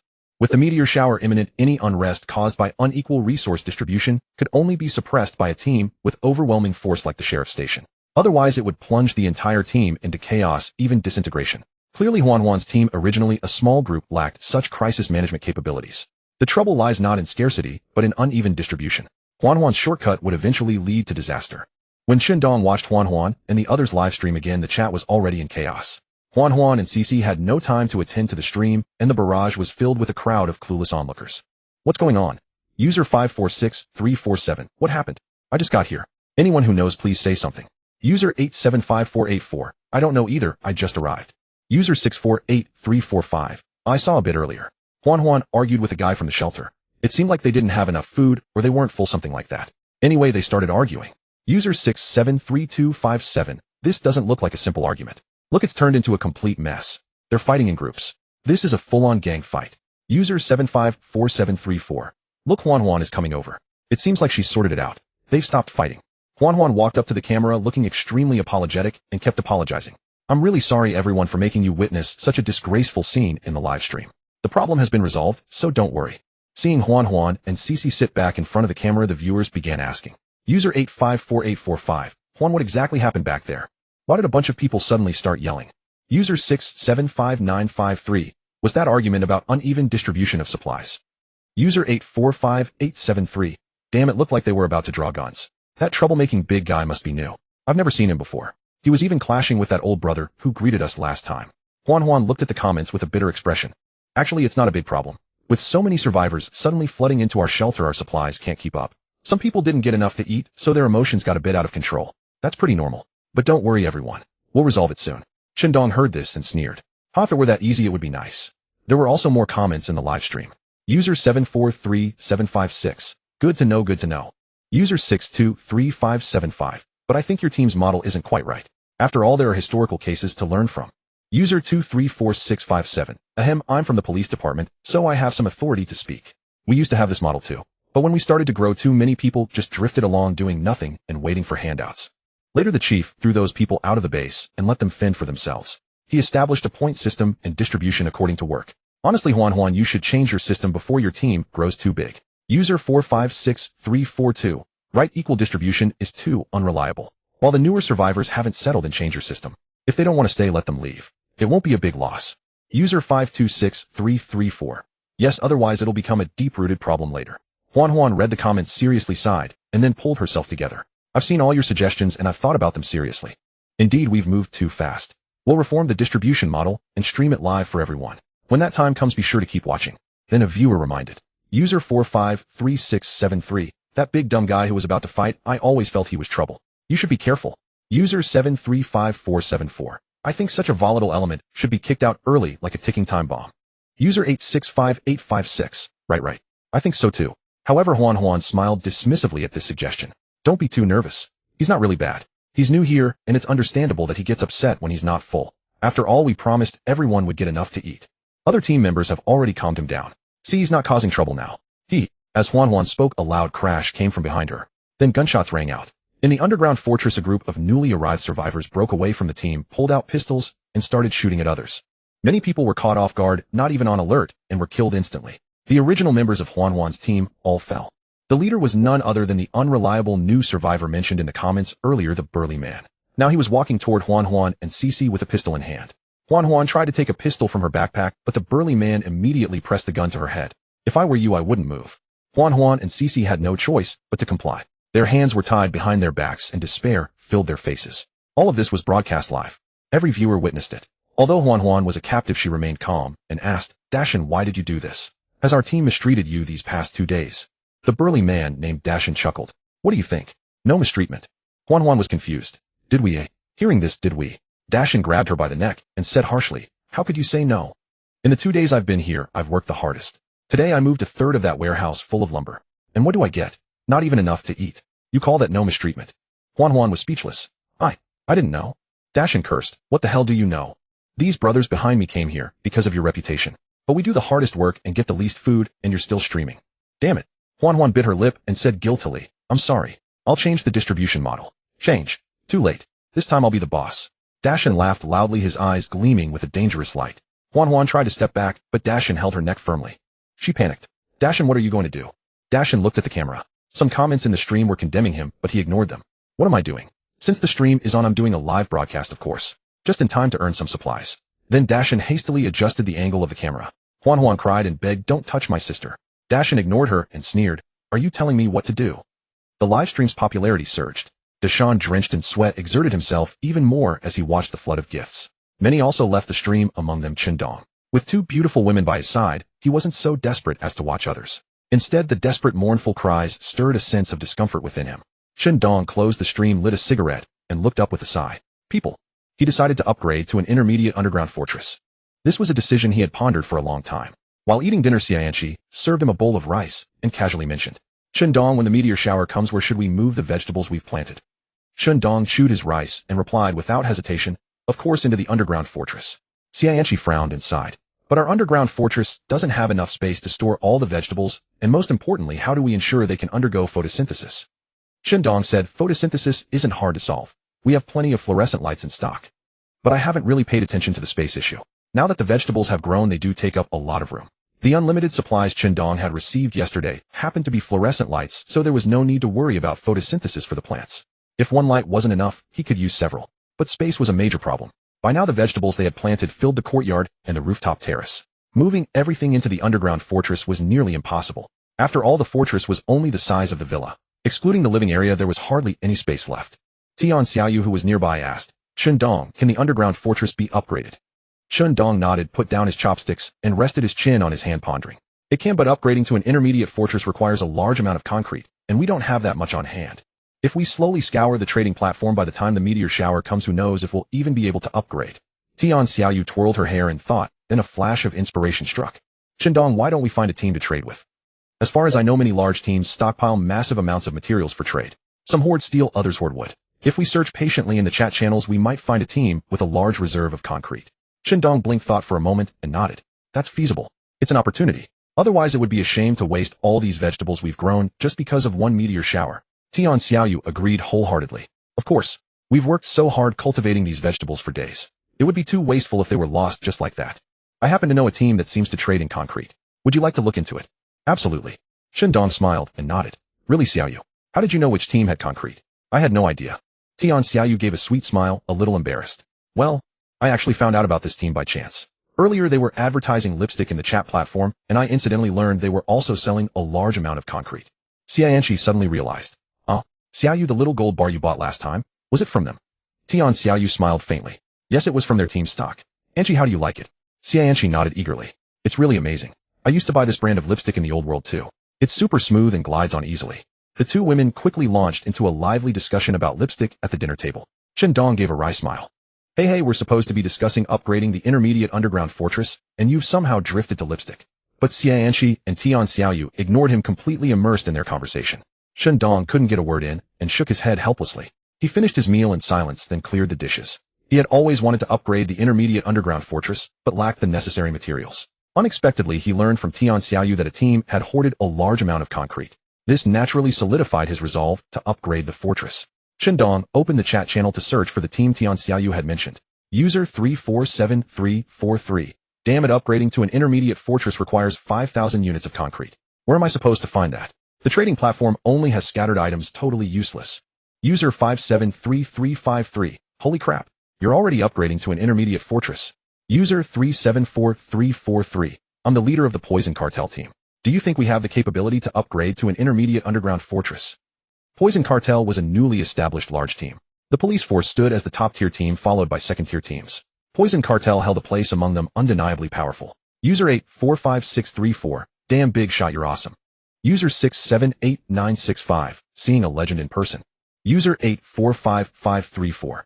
Our team just built a basic underground fortress. Yet can't compare to the big teams. User 745343. Poison Cartel leader Viper. We have a large amount of concrete here. Interested. I'm Lunan, leader of the Saturn Ring team. Saturn Ring was also a second-tier large team. Rumors said they possessed 2 giant bulldozers. Their most famous feat was leveling a hostile faction overnight. Thereafter they solidified their position as a second-tier team. Seeing the Saturn Ring leader's message, Dong was overjoyed. He guessed that the big team Tian Xiaoyu mentioned was Saturn Ring. Poison Cartel's leader Viper saw the message and replied enthusiastically. Lu Neng, I've heard of you. If you have a large amount of concrete we can talk. Private chat. Lu Neng responded. Of course I can guarantee an ample supply of concrete. Saturn Ring won't tarnish its own reputation. Business requires integrity. Viper, I've already sent you a private message. Let's talk in private. The two team leaders left the chat channel and began private messaging. Dong quietly closed the chat channel, as well clicked on Lu Neng's profile and entered the private chat window. Hello Mr. Lu Neng, I'm interested in purchasing a large batch of concrete. Could we discuss it? But the message he sent seemed to vanish into the void with no response for a long time. No reply. Dong frowned slightly. What was going on? Lu Neng had been so enthusiastic when dealing with the Poison Cartel leader. He had to admit Dong felt a little annoyed. But he really needed to buy a large amount of concrete to upgrade the intermediate fortress, so he didn't dwell on it. He would wait a little longer. While Dong was aimlessly browsing the trading platform for concrete, Lu Neng finally replied. The famous 10,086 wants concrete. I've got plenty here. How much do you want? In the meantime, Dong had already gathered 500 units of concrete. He was still 4,500 units short of upgrading to a mid-level underground fortress. I'd like to exchange for 4,500 units of concrete. The price is negotiable. Lu Neng quickly sent a message. 4,500 units, easy as pie. 10086, you're building a mid-level underground fortress, aren't you? Haha, looks like the S-alloy deal from last time earned you quite a profit. Dong was puzzled, not understanding why Lu Neng would bring up past events. He just wanted to finalize the trade quickly, so he didn't take the bait. Let's get straight to the point. Name your price. I'm in a hurry. Lu Neng quoted a price that instantly made Dong's expression turn cold. I won't ask for much. A flat rate of 150 units of S-alloy. After Dong's previous monopoly, the price of S-alloy had skyrocketed, making it an exorbitantly precious metal. Although Dong had stockpiled a considerable amount of S-alloy earlier, it was nearly used up. Lu Neng was now demanding 150 units. Pure daydreaming. If S-alloy were the currency of exchange, Dong's psychological ceiling was 50 units. Anything above that was simply absurd. Lu Neng was obviously setting a trap. Knowing Dong needed to upgrade his mid-level underground fortress and couldn't gather enough concrete on the trading platform in time, he was inflating the price. Dong narrowed his eyes slightly and sent a message. Fine deal. Lu Neng was momentarily taken aback, somewhat surprised. Are you sure? Dong couldn't resist sending a voice message. At midnight tonight, 3 o'clock, just lie in bed. At that time, not only 150 units of S-alloy, but even 250 units people would be fighting to trade with you. Lu Neng listened to the voice message and responded with mockery. I thought you 10086 had some real capabilities. Turns out you can't even scrape together 150 units of S-alloy. They say great reputation brings great expectations, but I think you're just an empty shell. Dong chuckled. Damn it, he had been played by Lu Neng. The other party never intended to sell to him at all. He sent an offensive gesture emoji and then closed the private chat window. After receiving the emoji, Lu Neng wasn't angered. Sitting on his leather sofa, he stroked his shiny bald head and smiled contemptuously. On the contrary, he felt relieved and rather pleased. The middle-aged man beside him couldn't help but say, Boss, why don't we sell concrete to 10,086? We just sold to the drug lord team for 50 units of S-alloy, right? Why are we making waves with 10,086? Lu Neng slapped his thigh and glanced at the man beside him with dissatisfaction. Guang Kuan, you stubborn fool, what can I even say to you? What kind of person is 10,086? That's the jackrabbit who monopolized S-alloy before. We were also heavily ripped off by him. I won't sell concrete to him. The middle-aged man named Guang Kuan, who was actually the manager of the Saturn Ring team, spoke earnestly. Boss, if we only do business when there's no prior grudge, that's not appropriate. Lu Neng burst out laughing. Guang Kuan, you're really clueless. Nowadays, more and more teams are looking to upgrade their mid-level underground fortresses. Are you worried about a lack of buyers? Our concrete is in high demand, so what's there to fear? If I don't sell the 10,086, there are plenty of people lining up. Guang Kuan slapped his forehead. You're right, boss. You're truly clever. Lu Neng's lips curled up at the flattery, but he said, get lost. Let me tell you, we have history with 10,086. Make sure to let the men know. Don't give him any favorable treatment. Guang Kuan nodded respectfully. Understood, boss. I'll let the men know right away. Dong had no idea that due to the S-alloy incident, he had incurred Lu Neng's grudge, which ultimately led to his failed attempt to purchase concrete. But even if he had known, given another chance, he still would have ruthlessly squeezed Lu Neng. For now, he could only find another seller with concrete. The most tormenting situation in this world is not facing a mountain of supplies with no ability to purchase or exchange them, but having the money and yet being unable to acquire enough resources. This was Dong's dilemma. He had no idea which team besides Saturn Ring could provide large quantities of concrete. Even after gathering another 500 units of concrete on the trading platform, he was still 4,000 units short of upgrading to a mid-level underground fortress. A staggering number. Dong and the other two sat on the living room sofa looking utterly helpless. They racked their brains, but could not come up with an effective solution. They could only continue browsing the trading platform for concrete, while inquiring whether other teams had large supplies to sell. Xianqi leaned lazily on the sofa, looked up, and sighed, stretching her arms above her head. Why can't I find any team other than Saturn Ring that has a large supply of concrete? It's so hard. Tian Xiaoyu smiled, and gently rubbed Xianqi's silky hair. Oh, Anqi, don't be discouraged. We still have time. The meteor shower won't arrive for another week. Maybe things will improve by then.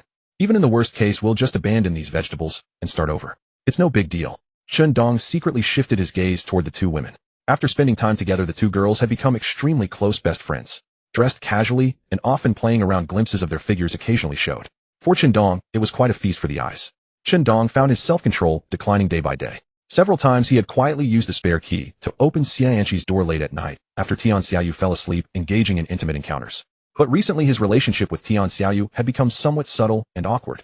The bathroom in the bedroom was broken. The three of them wanted to take a shower but could only use the communal washroom outside. As usual, Chen Dong walked over with his change of clothes. But someone was still inside. Chen Dong draped the towel over his shoulder and was about to turn back when he heard a puzzled At that moment, he spotted some clothes placed outside the washroom. Without giving it much thought, Chen Dong walked forward, picked them up casually, and intended to toss them into the washing machine on the balcony. They were probably the dirty laundry from today. However, feeling the silky texture of the fabric, something didn't seem right. There was no stickiness or dampness one would expect from sweaty clothes. Instead, they felt like clean garments. Chen Dong instinctively brought the clothes to his nose and sniffed. A faint lavender fragrance from laundry detergent drifted from the fabric. They were indeed clean clothes, no doubt about it. Just then the door opened. Tian Xiaoyu stepped out, wrapped only in a bath towel. The towel was hardly substantial. Thin, almost flimsy, barely covering halfway down her thighs. Tian Xiaoyu stood frozen, staring at Chen Dong as he held the clothes she intended to wear next pressed to his nose. Their eyes met, and an awkward silence descended upon them. Chen Dong didn't know what to say. In this situation, he resembled nothing more than the creepy perverts from adult films who lurk while the heroine is bathing. Damn it. There was no explaining this away. Even jumping into the yellow river wouldn't clear him. Chen Dong wailed silently in his heart. All he could do was awkwardly hand the clothes over. Ahem, that is Xiaoyu, your clothes. Tian Xiaoyu's face was flushed crimson, wishing she could find a crack in the floor and crawl into it.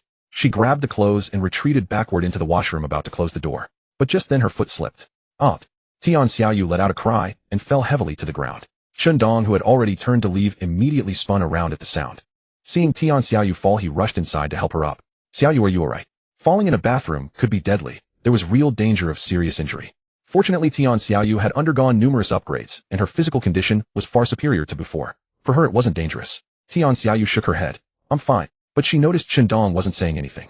She lowered her head somewhat stiffly. Her bath towel had slipped during her sudden movements. Earlier, she had forgotten to bring her clothes into the washroom. Upon realizing this, she hadn't thought much of it, simply tied the towel briefly and stepped outside to grab them. But little did she expect so many mishaps. Chen Dong finally understood why Tian Xiaoyu was the campus belle. Descriptions like fair as snow and jade-like skin failed to capture even a fraction of her beauty. Tian Xiaoyu's mind went blank. After several seconds, she quickly pulled the towel to cover herself. Chen Dong rubbed his nose, wiped his face, and finally spoke. Xiaoyu, let me help you out to sit down. The floor is cold. Tian Xiaoyu regarded him with a somewhat resentful expression and whispered, You go out first, I need to get dressed. Ahaha, right.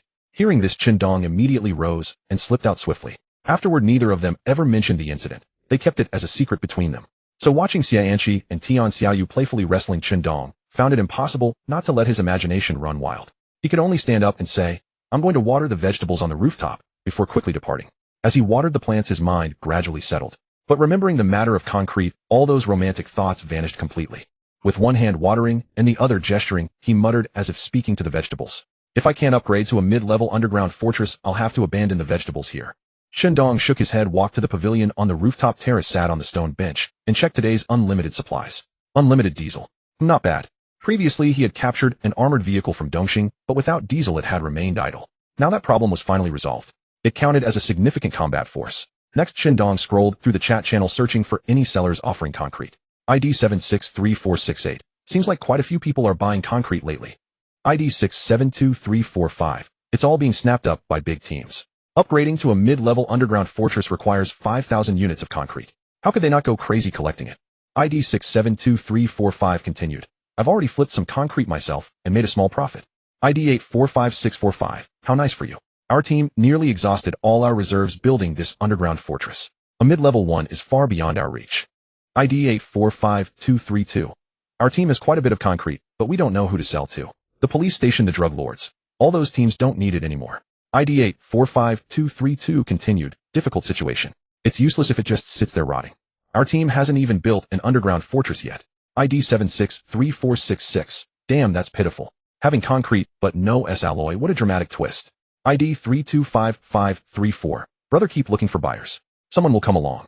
If all else fails, take your supplies and swear allegiance to a big team. Survive first, figure things out later. In the chat channel, many expressed sympathy for this team that possessed ample concrete, yet lacked S-alloy to build an underground fortress. Others, however, gloated at their misfortune. ID 674645. If you can't sell the concrete, save it to build yourself a coffin. How sturdy, huh? ID 623465. Joining a big team has requirements, you know. Their team can't even muster enough S-alloy to build an underground fortress. Do you really think a big team would want such useless people? Don't make me laugh. ID 10086. Purchasing large quantities of concrete. Price negotiable. Private message. Dong sent the message. Having finally encountered a team with a surplus of concrete, but no buyers, he naturally wanted to give it a try. He then closed the chat channel and waited for the other party to message him privately. However, after a considerable amount of time passed, there was no response whatsoever. Dong couldn't help but doubt his own judgment. Were they really not in such desperate need of supplies? Otherwise, why had they broadcasted their need for so long without taking any action? Shouldn't they have eagerly messaged him by now? Ding. Dong smiled, knowing his gamble had paid off. Dong had finally waited for the second team that possessed a substantial supply of concrete. Moreover, they had reached out to him first. This would give Dong considerable leverage in the negotiation. Thinking back to his previous dealings with Lu Nang, the leader of the Saturn Ring, Dong could only shake his head in exasperation. That team had adopted an extremely humble posture, introducing themselves immediately upon contact. Hello 10086. I have long admired your reputation. I am Lei Jun from the Dami team. I saw in the chat channel that you were looking to acquire a large quantity of concrete, and fortunately we happen to have plenty. Please let me know how much you need, and we can discuss terms. Price is not an issue.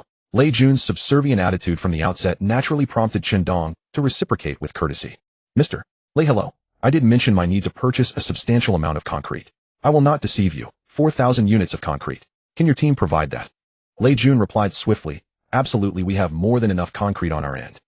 Dong pressed further. Excellent. Let us discuss pricing. What materials would you prefer to exchange? As long as I can fulfill it, everything is negotiable. Lei Jun sent the message promptly. As Dong had anticipated, their team requested S-alloy in exchange. 10086. Oh, our team only needs S-alloy. To be honest, it is rather unfortunate. We have not yet constructed an underground fortress, so we do not require other materials to trade for concrete. Please forgive us. Faced with such a seller, Dong was equally straightforward. You worry too much. I understand perfectly. Furthermore, given your candor, Mr. Lei, I have no intention of taking advantage of your predicament. Let me offer you an honest price. 50 units of S-alloy. What do you think? This is my bottom line. Lei Jun was stunned. He had never expected Dong to offer such favorable terms. Their team's psychological expectation had been 40 units of S-alloy. Now Dong was offering 50 units directly, which was an unexpected blessing. Lei Jun hurriedly replied, afraid Dong might retract the offer. Very well. It is a deal. Only then did Dong realize. It seemed his quoted price was quite generous. Otherwise, Lei Jun would not have been so eager to finalize the deal, as though fearing Dong might change his mind. However, Dong did not mind. As long as it did not exceed his internal budget, everything was acceptable. Moreover, he preferred long-term cooperation with straightforward people like Lei Jun. Dong opened the trading interface and completed the transaction, with Lei Jun receiving 4,000 units of concrete. Mr. Lei, I am very satisfied with this transaction. If you have suitable materials in the future, feel free to contact me. I will offer you a satisfactory price. At this moment in Lei Jun's eyes, Dong appeared like a wealthy magnate, saying to him, money is no problem, as long as you have the goods. Thus Lei Jun eagerly agreed, grasping the olive branch Dong had extended. Agreed. In the future, whenever there is a large-scale supply like this, if our team is lucky enough to encounter such opportunities again, we will definitely save them for you. Dong felt somewhat puzzled. Opportunity? What opportunity? Perhaps because he had just completed such a massive transaction with Dong, Lei Jun had lowered his guard considerably. Facing Dong's question, he did not withhold the truth. Our Dami team is a small group. It is quite unbelievable that we could produce thousands of units of concrete, isn't it? Actually, we happened to discover a concrete factory, which is how we acquired so much concrete. And we coincidentally crossed paths with you to trade S-alloy. Otherwise, when the meteorite rain falls, our team would certainly be doomed. Seeing Lei Jun's explanation, Dong finally cleared his doubts. He had previously been curious about how an obscure small team could possibly produce thousands of units of concrete in one go.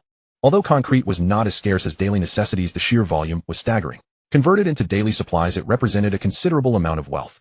Dong then asked whether it would be convenient for Lei Jun to share the coordinates of where they had obtained the materials, offering to exchange supplies for information. Lei Jun sent the coordinates without hesitation. This is hardly a secret. It is merely an industrial park in the old district. Many people have been there. However, due to the high concentration of zombies, it has never been thoroughly developed. We were quite fortunate. We accidentally wandered into that concrete factory and stumbled back out. If you are interested, you should prepare yourself well before entering. Dong received the coordinates, expressed his gratitude, and closed the private chat window. Their transaction was complete, and there was temporarily nothing further to discuss. Dong checked the coordinates and confirmed they were indeed near the old district. The city had been developed in a ring-shaped radiating pattern. Dong was located in the suburban villa area. Sheriff and his people occupied the city center, while the old district lay in the intermediate zone. The old district had become the area with the densest concentration of zombies in the city. Initially, it was difficult to establish a base there, let alone survive as a stronghold for survivors. However, as survivors upgraded their supplies and weapons, the old district gradually became accessible. Danger and opportunity went hand in hand. In the old district, abundant supply crates could be seen everywhere. The police station, drug lords, and various lesser-known teams often ventured into the old district to take their chances. If they could collect high-tier supply crates, airplanes and artillery might no longer be mere fantasies. Dong also planned to visit the old district. Previously, he had always been wary of the zombie hordes there. The scale was not like the dozens or hundreds in the villa area. It was truly like a tide stretching endlessly before one's eyes. If one were accidentally trapped, escape would be nearly impossible. But now Dong possessed the concealment skill, an armored vehicle, and an UMP-9 submachine gun, greatly enhancing his combat prowess. Additionally, he needed more powerful weapons. High-tier supply crates had become rare in the suburban area around the villas. Even the police station had abandoned their original stronghold and relocated to the city center. It was only after moving to the city center that the police station's strength solidified. They even suppressed the drug lords and large teams like the Saturn Ring in the central area. This demonstrated the abundance of resources in the city center. How much richer must the old district be with its denser and higher-tier supply crates? Dong planned to visit the old district after upgrading his intermediate underground fortress before the meteorite rain arrived. For now, the urgent priority was still upgrading the underground fortress. Dong's heart surged with anticipation as he hurried back to the underground fortress. The underground fortress was now a metallic chamber formed by alloy covering the foundation and walls. However, once upgraded to a mid-tier underground fortress, it could activate additional attributes such as cold resistance, heat resistance, and lightning strike protection. Only after upgrading to a mid-tier underground fortress could it truly be considered a shelter in the strictest sense. After all, the villa where Dong and his companions resided could only shield them from zombies. Building a primary underground fortress could only protect against meteor showers. If extreme disasters like magma rain or glacial conditions occurred in the future, a mid-tier underground fortress would be required, though there were no current signs of such phenomena. But it was prudent to prepare for contingencies and upgrade early to eliminate future worries. Dong opened the information panel of the underground fortress. Underground fortress. Grade primary. Description: an alloy underground fortress with basic defensive capabilities capable of withstanding most disasters. He clicked the upgrade button. A prompt appeared asking whether to upgrade the underground fortress with options for confirmation or cancellation. Dong proceeded to click confirm. Underground fortress mid-tier. Upgrade materials required: concrete, 5,000 units, US alloy 20 pieces. The 5,000 units of concrete and 20 pieces of alloy in his backpack vanished with a tinkling sound, then underwent transformation to upgrade the underground fortress. The underground fortress expanded outward from its original foundation. The primary underground fortress had been constructed based on the villa's basement. This time, upon upgrading to mid-tier, the spatial expansion extended along the direction of the villa's courtyard. Dong witnessed with his own eyes as the underground fortress gained an additional void area equivalent in size to the courtyard above ground. Now they had a place to store the fresh fruits and vegetables they had cultivated. In fact, they could free up quite a bit of space. Since this was a continuous expanse of open ground, unlike the villa courtyard above, which contained various structures like a garage, flower beds, and ornamental trees, the underground fortress's expanded area was far more spacious and unobstructed. The mid-tier underground fortress upgrade was complete. The fortress had gained new attributes: cold resistance, heat resistance, and lightning strike protection. After the upgrade, Dong went upstairs to inform Xianqi and Tian Xiaoyu of the news. Hearing this, both were momentarily stunned. They had been wondering just moments ago how they would gather enough concrete to upgrade to a mid-tier underground fortress. Had the upgrade truly completed so quickly? But then they shrugged it off. What did it matter? The upgrade was already done. Dong must have found a team that supplied the concrete. The three of them happily moved all the fruits and vegetables from the courtyard and rooftop terrace down to the underground fortress. They hung numerous fluorescent lights in the underground fortress's cultivation area to ensure proper photosynthesis for the plants. It was done. Dong wiped the sweat from his brow, but he did not feel that running up and down to move the produce was particularly strenuous. Seeing the seedlings he had painstakingly cultivated spared from destruction brought him nothing but joy. With this problem that had troubled the three of them resolved, Dong could now devote himself fully to preparations for a trip to the old town. He slept soundly. The next morning, Dong immediately received today's unlimited supplies. Infinite 7.62mm ammunition. This was a formidable weapon. 9mm ammunition could only be used in pistols and submachine guns, and its firepower was somewhat lacking. Now with infinite 7.62mm rounds and a rifle, his combat capability would increase significantly. More importantly, the Gatling gun in the courtyard finally had a purpose, and he no longer needed to worry about running out of ammunition. After a satisfying meal, he prepared to set out. The highway was oppressively silent. No cicadas chirped, no breeze stirred. There was only an endless suffocating quiet.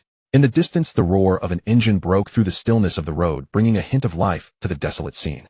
The vehicle sped along at tremendous velocity, tires screeching against the asphalt, while gusts of wind howled past, sending decaying roadside signs tumbling to the ground. The sign clattered to the roadside, its stenciled lettering blurred by years of exposure to the elements. Yet several characters remained legible.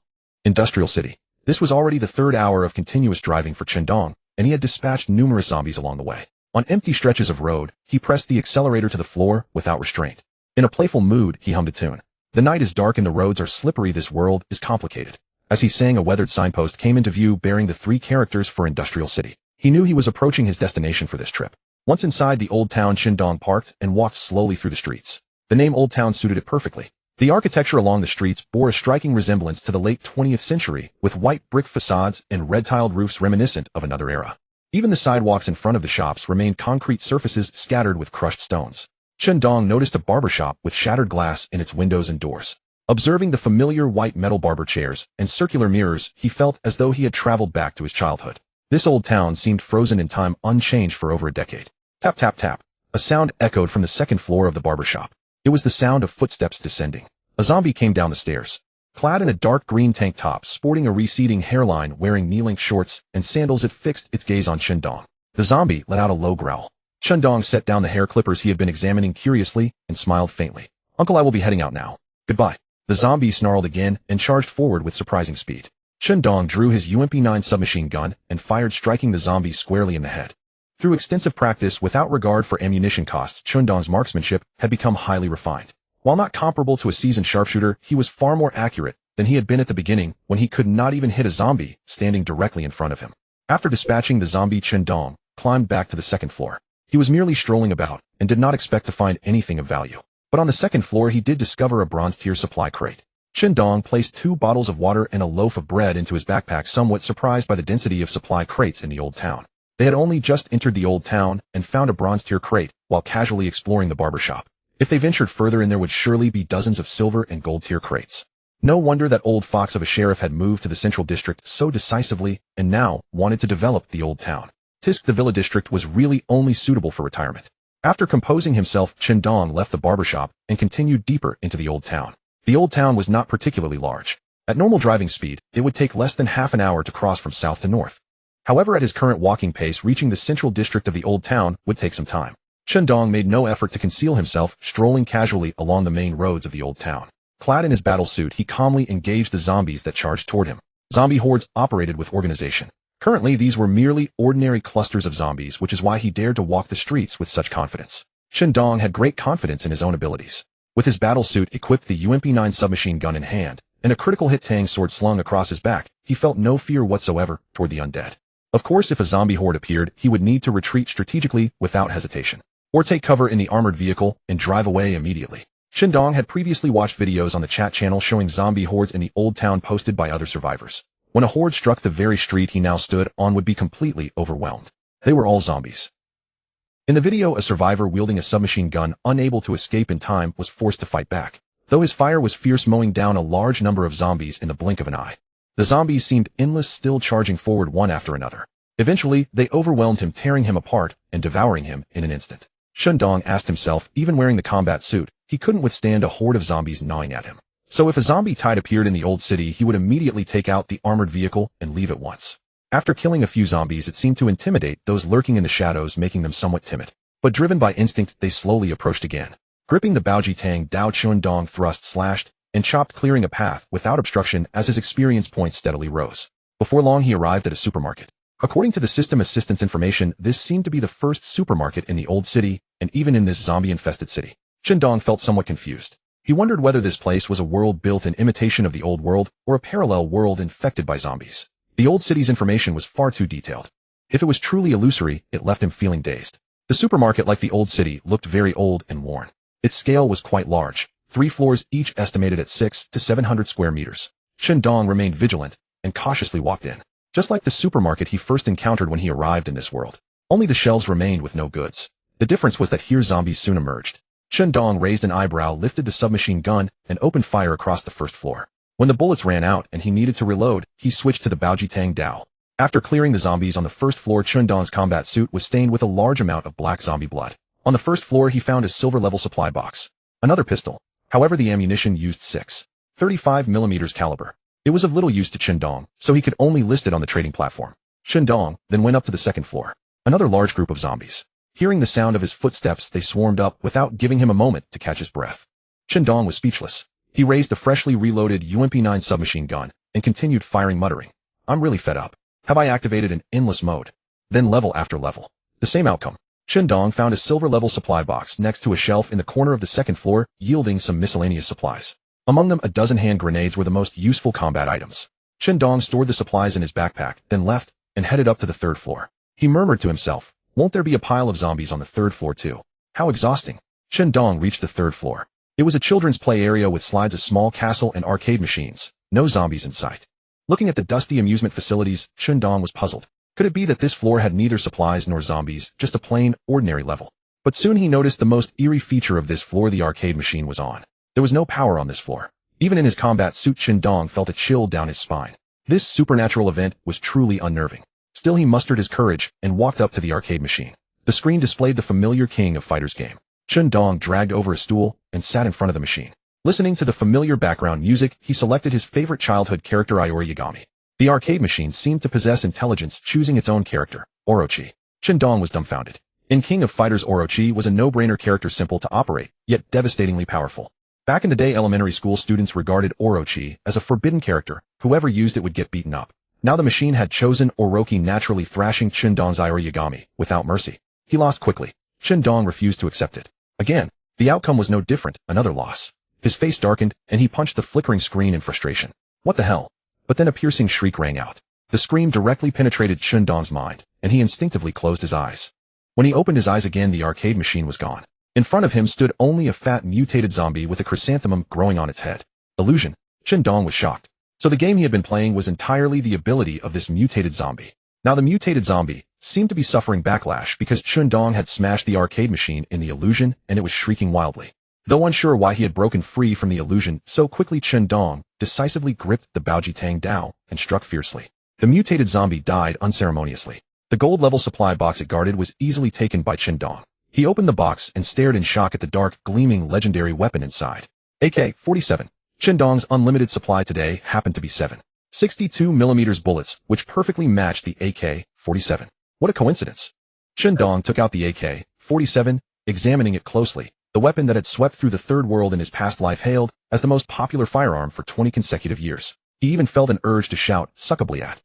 In his past life in the third world countries, you could go without a shoulder-fired RPG, without hand grenades, without surface-to-air SAM missiles, and even without a gun. But if you didn't have a Russian-made AK-47, you wouldn't dare call yourself a denizen of the third world. Moreover, the AK-47 could adapt to any environment with minimal maintenance. Rat-a-tat-tat. Chen Dong gave it a quick test. It was indeed a fine piece of equipment. However, before he could enjoy the AK-47, he heard the sound of grenades and continuous gunfire not far away. From the third-floor window of the supermarket, Chen Dong peered through binoculars toward the source of the noise. As soon as he got a clear view, he grinned. His old acquaintance, the sheriff, was among them, though he wasn't sure what they were doing. But wherever the sheriff was, Chen Dong was curious to check it out. The sheriff was furious. If he could, he would have pointed his pistol at Thistle's forehead right then and there and shouted, "Who the hell leaked this information? Find out." Lu Nung, the leader of the Saturn Ring team, looked at the sheriff with a smile, as if to say, surprised. "You didn't expect me to show up here, did you?" Du Sha, the leader of the drug lord team, also stood nearby with his men. The three leaders formed a triangular standoff, each commanding their respective teams. They had all come for the same thing, a platinum-level supply crate. A few days earlier, the sheriff had obtained intelligence through his own channels. In an industrial park near the old city, there was a platinum-level supply crate. Moreover, the accompanying zombie horde was not large, consisting mainly of only a few mutant zombies. However, mutant zombies posed no real threat to the sheriff's station at present. After all, the station now had a helicopter. Every elite participant was standardly equipped with a pistol. Key operatives like Thistle were even armed with automatic rifles. Sure enough, the sheriff had long arrived at the industrial park with his forces heading straight for the coordinates of the platinum-level supply crate. Riding in the helicopter, his elites wielding thermal weapons surged forward and quickly cleared out the zombies. Just as the sheriff was about to claim the platinum-level supply crate, Lu Ning and Du Sha appeared. This was an absolutely classified operation known only to a handful of people within the station. A mole. The sheriff glanced around at his men, his eyes flickering. They were all his trusted subordinates, yet he could not be certain who had betrayed the intelligence. Lu Neng and Du Sha had joined forces, putting the sheriff in a rather passive position. The gap between the station and the Saturn Ring and Drug Lord teams had never been large to begin with, and now, with two teams united, they were genuinely difficult to deal with. Lu Neng said with a smile, "Sheriff, your station came all this way to collect the platinum-level supply crate. It's so dangerous. Why didn't you let us know? We could have come to help you." Du Sha merely smiled on the sidelines, saying nothing. The sheriff forced a cold smile and replied sharply, "No need for your concern. Our station can handle the zombies on our own. We can secure the platinum-level supply crate without trouble. I'm sorry your efforts were in vain." The Drug Lord team's Du Sha spoke up, revealing his true intentions. "Sheriff, we're not here for nothing. As the saying goes, those who are present share the spoils. Why don't we go in together and see what this platinum-level supply crate looks like?" The platinum-level supply crate was right there in the warehouse of the industrial park before the sheriff's team. Lu Neng and Du Sha had finally dropped all pretense. Although the sheriff had suspected something, he still flew into a rage when Du Sha laid his intentions so bare. After going through so much trouble to secure the platinum-level supply crate, was he expected to hand it over on a silver platter? The moment Du Sha spoke those words, the situation began to spiral out of control. Before the sheriff could issue orders, his subordinate Thistle and other elites raised their weapons, aiming directly at Lu Neng and Du Sha's teams. The atmosphere grew razor-sharp. The station's helicopter hovered in the air above, its rotor blades spinning, its turret pointed squarely at Lu Neng and Du Sha. A single reckless move, and the gunner above would open fire. On the other side, the Saturn Ring and Drug Lord teams had similarly revealed their deterrent forces. The Saturn Ring had deployed 2 bulldozers while the Drug Lords produced 2 rocket launchers. If conflict erupted, both sides would surely suffer devastating losses. It was entirely possible that all 3 leaders could lose their lives here.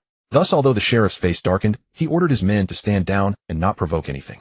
"Thistle, tell everyone to lower their weapons." Thistle stood beside the sheriff, his automatic rifle still aimed at the 2 top leaders of the Saturn Ring and Drug Lord teams. Hearing the sheriff's order, he complied reluctantly. "Sheriff, this." "All right." Lu Neng and Du Sha also signaled their men to put down their weapons. Both sides stood in a stalemate, locked in tension. And this entire scene was clearly observed from the sidelines by Chun Dong, who had just arrived from the Old City supermarket. "So there's a platinum-level supply crate inside that warehouse."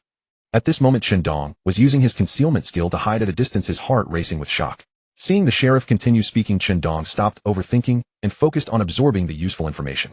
"Lu Neng, Du Sha, aren't you two being a bit too much? Our station worked ourselves to the bone eliminating the mutant zombies and the horde, and now you just want to come along and pluck the fruits. That doesn't seem quite right, does it?" Lu Neng burst into loud laughter, rubbing his bald head. "Sheriff, let me tell you, a platinum-level supply crate should yield quite the bounty, right? Your team can't possibly consume it all on your own, can you?"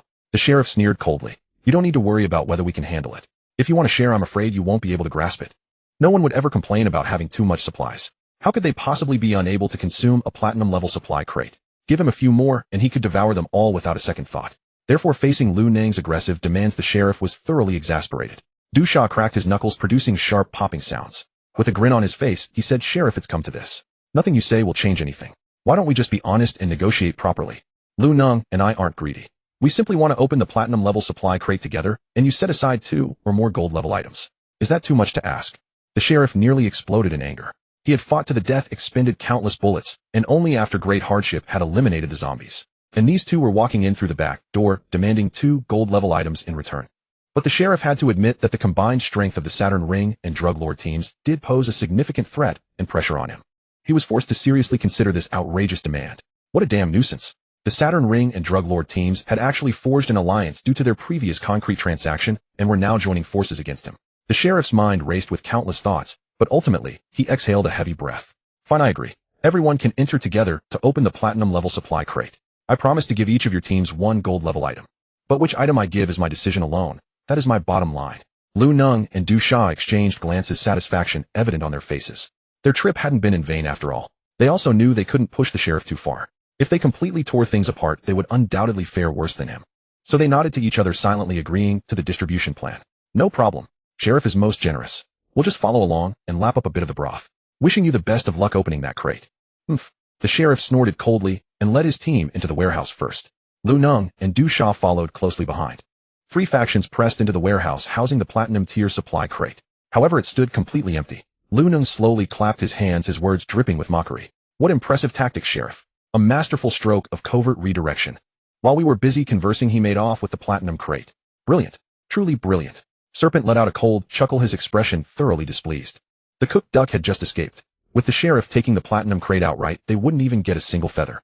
After all, the police station was a top-tier organization. If they truly wanted to snatch food from his mouth, they would need to be prepared for total annihilation.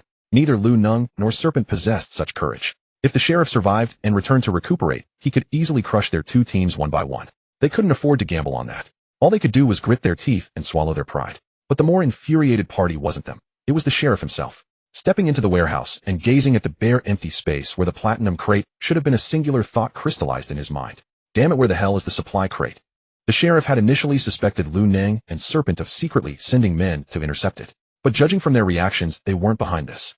Which meant another faction was slipping through the cracks and cashing in. Enraged, the sheriff ignored Lu Neng and Serpent's sneering remarks. "Do I assemble a squad right now and sweep this area in concentric circles? And get a helicopter airborne. If you spot any suspicious figures, report immediately." "Yes, sir." Do I acknowledged the order and swiftly deployed his men. Watching the sheriff rush about with such grand mobilization, Lu Neng and Serpent could faintly guess what was happening. They immediately summoned their own team members to conduct a carpet search. For them, this was an unprecedented opportunity. If the platinum crate wasn't with the sheriff and they found it first, well, then it certainly wouldn't be his. All three factions, each nursing their own schemes, dispatched nearly every available hand into the field. By now, Qindong had already long departed from the industrial park. He hadn't even had time to open the platinum tier supply crate or stow it in his backpack before hurrying away without pause. Long before the standoff between the sheriff and Lu Neng's group, Qindong had already activated his stealth skill, slipped in through the rear of the warehouse, and made off with the platinum crate. He hadn't taken a vehicle. That would make him far too conspicuous. The sheriff's men had surely realized the crate had been intercepted by now, likely scouring the entire district for him. Qindong sprinted down the street at full speed. Faster. Even faster. As long as he could break past the outskirts of the old town, he could summon his car and slip back to the villa district unnoticed. But just then a horde of zombies suddenly closed in around him. What terrible luck! Qindong cursed silently under his breath. With no other choice, he drew his critical strike Tang Dao and began slicing through the undead. Out of caution, he avoided using loud thermal weapons. Yet soon enough, the noisy drone of rotors echoed from the nearby sky. Qindong knew he had likely been exposed. He just hadn't expected the sheriff's men to react so swiftly, closing in on him this fast. Suspect spotted. Inside the helicopter dispatched by the police station, the pilot was navigating patrol routes around the industrial park. Spotting someone engaged in a fierce battle with zombies nearby, he immediately reported it.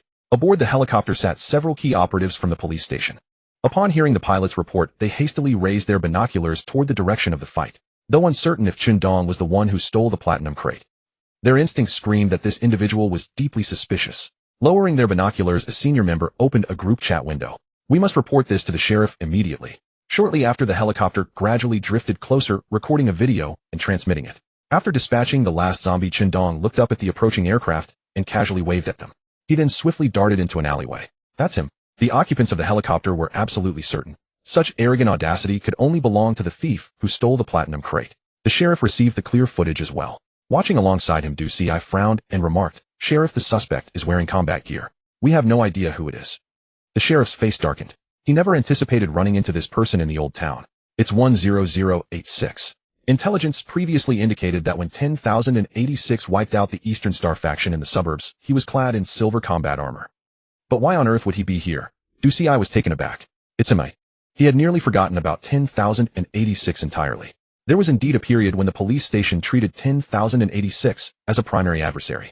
But as the police station relocated to the central district and its power steadily expanded, Du Ci had completely lost interest in 10,086, the very entity survivors mocked as peaking at debut. Frowning, the sheriff ordered, "Dispatch all units from other sectors to that area immediately. Tell them to exercise utmost caution. We don't know if 10,086 possesses any ultimate weapons. Do not let this turn into a disastrous oversight." Du Ci nodded. "Understood. I'll notify my people right away." From the sidelines, Lu Neng and Serpent overheard this and likewise ordered their subordinates to converge on the location. Though lacking exact coordinates, such a massive helicopter served as the most conspicuous beacon. A sudden unease settled heavily over Qindong's heart. It was predictable that once the helicopter spotted him, it would absolutely summon reinforcements. By then he would be a turtle caught in a jar. However, there was currently no way for him to openly flee the old town. The helicopter maintained a constant aerial patrol, denying him any opening. He could only weave through the alleys like a darting fish, constantly evading the aerial surveillance. Qindong pressed himself against a wall, navigating a narrow passage. At a corner, he heard voices drifting from the other side. "I wonder how this 10,086 who stole the platinum crate managed to pull it off right under everyone's noses." Another voice chimed in. "Who knows? We wouldn't dare speak ill of it or the sheriff would shoot us on the spot." "How so?" To put it bluntly, they were blind as bats. The speakers were two members of the police station. They had apparently been guarding the outer perimeter of the industrial park and lacked clarity on the internal events. They were among the first to arrive at the encirclement cordon around Qingdong. One portly, the other slender, they were bantering lightheartedly, not taking the sheriff's orders particularly seriously. Clearly they belonged to the lax, undisciplined type. In the next instant, still chatting and laughing, the two rounded the corner, only to run straight into Qingdong. The fat man paused for a moment and said to the thin man, "Is he 10,086? The thin man was equally stunned. "I think so." Then he quickly drew the pistol from his waist. But Qingdong reacted faster than them. After all, he had been waiting for a long time. Qingdong punched the fat man in the face, sending blood gushing from his mouth as he clutched it in agony, unable to make a sound. Then with a swift twist, he broke the thin man's neck. Finally, he drew a military dagger and slit the fat man's throat, covering his mouth to prevent any sound from escaping. The fat man could only feel his blood spurting out, dying in terror within his heart. After dealing with the two vanguard guards, Qingdong did not linger and ran out of this alley again. This place was probably no longer safe. Indeed, the helicopter soon patrolled to the corner alley where the two dead police members lay. The liaison officer in the helicopter sent a message to all police members in the encirclement. "Brothers, we've found the rat. Coordinates 433 E096. Surround him now." With the helicopter patrolling overhead, Qingdong's movements were easily exposed. At this moment his stealth skill was in cooldown, so he temporarily could not activate it. Therefore he could only wander around, delaying time. But soon he was blocked. More than a dozen police members had gathered, cornering him in a dead-end alley. Everyone held their pistols and fired. But the power of pistols could not penetrate the S-alloy upgraded battle suit. Qingdong just stood there, slowly walking towards them. Often the hunter appears as the prey. Qingdong swung his fists, warming up. "Stop. I'll handle him." The leader of the police was a burly man with a special forces medal on his shoulder. He was clearly a core member of the police force. By appearance, this burly man was at least 1.9 meters tall. His muscular build was visually intimidating. The burly man took a pair of steel gauntlets from his backpack, covering everything below the elbow, full of combat spirit. 10086, or I've always heard you relied on this battle suit to kill many people in close combat. Today I'll test you. Remember, I'm Jean Gang from the police. Qingdong chuckled. I once killed a team leader who was also called Jean Gang. He was as strong as you, shouted the loudest, and died the fastest. Hearing this, Jean Gang flew into a rage, his dark face showing traces of anger. Then like a wild bull he charged forward. Die! Qingdong swung his right fist to directly block Jean Gang's angry strike. As a result, he was hit flying and crashed into the dead-end alley wall. Damn, that was the only simple and unadorned word Qingdong could think of at that moment. He leaned against the wall and stood up, his heart shaken. Was this Jean Gang a reincarnation of a water buffalo? How could he have such incredible strength? Qingdong's physical attributes had already reached the peak level among current survivors. Yet he was actually punched flying by Jean Gang. It was simply inexplicable. Jean Gang didn't give Qingdong time to ponder, immediately throwing another punch. But Qingdong bent over to dodge it, seized the opening, and punched him hard in the waist. Kidneys. Jean Gang suffered the blow, his face contorted in pain. This also balanced Qingdong's mind a bit. So this Jean Gang was a typical high attack, low defense type. There was a chance. Qingdong took advantage of Jean Gang's momentary lapse and delivered a devastating kick to his groin, putting all his strength into it. Crack. It was as if the sound of an eggshell shattering could be heard. Jean Gang fell to the ground in agony, clutching his crotch. Jean Gang's face bulged with veins, glaring hatefully at Qingdong. Coward. Qingdong pulled out an AK-47, aimed at Jean Gang's head, and said calmly, I never said I was noble. A few gunshots rang out, and Jean Gang fell silent. Even in death, he maintained that humiliating posture of clutching his crotch. The remaining police members, who never expected the deputy captain Jean Gang, who was usually strong enough to carry heavy weights, to die so humiliatingly, immediately panicked. Retreat. Quick retreat. Qingdong raised the AK-47 and sprayed bullets. Now you want to run. Too late. Rat-a-tat-tat. The helicopter, following the sound of gunfire, quickly arrived above Qingdong's head, hovering and opening fire. We must get rid of this helicopter. Otherwise it won't do. Qingdong, wearing his battle suit, quickly found a cover and thought carefully. On the helicopter, the core police member saw Jean Gang lying on the ground, his heart aching. Jean Gang, brother. Aim at him, shoot fiercely. Kill him. Fly lower, aim at him, you idiot. The pilot felt somewhat troubled. Deputy Captain Huolang, this is already the minimum safe altitude. If we lower further, there's a risk of crashing. Huolang pulled out his pistol and said viciously, what the hell are you afraid of? I'm not afraid of death, why are you? Fly lower, aim at 10,086, avenge Deputy Captain Jean Gang and the other brothers, or I'll kill you right now. The pilot had no choice but to lower the altitude. Qingdong paused for a moment. You're giving me an opportunity. Then he quickly took out an armored vehicle from his backpack and climbed into the cockpit. A massive amphibious armored vehicle suddenly appeared in front of the helicopter, its dark cannon barrel pointing at the helicopter. Damn! The pilot was greatly alarmed and hurriedly tried to ascend to create distance. But this required time. Qingdong didn't even need much aiming adjustment, directly firing forward. Bang! Bang! Bang! The main weapon of this armored vehicle was a 30mm cannon with fierce firepower.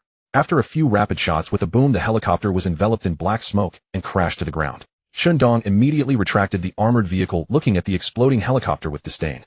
Aren't they bullying an ordinary guy? Even if they're gaining the upper hand, I can't let this slide.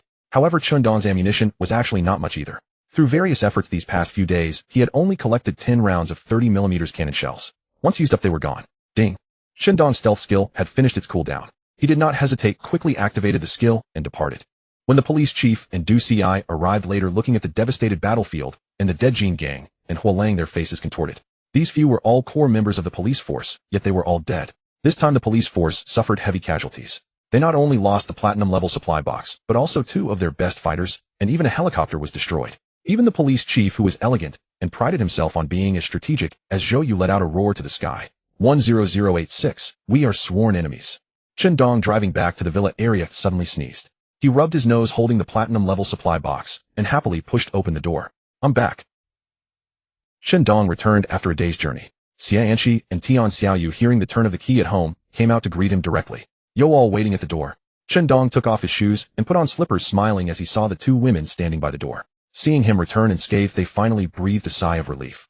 Shundong had insisted they not accompany him to the old town, deeming it too dangerous, leaving them worried at home. Xia Anshi said reproachfully, I was so worried about you. Tian Xiaoyu carefully scrutinized Shundong. It seems you're not hurt anywhere. Oh, we were just being overly concerned, worrying for nothing. Shundong chuckled and walked into the living room with them. Don't say that. This time was really perilous. I almost lost my life. It's a good thing I didn't take you along, or I would have regretted it to death.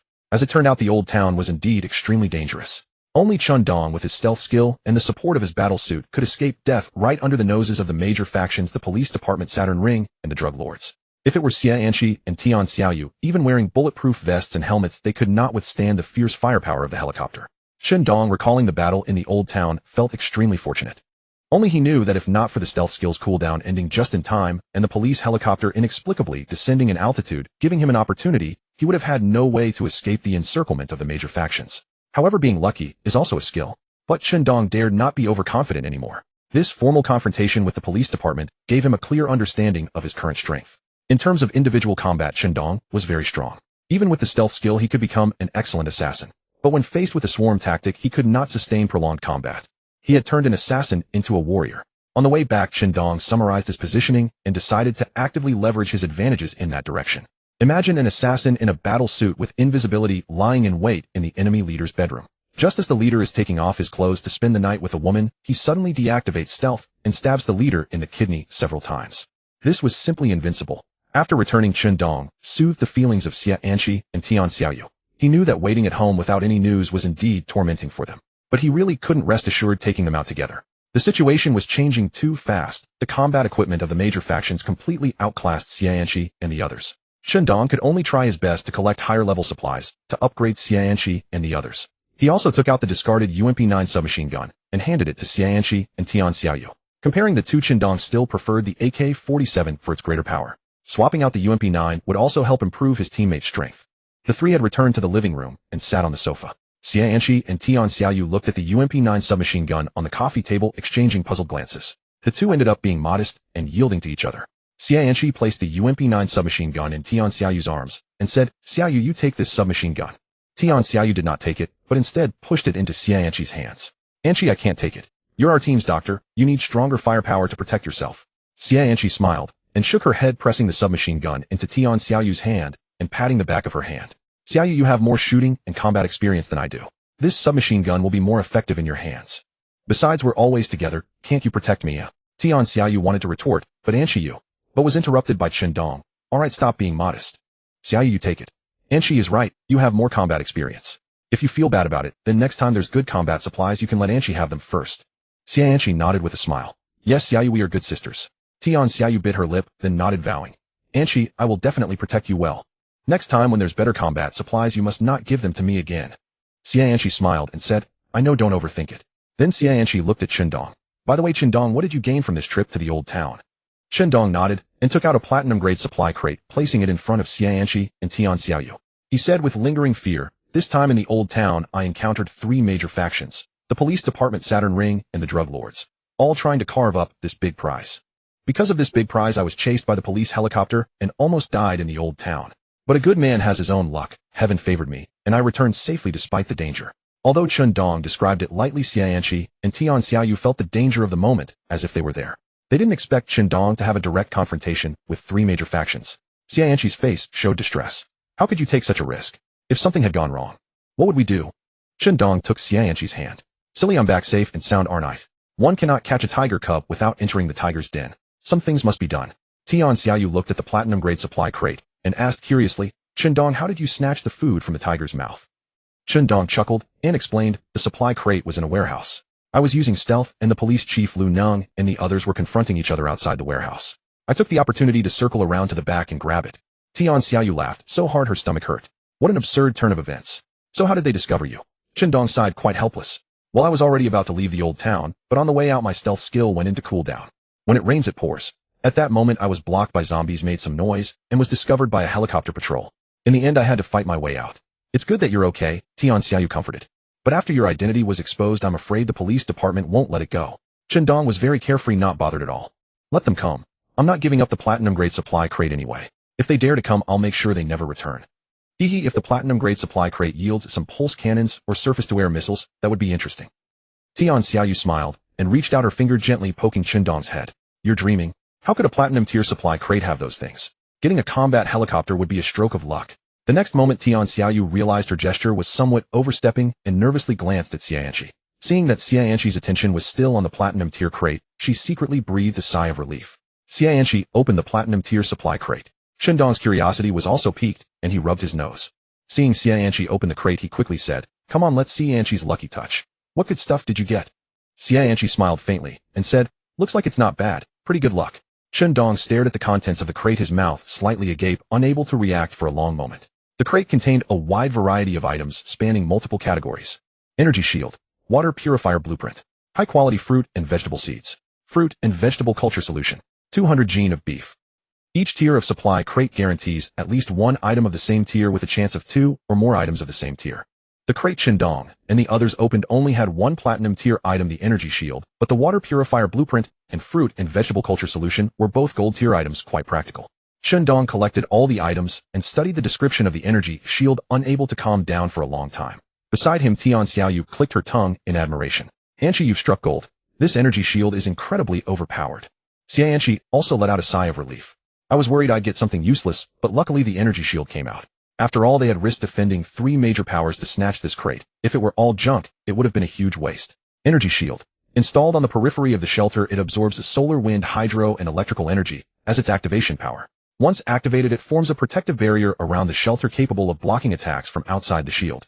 As long as the energy supply is not interrupted, it can continuously withstand attacks while allowing those inside to attack outward. Simply put, it means I can hit you, but you can't hit me. Such is the domineering and unreasonable platinum tier defensive device. Chen Dong excitedly hugged Xianqi and kissed her, saying, Xianqi, you're amazing. This energy shield is really too useful for us at this stage. With this, even if the police station wants to settle scores later, they can't do anything to us. I don't believe they can come up with any kind of destruction-level weapon to destroy the energy shield. Xianqi, caught off guard by Chen Dong's hug and kiss, blushed a little.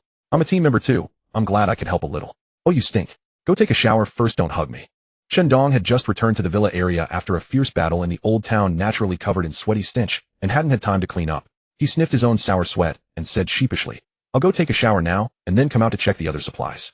Then, looking embarrassed, Chen Dong walked into the bathroom and quickly washed off the grime. Soon after he came out of the bathroom, he had washed off all the dirt and also took the combat suit into the bathroom to rinse off the bloodstains.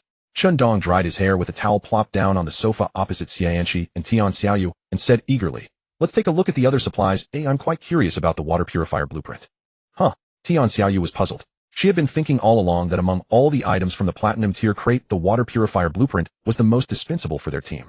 Tian Xiaoyu pondered for a moment and said, Chen Dong, we don't lack water, do we? While others are still struggling to get drinking water for the day, we've already been using potable water to shower. Xianqi also looked at Chen Dong with confusion. She didn't quite understand why he favored the water purifier blueprint. Chen Dong gave a wry smile and said, You two pampered little princesses, it's true, we have plenty of water, but we have to manually add water to the rooftop tank to supply the house. It's been me slogging away to fill it up once a week, but it becomes quite a hassle over time. Hearing this, both Xianqi and Tian Xiaoyu felt a bit embarrassed. Subconsciously, they had assumed it was like the old world with automatic tap water supply. Now that Chen Dong mentioned it, they finally realized. Sorry, Chen Dong, we never noticed that before. Chen Dong naturally wasn't blaming them, nor did he feel wronged. After all, he was also a beneficiary. He laughed heartily and said, I'm not blaming you. I just wanted to tell you that once we have a water purifier, we won't have to waste drinking water for showering and mopping floors, and it'll be less trouble. Shandong took out the water purifier blueprint to check the required materials. Then he let out a surprised sound, his expression slipping out of control. This drew the attention of Xianxi and Tian Xiaoyu, who leaned over to look at the blueprint. Shandong caught the faint scent of the two girls and felt the subtle brushing of their arms against his, which made his mind wander. He could only pretend to be nonchalant, adjusting his pants to ease his discomfort. Xianxi and Tian Xiaoyu were greatly surprised. They hadn't expected that the water purifier blueprint could be used for unlimited production. As long as there were enough materials, it could be mass-produced and sold on the trading platform. Xianxi exclaimed in astonishment, "How is that possible? Blueprint items always had a limited number of uses. This water purifier blueprint is unlimited. That's just unreasonable." Tian Xiaoyu nodded in agreement. "That's right, the water purifier blueprint we have is unlimited. That means we basically monopolize this market. We can set our own prices. Oh my god, what a huge business opportunity. Right now, most survivors are lucky if they aren't dying of thirst. They have no way to collect enough water for daily use. To relieve themselves, they have to go out into the wild. Taking a shower is even more out of the question. Even the leader of a large team like the sheriff can only bathe once a week. The members under him go even longer. Most can only wash their hair or wipe their bodies. So this water purifier blueprint has a huge market. After all, this world's water resources were originally abundant, but they are unusable due to contamination. Once water purifiers are widely available, it will definitely change the situation. The shampoo and body wash listed on the trading platform, which had no buyers due to lack of demand, will also rise in value accordingly. Shandong carefully examined the materials required for the water purifier blueprint. After all, this was not a small household water purifier, but a large one intended for community use. If the required materials were too numerous, it would be a troublesome affair. Fortunately, the water purifier did not require many materials, only a certain amount of stainless steel and a filter. As for the other materials, the blueprint did not specify them. Shandong purchased some materials on the trading platform and attempted to manufacture the water purifier. Survivor, do you wish to use the water purifier blueprint? Yes, no, yes. Water purifier, stainless steel, 12050, filter, 131i. After clicking Start Manufacturing, Shandong produced 2 water purifiers. Manufacturing complete, 2 large water purifiers stood before Shandong and his 2 companions. The stainless steel casing gave them a highly technological appearance. No complex operations were required. Shandong plugged in the power, poured in the wastewater from the tap, and the water purifier began to operate. With 2 beeps, the sound of machinery came from within. After a few minutes, the red indicator turned green, signaling that the wastewater had been purified and was now drinkable. Shandong took a cup and collected a glass of pure clear water. Xianxi looked at the purified water and said with some concern, "Shandong, is this really safe to drink?" No one knew for sure whether the water purifier could truly purify the sewage. This was not the old world. In the apocalyptic world, they dared not be certain of what might happen. Shandong licked his lips, his mouth feeling dry. "We have to try. Since it's a gold tier supply, it should be fine." Then he took a sip of the purified water, swished it in his mouth, and gulped it down. "How is it?" Xianxi and Tian Xiaoyu were extremely nervous, afraid that something might happen to Shandong. Shandong nodded and smiled. "It's drinkable. It has no taste, but it's fine as daily water." Xianxi and Tian Xiaoyu breathed a sigh of relief. Now that the water purifier had been proven to work, they could sell it to make money. Shandong recorded a short video. In the video, he held a cup to the water purifier, collected the purified water, and drank it heartily. Then he posted the video on the chat channel. ID 10086. Water purifier can purify wild sewage into drinkable water. Those in need hurry to the trading platform to buy. Video attached. ID 854235. Holy crap. Is this real? There's actually something like a water purifier. ID 231534. Fake, right? How could there be a water purifier? ID 967645. I went to the trading platform and checked. It's a gold tier item. Should be fine, right? Also, ID 10086 drank it in the video, showing half his face while drinking. I think it's probably okay. ID 866623. Even if it's okay and it can purify sewage, damn, it's too expensive. And the water purifier needs electricity. Where do we get so much energy to generate power? ID 10086. Everyone, don't rush to call it expensive. This thing cost a lot to make. I can't run a charity at a loss, right? I've already kept the profit as low as possible. The cost-performance ratio is super high, okay. ID 735423. You call this cost performance? 30 pieces of S-alloy. That could buy so much food and drinking water. Shandong looked at the price and frowned slightly. He didn't see any problem. It was perfectly reasonable. 30 pieces of S-alloy for a large water purifier meant no longer needing to buy drinking water in the future. This was clearly a one-time investment that would pay off forever. Why couldn't these survivors understand? Shandong felt a bit frustrated. ID 983534. Bro, don't complain. A tycoon survivor like ID 10086 has a different definition of cost performance from us. They say that cost performance is the sorrow of the poor and the delight of the rich. We happen to belong to the former woo-woo. ID 962234. That hits home, bro. ID 538. 2344. So are you buying it? Many survivors expressed that they were willing but unable. ID 346754. I'm from a small team. Why am I asked? Our team barely survived building an underground bunker, let alone a water purifier worth 30s alloy. ID 853464. A solo survivor says I still have enough drinking water in my pocket for a long time. Bathing and stuff doesn't seem that important. ID 853453. Damn. Stop talking, okay? I can smell the stench through the screen. Shindong looked at the chat channel content and sighed. It seemed that selling a large number of water purifiers in a short time was not very likely. But he was unwilling to lower the price. In the old world, there were always things called stupidity tax. For example, diet pills. There were always people who fantasized about losing weight without moving. For instance, diamonds. By artificially controlling mining output and linking them to love, they were hyped to astronomical prices. Many people sneered at these things, even mocked them. Things like chives. Would anyone buy them? Would anyone really be willing to be a leak? A term for someone who gets exploited? But these things were never meant to serve the general public. They only needed to gain the recognition of their target audience to rake in huge profits. And Shindong now had the same intention. The large water purifier was expensive and the masses did not accept it. That was fine. As long as a slightly capable team needed it and could afford it, selling a few units would still make a killing. After all, a team capable of paying the equivalent of 30s alloy for a water purifier was most likely a large team with a huge water demand. As long as their leader wasn't foolish, they would come to buy eventually. Many people in the chat channel were bad-mouthing Shindong's water purifier. ID 10,000, ID 10086. Are you treating everyone as leaks to be slaughtered?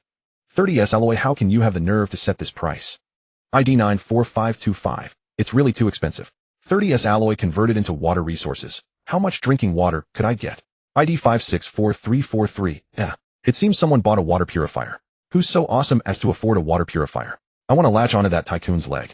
Shindong received his first income directly in the form of 30s alloy, not using any other equivalent materials. But when he received a private message from the buyer, Shindong grinned from ear to ear. Private chat window. ID 12315. ID 10086. The platinum supply box is pretty good, isn't it? This water purifier is one of the items from it, right? Just wait. It was the sheriff. His police station had become the first leak. What a twist of fate. Shindong listed the water purifier on the trading platform at a steep price, and only a few major teams could afford it. That the police department would grit its teeth and make the purchase was within Shindong's expectations. After all, as the city's sole premier large-scale team, the police department's daily water demand was enormous. For them, the large water purifier was undoubtedly a highly cost-effective product. Otherwise, the sheriff wouldn't have bought 2 units in one go. Facing the sheriff's private threat, Shindong even felt aggrieved on his behalf. After tremendous effort and heavy losses, the platinum-grade supply crate he sought had been fraught with setbacks. First, it was plundered by 2 major teams, Saturn Ring and Drug Lord. Just when an agreement was finally reached, Shindong pulled a clever diversion. Putting himself in the sheriff's shoes, Shindong would have hunted that person down relentlessly. Thus, to some extent, he could empathize with the sheriff's feelings. Oh, but it was himself who took the platinum-grade supply crate. Well, no worries then. Shindong sent the sheriff a smiley emoji, then typed, "The platinum-grade supply crate really is handy. It yielded a ton of great stuff. Even this water purifier blueprint is just average." The sheriff was furious. He tossed his water cup aside, and the sound of grinding teeth could be heard from afar. He hated Shindong to the extreme. If before he had merely been wary of Shindong, now he wished to tear him limb from limb. 10086, don't be too smug. I won't let you rest easy for long. Prepare to face the wrath of the police department. I'll make you realize that crossing the police department is the biggest mistake of your life. The sheriff's threat was nakedly aggressive. His determination to retaliate against Shindong was undeniably fierce. However, what made him even angrier was Shindong's reaction. Shindong sent another grinning emoji. Everything was understood without words. This was a total disregard for him. Shindong closed the chat channel. He also left the water purifier on the trading platform at his leisure, not paying much attention. If any team needed it, they would naturally make a move. The other supplies from the platinum-grade supply crate needed to be explored for their uses. Some fresh fruit and vegetable seeds. Shindong already had some of these things. However, the seeds this time were relatively rare fruits and vegetables, thus enriching the variety. Just as well, Shindong had just transferred the original fruits and vegetables to the underground fortress's planting area, leaving plenty of vacant space to plant these new seeds. In the underground fortress, several fluorescent lights shone on the fruits and vegetables, allowing them to grow normally. This ensured a timely supply of fresh vegetables for Shindong Xianxi and Tian Xiaoyu. Since obtaining fresh seeds, they had not needed to eat canned vegetables for a long time. This was also due to the special nature of the post-apocalyptic world's fruit and vegetable seeds. Most of them could ripen in a few days. If they had to rely on nature like in the old world, it would be meaningless. Shindong dug up some fertile, nutrient-rich soil, filled foam boxes with it, and planted the new varieties. Next, he took out the gold-grade item from the platinum-grade supply crate, fruit and vegetable growth solution. Fruit and vegetable growth solution. Drop it onto the seeds, non-toxic and pollution-free. If you want prosperous agriculture, this is the key. Using the growth solution, the yield per moo would be 8,800. Shundong, skeptical, yet curious, used the dropper to extract one drop and let it fall onto the freshly planted seeds. Let's see if it's really that miraculous. With a drip, the growth solution landed on the seed, but nothing happened. Shundong stared expressionlessly, muttering to himself. Could this gold-grade growth solution be fake? But then he wondered if he had not used enough of it. Then he added another drop onto the same seed. Still no reaction. Shundong was speechless.